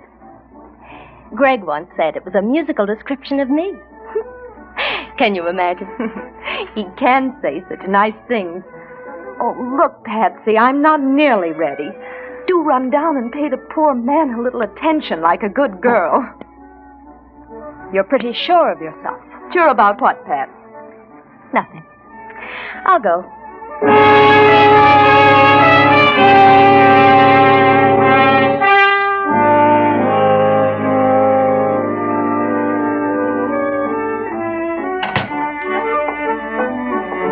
Hello, Patsy. Oh, don't get up, Greg. Lorna's still dressing. In the meantime, I'm supposed to entertain you. You always have. Thanks. You're leaving for New York soon, aren't you? Yeah, in a few days. Mother wants me to handle some of her affairs. I'll be back after a while. For Lorna? Of course. We expect to be married in Mother's home, you know. After that, the honeymoon. Someplace in the North Woods. Someplace where we can be together, far away from everybody. What a picture. How beautifully sentimental. Do you know, my dear, you're beginning to tire me dreadfully. I've suspected that before. What's the matter with us, Patsy? Is there something the matter? We used to get along together so well. Lately, we don't seem to understand each other at all. Shall we talk about something else? No. Something's come between us. Ever since I became engaged to Lorna. That has nothing to do with it. Well, of course not, but what is it, Pats? What's going on, anyway? Nothing, I tell you. Oh, for heaven's sake, stop that thing. Take that sickening record off. Well, sure, Pats. I always thought you liked it. Turn it off! Greg. Yes? I want you to do something for me. Sure. Anything. I want you to go back to New York. Well, but I am, Pats. I'm leaving toward the end of the month. I mean now. Today. Today? Yes. Well, what's the matter, Patsy? Don't you even like me anymore? Like you? Oh, why, you fool, I love you. What? From the first day we met. Haven't you seen it? This is incredible. You can't mean this. I never meant anything more in my life. I know I'm shameless, Greg, but I can't help it. Greg. What about Lorna? Oh, Lorna will never make you happy, never. She's good and sweet and kind, but goodness and sweetness can be tiresome. Yes, and kindness, too. I know Lorna, Greg, and I know you. In a year, you'd grow to hate her. Please, Pats, please, you mustn't say these things. But it's true. I've got to say these things. Don't you see, my darling, I'm thinking of your happiness. Yes, and Lorna's, too. And you? And of mine. I have the right to think of mine, haven't I, Greg? We needn't hurt Lorna too much. You'd go away, go back to New York, and after a while, 6 months, I'd come to you. And, Lorna? She would have forgiven me? When she saw we were happy, what else could she do? Oh, Patsy, I'm trying hard to believe that you can't mean all this. Oh, but I do. I love you, Greg. I love you so much that you must know it, feel it. Then I'm sorry for you. I can't tell you how sorry. It's Lorna. There can't be anyone else. There never will be. Oh, but you don't love her. You can't love her. You love me. You do. I know you do. Oh, Greg, my darling. Stop it. Do you think for a minute I'd give up Lorna for you? Oh, Greg. She doesn't deserve this kind of deal from you, Patsy. She's taken you into our home. For years she's cared for you like a sister. What? Oh, it's cheap. Oh, don't, please. Put your arms around me. Greg, I'm right. I know I'm right. You slapped me. Yes. So, Now listen, Patsy. you listen to me. Yes? This is important. Remember it. Yes? You'll never marry Lorna. Do you understand? No? If I can't have you, she'll not have you. Will you please tell your cousin I'm waiting for her? Remember that, Gregory.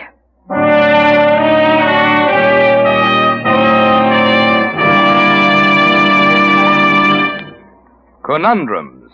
We've all played the old game in which someone describes a thing and you guess what it is. For example, someone says, "It's round, it's black, and it has big yellow letters on it, spelling something that helps your car go farther."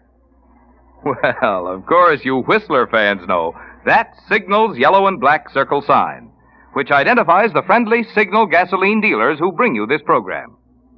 And friends, in today's game of trying to make ration gasoline go farther, remembering that Signal sign is your surest way to win most miles per gas stamp. You see, in keeping with its 14-year tradition of quality, Signal Oil Company is still bringing you the very finest gasoline that can be marketed under wartime conditions. And the famous Signal formula still places the emphasis on mileage. So to stretch those gas stamps, try Signal in your car. Prove for yourself that it's not just a slogan, it's a fact. You do go farther with Signal gasoline. And now, back to the Whistler.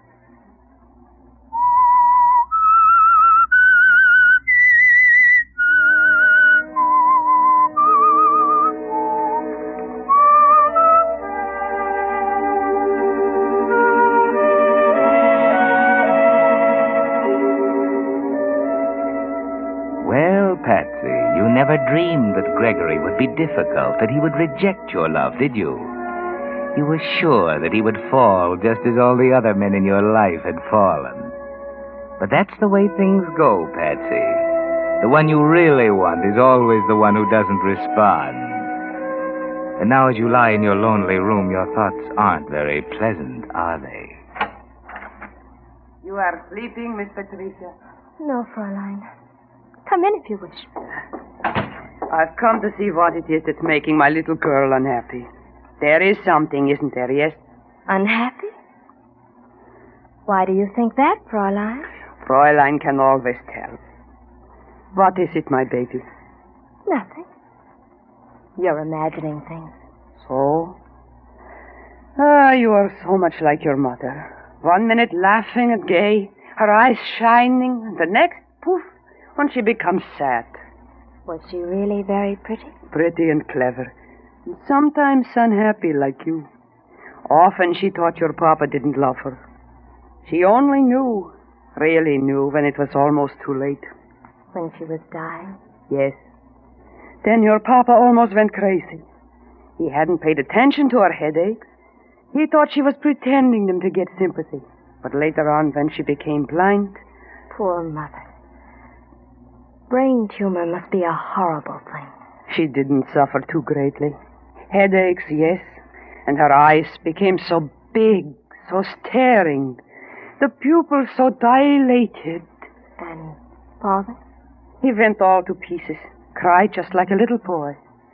Your mama died happy, for toward the end she knew how much he really loved her.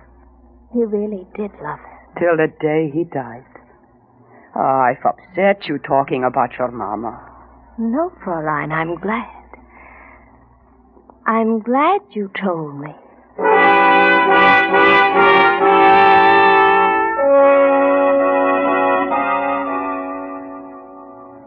What's in your mind now, Patsy? Why do you leave your bed, go to the dressing table, and stare deeply, searchingly into its mirror? Your eyes slowly widen, and you shudder a little bit. After a while, you return to your bed, and your eyes hold a curious, furtive expression, as though, Patsy, you were hiding a guilty secret. And in the days that follow, I've kept you waiting, haven't I, Greg? I'm sorry, really. Oh, forget it. Anything the matter? Nothing serious. I've been upstairs comforting Patsy. Patsy? Poor girl, she's having such a headache. I know, Greg. That's why I called you. I'd counted on seeing you, too. But Patsy has a splitting headache. We'll make it tomorrow, shall we? It's Patsy again, Greg. I'm sorry. I'll call you later.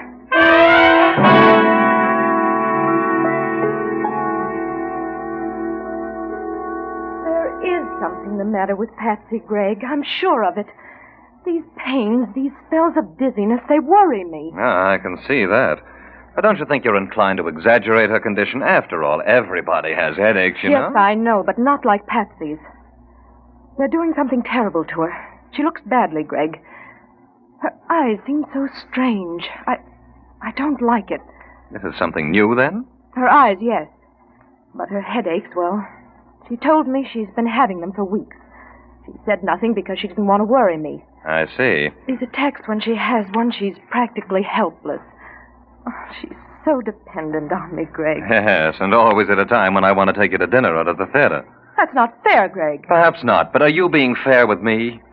I don't understand. I'm leaving for New York in a day or two, but that seems to make very little difference to you. Oh, that's not true. Let's not quarrel, Gregory. I'm not quarreling. All this nonsense is getting too much for me. If anything was seriously wrong with a girl... You don't think there is? Not as bad as she pretends. Frankly, I think she's putting on an act of some kind. What's that? Patsy! Miss Lorna, hurry, come quickly. What is it, Fräulein? It's Miss Patsy. She can't see. Oh, Miss Lorna, she's blind.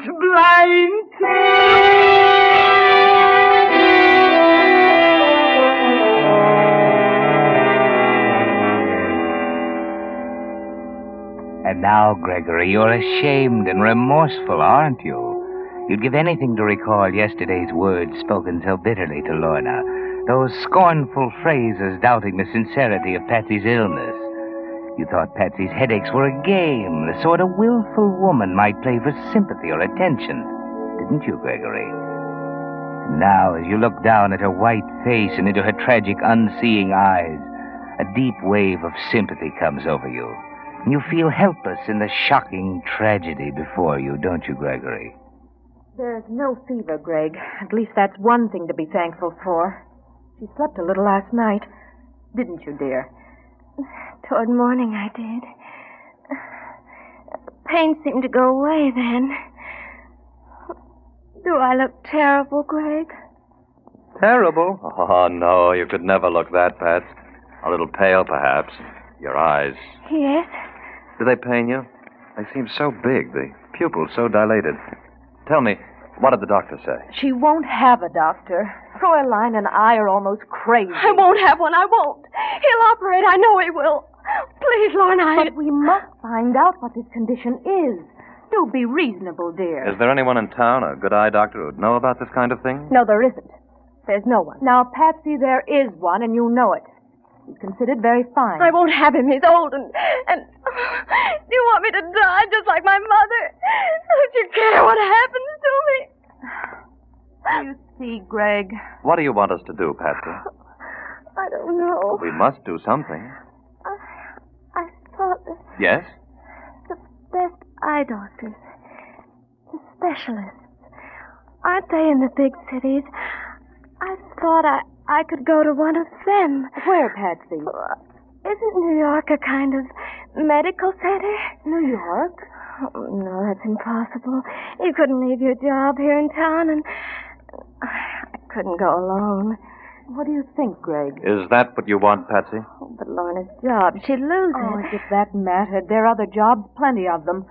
Even if there There's were... no necessity for your taking her, Lorna. I'm leaving for New York anyway. Patsy can come right along with me. With you, Greg. Can I? Of course. I'll put you up at Mother's place. Then we'll have the best men in the city come to look at you. I'd feel better if I went with her. I don't know. There's nothing you could do, Lorna. Don't you see? I suppose so. You could keep me in touch, couldn't you, Greg? Let me know everything. By long distance every day. You just sit tight and let me handle this. And you get Patsy ready. Of course. Fräulein will help. It'll take 2 or 3 days to make the necessary arrangements. Haven't you both forgotten something? Have I? You and Lorna. Your marriage. Our marriage? You mustn't worry about that, Patsy. That'll keep till you're well again. We can wait, can't we, Greg? Naturally. I am a nuisance, aren't I? Oh, my eyes. They're starting to hurt again. Oh, do get me some ice, dear. I'm sure there's some downstairs. I shan't be long. Greg, Yes. you did forget, didn't you? Forget? About you and Lorna getting married? Did I? You did. You know you did. Suppose I get well, Greg. Well, of course you're going to get well. After we arrive in New York, everything's going to be all right. Do you know? I think so, too.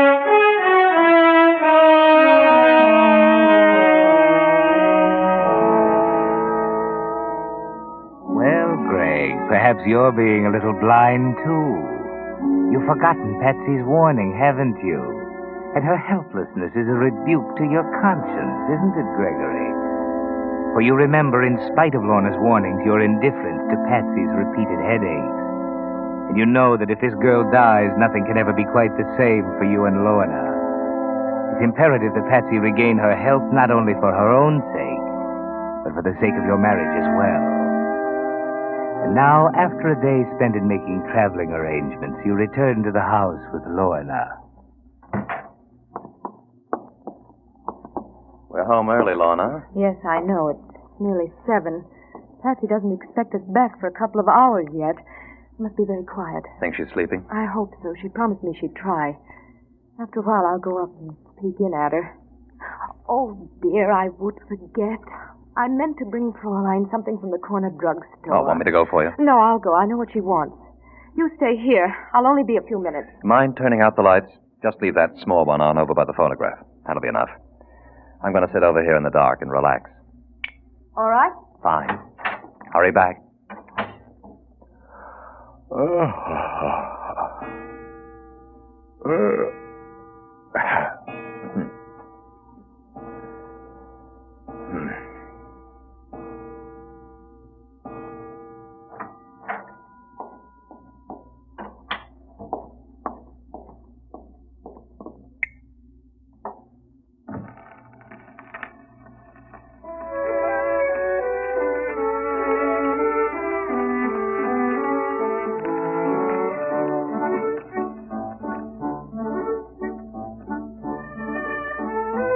It is lovely, isn't it, Patsy? Play it through. It's a bit late to stop now.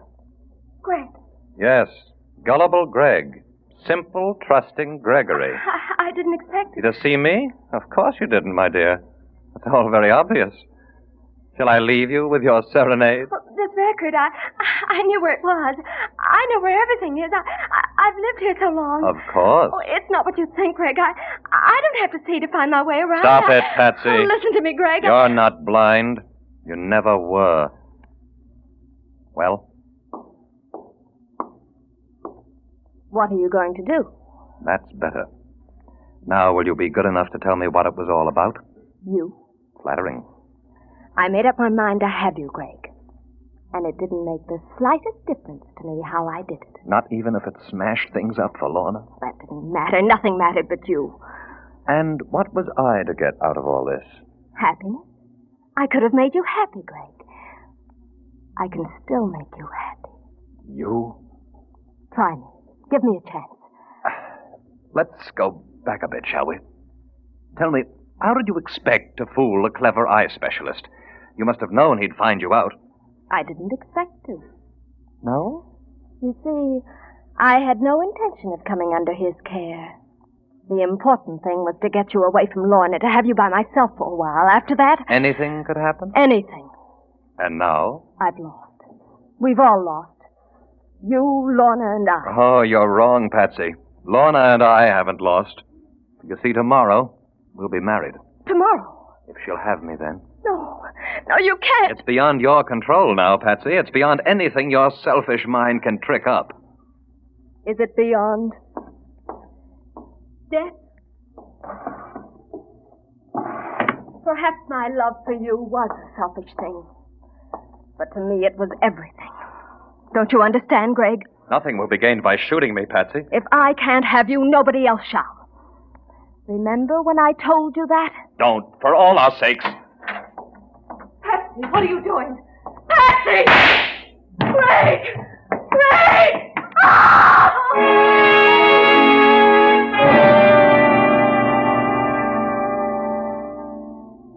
Yes, Patsy, you did it. You've killed Greg, the only man you ever really loved. You watch, fascinated and horrified, as Lorna drops to the floor beside him, weeping.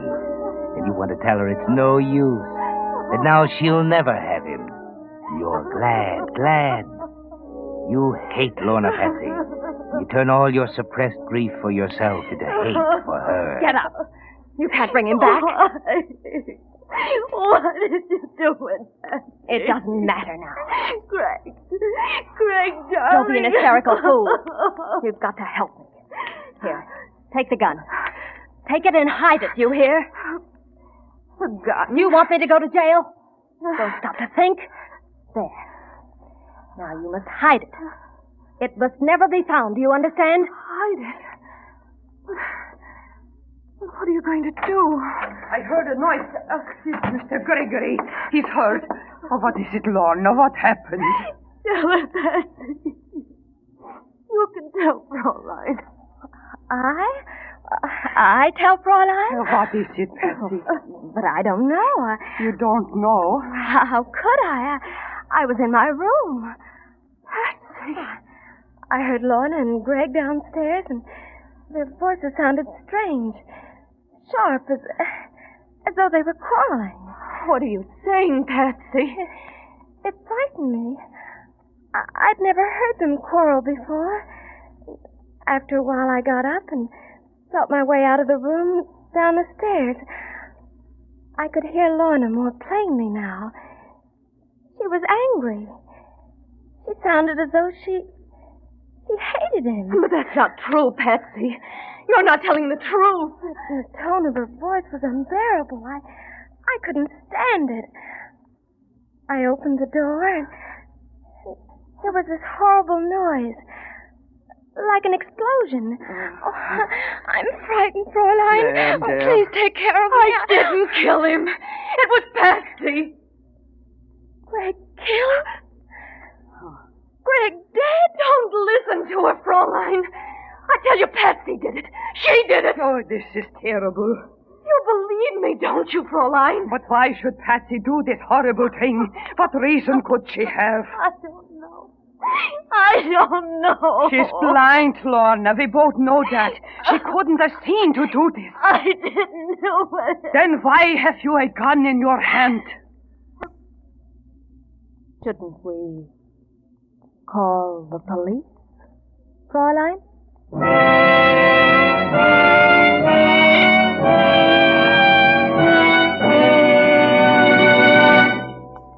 The Whistler will return in just a moment with the strange ending of tonight's story. Meantime, with reconversion beginning, the time is drawing closer when you'll be able to buy those new things you've been wanting. That new home or new car or new radio.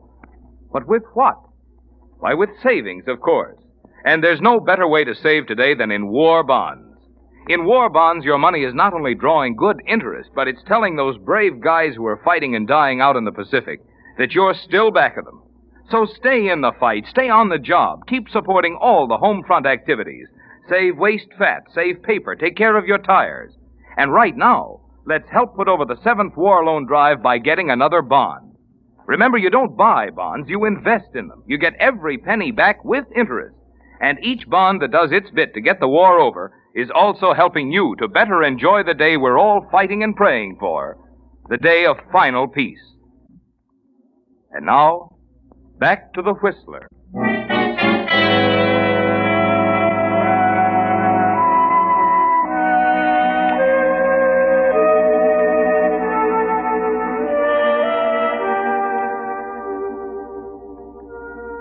Well, Patsy, you won, haven't you? Not only have you killed Greg, but you're having your revenge on Lorna for taking him away from you. She's going to jail for murder, isn't she, Patsy? The police are here now. The detective is questioning Lorna, looking at the body. But there's something you didn't count on, Patsy. You were blind to someone else's character. Fräulein. She stood by you all these years. But murder is something else. And suddenly you see her come back into the room and walk over to the detective. And she's holding something in her hand that freezes you with horror. Fräulein! Yes, Miss Patsy, I found it. I saw it hidden in your dresser a few days ago. I thought it was strange then, but now I know. What is it, Fräulein? Yeah, what is it you're talking about, miss? This. No, Fräulein, no! Wait a minute. I thought you couldn't see. So did we all. But this little bottle proves how she fooled us. It's belladonna to make her pupils dilate, to make her look blind. Hey, stop! Come back here! Fräulein, stop her! Effie, stop! Fräulein, what's she doing? She's running out there. Wait, Miss Lorna, the detective is after her. But she's running right out of the street. Oh, my... Look, Fräulein, that car! Patsy, look out, Patsy!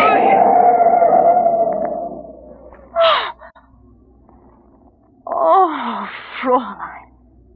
Himmel, she didn't even see it. The belladonna in her eyes. She didn't even see the car.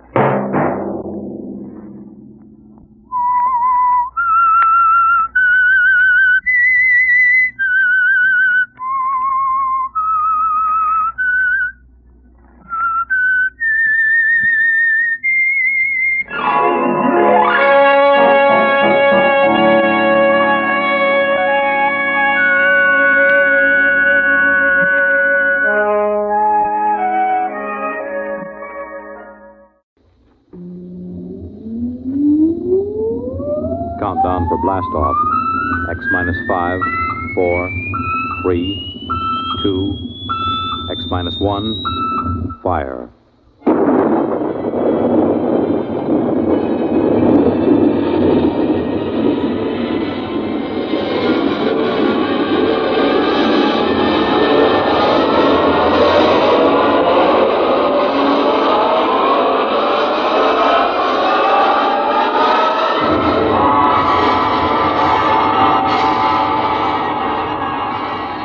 From the far horizons of the unknown come transcribed tales of new dimensions in time and space.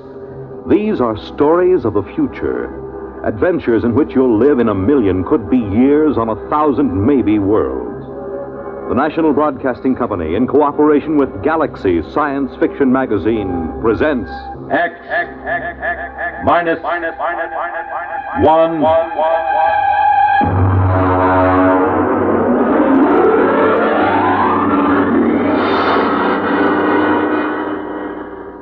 Tonight's story, A Gun for Dinosaur, by L. Sprague de Camp.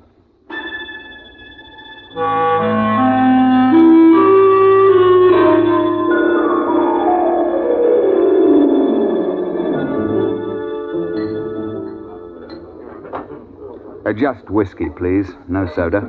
Ice, Mr. Rivers? Good heavens, no. I have been in America for some time, but not that long.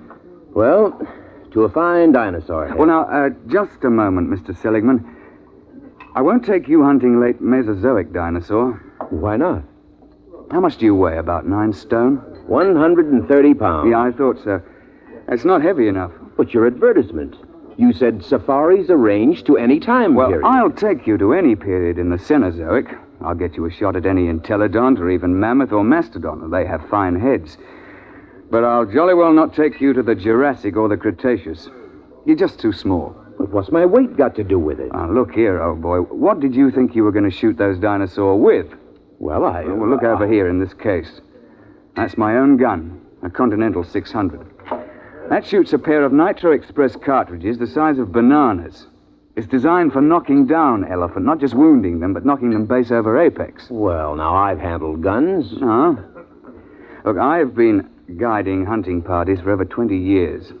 But I've never known a man your size who could handle the 6-0. It knocks him over. Well, people have killed elephant with lighter guns, even the 375. Yes, but consider an elephant weighs, well, let's say from 4 to 6 ton. You're planning to shoot reptiles weighing 2 to 3 times as much as an elephant. Now, I tell you, Mr. Seligman, I won't take anybody hunting dinosaur who can't handle a 6-0. Look, let's pour another drink and I'll tell you why. You see, I went into the partnership with the Rajah about 5 years ago. I call him that because he's the hereditary monarch of Jaipur. It means nothing, of course. We both wanted to do a bit of hunting again. And Africa's all played out. It's too civilized now. So when we heard of Professor Prohaska's time machine at Washington University, we caught the next plane to St. Louis. The foundation administering the machine had worked out an arrangement splitting the time between scientific parties and hunters who wanted to try their luck at prehistoric game. Hunters paid through the nose, of course, to support the project. Well, it was about our 5th safari that Courtney James showed up.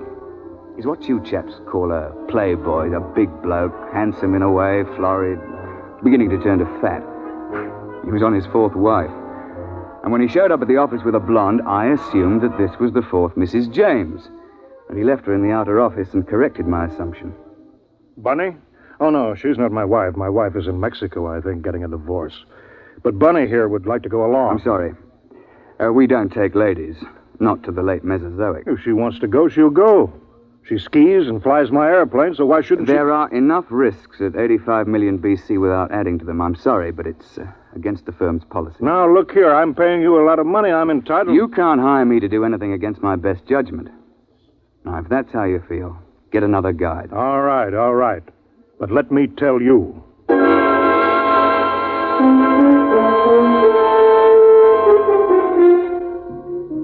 Oh, it ended with my telling him to get out of the office or I'd throw him out. And I was thinking sadly of all that lovely money that James would have paid me.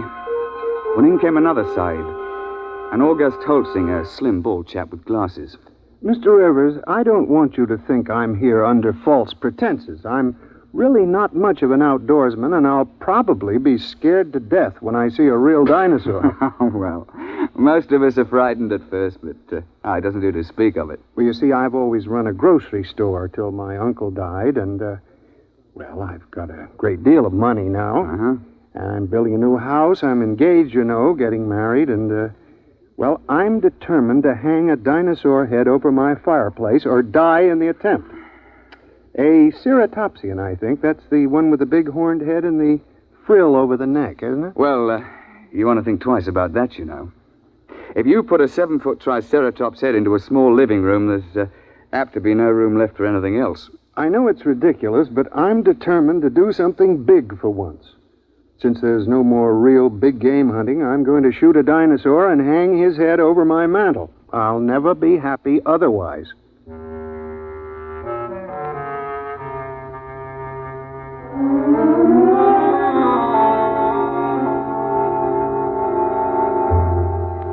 The Rajah and I decided to make it to the Middle Cretaceous. That's about 85 million years ago. It's the best period for dinosaur in Missouri.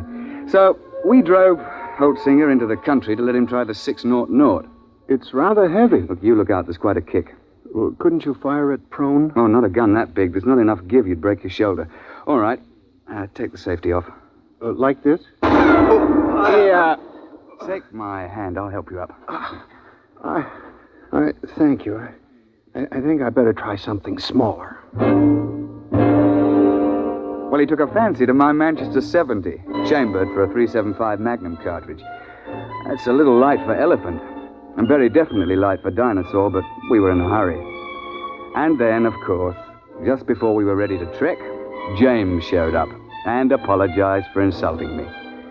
He'd had a run-in with the girl, and he wanted to go along. And so we were off on safari. You all ready, gentlemen? Why, yes, I suppose so. Mr. Holtzinger, you've met my partner, the Rajah of Jaipur. How do you do, sir? How do you do? Well, shall we get cracking? After you, Mr. Holtzinger. Mr. James. Thank you. Let's get going. All set. We'll slam the hatch and off we go. What happens? Nothing till the force field is built up. There she goes. What happened to the lights? Well, there's no current while we're in transition. I don't feel well. There's usually a touch of vertigo. I shouldn't worry about it. Look, where do you shoot for? I mean, with Dinosaur. What is the best shot? Well, you don't try for his brain, you know. They don't have any. Well, to be exact, they have a little bump about the size of a tennis ball on the top of their spines. And you're not likely to hit it when it's embedded in a 6-foot skull. Try for the heart. They have big hearts, over 100 pounds. An exploding shell in the heart will slow them down, at least. Oh, I see. Why do we have to go so far for a game? Why couldn't we just go back 50 years and shoot lions in Africa? Well, the machine won't work more recently than 100,000 years ago. Why? Well, look, I'm no four-dimensional expert on the subject, but it has something to do with what they call time paradox. You know, if people could go back to recent times, they might do something to affect history or kill their own grandfather, you know. And there's also some kind of taboo about sending people back to the same time again. There's paradoxes. Mustn't have them. What would happen? I'm not sure, but the university isn't taking chances. They've got about a billion years to cover. They won't run out of eras. Hello? Here we go. Oh, cheers, eh? Well, that's done it. April 24th, 85 million years BC. Now then, careful. Keep the safety on your gun. And don't shoot unless I give the word. Why? Why should we have to wait for you? Because I'm responsible for everything you do. Especially if something goes wrong. I say, Roger, open the door, will you?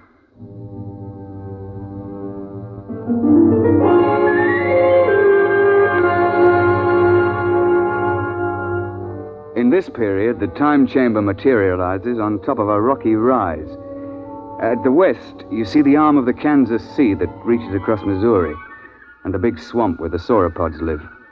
To the east, the land slopes up to a plateau. It's good for ceratopsians. The finest thing about the Cretaceous is the climate. It's balmy like the South Sea Islands, and not so muggy as the Jurassic. Oh, we sent the time chamber back off and looked about. It was spring, with the dwarf magnolias in bloom all over. Down towards the Kansas Sea, cycads and willows grew, while the uplands were covered with screw pins and ginkgo. Yeah, well, I'm no ruddy poet, but I can appreciate a beautiful scene.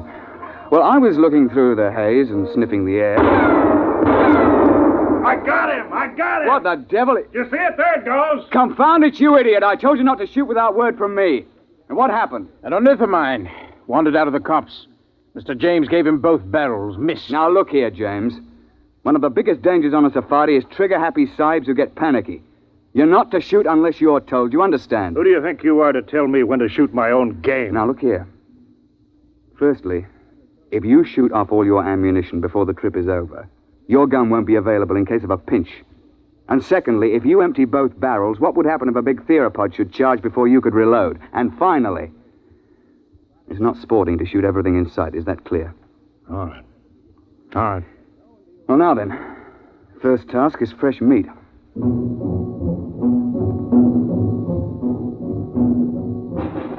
As I told you, Holsinger wanted a ceratopsian head. James insisted on a tyrannosaur. Then everybody would think that he'd shot the most dangerous game. Well, the fact is that tyrannosaur's overrated. But everybody's read about the tyrant lizard, and, well, he does have the biggest head of the theropods. Oh, and he'll snap you up if he gets the chance, no fear. Oh, we started off searching for meat. The Raja and I put the sahibs in front. We tell them it's so that they'll get the first shot, which is true, but another reason is that they're always tripping and falling with their guns cocked, and if the guy were in front, he'd get shot.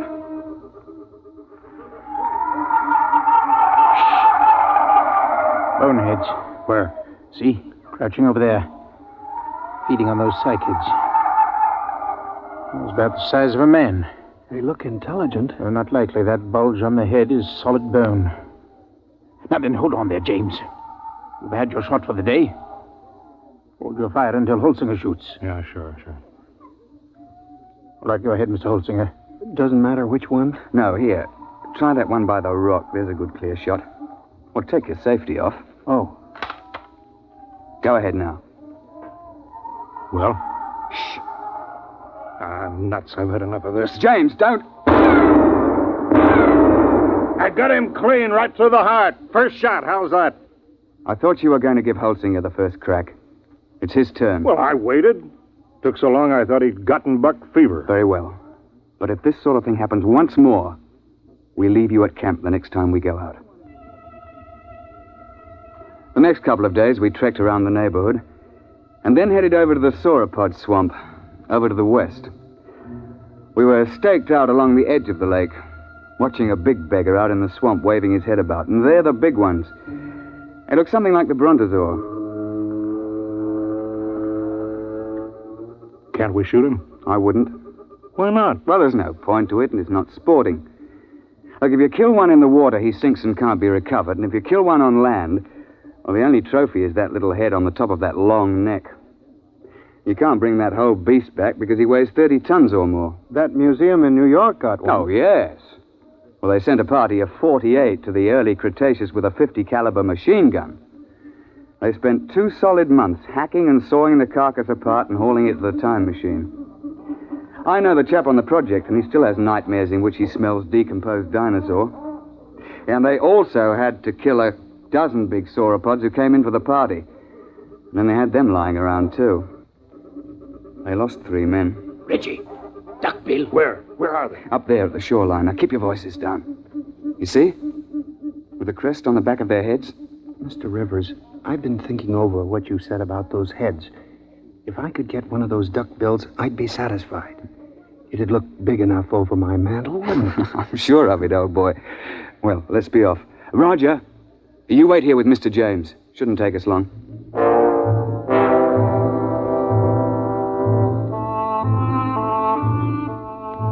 Holt and I crept along the shoreline, narrowing the range to the duckbills. I think I can make the shot from here. I'll be ready in a minute. My shoe is loose. He's getting away. I won't get a shot. I'm afraid Mr. James has fired both barrels again.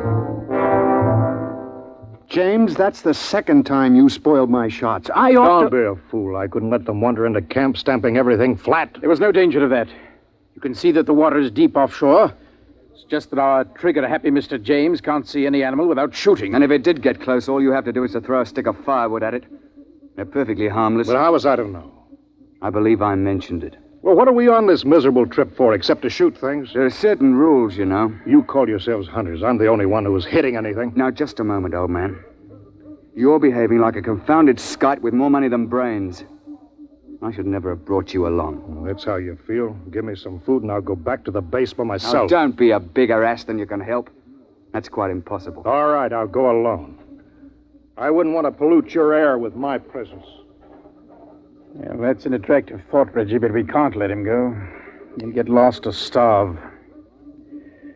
All right, I'll go after him.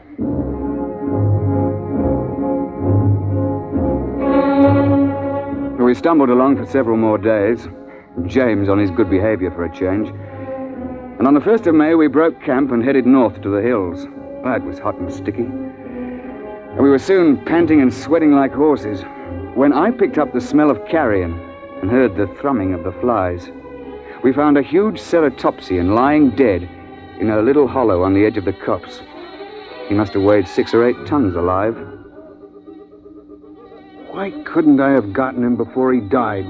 That would have made a darn fine head. Look, on your toes, chaps.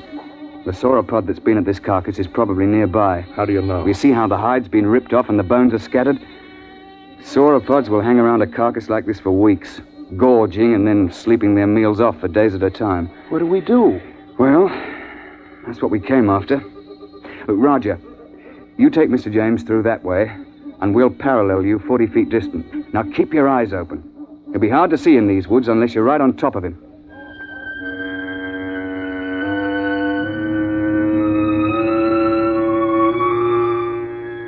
We pushed through the edge of the copse, looking for the huge flesh-eater who'd been at the carcass. I could hear James and the Rajah pushing ahead on my right. We were separated by a gully when I heard a noise ahead on our left. What is it? I don't know. Take the safety off your gun. Oh, there it is. It's one of those boneheads. Oh, well, they're not dangerous at any rate. But be careful. That sauropod might still be around here. I've got him! Got him clean! Well, he's done it again. He shot the bonehead. I've got him! Look out! Look out! Dinosaur!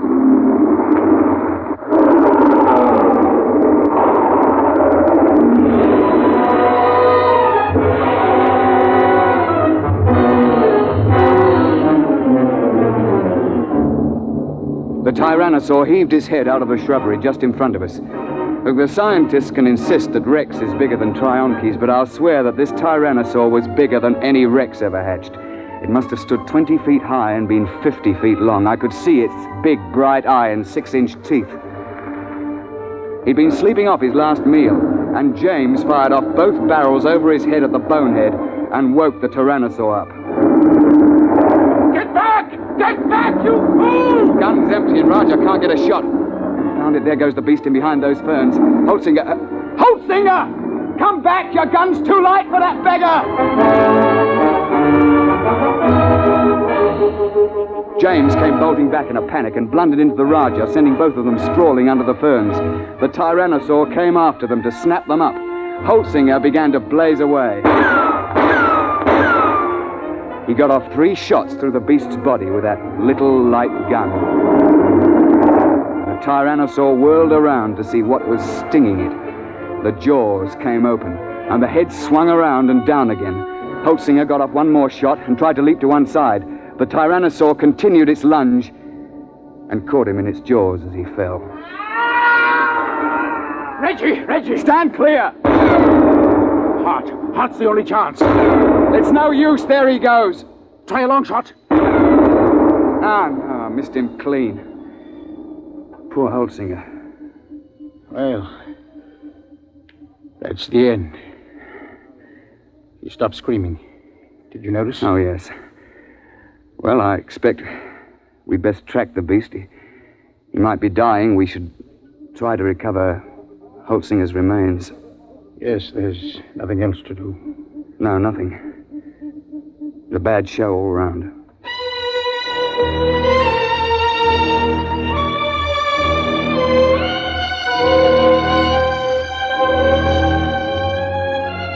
An hour later, we gave up and went back to the glade looking very dismal. Well, where have you two been? We were occupied. The late Mr. Holtzinger. Remember? You shouldn't have gone off and left me. None of those things might have come along. Isn't it bad enough to lose 100 through your stupidity? What? Sure, you put us in front of you, so if anybody gets eaten, it's one of us. That's... You stinking little swine. If you hadn't been a first-class idiot and blown those 2 barrels again, this never would have happened. Holtzinger died trying to save your worthless life. And I wish he'd failed. All right, I ought to... Now then, my laddybuck, I'm glad you did that. It gives me a chance I've been waiting for. Now get up. And I'll be glad to finish off. You won't finish anybody off. All right, put your hands up. Both of you. Put that gun away. Don't be an idiot. I won't let anybody do that to me. You can't get away with murder. Why not? Won't be much left of you after you're hit with a 600 explosive shell. Nobody could prove anything. They can't hold you for a murder 85 million years old. The statute of limitations, you know. Nice work, Roger, old chap. Yes. Cretaceous rock. Doesn't quite have the balance of a cricket ball, but it's a bit harder, what? Well, suppose we tie this chap up and take him back to camp.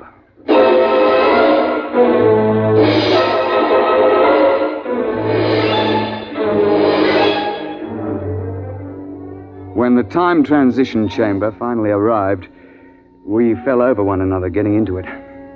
We dumped James in a corner and threw the switches.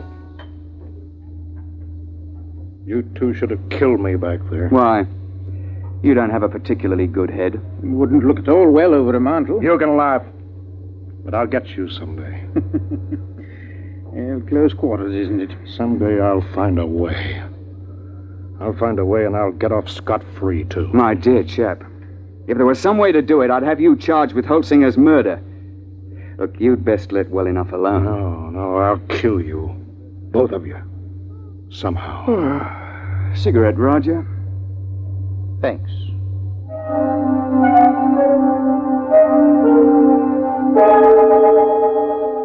When we came out in the present, we handed him his empty gun, and off he went. We paid everybody off, found that we were broke. But quite luckily, a steel manufacturer turned up who wanted a mastodon head for his den.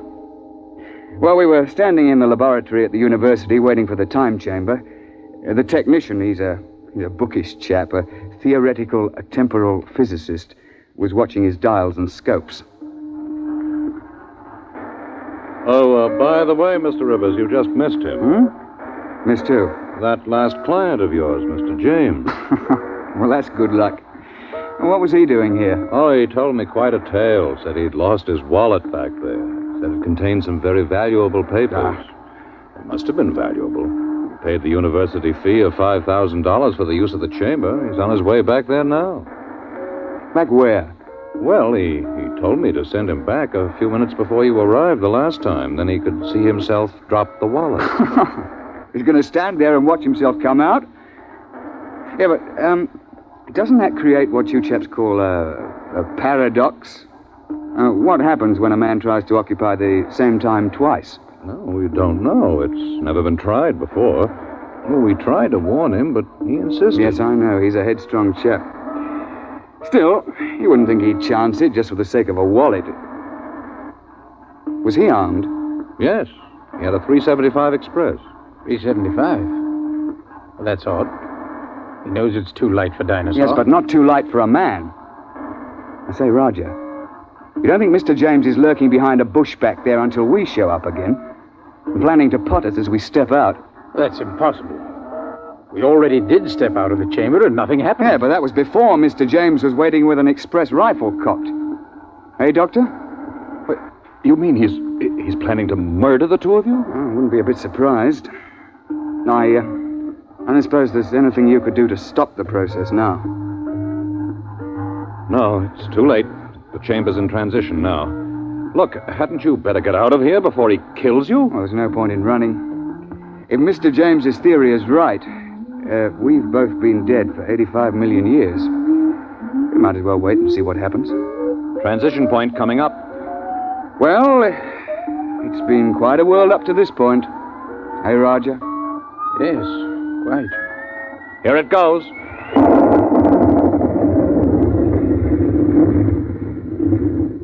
Reggie, are you all right? Well, I seem to be. What happened? The time chamber. It's back. We'd better get it open.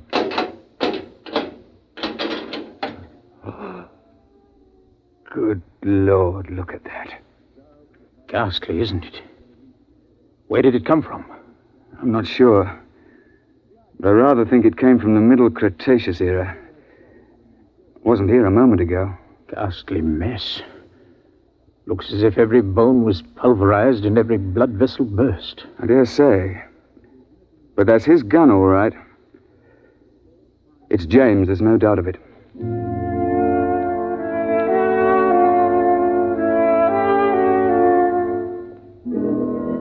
So, that's the story, Mr. Seligman.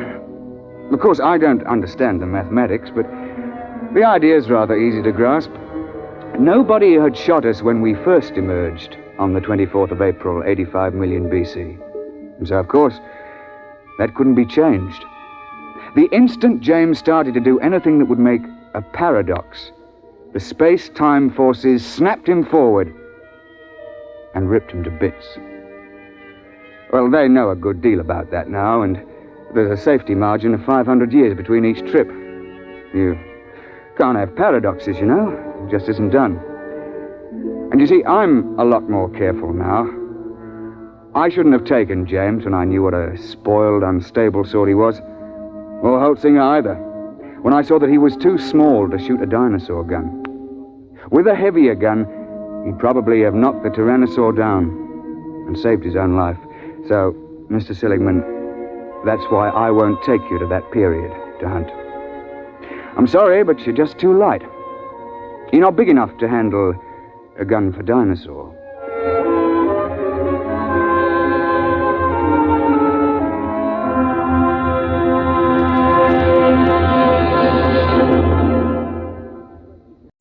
Adventures in time and space, told in future tense. Dimension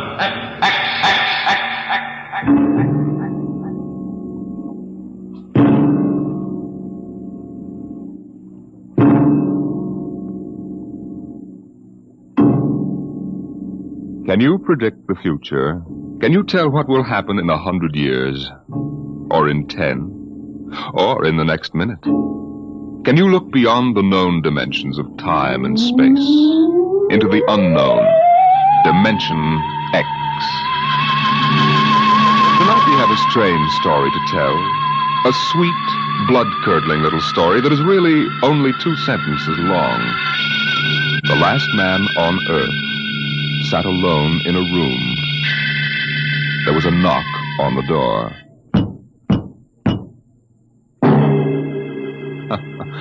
Think it over. Suppose you were the last man alive on Earth, in the universe for that matter. The last man sitting alone in a room, and suddenly there was a knock on the door. What knocked on the door? You wonder, don't you?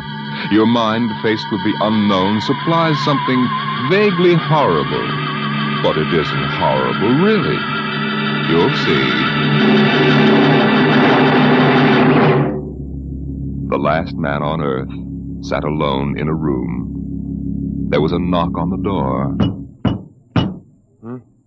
What? Oh, what's that? Good morning, man. What? Who are you? You have regained consciousness. Who are you? I am Azan. Maybe if I close my eyes, it'll go away. I will not go away, man. No, I guess I am awake. Who? What are you? I am Azan. What's that? Azan is intelligent life. What happened? Where are you from? From Planet 7 in the 3rd galaxy in the 4th quadrant. Where? It is not necessary to repeat information which is correct in the original statement. Planet 7? You mean I'm not on Earth? You are still on your planet. Well, then what are you doing here? The Zans have annexed your world. You mean you've conquered Earth? Yes, that is correct. We will now prepare your planet for habitation by the Zan. How about the people? There is no longer any use for large numbers of lower life forms.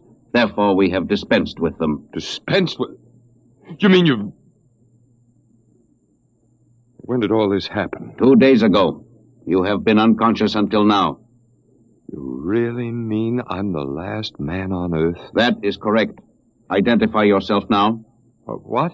Kindly provide data as to your position in the elementary social order of your planet.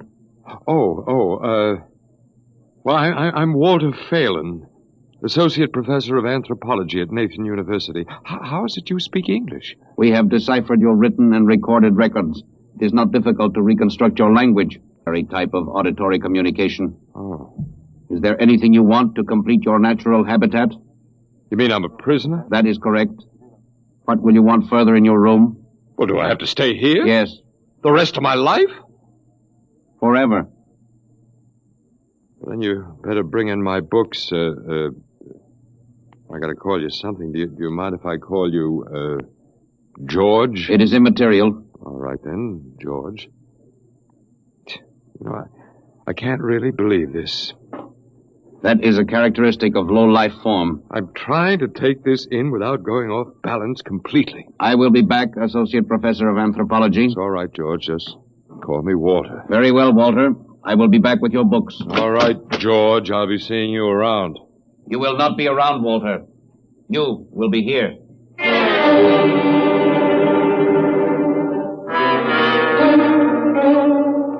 Yes, the last man on Earth sat alone in a room. A rather peculiar room. He just noticed how peculiar it was, and he'd been studying out the reason for its peculiarity. His conclusion didn't horrify him, but it annoyed him. There was a knock on the door. Come in. Oh. Hello, George. Hello, Walter. What can I do for you? Point 1, you will please henceforth sit with your chair pointed the other way. I thought so. That plain wall is different from the other sides, isn't it? That is correct. It is transparent. That's what I thought. I'm in a zoo. Right? That is correct. I knew it. And if I persist in sitting with my back to it, what then? You'll kill me, I ask, hopefully? No, we will not kill you. It's too bad. George, I'll face the bars and perform for the people. I mean for the Zans. How many other animals do you have here in the zoo, George? 216, a male and female each of 108 kinds. Male and female of all the animals? There is a female of your species among the collection. Anyone I know? Never mind, it doesn't matter anyway. Well, George, you started out with point 1. I suppose there's a point 2 kicking around somewhere. What is it? Something we do not understand. 2 of the other animals sleep and do not wake. They are cold. What is wrong with them, Walter? Well, they must be dead. Dead? That means stopped. But nothing stopped them. Each was alone. Sure, they just died. But I have told you they were alone. Nothing stopped them. George, do you mean to tell me that you don't know what natural death is? Death is when a being is killed, stopped from living. Maybe these animals just died of old age. Old age? I do not understand. George, how old are you? Your planet went around the sun about 7,000 times since I was born. What? 7,000 years? Yes, I'm still young. Well, look, George, you've got something to learn about this planet you've hijacked. Here on Earth, we've got somebody that's a stranger where you come from. Down here, our people and animals live until the Grim Reaper stops them. This, Grim Reaper stopped the 2 animals? That's right. He will stop more? Oh, he gets us all, George. This is a new factor we have not considered. But you can consider it. Because when the Grim Reaper gets through, there won't be very much left of your zoo. You mean he will stop more animals soon? Well, with your lifespan, it won't seem like a minute and we'll all be gone. Oh, it looks like you made a mistake, George. I don't think there's very much you can do about it. That is not correct. The Zan is a logical being. We will take action.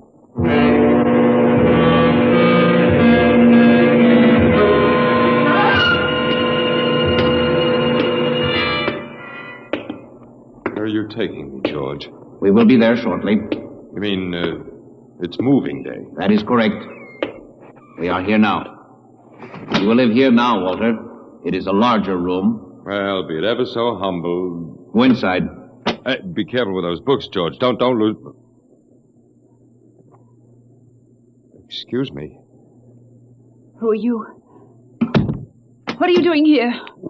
Well, I guess George didn't explain. George tries to be polite, but he hasn't quite caught on yet. I'm Walter Phelan. My name is Grace Evans, Mr. Phelan. What is all this about? Why did they bring me here? I think I know why. Why? You see, I've been talking to George. George? Well, that's what I call them, all of them. There's no way to tell them apart anyway. There aren't many of them here, yet. They come from outside the solar system, sort of an advanced scouting party. Yes, I saw their spaceship. It's as big as a mountain. They're moving in on us. They cleaned off the Earth with some kind of vibration that destroys all sorts of animal life. They killed everybody. Oh, no. I was afraid. Well, the cheerful note is that you and I and 200-odd other animals were picked up beforehand as specimens for the zoo. You know that this is a zoo, don't you? Yes. I suspected it. But I don't remember anything about being captured. I just woke up here. Well, they solved a lot of problems for us. Housing, shortages, wars. I don't suppose the human race, you and I, that is, have to worry about anything now. It's awful. Only they made one mistake. They overestimated us. I don't understand. They thought we were immortal. That we were what? Immortal, like they are. Oh, they can be killed.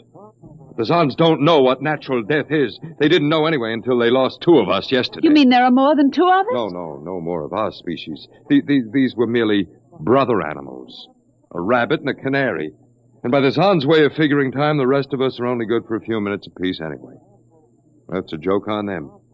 They figured they had permanent specimens here in their zoo. But didn't they know that we'd all die eventually? No, I don't think so.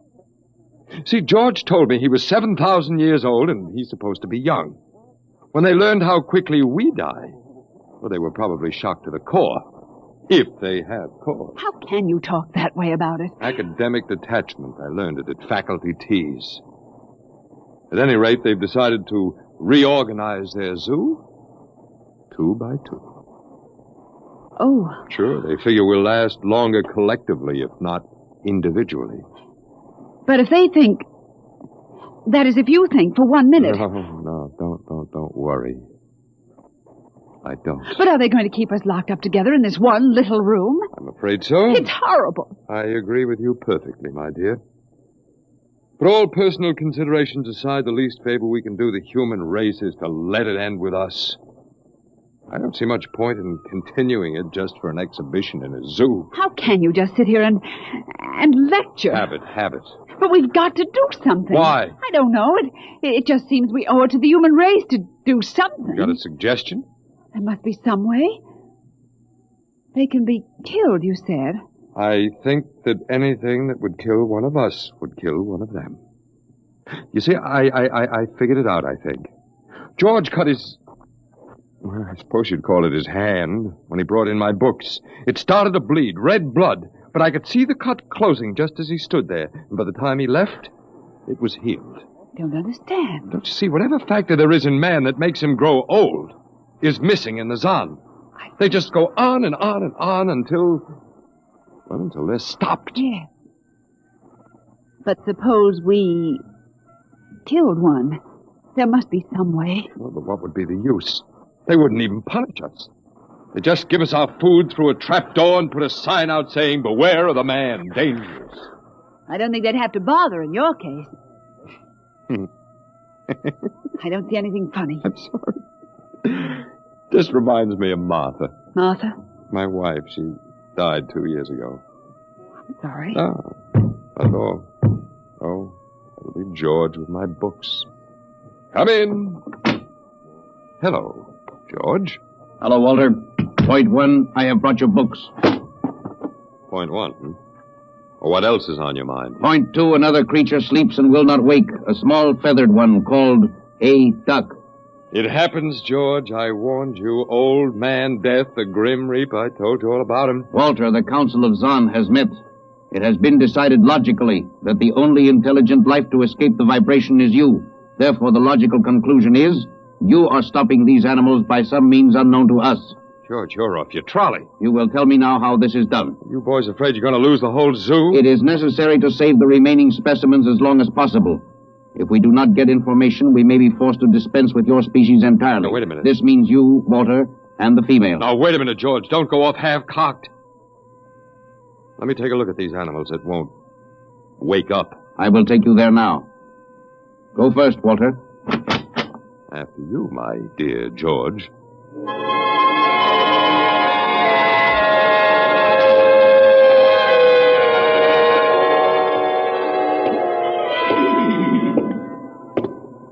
This is the weasel.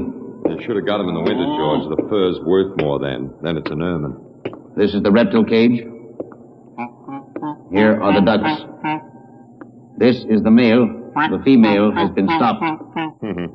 Lucky girl. What's the matter, fella? You lonely down there? Walter, you will tell me how you stopped the female duck. You got me, George. I didn't do it. Maybe she died of the Dutch elm blight. Walter, you are not being logical. We have concluded you are stopping these animals. Tell us how it is done. I told you, George, I haven't the foggiest notion. Very well. We will have to take further action. Well, what are you going to do, George? We have methods of action you will know soon. We will go back now to your room.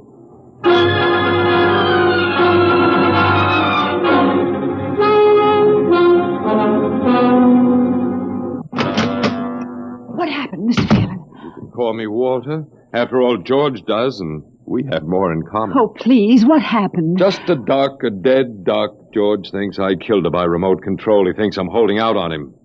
Good. What? Well, at least we can get back at them. At least we can do something to them. Well, why? After all, George isn't a bad fellow, if you like an ant mentality. How can you say that? They've wiped out the whole human race. They've murdered everybody. I suppose they have, but we can't change that now, so why think about it? Well, we can't just sit here and do nothing. I fail to see how we can do anything else. Oh, of all the men in the world they had to pick. Don't you want to fight back? Don't you want to keep on fighting until the end? It hadn't occurred to me. But we've got to, Walter. Why? Well, I can't really explain, but... Walter, if there was any good in man at all, it was that he kept on, struggling against nature and in the end even against himself. But at least he kept on fighting for what he thought was right, and And we're all that's left. Walter, we just can't end it by giving up. We've got to keep on fighting. You do remind me of Martha. Oh, look, there isn't much left for us, but we could beat them in this one small thing. We can pretend that there's a secret about death, and we could refuse to tell them anything. There isn't anything to tell. Well, they don't know that. Promise me you won't give in. I suppose the worst they can do is to kill us. Oh, Walter. All right, Miss Evans. Hello, George. Hello, Walter. Now, you will tell us how these animals are stopped? George, this may come as a great shock to you, but I've decided not to tell you. Why? Oh, call it a romantic attachment to lost causes.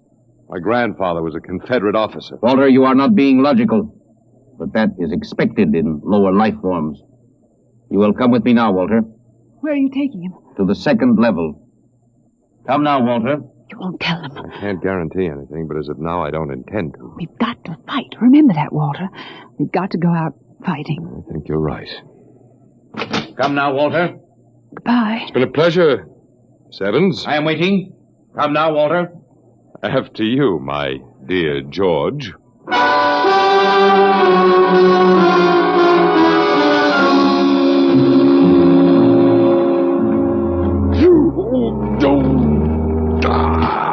You will tell us now, Walter? That was the first level of vibration. There are many more. However, we have calculated that none of them exceed your threshold of unconsciousness. Oh, very clever, George. Of course. You will tell us now, how do you stop these animals? You will tell us now? As of now, no. However, I'm not very brave, if that encourages you, George. You are not being logical, Walter. You're telling me. We will now use vibration level 2. You will tell us now? You know, George, I can't figure it out myself, but I'm stubborn. Maybe it has something to do about the dignity of man, the civilization such as it was that you wiped out. I do not understand. I didn't think you would. So go ahead. Vibrate. Vibration level 2. It will be very painful, Walter.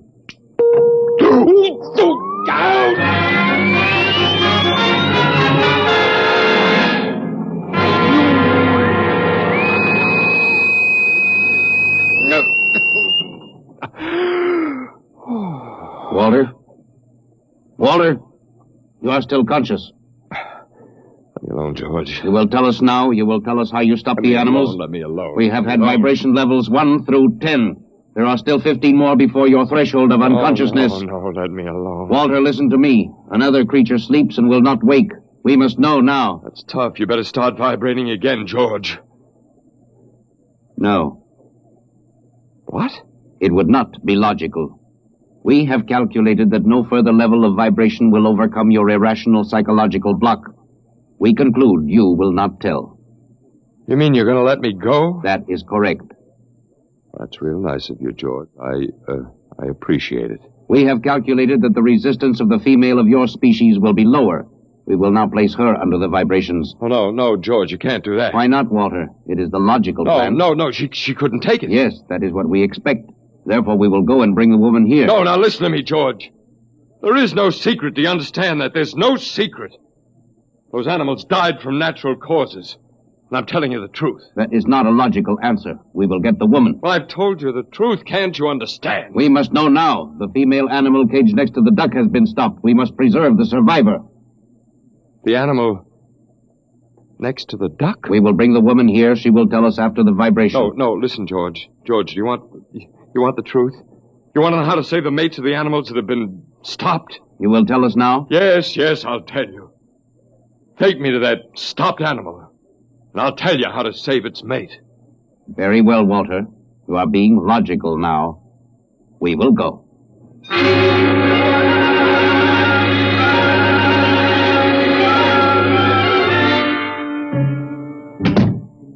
Walter, are you all right? Yeah, just let me catch my breath a minute. What happened? Well, after a while, I told them what they wanted to know. You didn't. Sure, as George pointed out, it seemed to be the logical thing at the time. You gave up? I suppose you can call it that. Look, I'm very bad. Something might turn up Martha. But they've beaten us completely then. There isn't anything we can do left of the human race. And we give up. We don't even die fighting. You call me? Oh, I must have said Martha. I'm sorry. The Council of the Zan has met. Something wrong? She was my wife. She died 2 years ago. What were you saying? Nothing. Nothing. It doesn't matter. It's too late. Too late. The whole... What now, George? Zan has been stopped. What? Zan is dead? That is correct. You didn't believe me, George. But you can die. You can really die.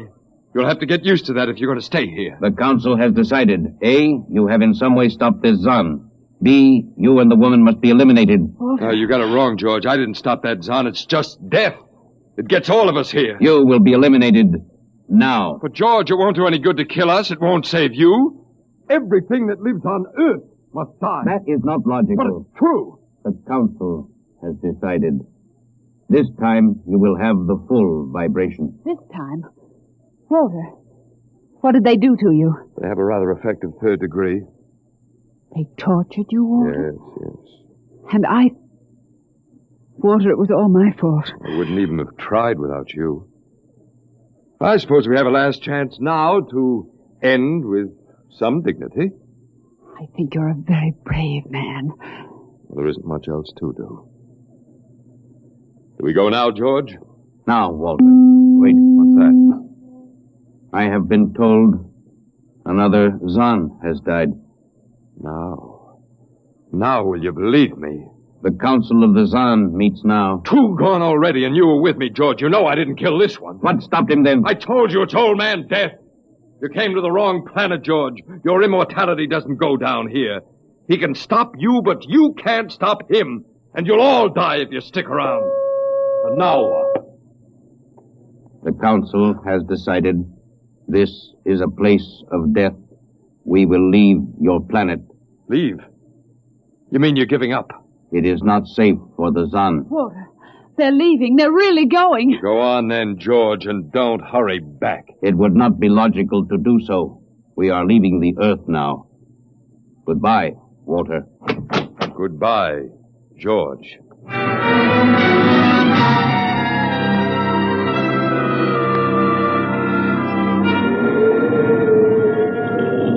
Well, they're all aboard now. Oh, it's so wonderful to feel the wind and the sun again. Close the hatches. Walter, is it safe for us to be out here? Sure, they're not interested in us any longer. They only want to get away. And I want to see this grace, the Zan leaving Earth forever. Now they're blasting off.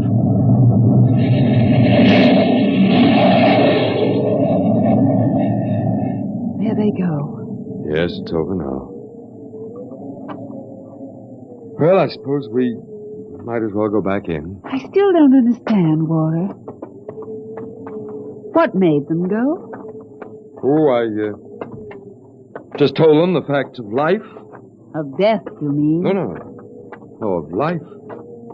After all, I thought George was old enough to know at 7,000 years he was getting to be a pretty big boy. I wish you'd stop joking and tell me what happened. Look out for the steps.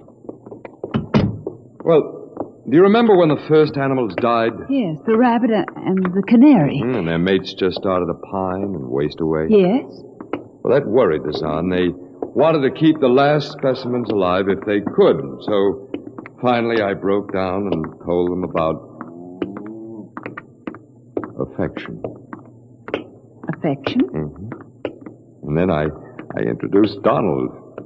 Donald? Who's that? Here we are. Oh. Come here. Grace, I want you to meet Donald. Oh, Walter, please. What does affection have to do with it? Well, that's what the Zan wanted to know. I told him it was love that made the world go round, that having lost his mate, Donald would die immediately unless he had affection and constant petting. Petting? Mm-hmm. I even showed him how. Come here, fella. Come here. Yes, I held Donald in my arms and petted him a while, and then... Then I let the Zon take over with the animal in the next cage. What animal?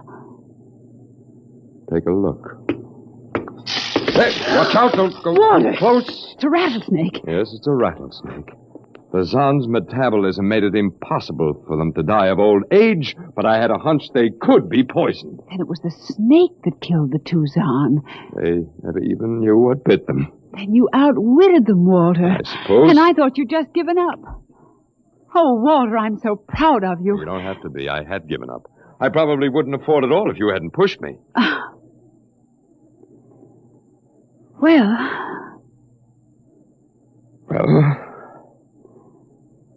we've got a world to plan, a whole new world, Grace. I know. We'll have to decide which animals to let out of the zoo and which ones would be safer to keep in, but first, there's a much bigger problem. What's that? The human race. Oh. Yeah, we've got to make a decision about that. It's a pretty important one. Yes, but... It hasn't been a bad race. Of course, it may go backward for a while until it gets its breath, but... Well, we can save the books and all the most important things and get it started ahead once more. Please, Walter. It's the Garden of Eden. Don't be all over again. Don't be ridiculous, Walter. Funny. You even blush like Martha. Only you're stronger than she was. And prettier, too. I wish you'd forget about Martha. I think I will, my dear, if you'll only give me a little time. Now, Walter Phelan, you listen to me. If you think for 1 minute that we... I thought it would never happen to me again. But it is love that makes the world go round. And so, Grace, if you could only... I wouldn't marry you if you were the last man on earth. But that's exactly what I am. I don't care. I don't even want to talk about it. I'm going out. Well, all right, my dear, but think it over and please come back. You see, I told you. It wasn't really so horrible, our story. Remember how it goes. The last man on earth sat alone in a room. And then there was a knock on the door. Come in. Come in. Come in. My dear. You see, it wasn't horrible at all.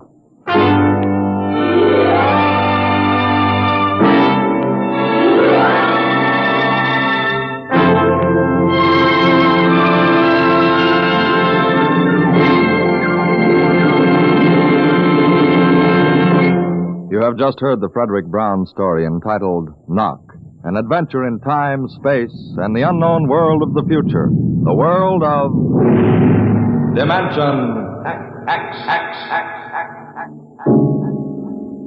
Now, about next week. Next week we tell the story of a robot. But a robot that was almost human. Tonight's adventure in Dimension X was adapted for radio by Ernest Kenoy. Arnold Moss was heard as Walter Phelan, Louis Van Ruten as the Zon, and Joan Alexander as Grace Evans. Your narrator was Norman Rose. Music by Albert Berman, engineer Bill Chambers. Dimension X is produced by Van Woodward and directed by Edward King. And now, with Neal Cream, Doctor of Poison, and the performance of Mr. Charles Lawton, Autolite hopes once again to keep you in suspense.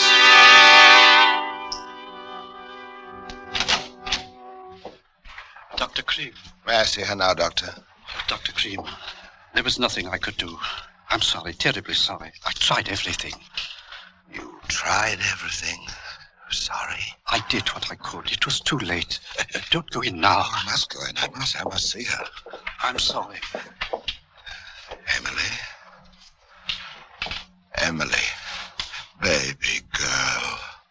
Emily.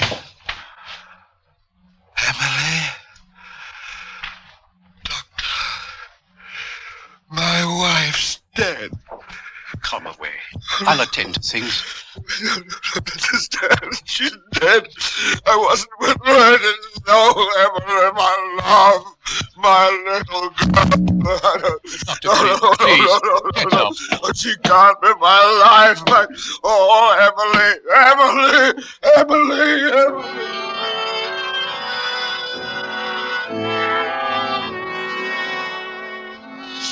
That was Emily, my only wife. She left me a widower with an income of £400 a year.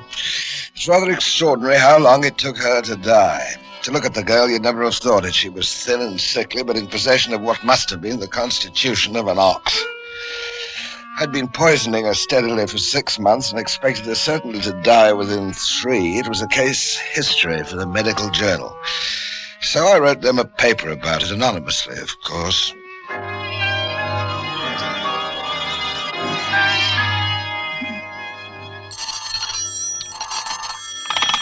Inspector Waring. Sergeant Dean, sir. I've got a letter here from the editor of the medical journal. Why did they forward it to the yard? There's a manuscript that came with the letter. Just a moment, sir. Resistance to physiological action of alkaloid poisoning. Case history EC, quite anonymous. What's the matter with that? The medical journal people seem to feel that the man who wrote it did the job, too. Put it on my desk. I'll be there in half an hour. Right, sir.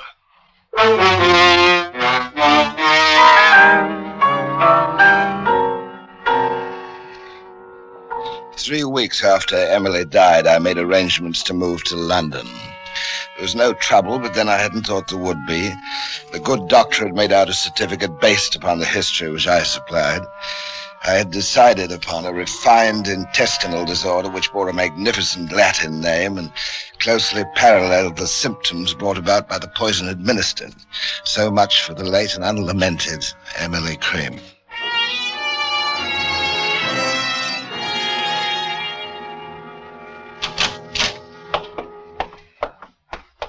I'm sure as how you'll find this room most suitable, sir. Oh, Dr. Cream, Dr. Neal Cream, ma'am. Oh, how nice. I have another boarder who's a doctor. Well, very nearly. Medical student, don't you know? Mr. Bridgman. Ever such a nice gentleman. Really? You'll find a very refined atmosphere in my house, Doctor. And scrupulously clean. Very scrupulous. I'm sure of that, Mrs. Minns. I think this will do very nicely. May I ask, Doctor, how long you plan to allow us the pleasure of your company? I'm afraid I have no idea of that, Mrs. Minns. You see, I only just arrived from home. My wife died there a month ago. Oh, how sad. How terribly sad. See, I thought that here in London I might forget. You look understanding. You do understand, don't you? Oh, but poor dear man. Of course. Oh, my, how I understand. I'm a widow myself. Only my daughter Daisy and me. How I do feel for you. You're so kind. Oh, not at all, I'm sure. You will join us for tea, won't you? Oh, I should be delighted. Thank you so much.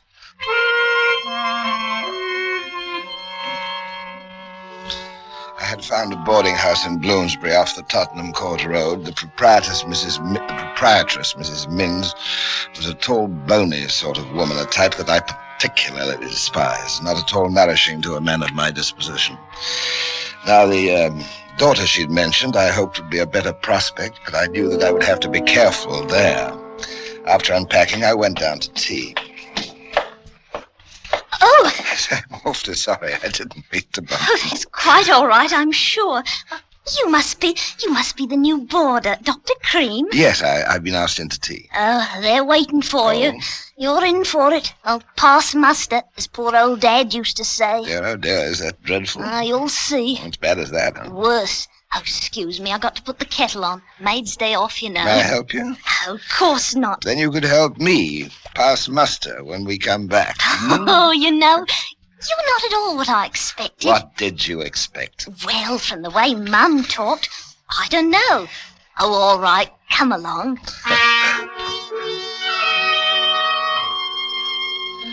Daisy Minns was not a beauty by any means, but there was a spark, an honesty, good humor that I found most enjoyable. We got on famously, but it was too soon to think about Daisy. Perhaps later.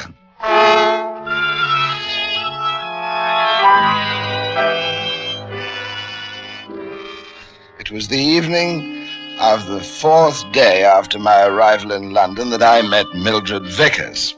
It was at a pub in Hammersmith. She was a sweet little thing, large brown eyes, rosy cheeks, perhaps encouraged by a touch of rouge. Altogether delightful. I must say that I flattered her with attentions not usually received, flowers, dinner, the theater. She was very grateful. Oh, I'm tired. You? Yes. Goodbye. Thanks very much. Goodbye? I wanted to tell you earlier tonight. I can't see you anymore. You can't? You're joking. I'm not.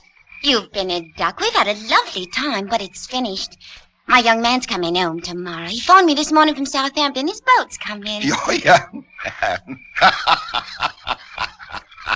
Your young man? You'll wake up the whole house. Millie, you'll be the death of me. Now, come along. Let's get inside. You can't. I'm serious. It's like you said, laughs and all sorts of fun.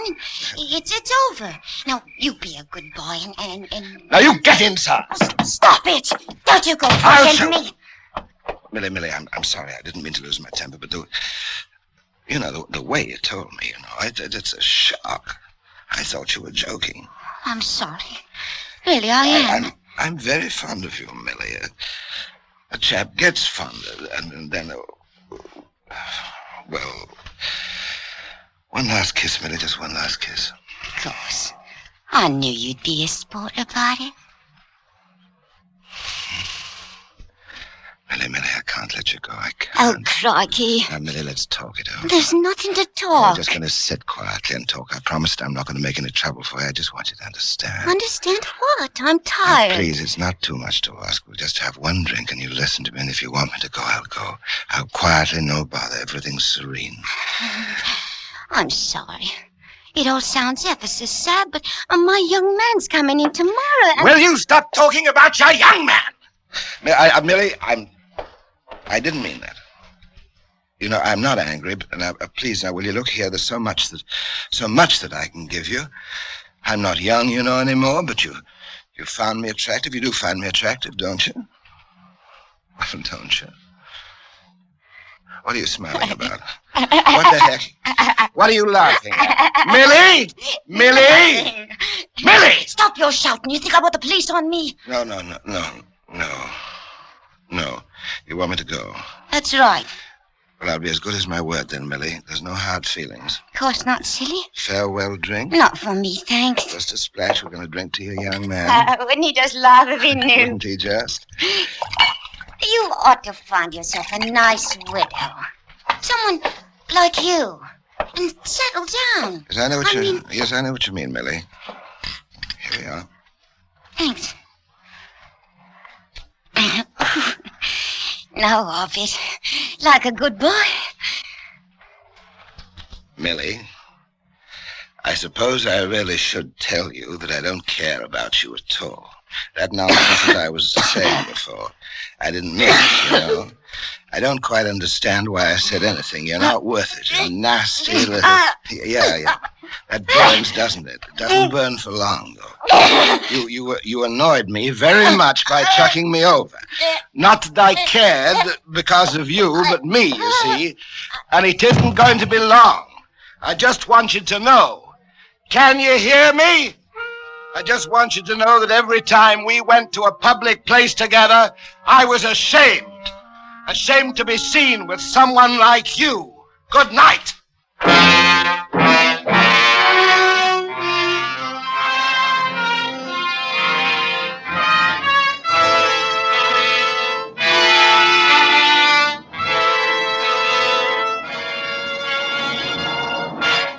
Autolite is bringing you Mr. Charles Lawton in Neal Cream, Doctor of Poison. Tonight's production in radio's outstanding theater of thrills, Suspense.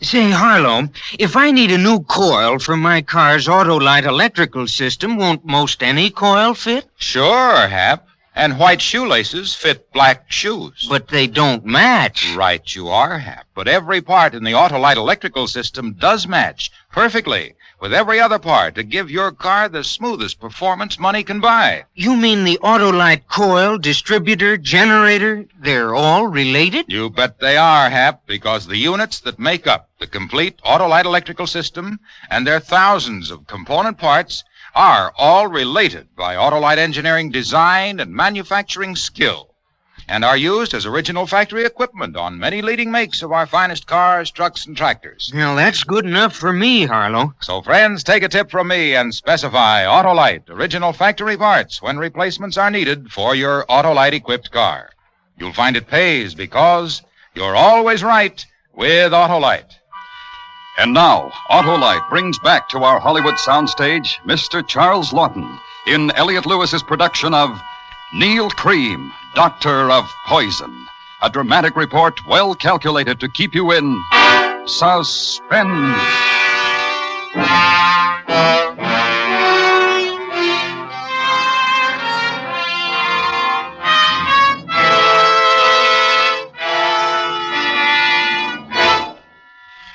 For the next 2 or 3 nights I stayed in at the boarding house, I don't think I felt well. At least I couldn't sleep. My sleep wasn't at all restful. I had dreams.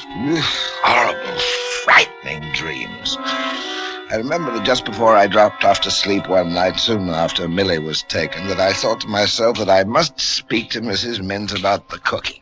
Oh, that heavy stuff.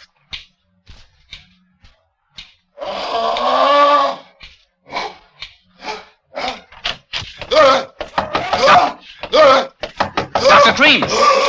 Dr. Cream! Dr. Cream! Wake up, sir. Wake up, Doctor. It's all right. It's all right. Anything the matter? I hope you'll forgive the liberty, sir. I'm afraid you were having a nightmare. It sounded as though you were being murdered.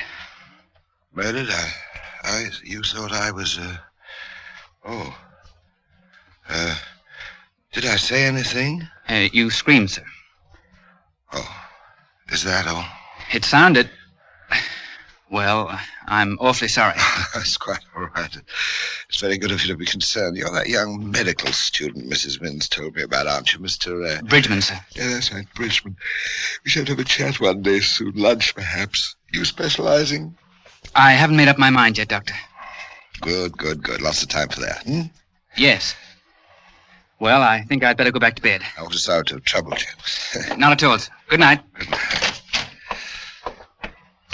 I wonder, is he lying? Did I say something? Did he hear it? I wonder. Blast!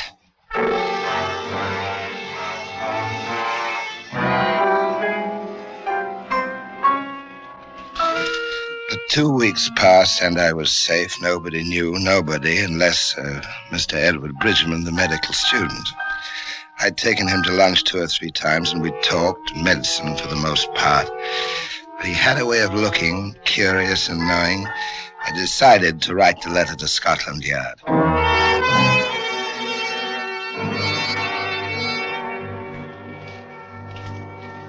Commissioner, Inspector Waring here. I think we've got something more on that poison case in Hull and Millie Vickers. Yes, a letter. It says, to whom it may concern, I have information which can lead to the arrest of the person responsible for the murder of Millie Vickers in Hammersmith. Is it worth £3,000? If so, leave the money at the pillar box on the corner of Kensington and Earl's Court Road. Plain wrapping paper will do. And it's signed A. O'Brien, Private Detective. Yes, sir. Yes, we'll see to it straight away.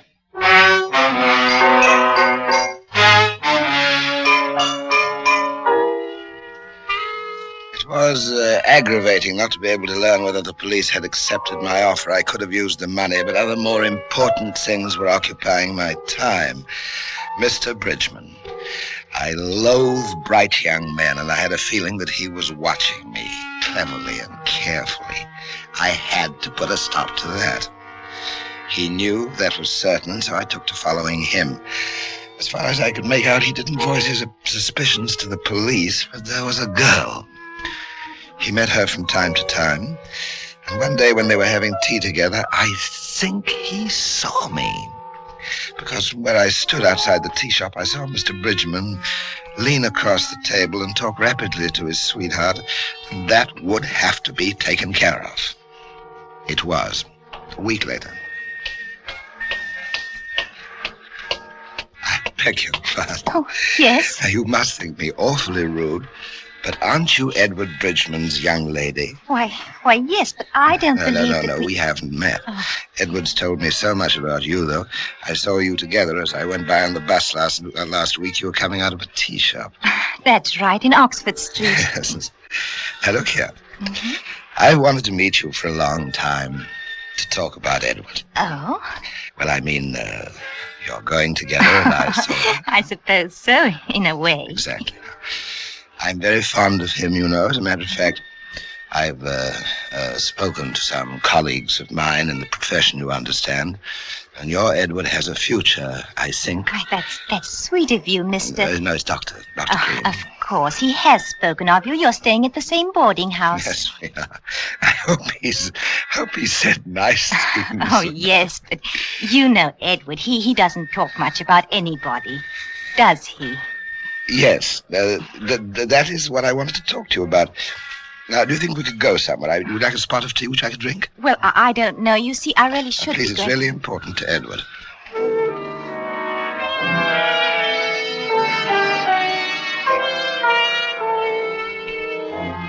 Clever little devil, but a rotten actress.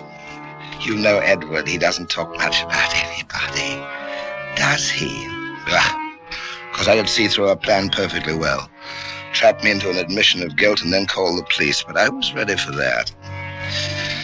Well, it was a little sad. I didn't even know her name. She had a pretty face. And a pretty figure. No name. Just Mr. Bridgman's young lady. It was dark when we walked along the quiet road leading to our house. I'd been the perfect gentleman and had escorted her home. She died behind a hedge. Convulsively, but within 3 minutes. I made sure that there was no outcry, nobody heard, nobody saw, and nobody cared except perhaps for a medical student.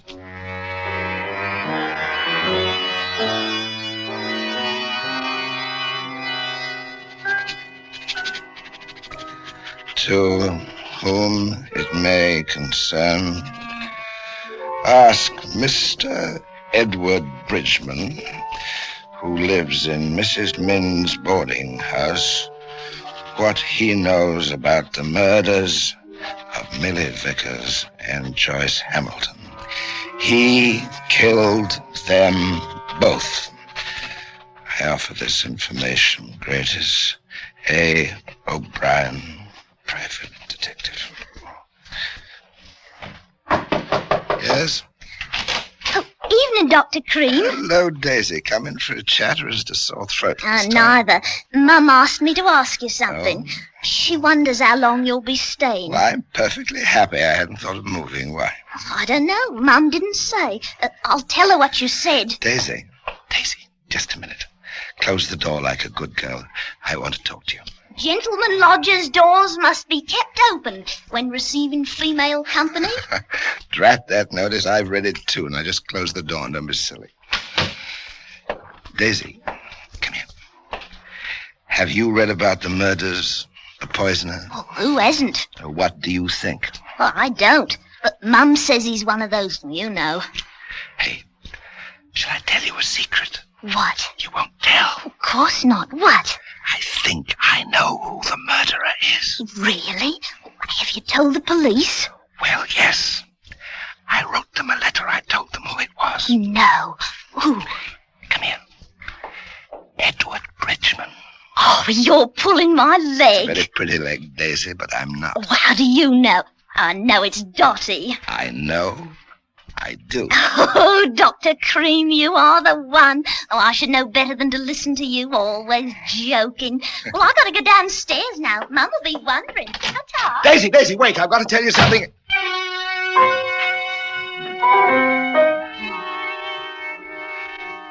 Darn, I could have killed her. She thought it was a joke. There had been so many things to tell her, clues, proof, everything to help get rid of the medical student.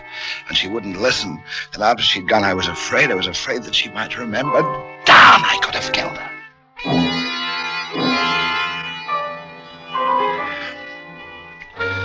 It was Saturday, 2 days after I'd posted the letter to Scotland Yard. I thought I'd take a walk to Hyde Park and was leaving my room to go downstairs when the front door bell rang. Good afternoon, gentlemen. Mrs. Min? Yes. We're from Scotland Yard. Police? I should like to have a word with a Mr. Edward Bridgman. Does he live here? Yes. Won't you come in? Is anything wrong? Is he at home? It's in the drawing room, I think. Shall I call him? Yes, if you don't mind. Not at all, I'm sure. Mr. Bridgman! Yes, Mrs. Min? Mr. Bridgman? Yes? I'd like to speak to you, if you don't mind. Oh, what about? Tell me, is there somewhere we can, Afternoon, everybody. Oh, hello, Doctor. Nice day. I thought I'd take a walk. Mum, all right if I go to the cinema with Agnes? Oh, Elise. Run along, Daisy. Don't be home late. Mr. Bridgman. Come along, Daisy. I'll walk along with you. You were right all the time, Doctor. Oh, and to think I didn't believe you. What do you say, miss? Oh, just a little joke of ours, Inspector, nothing at all. Come along, Daisy. I can't wait, you know, Daisy. Just a moment, sir. Miss, do you know something about this? Oh, of course I do. But Dr. Cream told me he wrote a letter to you about Mr. Bridgman. He told me. Didn't you, Doctor?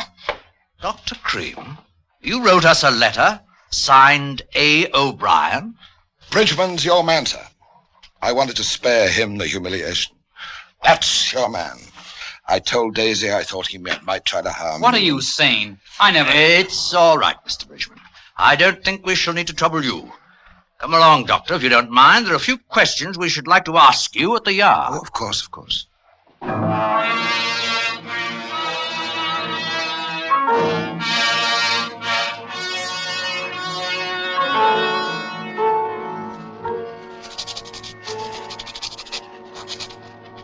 Having set down this case history, my own, let the judge and all responsible for my unfair trial be warned that death will come to them from an unseen agency.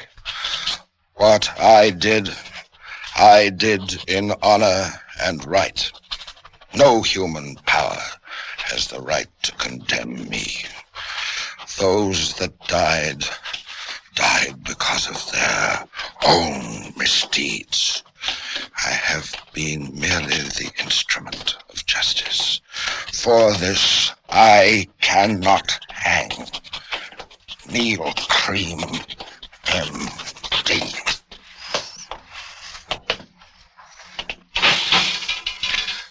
Dr. Neal Cream. It won't hurt, will it? I can't stand pain. It won't hurt, will it?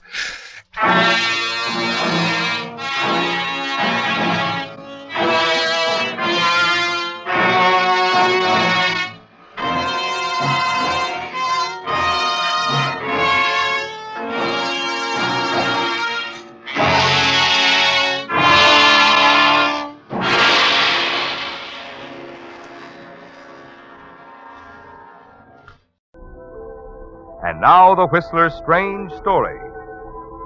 Bird of Prey.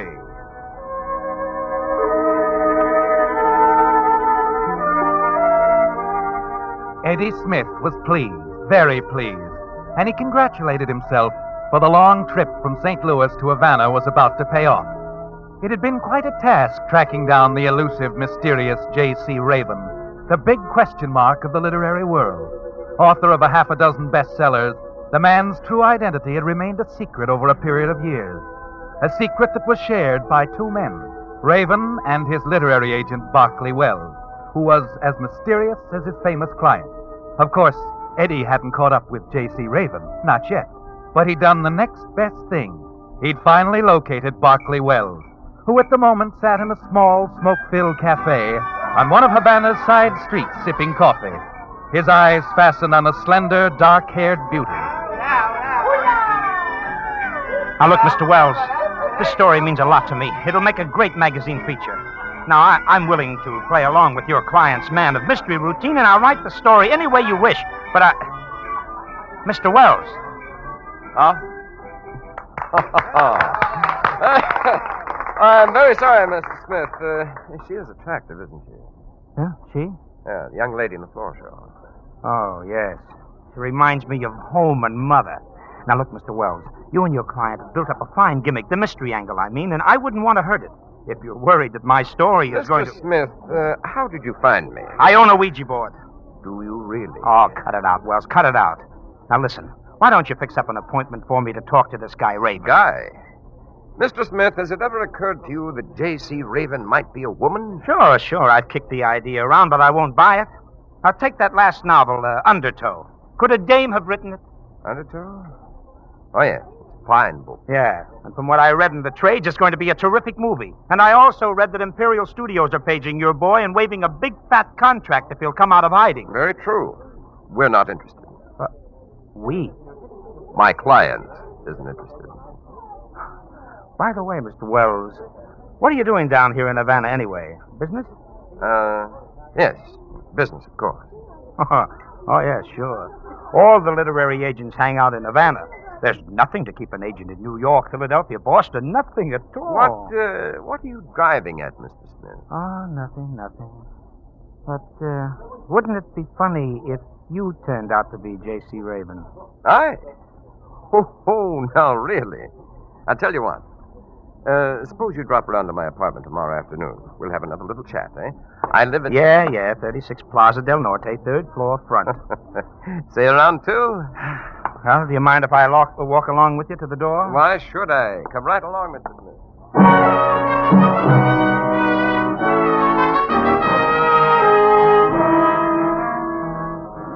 And so you accompany Barclay Wells out of the cafe and into the dark, almost deserted street. At the corner, a man is standing under a streetlight, idly puffing away at a cigarette. But you hardly notice him as you say goodnight to Wells and start away in the opposite direction. Then you hear it, a shout. You break into a run. As you move back past the cafe and round the corner, you see two men struggling in the street. One of them is Wells. Suddenly he falls to the pavement. As the other man wheels around and rushes you, you block the knife. No, you don't. He crumples. Senor, what has happened? I hear a noise. Hold up, I think. This is the guy. I knocked him cold. Here, help me with my friend, will you please? Si, senor, si. Easy now, easy. Wells. Senor, he's hurt bad. Say, is there a phone around here? Si, in the shop. There Well, get a doctor, will you please? And the police. Si, senor, I will do this. Wait a minute. What? Never mind the doctor. Wells is dead. Just call the police for this guy that killed him.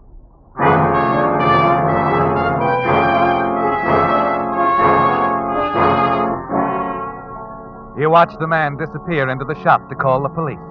Then you turn and stare at the lifeless form of Barclay Wells. Or was he really J.C. Raven? There's one way to find out, Eddie.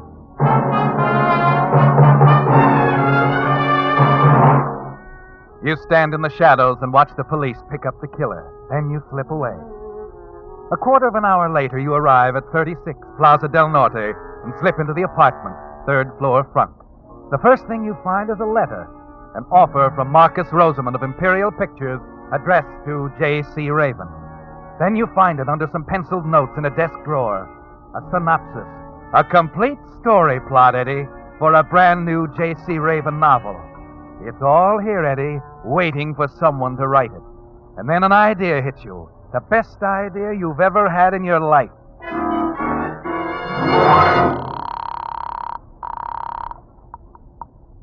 On American Airways? When's the next plane leaving for Miami? 4 o'clock, senor. Well, that'll do. And I'd also like to arrange for a reservation out of Miami. Muy bien, senor. Where to, please? Going west. Los Angeles.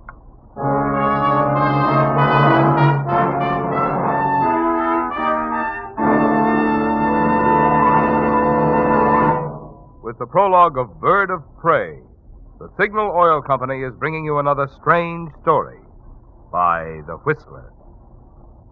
But first, friends, a message especially for you drivers who have new cars or expect to be getting one.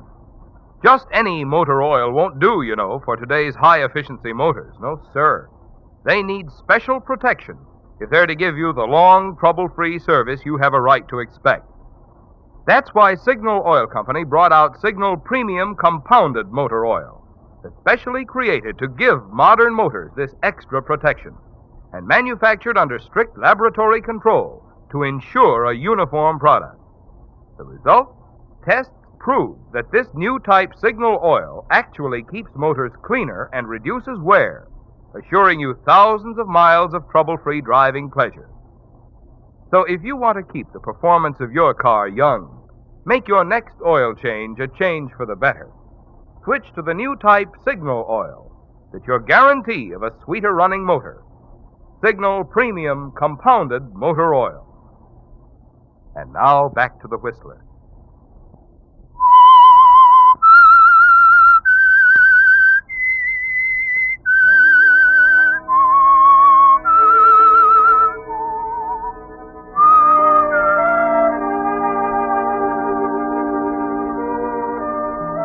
So, Eddie, you're on your way to Hollywood, secure in the belief that J.C. Raven, the literary man of mystery, died on a quiet street in Havana. As your plane heads westward, New Orleans, Houston, El Paso, you go over your plans, carefully, over and over again. You can't miss, can you, Eddie?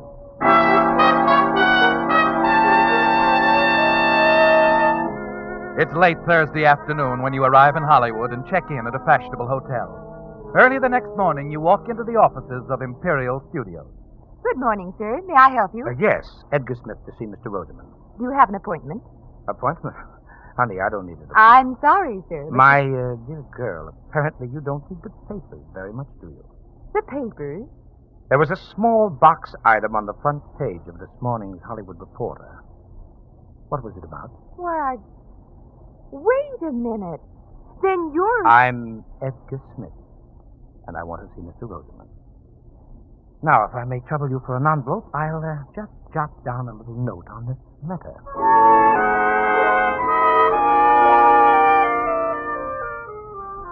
Yes, Eddie, she got it. All you have to do is insist that your name is Edgar Smith. And there's certainly nothing wrong with that, is there? You are Edgar Smith. You'd give anything to see the expression of Rosamond's face when he reads the few words you scrawled on the letter. The same letter he'd sent to Barclay Wells, the one you picked up off his desk in Havana the night he was killed. Yes, it'll be a pleasant surprise for Mr. Rosamond.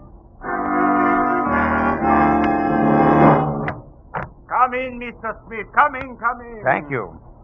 Florence, tell everybody to go away. I don't want to be interrupted. Go, go, go, go. Yes, sir. Ah, Mr. Raven, let me look at you. Mm-hmm. Just as I pictured you. I cannot tell you what a pleasure. I'm indeed delighted. Delighted. Here, here. Sit down, sit down. Well, thanks, Mr. Rosamond. So you are J.C. Raven. J.C. Smith. Edgar Smith. I beg your pardon? Oh, of course, Edgar Smith. I'm afraid I must insist on it. Of course, Mr. Smith. I'm glad you didn't make it John Smith. I had nothing to do with it, believe me. Edgar Smith, wonderful, wonderful. Now that you're coming to work with us, you are coming to work for Imperial, no? If the terms are right. Terms. You write your own contract. Anything you want, we'll that is, within reason, of course, Mr. Raven. Smith. Edgar Smith. Excuse me. I can't impress this on you too strongly, Mr. Rosamond. I'm Edgar Smith, you understand? Yes. On the contract around the studios, Smith. Edgar Smith. Edgar Smith. And no publicity on J.C. Raven. No publicity? No publicity. But, my boy, such an opportunity we cannot afford to miss. Why, So long, Mr. Rosamond. No, wait, my boy. Wait, please.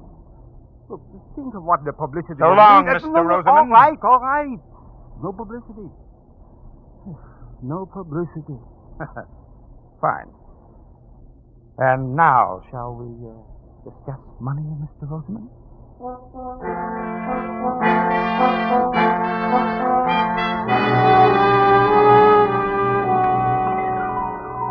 When you leave Rosamond's office an hour later, you congratulate yourself again. Yes, You're in now, Eddie. It's a big step from freelance writing to a movie contract. You've cleared the first hurdle. The rest of the way will be easy. The next day, you settle the matter of the contract with Rosamond over lunch at the Brown Derby. Then there are a few other details that Rosamond handles personally, like your new office and secretary. On Wednesday morning, you meet Miss Corby, your new assistant. Small, slender, mousy, with large brown eyes, a pale, thin face, dull blonde hair trimmed close to the head. Mr. Smith, you can take my word for it. She is the finest girl in the building. Knows the industry better than I do. Oh, I wouldn't say that, Mr. Rosemond. A jewel, Mr. Smith, a veritable jewel. She'll be a great help. With her, you'll turn out some great stories for Imperial. This Veronica. He's a genius. Take my word for it. I'm sure he is, Mr. Rosemond. Mr. Smith, take my advice and listen to Veronica. She'll save you a lot of time and trouble. Take Slauson, Perry, Hegstrom, the other writers. She taught them everything they know about pictures. A jewel. You listen to her. Well, thanks, Mr. Rosamond. I'm sure we'll get along. Well, shall we go, Miss Corby?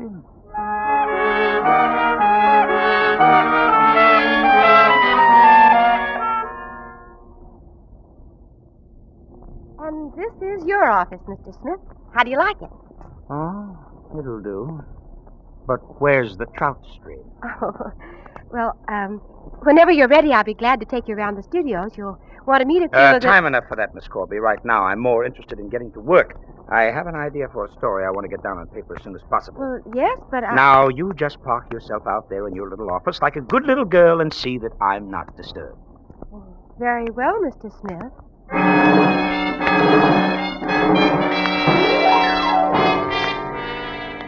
And so you get to work on your first story for Imperial Studios, the Raven original you picked up in Havana. You can't take any chances, can you, Eddie? The first story has to knock 'em cold.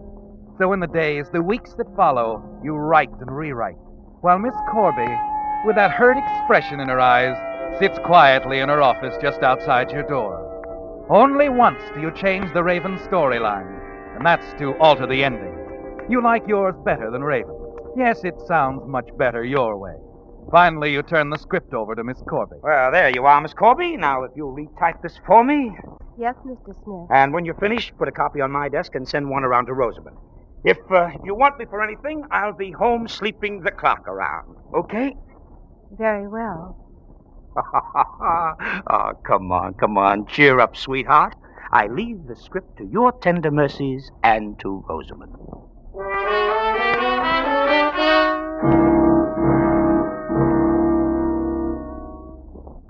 Oh, Mr. Rosamond, come in. I was just about to run up to your office to... Mr. Smith, it's wonderful. I've just finished reading The House in the Swamp. Wonderful. The same ingenious touch, the same masterful approach of Undertow. Better than Undertow. Well, thanks, Mr. Rosamond. There are a few technical matters, but Veronica can help you out. But the storyline, wonderful. Mr. Smith, Eddie, you know something? What's that, Mr. Rosamond? For a little while, I was not sure. As I read your story, I was a little afraid. Afraid? Ridiculous, of course. I should have known. Forget it. Oh, no. What do you mean? Well, halfway through the story, I saw the ending. I was a little afraid it would turn out that way. It was the way our $100 a week writers would end it, but no. The way you handled it, my boy, wonderful. A complete twist. The touch of a master. Well, you really like the way I paid it off, huh? I can see it now. That scene between the old man and the little girl at the edge of the swamp. What? The old man and the little... Yes. The confession. Beautifully written. Wait a minute. You mean that's the way the... What's the matter, Eddie? Oh, nothing, Mr. Rosamond.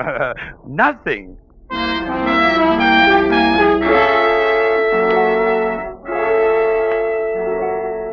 Rosamond continues to rave about the story, but you're not listening, are you, Eddie? 1,001 thoughts, confused thoughts are racing through your mind. The minute Rosamond leaves, you pick up the script and thumb through the neatly typed pages. This isn't the way you finished the story, is it, Eddie? No. This is the original ending, the way J.C. Raven had written it. Corby! Yes, Mr. Smith. Come in here. Well, what is it, Mr. Smith? This story. What happened to it? Who changed it? I did. You did? Well, I felt sure Mr. Roseman wouldn't like it the way you ended the story, so I changed it. Oh, I see. I wanted you to make good on the first story after the risks you've taken. Risk? What do you mean? You told Mr. Roseman you were J.C. Raven, and... How did you... Well, he didn't mean to give it away. It sort of slipped out. And I won't tell anyone, Mr. Smith. I won't tell anyone you're not J.C. Raven. Keep talking, sweetheart. You couldn't be J.C. Raven. Then who is? I am. What? You're wondering about Berkeley Wells, aren't you? I could use a few answers. You remember the day you came here? Mr. Roseman mentioned several writers I'd worked with. Hegstrom, Slauson. Berkeley Wells worked here, too. He was a fine person. Kind and thoughtful. He didn't treat me like the others. When I was with him, I felt like I belonged. I was somebody, not just part of the office furniture. I guess he's the only man who ever paid any attention to me. The only man who ever knew I existed. Sorry. Your speech. About Wells. Well, you see, I've always wanted to write. And at the start, well, I'm afraid publishers weren't impressed. And then I hit on the idea of creating the mystery author. And somebody had the front for you, so you picked Wells. Well, yes, he was the only man I could trust. I sent him stories, outlines. We worked on the Raven novels together. I see. So that's that. Miss Corby. Veronica. Yes? About J.C. Raven. Where do we stand right now? We could go on just as we have been. You'd help me? Yes. You're sure you want it this way? I'd like to keep it this way. Very much, Eddie. You know something, sweetheart? We're going to get along fine. Just fine.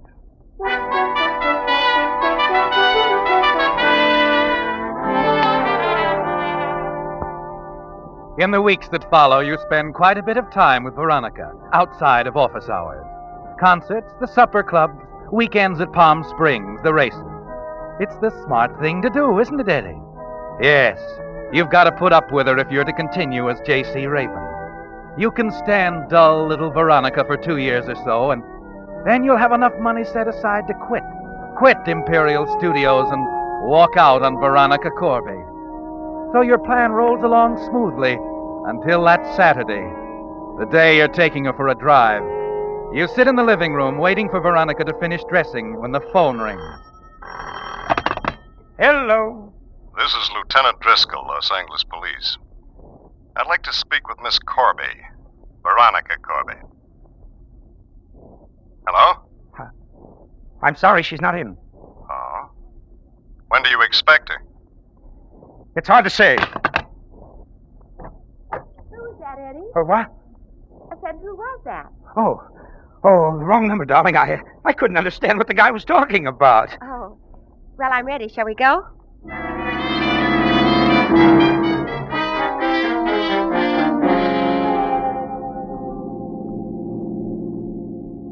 Eddie. Yeah?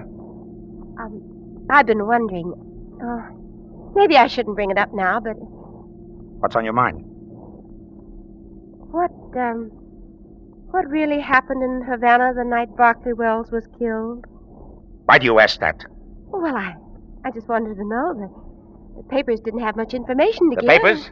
I didn't see anything about it in the papers. Oh, it was there. The Havana police arrested a man named Emilio Vasquez, but he denies doing the killing. Well, he would, wouldn't he? Oh, I suppose, but a native who lived in the neighborhood said there was someone else at the scene of the crime. They seem to think this unidentified man may have done the killing. They do? And what do you think, Veronica? Me? Oh, I haven't the slightest idea.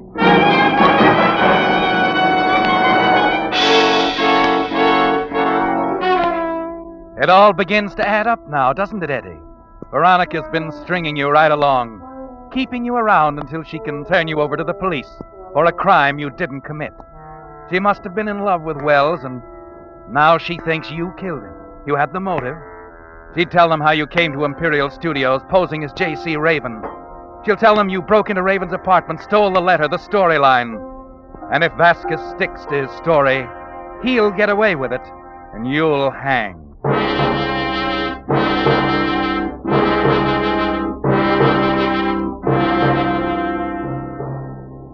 There isn't any doubt in your mind what Veronica's little game is. And the clincher comes that afternoon as you start to leave your office. You hear Veronica talking to someone on the phone. Yes, Lieutenant. Barclay Wells was a close friend of mine. Yes? Well, I'm not sure. That's why Yes.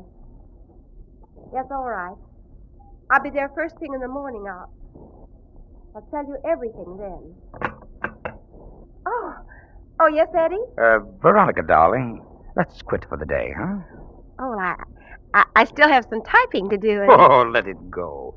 Look, why don't we run up to the Sunset Strip for a couple of drinks and an early dinner, huh? All right, Eddie.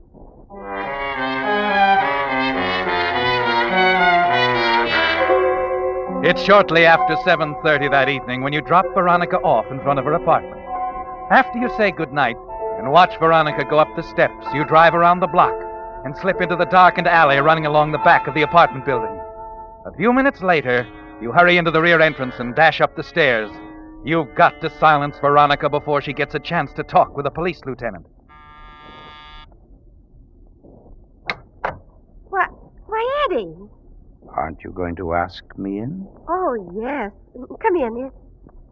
Is something the matter? You're a smart cookie. Don't you know? Oh, what are you talking about? Eddie, let go. You're hurting me. Oh, Eddie, what are you doing? I'm going to kill you, Veronica.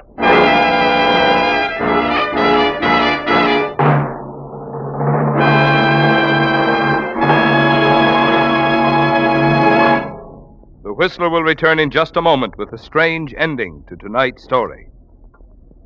Meantime, let me give you a clue toward solving another mystery. How to make today's shrinking dollars buy more value. When it comes to your gasoline dollars, if you want to be sure you're choosing the gasoline that gives you the very maximum in performance and mileage, there are just two things to remember. One, in gasoline, it takes extra quality to go farther. And two, Signal is the famous Go Farther gasoline. Yes, it's a fact. Your best yardstick of gasoline quality is mileage, the thing Signal gasoline is famous for. After all, in order for a gasoline to give you more miles per gallon, it has to help your motor run more efficiently. And when your motor runs efficiently, naturally you enjoy quicker starting, faster pickup, smoother knock-free power. In other words, the superior performance you expect of a superior quality gasoline. That's why we say, to be sure of the tops in gasoline quality, there are just two things to remember. One, in gasoline, it takes extra quality to go farther. And two, Signal is the famous Go Farther gasoline. And now, back to the Whistler. It's all over very quickly, isn't it, Eddie? Too bad Veronica won't be able to keep her appointment with the police lieutenant in the morning. No, she's dead. You glance at your watch, 7:45, then you start for the door. Miss Corby? Miss Corby? It's Mrs. Ellison, the house manager. You can get rid of her easily enough, can't you, Eddie? Quickly, you drag Veronica's body behind the Davenport, then you open the door. Yes, it's Mrs. Ellison, all right. Oh, Mr. Smith. Is Miss Corby in? These officers want to see her. Mr. Smith? No. That is, she's not feeling very well. That's so? Too bad. My name's Driscoll, L.A. Police. I talked to her on the phone this afternoon. It was routine business then. It isn't anymore. But you can't see her now. I told you. It's important, friend. 2 hours ago, we received a wire from the Havana police about the murder of Barclay Wells. Seems he wrote novels under the name of J.C. Raven. Well, look, It also seems he had an assistant. The assistant got a little greedy and decided to take over in place of Raven. What? This morning in Havana, a killer named Emilio Vasquez confessed to the murder of Wells, or Raven, or whatever you want to call him. Confessed he was hired to bump off Raven for $5,000. Says he was paid off by the dame that lives here, Veronica Corby.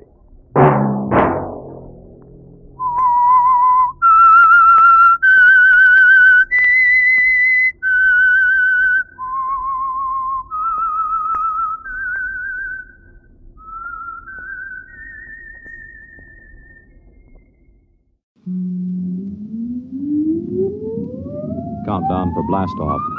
X minus 5, 4, 3, 2, X minus 1, fire.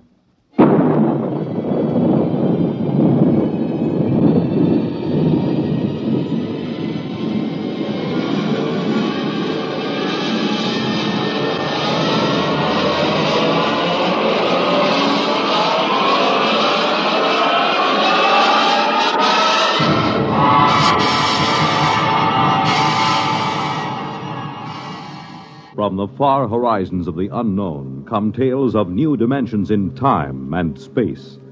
These are stories of the future, adventures in which you'll live in 1,000,000 could-be years on 1,000 maybe worlds. The National Broadcasting Company, in cooperation with Galaxy Science Fiction Magazine, presents X minus 1.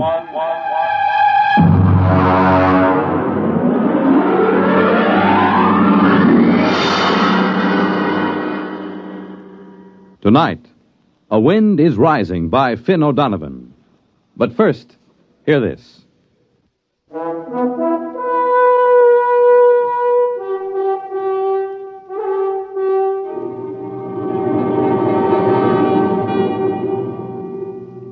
Now, X minus 1. And tonight's story, A Wind is Rising.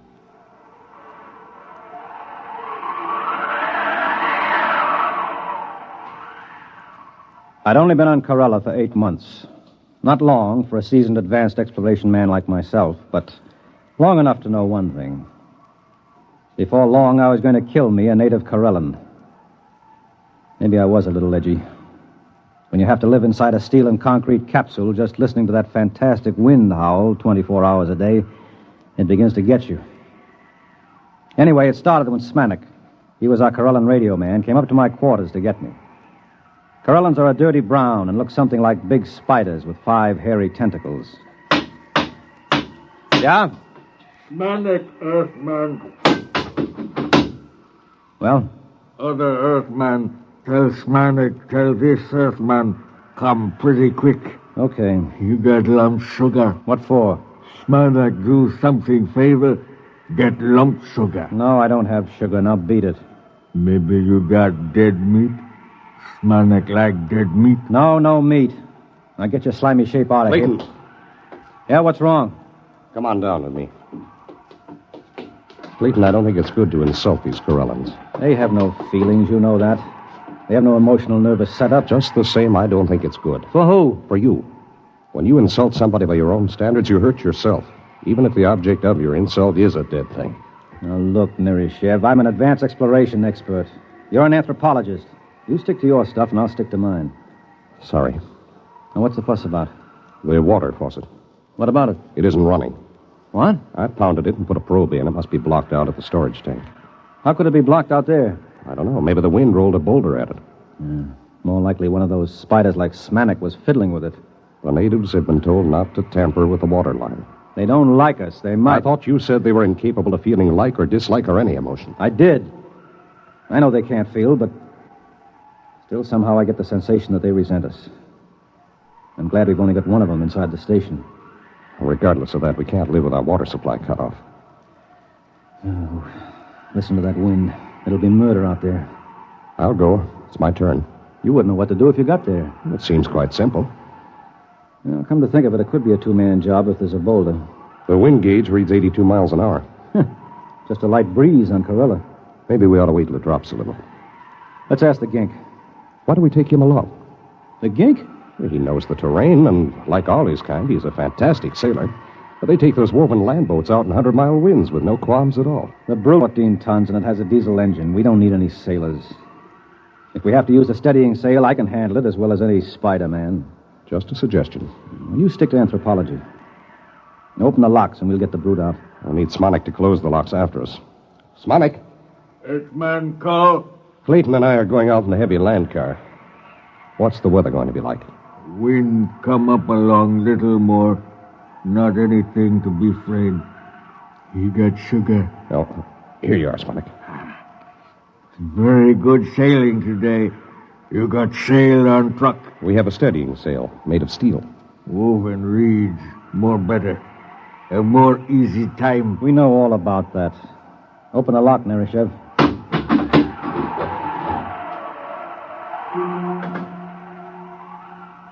The Brute, as we called it, was armored like a tank and streamlined. It had vision slits of shatterproof glass, and most of its 14 tons were centered near the ground. It was sealed from dust and had 6 giant tires made of woven steel mesh. It was built to take the rocky terrain of the planet Corella and to navigate in the gale-force winds that battered the planet. I strapped myself into the cockpit, and we were ready. The wind indicator told me that the winds had risen to 94 miles an hour and rising.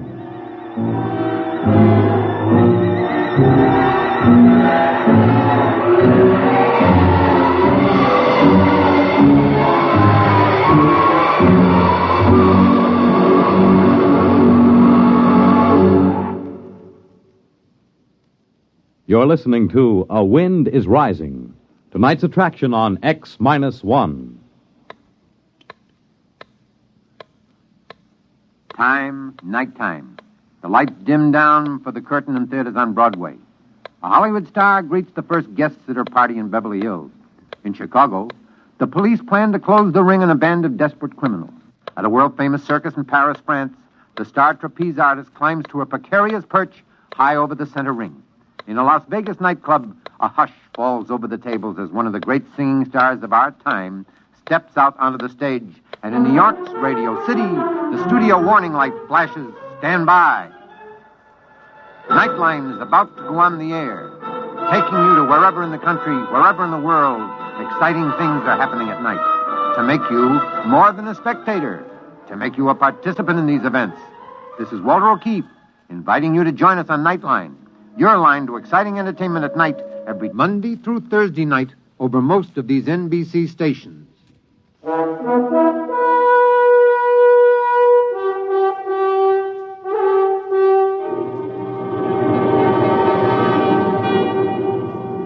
Now back to X-1 and A Wind is Rising. I looked out over the instrument panel. The Corella station had been set down like an overturned bowl on a rocky plain. In order to get to the water storage tank, we had to travel 6 miles. Immediately around the station were our boulder baffles, huge spikes of concrete designed to stop the boulders that the wind rolled off the mountains.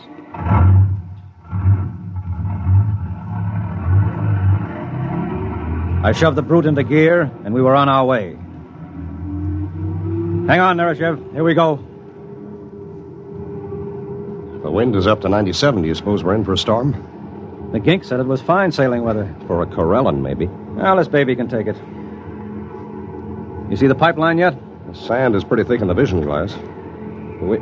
There it is. About 2 points on the starboard bow. I see it now. What's our speed? 3 miles an hour. Give us a little more oxygen in here. Right. Hey, there's something coming toward us. Looks like a boulder. Hard right. That was no boulder. That was one of those ginks out for a sail in his land ship. Playful, aren't they? Next one scares us like that, I'll shoot him, so help me. I don't understand how they can sail those flimsy ships on those wooden rollers. What's our wind speed now? 102 miles an hour. I think it's going to be a storm, Clay. Well, there's no point in turning back now. We can't live without water. I'm game if you are. What's the strongest storm we've ever recorded? Well, let's see. In the 8 months we've been here, about 168 miles an hour. Well, this baby was built to navigate up to 200. We'll be all right. We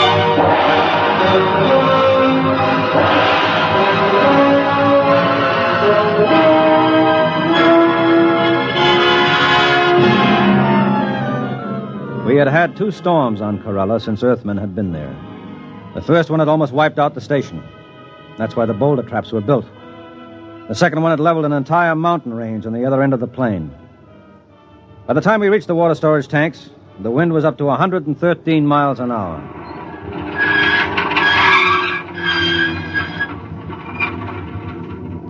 Well, this is it. One of us has got to put on an air suit and repair the damage. Means blowing out the line. It's my turn. What do you know about mechanical things? I'll go out.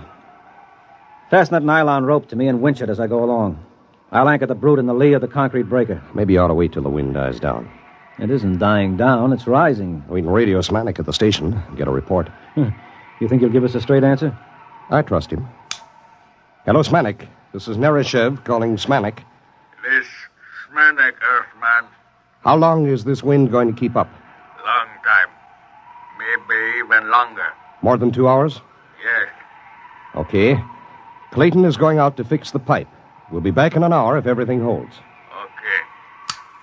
Well, I'm ready. Lock my helmet. Can you hear me? Yes. Okay. Open the chamber. Here I go.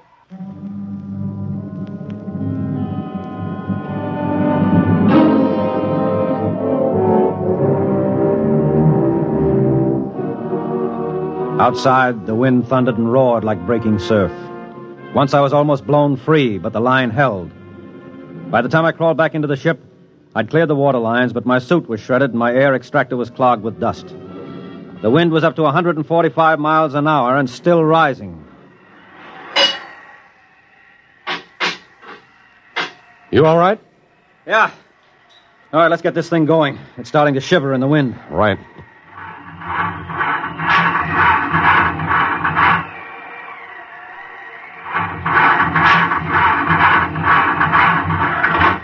What's wrong? I can't start the engine. Here, let me try.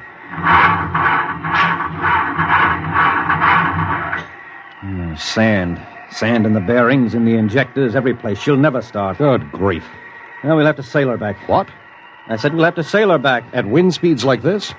It'll be like sailing a little dinghy across the Atlantic in a gale. Well, what else can we do? Put out the auxiliary anchor and ride it out. Oh, no. One good boulder and we'd be goners. Come on, raise the sail. Okay.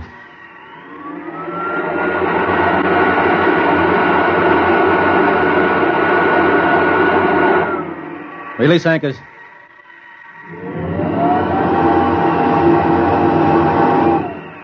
Hang on. Here we go.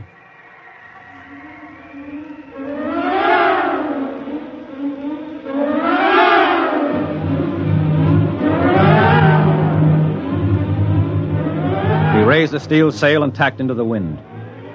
Shoved by a wind that had now reached 175 miles an hour, the 14-ton brute soon picked up to a speed of 40 miles an hour. Even reefed down and heeled over, I couldn't hold her. And I had to winch out the steel main sheet to straighten her up. Then it began to happen. The thing we feared the most.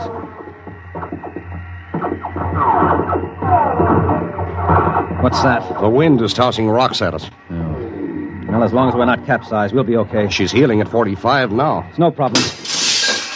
So rock smashed the visor. Put on your oxygen mask. Wait.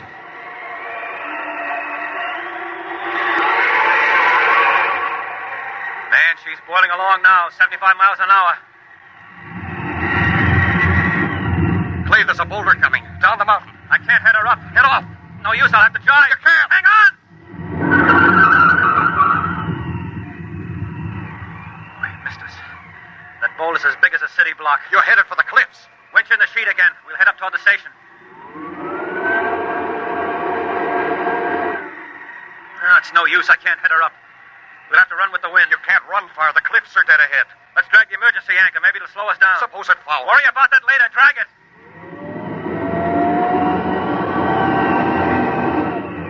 That's better. I may even be able to head her up now. Those cliffs.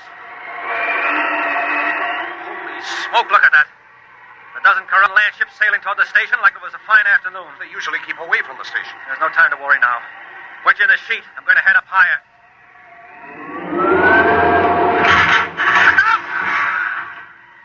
What was that? Boulder. Snapped the mast off. Holy mother. We're being blown toward the cliffs. Is that land anchor out? Yes. Oh, pray it'll foul and hold us. Pray. Father, what? We're fouled. Yeah, and it's holding. Now if it'll just bite in. I think we're anchored. But listen to those boulders. We won't last 10 minutes anchored here. Move over. Why? I'm going to try the diesel again. I don't know, maybe it's a long shot, but maybe.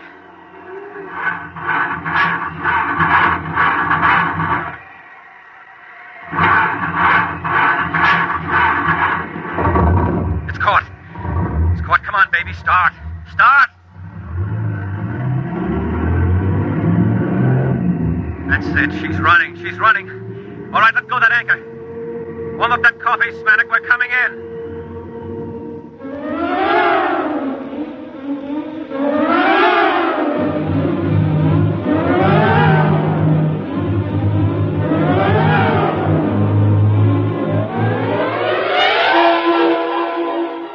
Somehow the engine coughed and spit us back to the station. The boulder defense was completely flattened, and one side of the capsule was dented by a huge rock. But otherwise it was still holding. The winds were up to 212 miles an hour at the time. A dozen Corellan land ships were moored by their long vines on the lee side of the station, and more ships were coming in every minute. We slid into the tube and entered the capsule. Welcome, Earthmen. You have nice sail. Shut up, you crummy gink. Earthmen not pleased. You told us the weather would hold. Old Corellan saying, one can predict weather, but not do something about it. Very true. Yeah. We almost died out there. You wouldn't have been planning anything like that, would you? Smanik no understand. No? Well, do you understand this? Wait. Now get out of here. Get out before I blow your ugly head off with this gun. Very difficult for Smanik to be without head. Impossible to eat sugar or dead meat for almost 3 weeks before new head grow. Smanik join his people now for summer festival. Now you do that. Pronto. Wait a minute, Smanik. Did you say summer festival? Oh, yes. Ancient Corellan festival. When summer ends, we go sail away to caverns in far west. Caverns? Yes. We live in caverns for 3 months. In that way, we have safety. Safety? From what? From winds. After summer is over, come winter storms. First storm of year about to start any moment now. About to start? What do you call what we've been having? The wind is 238 miles an hour right now. The brute's ruined, the boulder defense is leveled, the foundations are cracked. Very regrettable. Perhaps you like to come stay with us in caverns. Bring sugar. Impossible. We need oxygen, food, our own water. Very regrettable indeed. Well, maybe you don't stay and colonize our planet after all. Yes. Really big wind starting to rise now. Smanik go. Goodbye, Smanik. Thanks for your help. Smanik do favor. Glad to help. You got sugar?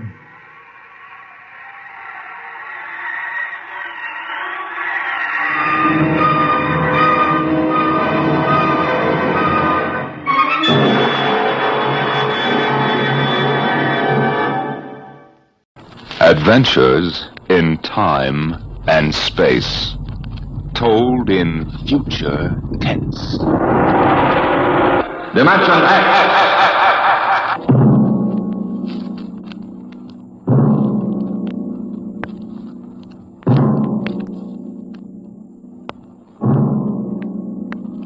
Can you predict what will come in 100 years?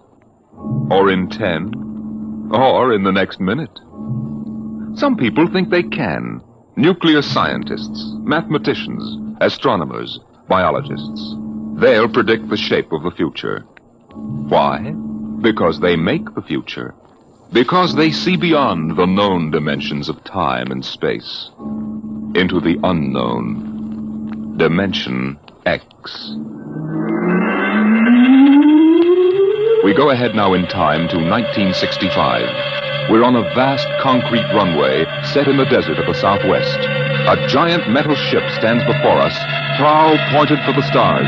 And in 5 minutes, the signal will flash, and it will tear up through the atmosphere to the outer limit. Attention. Clear field for takeoff. Clear field. 5 minutes, Steve. For takeoff. Warm her up, Charlie. Turn her over.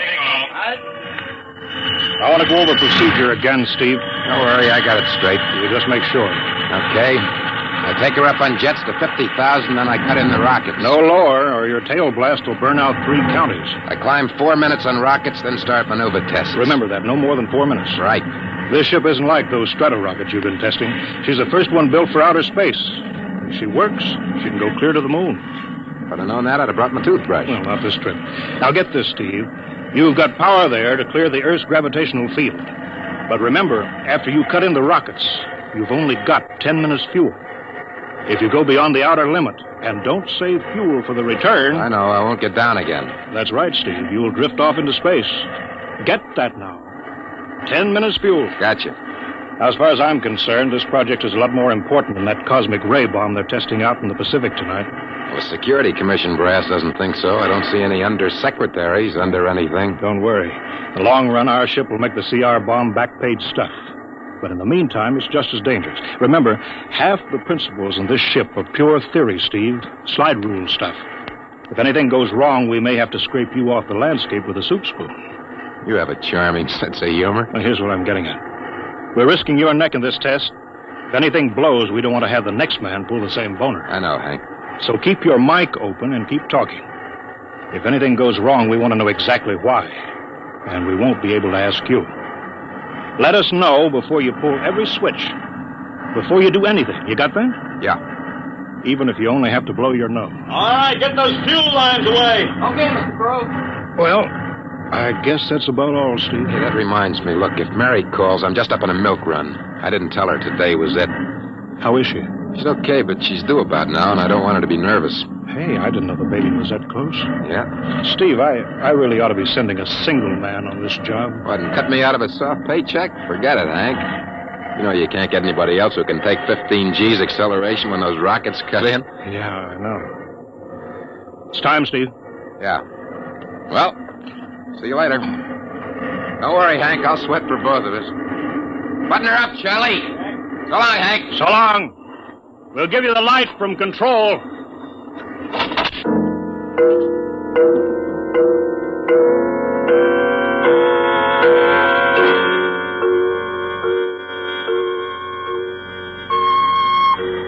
X2R to control. X2R to control. Are you there yet, Hank?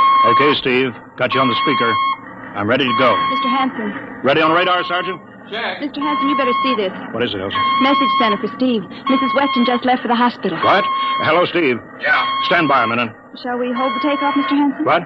Oh, yes. No, wait just a minute. It's too late now. You going to tell him? Maybe he's got enough to worry about. Hey, what's holding us up, Hank? Something on your mind? No, it's nothing, Steve. I just wanted to say good luck. Clear for takeoff, Charlie? Right. Okay. Give him the light.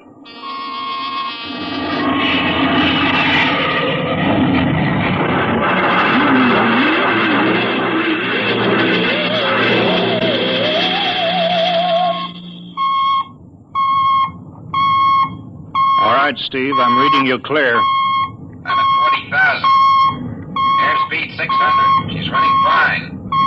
Soundproofing works. There's a third-degree waiver in the AGY pressure. Got that, Charlie? Check. Dead center on radar, Mr. Hanson. 50,000 now. Cutting out the port jet. Now the starboard. Off jets. Airspeed dropping. Opening the rocket ports. The switch sticks a little, Charlie. Oxy alcohol pressure 350. All right, now I'm advancing the ignition key. Here goes rocket one.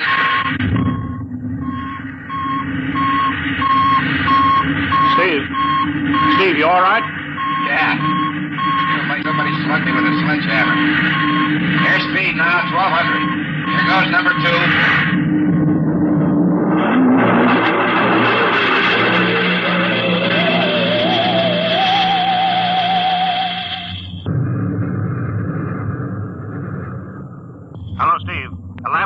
time is now 4 minutes. What's your altitude? Over to you.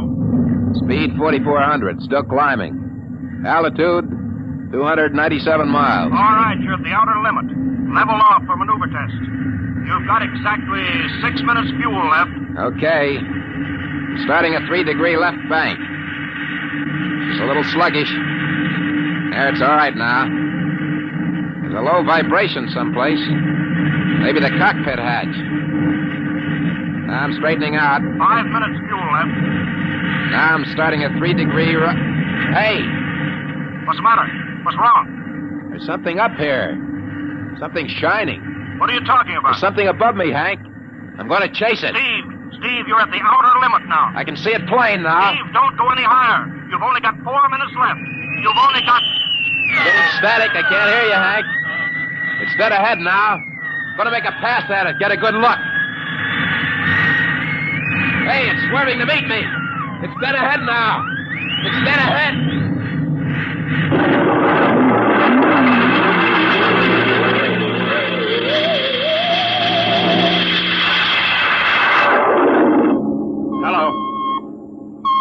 Hello, Steve. Steve, come in. 9 minutes fuel gone. Still no sign on radar. Hello, Steve. Steve, what's happened? Charlie, get out the crash squad. Tell the Army squadron to alert their search planes. Right. 9.5 minutes gone. Hello, Steve. What's happened? What the devil is it? Charlie, Hello. for Mr. Hanson. Come in, Steve. We need a search squadron. Come in. No, Mr. Hanson's busy. Hello, Steve. Hello, Steve. 10 minutes, Mr. Hanson. That's the end of this fuel.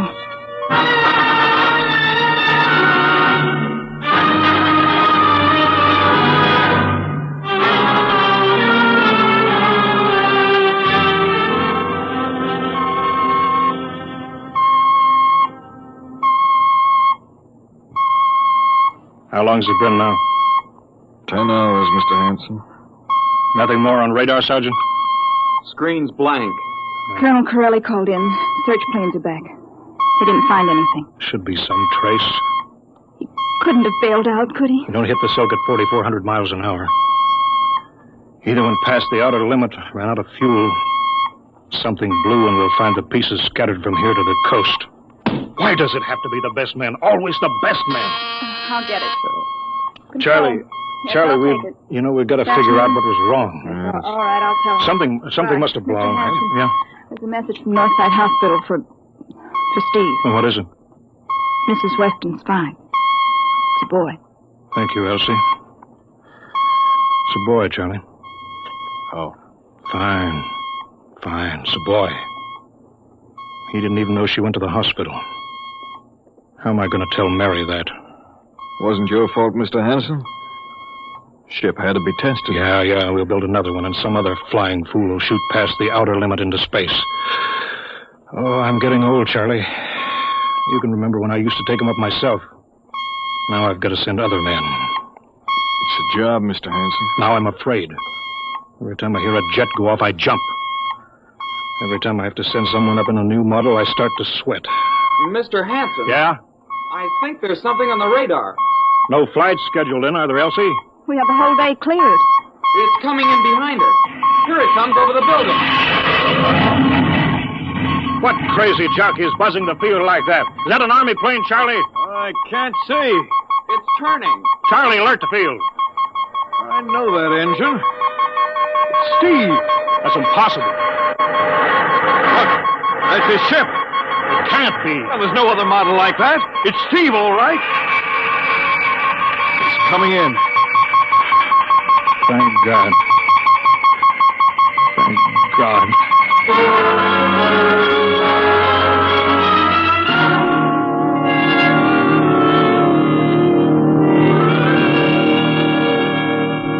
All right, sit down, Steve. The quicker we get this done, the quicker you get over to see Mary and the baby. Hank. Elsie, give the order to check and refuel the rockets. I don't want anybody in here till I get Steve's reports. Bury any calls. All right, let's have it. What the devil happened to you? Hank, does that cosmic ray bomb still go off tonight? What are you talking about? Straighten out, Steve. Where you been for the last 10 hours? Listen, Hank, there's something more important. Come on. I've got to get a report on the screen to Washington, so let's have it. I've got to know how you stretched 10 minutes fuel to keep you in the air for 10 hours. Now, one thing before I talk. Look, have the Steve. Geiger men run over the ship before they refuel. What'd you run into? So help me, Hank, I don't know. We better check and make sure it isn't radioactive. Elsie, add a Geiger report on the standard check. Steve, maybe we better have the doc look you over, too.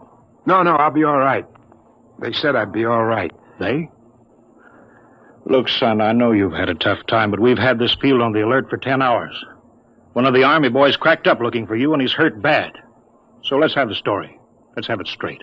I don't know how to tell you. Hank, I saw something up there. At 300 miles? I chased something up there, Hank, and I caught it. Now, don't hand me that, Listen, Steve. I was cruising along, just starting the right bank, when I spotted something. It must have been going about half my speed. It was egg-shaped and smooth. I made a pass at it, and I was coming back for another, and then there was a humming sound. Humming? A sort of vibration. And I blacked out. I was headed straight for it at 4,400 miles an hour. I thought it was going to be the biggest smash since Hiroshima, and I guess they were drinking that bottle. Never mind that, Steve. What happened?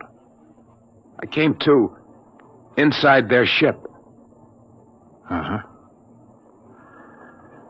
Steve, this whole thing has been a devil of a strain on you. I'm going to call Major Donaldson from the Army base. Ask him to sit in. Psychiatrist? Yeah, that's a good idea. Let him run his tests. He'll tell you I'm not kidding. Because, Hank, unless I miss my guess, I've just been tipped off to the way the world ends.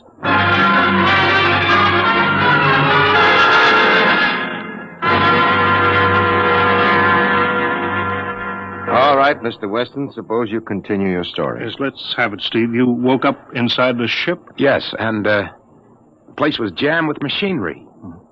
Dials, blinkers. I couldn't recognize anything. And you were surrounded by these men from Mars? I didn't say anything about men from Mars. I didn't even say they were men. I couldn't see them clearly. They were just there. Where did they come from, then? Another galaxy. Millions of miles outside of our solar system. That's all I know. You figure out where they came from. And they came all that distance to find the Earth? Yes. Did they tell you that? Yes. You mean they spoke English to you? No, they didn't. It's funny. I hadn't thought. They didn't really speak to me at all. They just planted the thoughts in my mind. You mean thought transference, telepathy? Yes, that's right. Well, Steve, what brought them here? We did, Hank. We rang their bell. We brought them in. Well, how?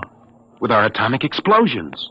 Hank, that's why you've got to stop that bomb test tonight. I'll give up. Look, you've got to believe me, Hank. Oh, how can I make you understand? Maybe I can help, Mr. Weston.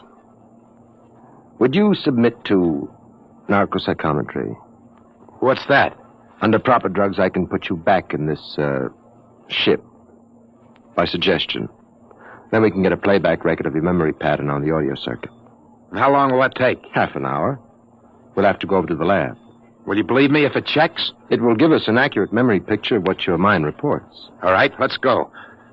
Hank, you gotta believe me. We haven't got much time.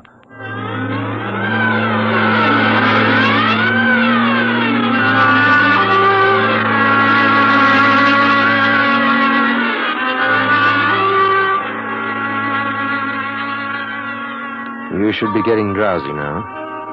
Count backwards from 10. 10, 9, 8, 7, 6.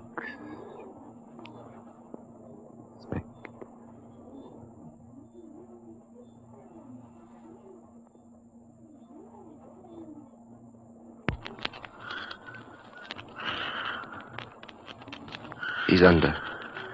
Now we attach the head plate electrodes. The cortical pick up. Look out for that wire, Mr. Henson. 3.0 setting. 31.3. Now throw that switch, Mr. Henson. I have to start him off by suggestion. All right, Steve. You're in your ship now. You're in the rocket. Rocket. You're in the rocket. You're in the rocket. And you've just sighted something strange. Now I'm starting at 3 degree right. What's that? Hey, there's something up here. Something shining. His memory pattern. We're picking it up electronically. There's something above me, Hank. I'm going to chase it. It's piped through the audio circuits. I'm getting static. I can't hear you, Hank. This is where we lost contact with him. I'm going to make a pass at it and... Hey, it's swerving to meet me. It's dead ahead now. It's dead ahead. Now what? This is where he blacked out. There's no telling how long, minutes or hours. What's that noise? I don't know. Quiet. Where? How did I get in here? What? Who are you? Is he seeing things? Intergalactic Patrol. What's that? What are they saying, Steve? What are they saying? It's about nuclear fission. They know about it. They know the danger of it. Long ago, they had wars that almost destroyed them. But finally, they learned. Now they've outlawed war. Go on, Steve. They patrol space. When their detector picks up an atomic explosion, they send a patrol. What are they going to do? They've quarantined us. Quarantined? They've isolated the Earth. Because we don't know how to control ourselves yet. Until we learn, we'll be a menace to the whole universe. What is this nonsense? How are they going to do it, Steve? They've spread a layer out here of... I don't know how to call it. All around the Earth. It's miles deep. When there's an atomic explosion on Earth, the radioactive particles will drift up to this layer and set off a chain reaction. It'll go around the world in microseconds. And that's the end. The end? What's he... Wait. Yes. I understand. I've got to bring back the warning. You're going to put me back in my ship to bring the warning.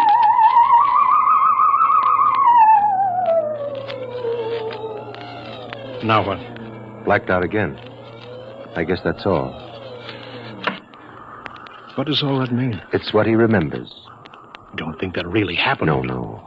Narcopsychometry circuits produce what he remembers. It just means that Steve believes this happened. I don't like to see this. I've seen too many tough pilots snap. Steve is the best I've known. How bad do you think he is? Frankly, outside of the presence of this well-organized hallucination, there's no sign of unbalance. May not be too serious. If he had a more plausible story, I'd be inclined to believe him. Warning. Hank. It's all right, boy. Did you hear it, Hank? You understand? Sure. We've been quarantined. Let me give you something to make you sleep, Steve. But don't you understand? They fixed it so that if we set off one more nuclear explosion, that'll be it. Of course.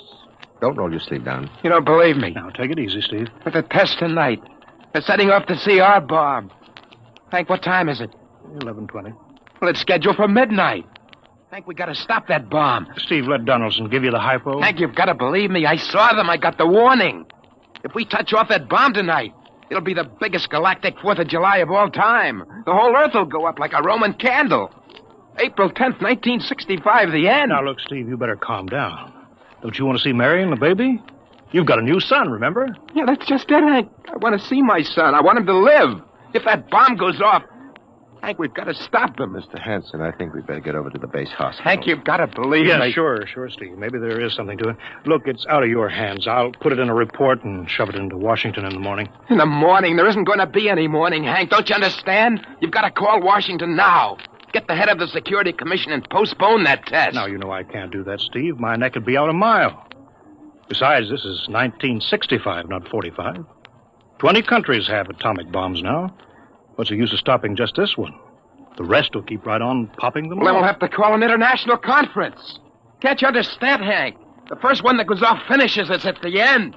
They've given us the quarantine warning. Steve, I think you'd better go with us to the base hospital. Look, Steve, we can call up for a detail if we have to. All right. I'll go with you.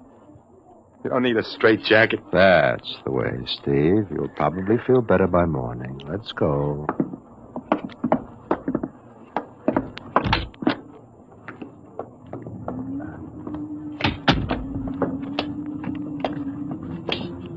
Well, Steve, tomorrow I'll drive you over to the hospital to see Mary and the kid. Sure. Look at the ship under the floodlights. Pretty, huh? You'll be flying her again soon, don't you worry. Yeah, I guess so. What you doing out in the line? They refuel her? Yeah, we got Clausewitz coming in tomorrow from Denver for another test. Figured we'd give you a day off. That's good. That's Why? Steve! Steve, come back! Come on, Donaldson. Steve! Steve, wait! He's heading for the rocket. Look, there he goes up. That crazy fool. We can't get at him now. That covers armor glass. He's waving. Yeah, towards control. What's the radio? He means the radio. Come on. I should have gotten help. The radio's still hooked up here. Hello. Hello, Steve. Listen to me, Hank. You gotta call Washington now. Come out of that rocket, Steve. I'll call my men. And don't try anything, Hank. They've refueled the rocket for tomorrow. Take it easy, Steve. Listen, you know what'll happen when I fire the rocket tubes down here? Steve, don't. It'll burn out every building for 5 miles. All of us in one big blast. Steve, what do you want? You've got to stop that bomb. You got to call Washington right now. They won't believe me. You make that call or I cut in the rocket. Now, I mean it, Hank. Now, hook my screen to yours in parallel. I want to see exactly what you're doing. All right. Just don't fire those rockets. Get going, Hank. You got 12 minutes to make that call and stop that bomb. All right, I'm making the parallel hookup right now. Donaldson, you think he'll really blast? I don't know. Up to now, I'd almost say he was normal, but now he's liable to do anything, Hanson. Steve, there, you getting it on your screen? Yeah. Now, put that call through. All right. Operator. Visit screen to Washington. The visit screen circuits are busy, sir. If you'll try again in half an hour. This is Security Commission priority. Break in, get me a line. Yes, sir. Just a moment, please. 10 minutes, Hank. Listen, Steve, I'm trying. Ready to take your call, sir. Washington, Security Commission 3. This is urgent. I want Undersecretary Herbert Ames. Washington 3. 1 moment, please. Hurry, will you? 1 moment, please. What time is it, Donaldson? 11:51. Do you think he'll fire those rockets? He might. Washington? Visit screen 3. Mr. Herbert Ames, please. That is a coded exchange. I cannot accept your call without clearance. Get it through, Hank. Listen, Washington, put it through. This is Mr. Hanson at San Marco Air Base. This is a priority call. I'm coded. 1 moment, please. I will check your code number. Get that through, Hank, or that bomb goes off at 12. Will you be reasonable, Steve? Your call has cleared, San Marco. Washington, visit screen 3. Herbert Ames, please. Security Commission Ames. Listen, Ames. Hello, Hanson. Ames, you got to get me to the chief. Are you kidding? He's at the test control room. Yes, I know, but get him for me. What's up? You look lousy. Or is it a bad circuit? There's no time. I've got to get him before the test. It's about the CR bomb. I can't take that responsibility. Get that through, Hank, or I blast. Hey, what's going on there? Ames, my project has a high enough rating. This is a priority A call. What? Well, okay, it's your neck. I'll try to get him for you. He's in the control room, so you'll have to switch off your screen and speaker and go on earphones. There's too much going on in there. Security ruling. You hear that, Steve? I've got to cut the incoming screen. All right, but don't try anything. 8 minutes, Hank. Hello. What? You got him, Hank? Yes. This is Hanson at San Marco. No, sir. Priority A request to cancel the bomb test. No, I'm serious. This is deadly serious. We sent the X2 JTR up today to the outer limit. We uncovered evidence. Yes, on the automatic instruments. What's that? No, possible chain reaction. No, I can't tell you the whole story. There isn't time here. Yes, I'll bring the readings into Washington in the morning. You've got to postpone the test till you see them. Look, I've worked on contracts for the Commission for 10 years. Yes, I have complete confidence in my information. You can record that. All right, I'll call you back immediately. Bye. Hank? He's agreed to cancel, Steve. The bomb won't go off. All right, boy. You can come down out of that ship.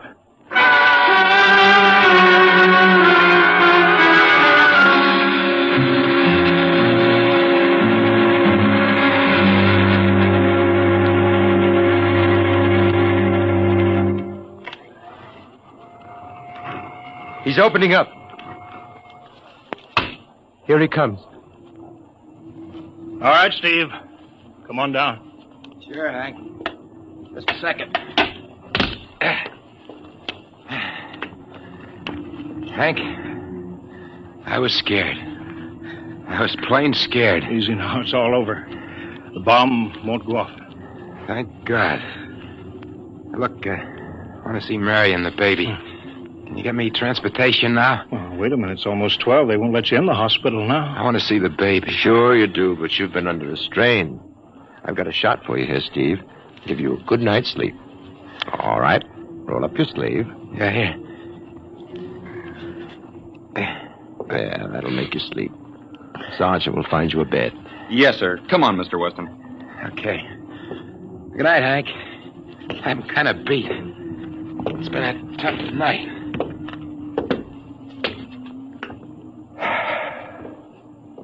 It sure has. I thought for a minute he was going to blast those rockets and send us all to Kingdom Come. Yeah. Quite a stunt getting the Rebound test called off. It isn't called off. But the chief said... Ames couldn't get the chief. I was talking to a dead circuit. Bomb goes off in a couple of minutes. Oh. Poor Steve. He was one of the best. He was the best. 1 in 10 million. Some story of his, poor guy. For a while, he almost had me believing that quarantine. That's a very common delusion. End of the world. Yeah, I suppose so. It's a nice night. Never saw the stars so bright. We better be getting in. That wind is cold. Well, the bomb goes off in 30 seconds. Poor Steve. You know, Hanson, there's just one thing. Yeah? It's outside my field, but I'm curious. How did he keep that ship in the air for 10 hours with only 10 minutes fuel?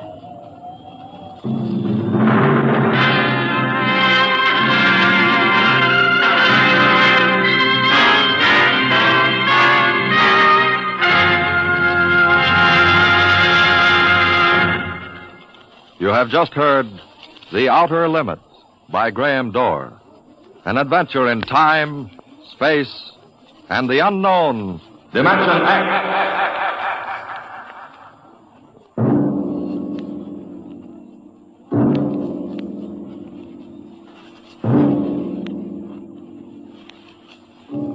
Now, about next week. Have you ever heard of the Mark III? The amazing electronic brain at Harvard that instantly solves the most complicated scientific problems. Suppose you had a mechanical brain like that in your house. A robot that was always at your service, so that you could just sit with folded hands and relax the rest of your life. That would be nice, wouldn't it? Perfect. That's what they thought when it happened in the year 2006. But they were wrong, terribly wrong. How? I'll tell you next week. And now, with 4 hours to kill and the performance of Mr. Robert Taylor, Autolite hopes once again to keep you in suspense. So you want to know what's the matter? What's wrong with me? Okay, sit down on that bench over there. Make yourself comfortable, because this takes a while to tell, and I want to get it all off my chest. You know, now that it's over, I can look back and see everything in perspective. Clear back to the days when my brother Walter and I were kids in Vermont. And I can see now that my life's divided into 2 halves. The first 34 years and the last 4 hours. Yeah, 4 hours ago, I was standing at the big front door of the Bachelors Club, on my way up to see Walter for the first time in 5 years. I knew it was going to be tough, but things had changed since the last time we were together. Walt had arrived now. He was the kind of New York lawyer who divides his time between the front page and the society section. I was just still a newspaper bum. The competition between us was over, and I was hoping that now, with the numbers up on the scoreboard for everyone to see, Walter might let down a little, decide he could afford to call off whatever it was that had set us at each other's throats from the beginning. Anyway, that's what I hoped. As I said, I knew it'd be tough. Asking Walter for anything was always tough. Well, I finally swallowed what pride I had left and walked into the lobby. At the desk next to the stairway, the clerk was in a huddle with a bellboy. Well, for the love of Pete, what does a guy expect? It's one of those clubs where you're supposed to put a call through the desk before going upstairs. I stood around waiting for a minute, then figured it might be better if Walter didn't know I was coming, so I walked past him. They didn't even see me. The guy nails me. Blows higher than a kite because I ain't there with all 7 courses. So I say to myself, okay, so the guy's got a load of martinis. Well, you know, I'd call him for you, but his phone's tied up. Well, I'll tell you one thing, Larry. Starting tomorrow, someone else is going to take care of Walter. So it was Walter, with a load of martinis. I should have stopped right then, turned around, and walked out. It's my exit cue. But I muffed it. Well, nothing can change that now. Anyway, I walked on up to the 2nd floor and down the hall to 206.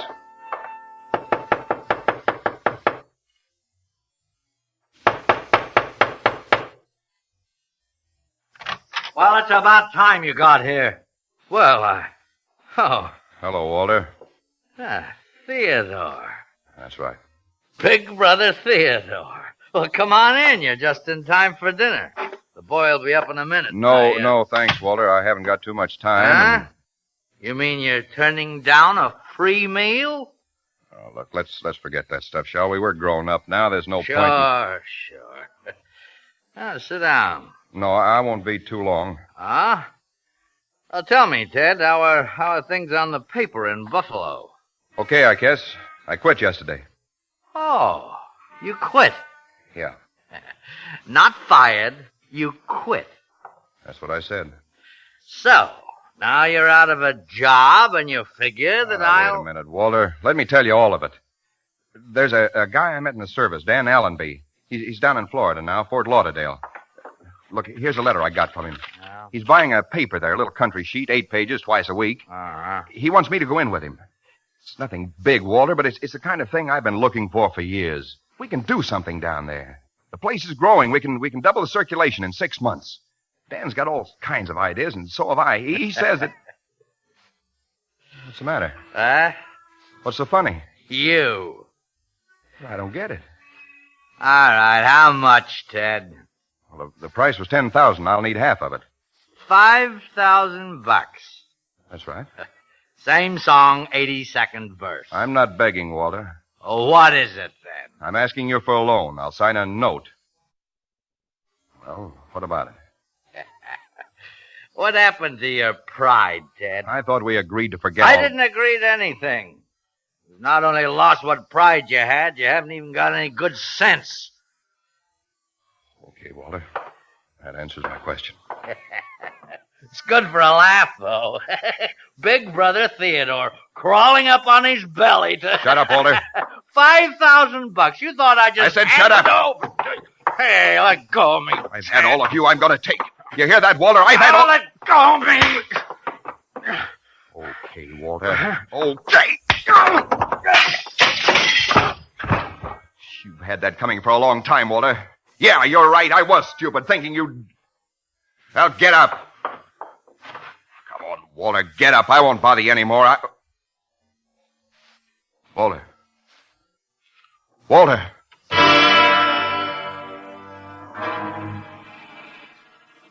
I saw it when I turned him over. A stream of blood oozing out of his right temple where he'd hit his head on the corner of the hearth. No pulse. No breath. Walter was dead.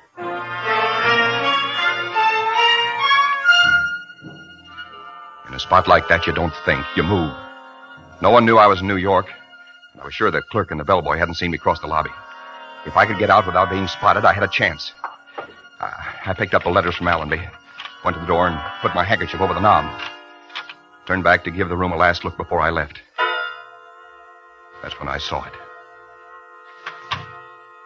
The telephone receiver was off the hook.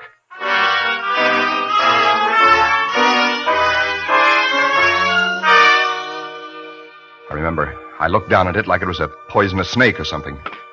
Started to hang it up, then changed my mind. Hello? Walter? Yeah, this is Walter. Really? Sorry, I kept you waiting so long. Wait a minute. Let's have an understanding right now. When I want a good newspaper man, I'll call you. When I want impersonations, I'll go see the floor show at Leon and Eddie's. Now, why don't you call your brother and tell him I'm getting tired of holding this telephone? Oh, who'll I say is calling? He knows. I made that pretty clear just before you barged into his apartment.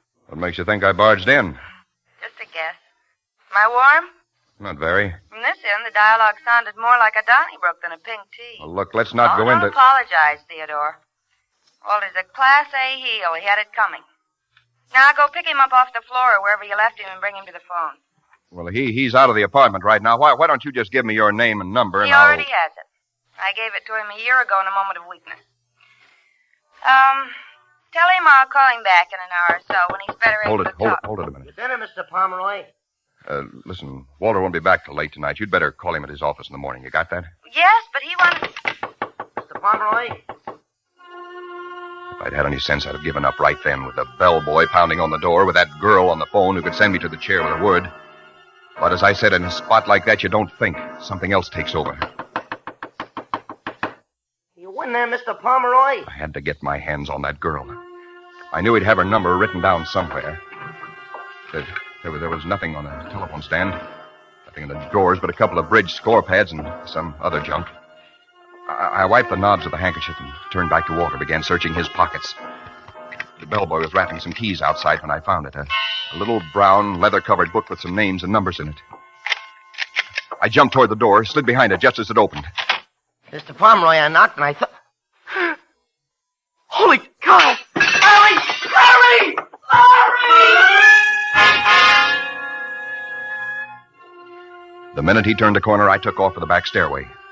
The pack was beginning to howl up front when I left for the rear door. Still unseen, safe, except for that girl.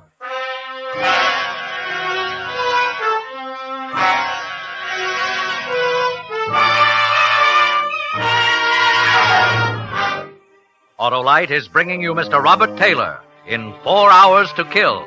Tonight's production in radio's outstanding theater of thrills, Suspense.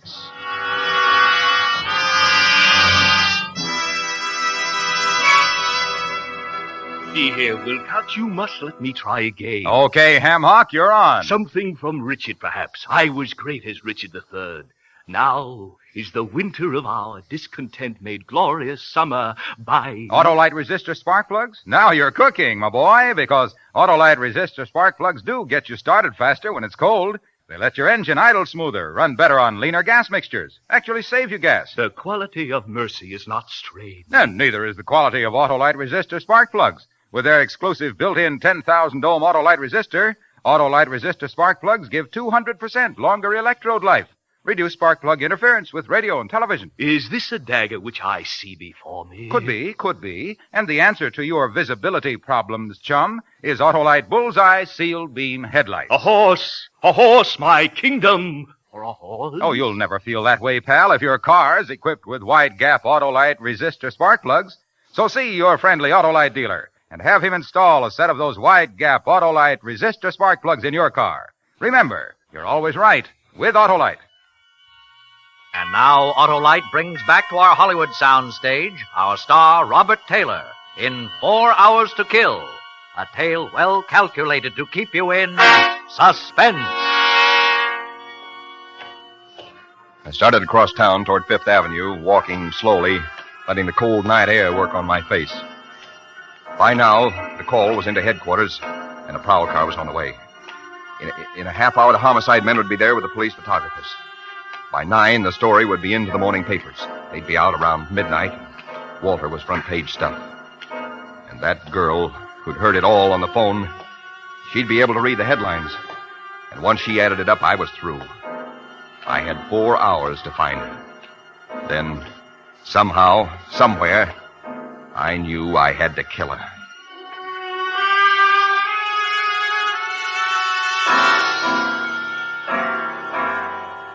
Found a phone booth in a Fifth Avenue drugstore and took out the memo book.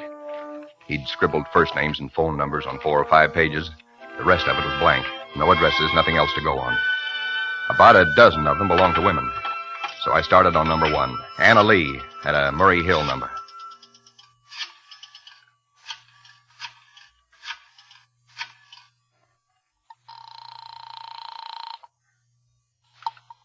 Hello? Is this Murray Hill 41121? That's right. Is Joanne there, please? Joanne? I'm sorry, I don't know any Joanne. You must have the wrong number. Are you sure? Well, I guess I'd better check it again. I'm sorry. No, Louise isn't in. If you're that guy who's been calling her, let me tell you right now that... You say you're making a survey? Well, my little old head isn't much good at figures, but I'll surely be glad to help you all out.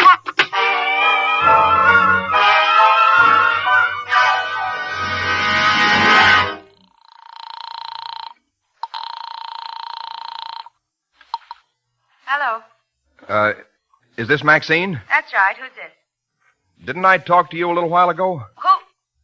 Oh. Don't tell me it's Theodore. Make it Ted, will you? Oh, we're real friendly now. Well, I hope so. I see. And you make a habit of hanging up in people's faces? We were cut off, Angel, and you were so snide about giving me your name, I couldn't call you back. Mm-hmm. So you went out and bought yourself a crystal ball? No, and when you... no. I just called up every girl in Walter's telephone index until you answered. Why'd you do that? Because I want to see if the girl is as nice as the voice. How do you blush over the phone? Look, why don't you save us both a lot of trouble by telling me where I can meet you? I'd rather keep it this way. I can be pretty persistent. I can be pretty stubborn. One Pomeroy's about all I can cope with at a time. I'm awfully sorry, Theodore, but Wait a minute. What's that music? The radio? No, it's not the radio, and please don't bother me. You're a nice boy, but I'm too busy right now to play games. Look, you've got to at least give me your last name, Maxine. Good night, Theodore. Some other time. But wait. I'm sorry, pal. You forced me to do this. Maxine, wait a minute. Yeah,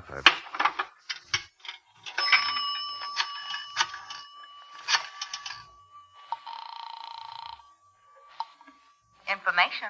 Would you tell me if you have a party by the name of Thomas P. Sherman at Plaza 22376? Thomas P. Sherman. Sherman. That's right, Plaza 22376. One moment, please.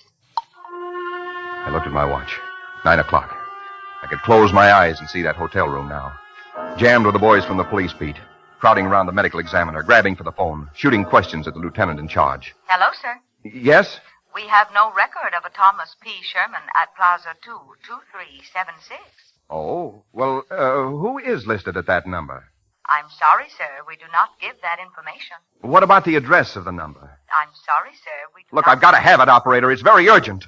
One moment. I'll connect you with the supervisor. No, skip it. I started to get panicky then. Got a lot of wild ideas about running, grabbing the next plane for anywhere. But I fought it down. I'd been a reporter long enough to know what happens to guys who run. I had to get that girl. I had to. Yeah? You through with the phone? Yeah, go ahead. Oh, thanks, pal. I gotta get a hold of the little woman, you know. The more I explain to her now, the less I'll have to do when I do get home. Boy, they're sure going all out in that Legion parade, ain't they? Yeah. Parade? Excuse me. Yeah, sure. What's the matter? What was that you said about a parade? Legion parade coming up Fifth Avenue. Crosstown traffic is tied up for 2 hours. Coming by here? Yeah, the band is down the street now. Band? That's what I heard. Huh? Nothing. Thanks a lot.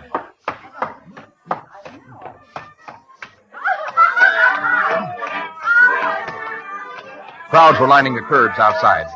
Down the avenue, somewhere around 78th Street, I could hear the band at the head of the parade, marching toward us. The same band I'd heard over her telephone, passing so close it almost covered her voice. She was on a low floor, next to the street, and the band had passed her at exactly 1 minute to 9. I remembered looking at my watch. I stood there and waited for the band. It was a wild idea, but I had a feeling if I figured it carefully, I could come pretty close. I walked the block with the band, then another one to make sure. It took them 1 minute and 20 seconds to cover a block. We hit 84th Street at 16 minutes and 20 seconds past 9. They'd covered exactly 13 blocks since they passed her telephone. That made it somewhere around 71st Street, on the ground floor. An apartment, maybe a residential hotel facing Central Park. I turned and started running back down Fifth Avenue. I was getting close, and there were still 2 hours before the morning papers hit the street.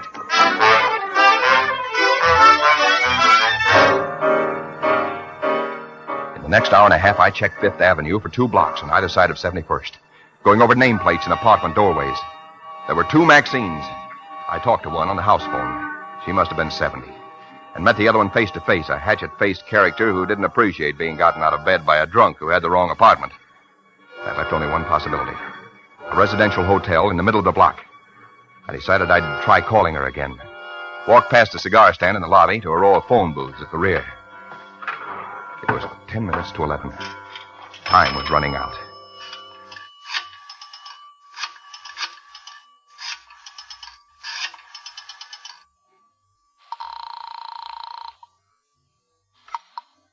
Hello. Hello, Maxine? Here we go again. What is it this time, Theodore? Well, I'm still trying to wear you down. Because you like my voice. Right. You think I'm charming. Practically irresistible. Right. And another thing. What? I think you live in the Grayson Arms on Fifth Avenue. Wrong. I live on the other side of town. Wait now. Be honest with me, Angel. Now, hold it a second, will you? She was lying. She knew what it was all about and was playing with me. The panic came back. I looked across the marble floor of the lobby toward the cigar stand. A customer was standing there. A girl had appeared behind the counter to wait on him. Then he left and another guy came in. My heart stopped. It was the distributor with a bundle of morning papers. Hi, Eddie. Hiya. Bob ready to fold? Mm-hmm. Leave him on the counter. Okay. Night. Night. My mind was paralyzed. It didn't sink in. Not even when I saw the girl turn away and pick up the phone. Now, let's see. Where were we, Theodore? You were stringing me along about living on the other side of town. Listen, Maxine, you've got to... Hello? Ted, are you there? Yeah. Sorry. Maxine, have you got the time? Oh, just a second. I saw the girl put down the phone, hold her watch up toward the light. 5 to 11. When are you through work? Right now. Wait. How'd you know I was working? Stay put for a minute and I'll tell you. Ted. Ted, what do you mean, stay put a minute? Hello. I'll be right with you, sir. Hang on, Ted. Yes, sir. Package of those, huh? Yes, sir. 18.25. Thanks. Anything else? That's up to you. Oh, now look. Wait Ted. a minute. I told you I was the persistent type. What?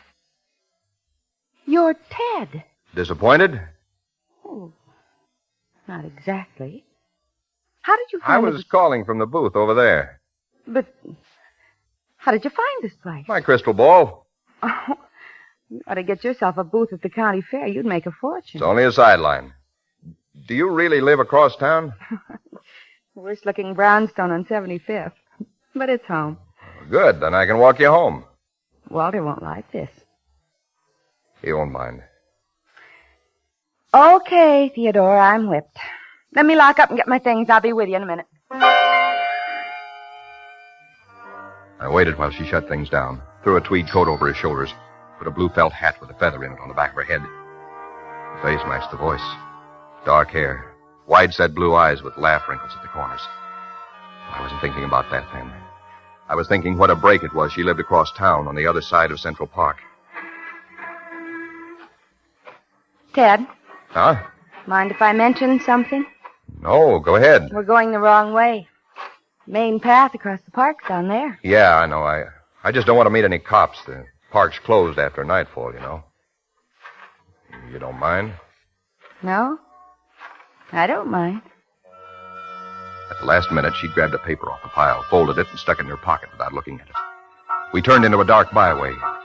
She moved closer and took my arm. The paper pressed against me like a hot branding iron in my side. My heart was pounding now.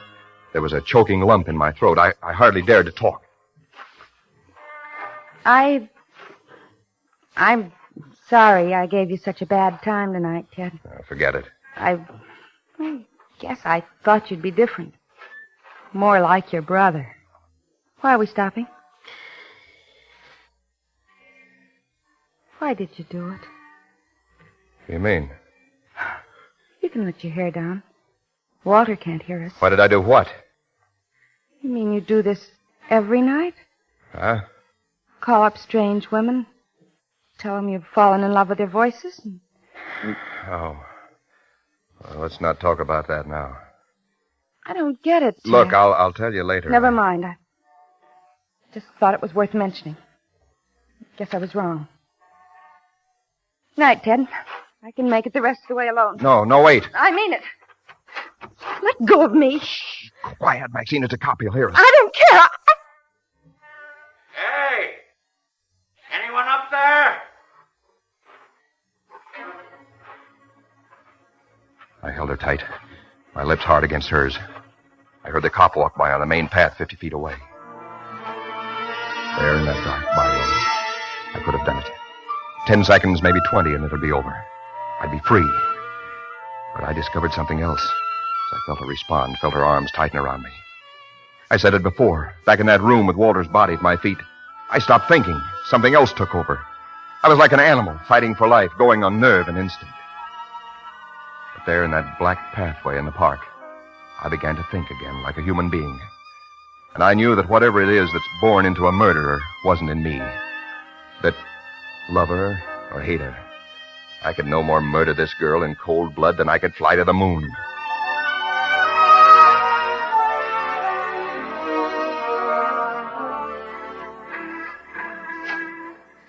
Well, here's the 8th Avenue entrance. Yeah. Why don't you tell me, Ted? Something's tearing you to pieces. I can see it. Okay. You've got a morning paper in your coat pocket. Take a look at it. Paper? Well, what's that got to do Here, with... give it to me. Page 1. I knew it. Lawyer attacked in city apartment. Walter. Yeah. You ask me. Here it is. New York, January 18th. Bruised and bleeding after an attack by a mysterious visitor into his rooms at the Bachelor's Club early last night. Walter Pomeroy... Wait a minute. Go on. Walter Pomeroy, noted criminal lawyer, still refused to disclose the identity of his assailant. Dr. James Penrose, attending physician, said Pomeroy suffered a possible concussion from a severe blow on the head, but was otherwise progressing nicely and would be released from City Hospital in 24 hours. The attack came at... Good Lord. Severe blow on the head. Yeah, he fell. Listen, Maxine, this doesn't tell it all. There's something else. Then what is it? What is the matter? Okay.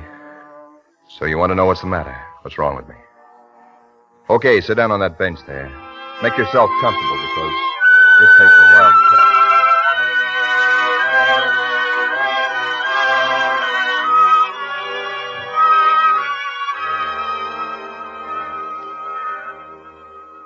And that's it. That's what's wrong. I wanted you to know all of it because... Well, you're important to me now. Maybe more important than anything else in the world. You can check out if you want to. It's nothing a cup of coffee won't cure. Max. There's an all-night stand around the corner. Got 20 cents.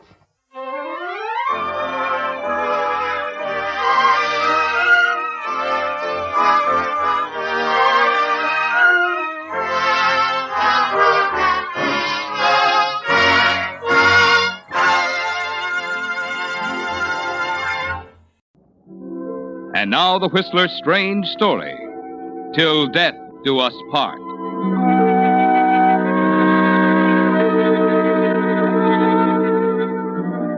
Norman Grayson was an art dealer, an enterprising young man who usually wore a friendly smile.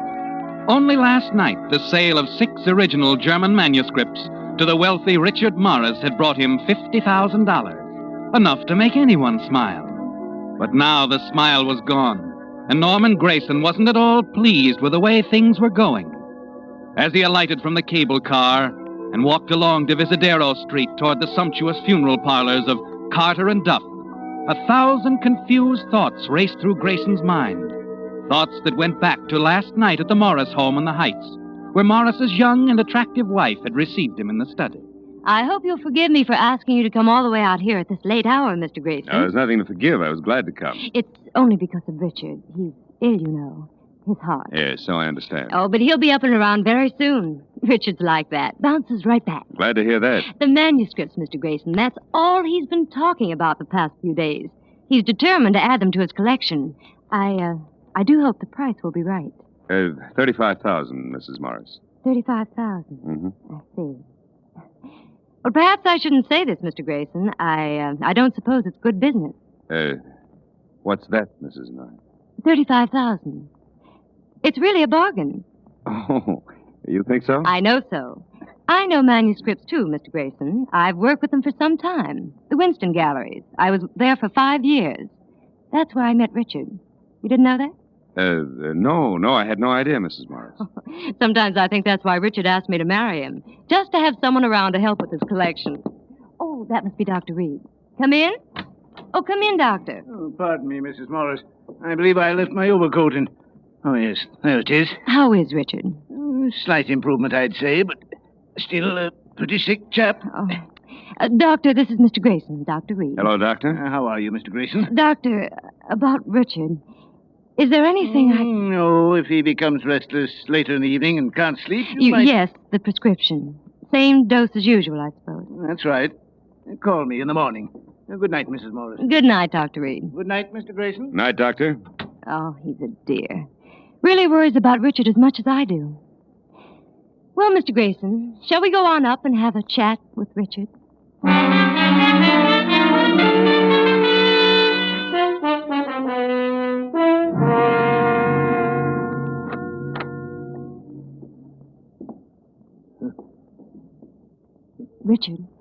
Richard. Janet? Yes, darling. Mr. Grayson is here. Grayson? The gentleman with the manuscripts. The German manuscripts for your collection. Oh, yes. Manuscript? Yes, Mr. Grayson and I talked it all over. He's going to sell them to you. Darling, aren't you listening to me? Mrs. Morris, perhaps we'd better not try. No, it's quite all right, Mr. Grayson. Here, Richard, let me help you sit up. Well, what for, Janet? The check, you have to sign it. It's all made out, everything except the signature, Richard. That's it. That's a good boy. Now, here's the pen. All right. Oh, that's right. There we are. Ah, that's fine, Richard. Now I'll give the check to Mr. Grayson. Thank you. And the manuscripts are all yours. Isn't that wonderful, Richard? Yes. Janet, a glass of water, please. Oh, of course, darling. Here's the water. Here. And here's something to make you sleep. Doctor's orders. Oh, now I'll be back in a little to look in on you. Good night, Richard.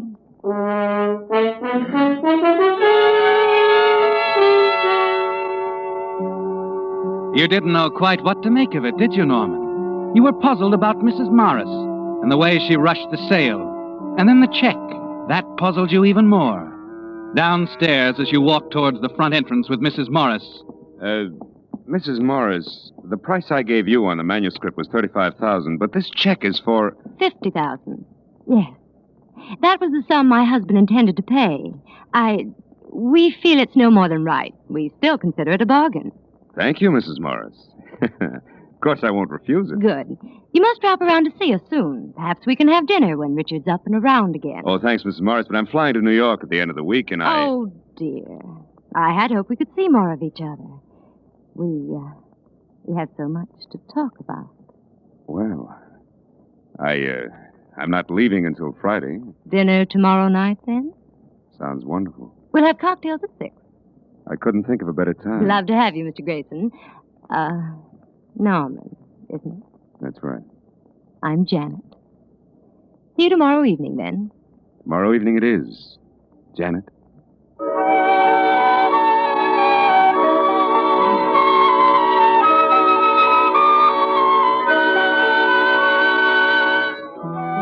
When you left the Morris home, you weren't at all quite certain that business in New York was important enough to drag you away by Friday. You could put that off for a while yet, as long as there was someone as attractive and as interesting as Janet Morris in San Francisco. No, business in New York could wait. Early the next morning, you cashed the $50,000 check, then spent the rest of the day roaming around town. Later that afternoon, when you returned to your hotel... Oh, Mr. Grayson, someone's been calling you all afternoon. Wouldn't leave a message. Oh? A young lady. No message, huh? No, sir. Here's your key. Oh, thanks. Oh, by the way, Mr. Grayson, you've seen the papers, I suppose. Papers? Yes, the gentleman you were asking me about several weeks ago, Mr. Morris. Morris? What about him? Oh, you didn't know. He died this morning. Heart attack.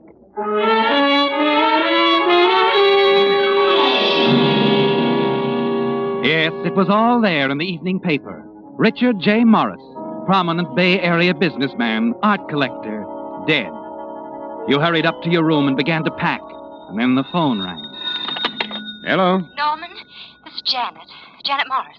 Oh, yes. Yeah, I just read the papers. I'm terribly sorry, Janet. Is there anything I can do? As a matter of fact, there is. Yes, I'd like to see you, Norman. There are a few things we should discuss. About the manuscripts. Oh? What is there to talk about, Janet? Don't you know? All right. I'll come right up. No, not here at the house. That wouldn't be right. Suppose you meet me in, say, 2 hours from now. I'll be at the funeral parlor making arrangements for Richard. It's on Divisadero. I know. You'll be there, won't you? Yes. I'll be there. I wouldn't want you to do anything foolish, like leaving town in a hurry.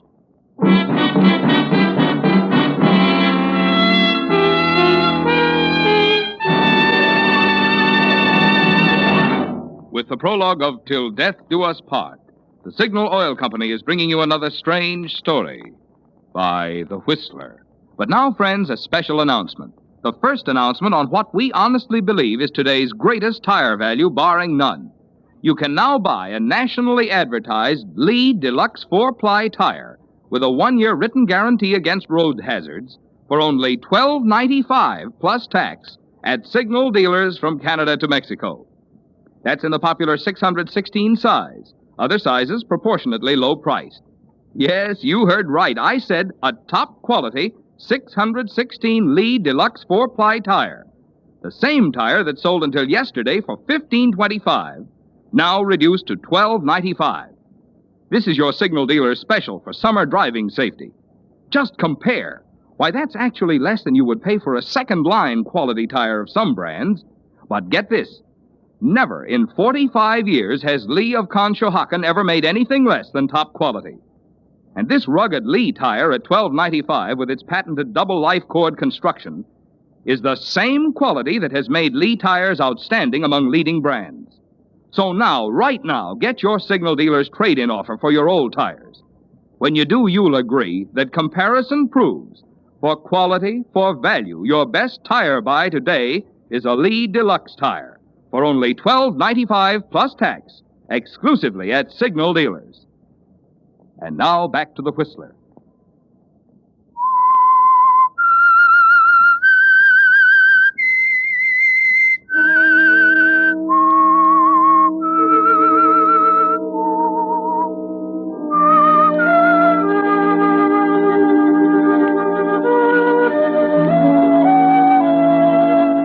Yes, it had been a profitable business deal, hadn't it, Norman? Selling the 6 original German manuscripts to Richard Morris. But less than 18 hours after he signed a check to you for $50,000, Richard Morris is dead of a heart attack. And now his widow, the young, attractive Janet Morris, summoned you to see her, and of all places, at a funeral home. When you reach the funeral home, a slender, solemn-faced young man leads you down a long, thickly carpeted corridor toward the rear of the building into a private waiting room. The door closes softly behind you, and you're alone with Janet. Norman. I'm sorry, Janet. Oh, it's so awful. I just can't believe it. Poor Richard. And to think I let you swindle him out of $50,000. Look, Janet, Please don't bother to deny it. The manuscripts are forgeries. I know. You knew it all the time. Yes. Did he? Of course not. At first he wanted me to take them to Mansfield for appraisal. Mansfield? Fred Mansfield? Yes, but I talked Richard out of it. He had a lot of respect for my judgment. I see. So no one knows about this but us and the man responsible for the manuscripts. They're quite good. Ziegler's work, isn't it? I understand he's back in this country. I told you yesterday I knew manuscripts. Had to be Ziegler or Klein. By the way, where is Klein these days? In a Berlin cemetery. He made a mistake. A bad one. Oh, he was such an artist. Oh, I wish they'd stop that music. I don't like it. Janet.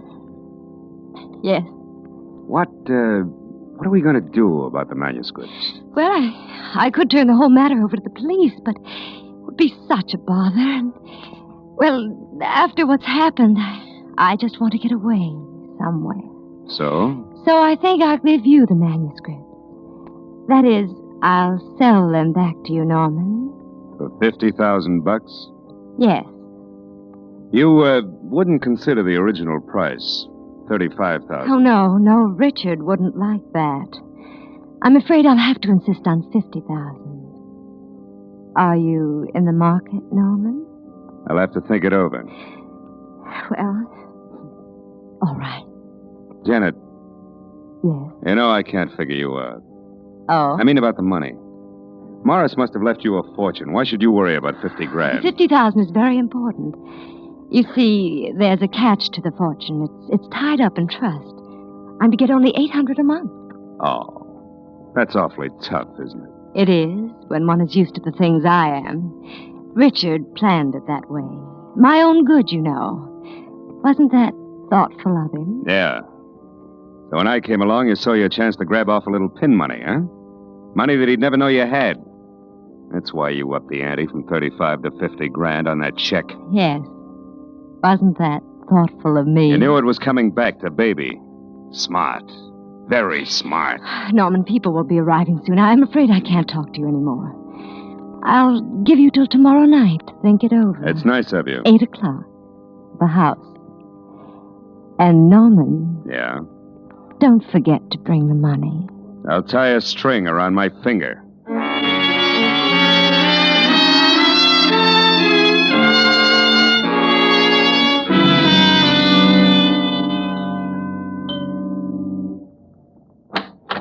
Norman, come in. Sorry I took so long. I was taking a nap. The servants are all gone. They're at the funeral parlor. Touching. Very touching. Why don't you go into the study? I want to freshen up a bit. Fix yourself a drink. Thanks. Popular prices, of course. Norman, you're bitter. Let's just say I got up on the wrong side of the world this morning. Oh, I'm so sorry. Okay, I'm sold. I better go in and fix a drink before the prices change. I won't be more than 10 minutes, Norman. Make yourself at home.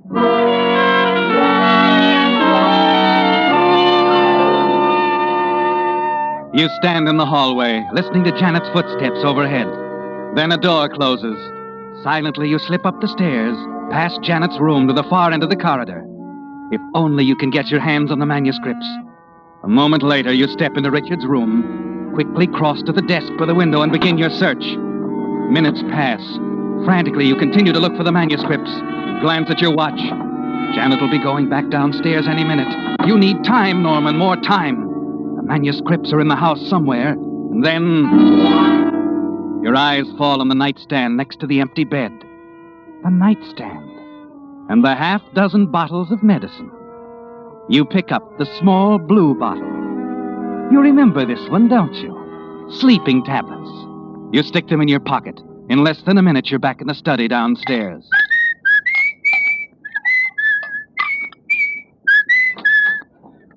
My, aren't we cheerful? Why not? I may even go into a soft shoe routine. Want to see it? Later, perhaps. Oh, you fixed me a drink. How nice. Here you are, sweetheart. Thank you. To us, Norman. Yeah, to us.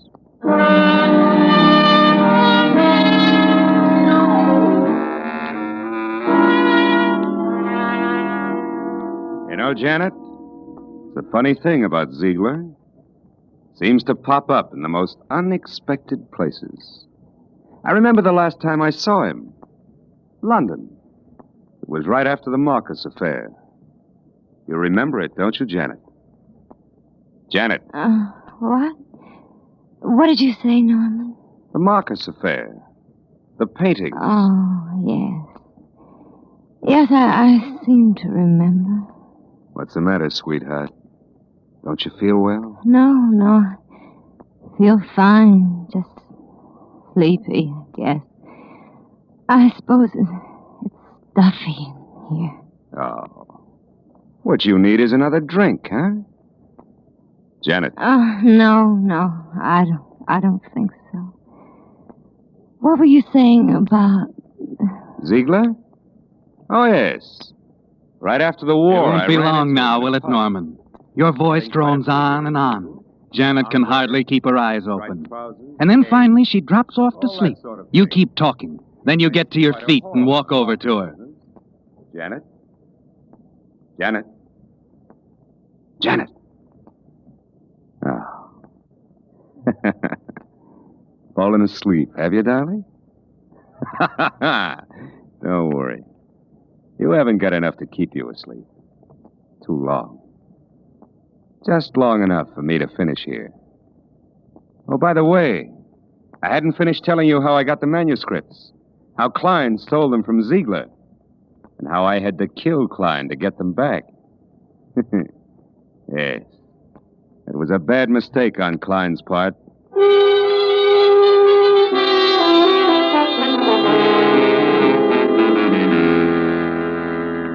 You haven't much time now, Norman. The servants may be coming home at any moment. Quickly, you begin a systematic search of the study, and you're in luck. In less than 5 minutes, the manuscripts are tucked away in your inside coat pocket.